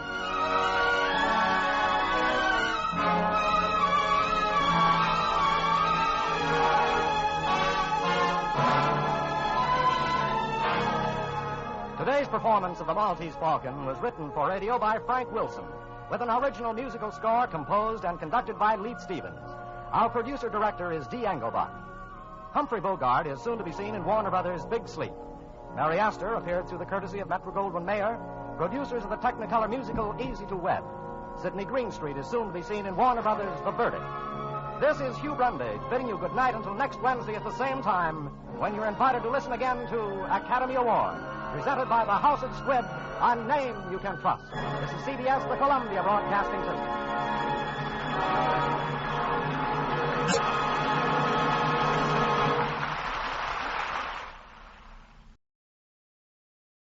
You, finding life pretty dull? You, Dreaming again of exotic places, wishing you were somewhere else? We offer you Escape.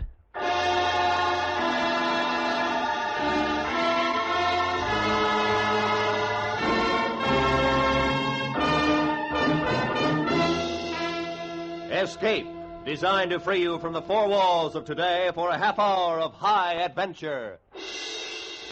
Escape with us now to a ship on the high seas and a cargo of mutinous criminals, as Western Martyr tells it in his gripping story, A Sleeping Draft.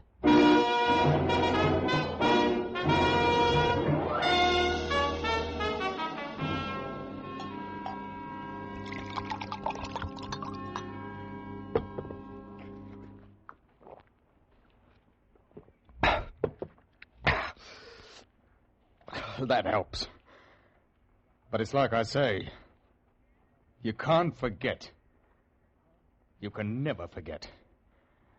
It's at night that you think about it, with the water outside rushing past the hull. That's when you think, then it can never be the same. You can't trust anybody. Never. Not a soul. I can tell you, you just can't trust them. Not even yourself.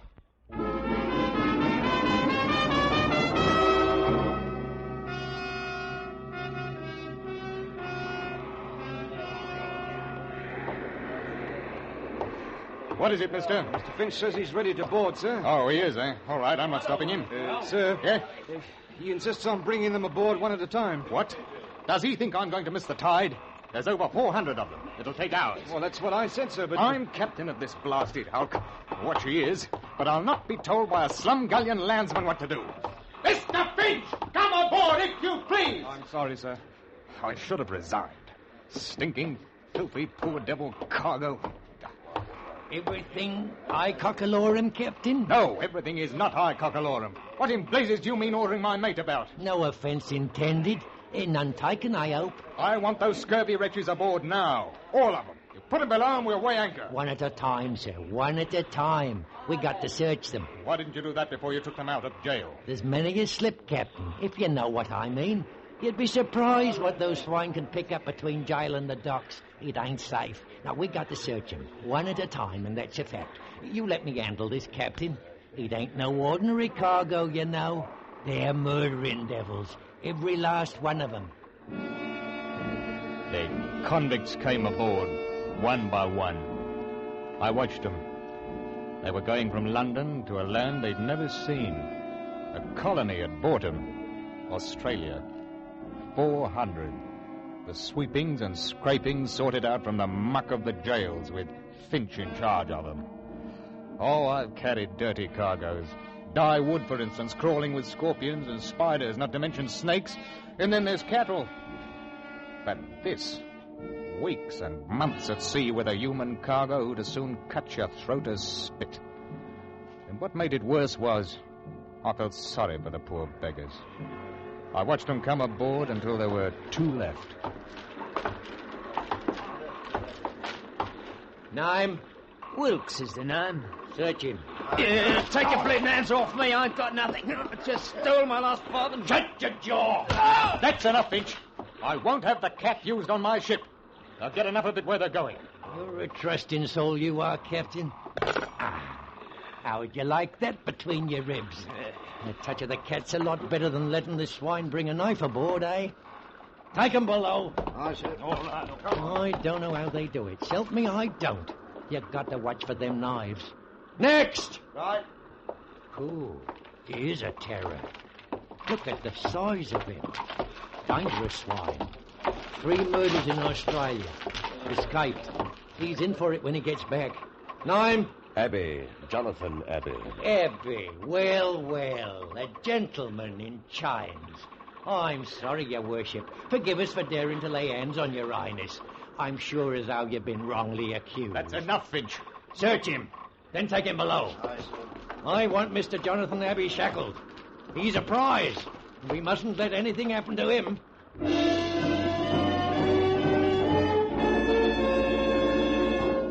From the day we left London docks, I'd taken a violent dislike to Finch. He seemed to be happiest when he was laying about with his cat on the convicts herded like sheep below decks. He kept them quiet enough, but one night I decided to have it out with him in my cabin. Oh, I made it strong, I can tell you, so that even he could understand what I meant. You all finished, Captain? All right. Now, you hear me out. They're a bad lot. 400 of them. All bound for Australia, and they don't want to go. You follow me? There's that bloke Abbey. As soon as we touch Sydney, the game's up for him. They'll hang him, sure. That doesn't mean that you have the right to make life even worse for them here. Oh, no? If I don't, where do you think we'll be? You, me, your mates. And the crew, well, from what I've seen of them, they're not much better than what's below. You're doing a lot of jawing, mister. I am. What would you do if you were down there? I'll tell you. You'd get hold of the ship and clear out. That's what you'd do. And it'd be easy. They're locked in and we've got a guard. You don't know them like I do. There's another thing. When I searched them, there was 1 to 5 sovereigns stowed away on every man. Earned or stolen. That'll come to over £1,000 by my figures. They're entitled to that money. It's little enough to take to a wild country. It's truth, but there's them down there what would slit the gullet of any man for 2 bob. And you asked me to be dainty with them. That's the way he talked to me. You know, I can tell you I didn't feel easy anymore. I did something I hadn't done for a long time. I brought 2 pistols out from ship's stores and kept them under my pillow.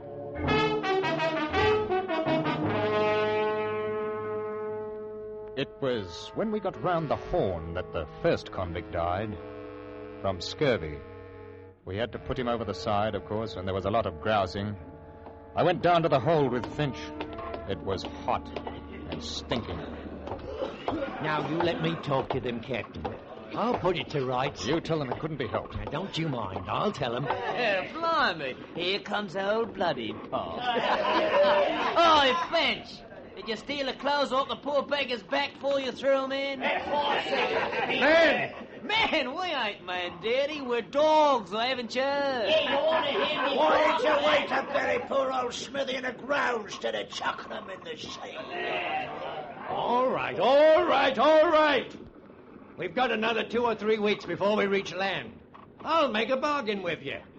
The next one what dies, now that it's getting nice and hot, I'll leave him down there, and you can take care of him and mourn till we get to Australia. How's that? Half a crown you don't keep him for 3 days. That's old bloody Pot. Always a nose for business. Well, if you ain't satisfied with that, I'll see that the hatch is closed down tight for the rest of the voyage. And you can boil for all of me. That seemed to settle it for a time. I began to see that in spite of Finch's hardness with them, the prisoners knew he was master and behaved themselves. That is, most of them did. But there were others. And that's what began the trouble. We were 2 days out of the Cook Islands when it happened. Yes? Captain, there's a man on deck. We brought him up from below. It's horrible. Why, what's happened? One of the convicts, sir. Oh? All that blood, sir. Oh, devil. I tried to do something, but it was too late. By the time we got him up... Fight, eh? Yes, sir. Here we are, Captain. Mr. Darling ain't much of a surgeon, I must say. I did what I could. He must have been dead before we got him up here. Why, he's been cut to pieces. Not half he ain't. How did it happen? Oh, I heard him shouting.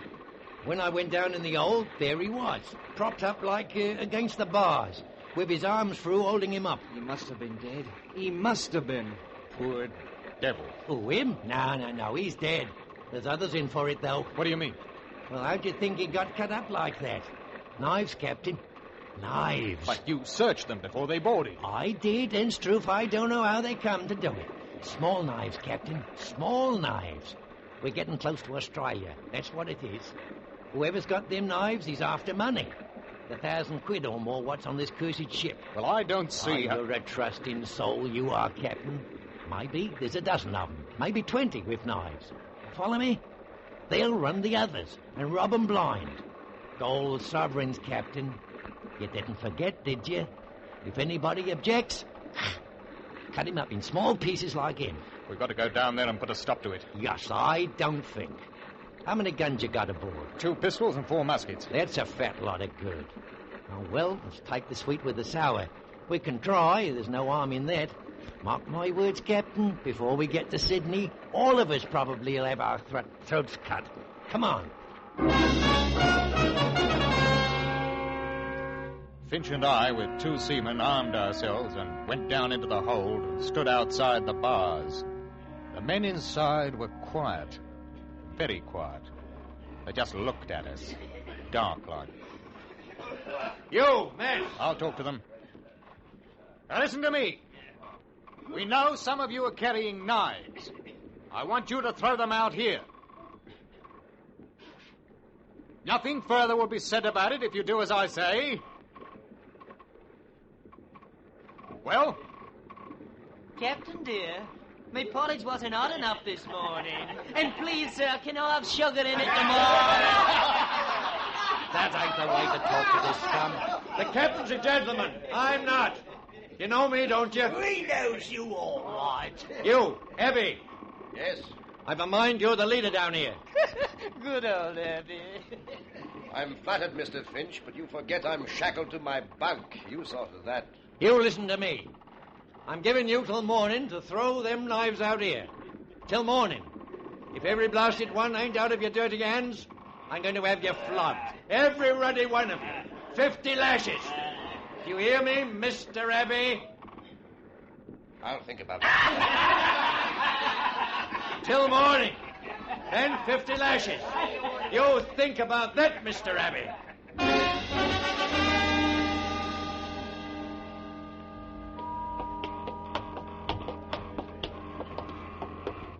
I didn't think they'd give 'em to us that easy, Captain. There's going to be trouble, though, with this flogging. There'll be more if we don't get the knives away.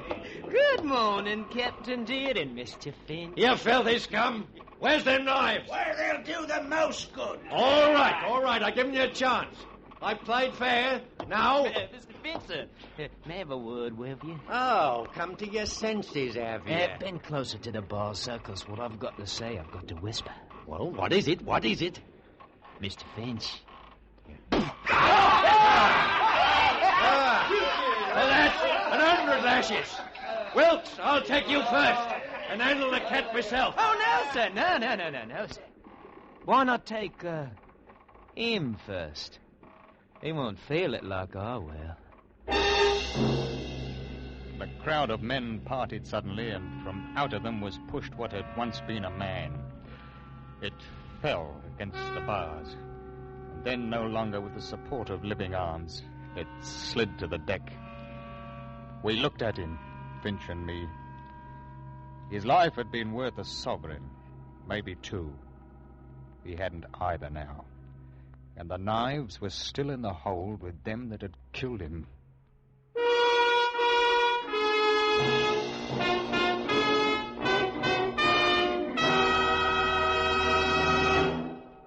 Tonight, some more of radio's greatest stars check in at CBS, the Star's Address. The first you'll hear are Amos and Andy, who are going to be on hand with the Kingfish, Shorty the Barber, Algonquin J. Calhoun, and, of course, Sapphire. Then, a little later, Red Skelton. With Joey Adams, Eve Arden, Jack Benny, and Corliss Archer already on hand, be sure you add Amos and Andy and Red Skelton to your Sunday night listening date starting tonight over most of these same CBS stations. And now, we return you to Escape.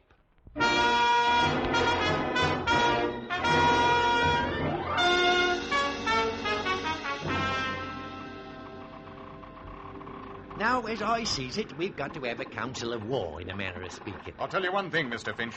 There'll be no flogging. I can see you're a sharper, you are. Now, that's right. Too dangerous. We ain't armed for it, and they're in a nasty mood. Now, we've got to be crafty, same as them. I wish we could spill the whole lot of them overside. Lose your contract for carrying them? Not bloody likely. Now, listen here. I'll get them knives. How? It's Abby behind this. He tells them what's what.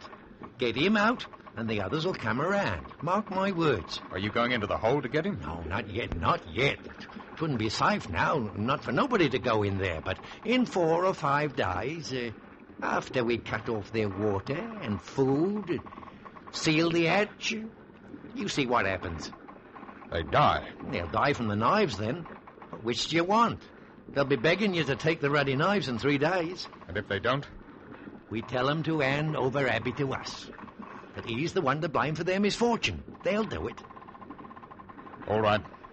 If it's the only way, I'll give the order. But not just yet, Captain.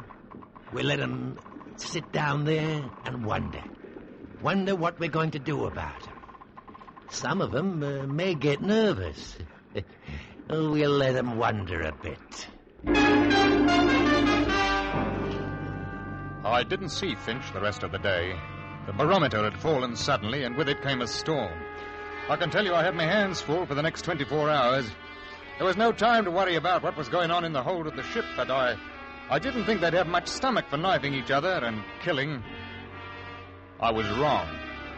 The next morning at breakfast, Finch didn't turn up. He didn't turn up at all. We searched the whole ship.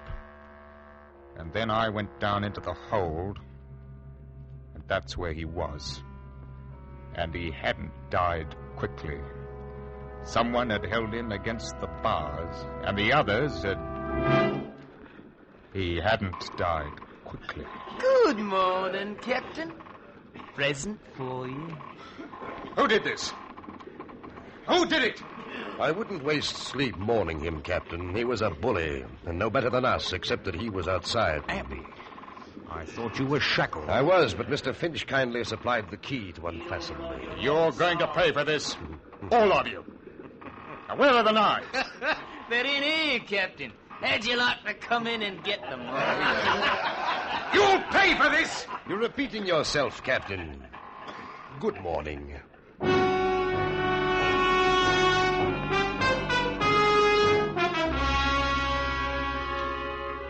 That blasted convict had dismissed me. Like I was a clerk in an office. And there wasn't anything I could do about it.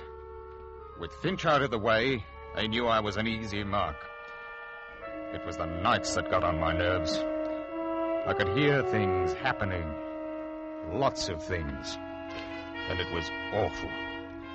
Those devils with the knives. And each morning we'd have to pull out 6 or a dozen, all cut about and bleeding. And most of them died. Those with the knives were getting money. Money they stole from the victims. I began to be afraid of my crewmen. One would take a bribe and let that murdering crowd out. I walked around with 2 pistols in my jacket all the time. And then, late one afternoon, something very bad happened. I was standing by the wheel. Kevin! Yeah, here, Bosun. He got out, sir. Got out? Who? The big one, Abby. 2 of us were standing guard. We heard a scream. It was Abby. Said he'd been stabbed. Benson here opened the grill to get him in. Abby bashed him on the head and bolted. What about the others? I'd got the grill closed in time. They're safe enough. He must be somewhere on the ship, sir. Unless he went overboard. No, not that one. He's up to mischief. You take one of my pistols, mister. Aye, sir. You, Bosun, pass out the muskets. I want every inch of this ship searched. If he puts up a fight, shoot him. Do you hear me? Shoot him!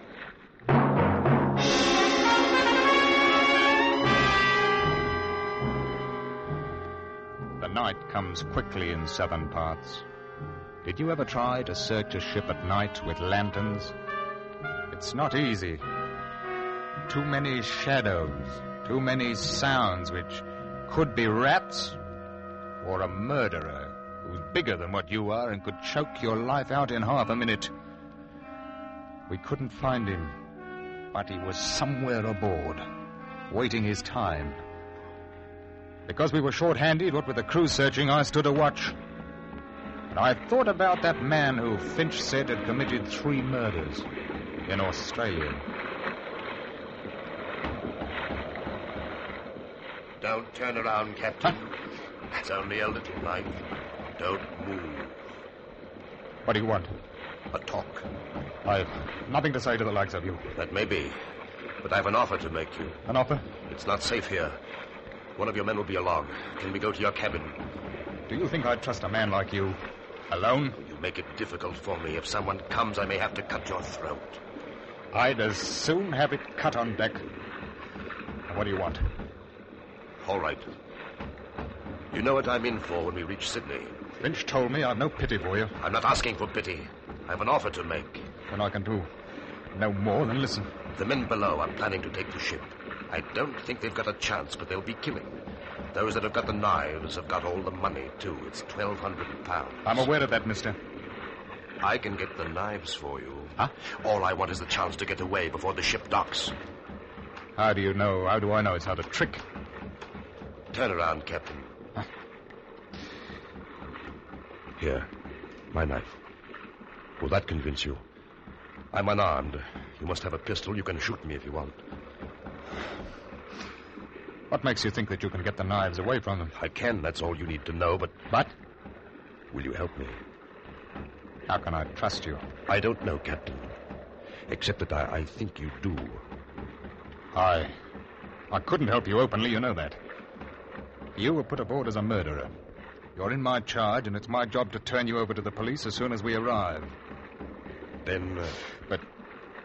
Well, if you could get the knives, though, I might be able to give you a chance to clear out. That's all I want, the chance. All right. I must have a pistol. What? A pistol. You take me for a fool. No, it's the only way to get the knives. I give you this pistol and you shoot me down? Not likely. Captain, if I'd wanted to do that, I'd have cut your throat 2 minutes ago. You're a murderer. I know. You can't have it. It's either them or your ship, and probably your life. Well? You talk like a gentleman, but suppose you want my pistol so that you can free them. You just have to trust me as I'd trust you to give me a chance to get away. Take it. Here. What about the guards below? They'll shoot. I'll take you down. Say I caught you. How do I get out again when I've got the knives? Send word that you want to see me. All right. Captain, I'm trusting you now. I want that chance to get away. We'll talk about it if you get the knives. I'll take you below now and come back tomorrow.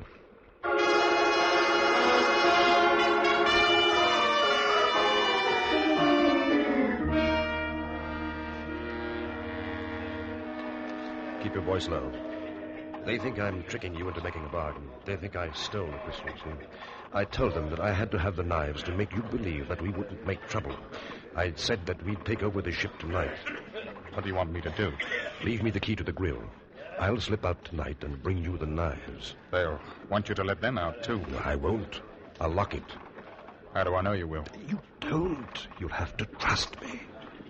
Do they know about this plan? All except for the fact that I'm going to lock them in once I'm out. Give me the knives now. No. They'd know something was wrong. I'd never get out alive. Give me the key. All right. Here. All right. Tonight.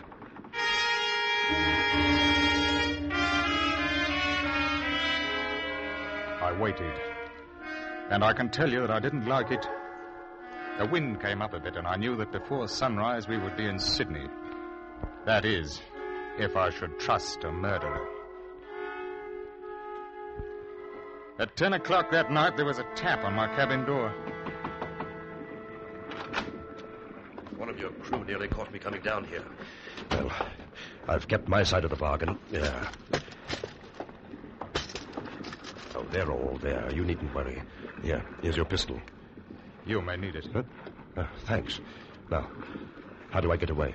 We'll be in port in about 6 hours if the wind holds. You stay aft in the longboat. When you hear the anchor go, drop over the side and swim for it. I'll try to anchor as close to land as possible before I take her in. If I can land without being seen, I've got some friends who will hide me. I don't want to know about it. Just remember, when the anchors lets go, that's your signal. Thank you, Captain. I trust you. And, I'd like to shake hands with you.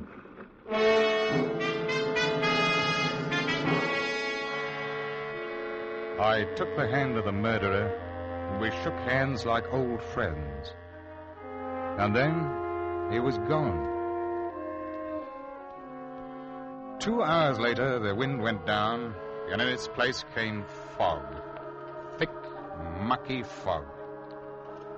I had my hands full, what with danger from other ships and the blasted current that knocks you about off the harbor entrance. About 3 o'clock, the fog had shut in properly, and the blessed tide ran us all over the place. It was proper dangerous, I can tell you. We were about 15 miles offshore, and I didn't like the looks of things. There's shoals thereabout, and I sent the mate for it to heave the lead. I got a proper start when I heard him sing out, "By the deep fall!" We'd got off course right enough, and at this rate, we'd shear the bottom clean off her. I saw it was high time to bring the ship up and wait until we could see something. Let go the anchor! Let go the anchor!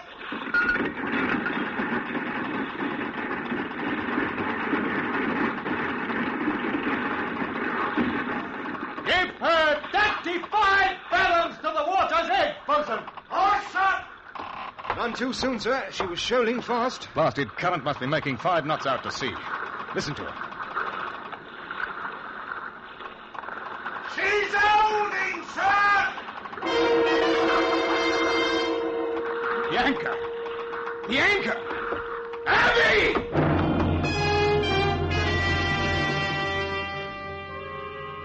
I went to the longboat. It was empty. He'd heard the signal as the anchor paid out. He couldn't see in the fog and had gone overboard into a 5-knot tide running straight out to sea, 15 miles from shore. He trusted me. That's why I tell you, you shouldn't trust anybody.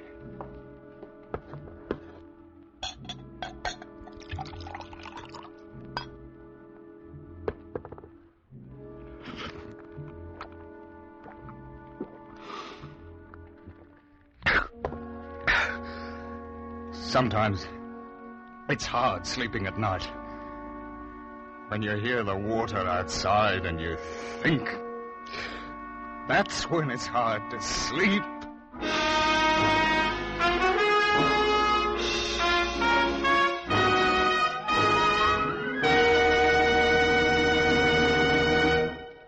Escape is produced and directed by Norman MacDonald. Today we have brought you A Sleeping Draft by Weston Martyr, adapted for radio by Anthony Ellis, with Ben Wright starred as Captain Godfrey. Featured in the cast were John Dodsworth, Bruce Payne, Anthony Barrett, John Daner, and Lou Krugman. Special music was arranged and played by Ivan Ditmars. Next week, escape with us to a train rushing through a European night and a beautiful woman who demands your help. As Anthony Ellis tells it in his exciting story, Roulette.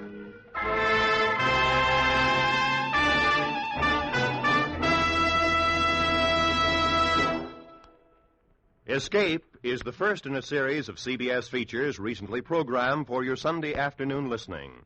Later this afternoon, you'll hear Make Believe Town, a series of dramas set in Hollywood with Mr. Walter Wanger as your host. Later, you will hear on most of these same CBS stations the first Sunday broadcast of Arthur Godfrey's Digest, a half hour of the cream of wit and humor from the Redheads weekday show on CBS. Earn Your Vacation also returns to CBS this Sunday afternoon, and starting next Sunday, Frank Sinatra checks in again at CBS, the Star's address, with his new hour-long radio program, so be sure to listen for Frank Sinatra. Stay tuned now for Make Believe Town with Mr. Walter Wanger as your host, which follows over many of these same stations. This is Roy Rowan speaking.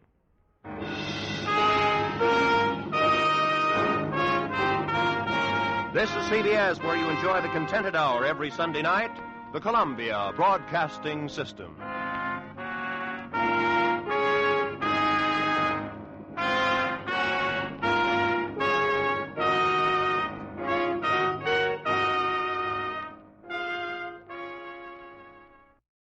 Well, friends, if you're hearing my voice, you've made it all the way to the end of our 8-hour journey through the golden age of radio. I hope these classic stories brought you a little comfort, a little nostalgia, and perhaps helped you find a peaceful night's rest along the way. Thank you for spending these quiet hours with me. Whether you listened to every episode or drifted off somewhere in the middle, I'm glad you were here with me. This is your host, Mel, wishing you a restful morning, a wonderful day ahead, and reminding you that there will always be another story waiting for you right here on Mel's Vintage Radio. Until next time, my best to you.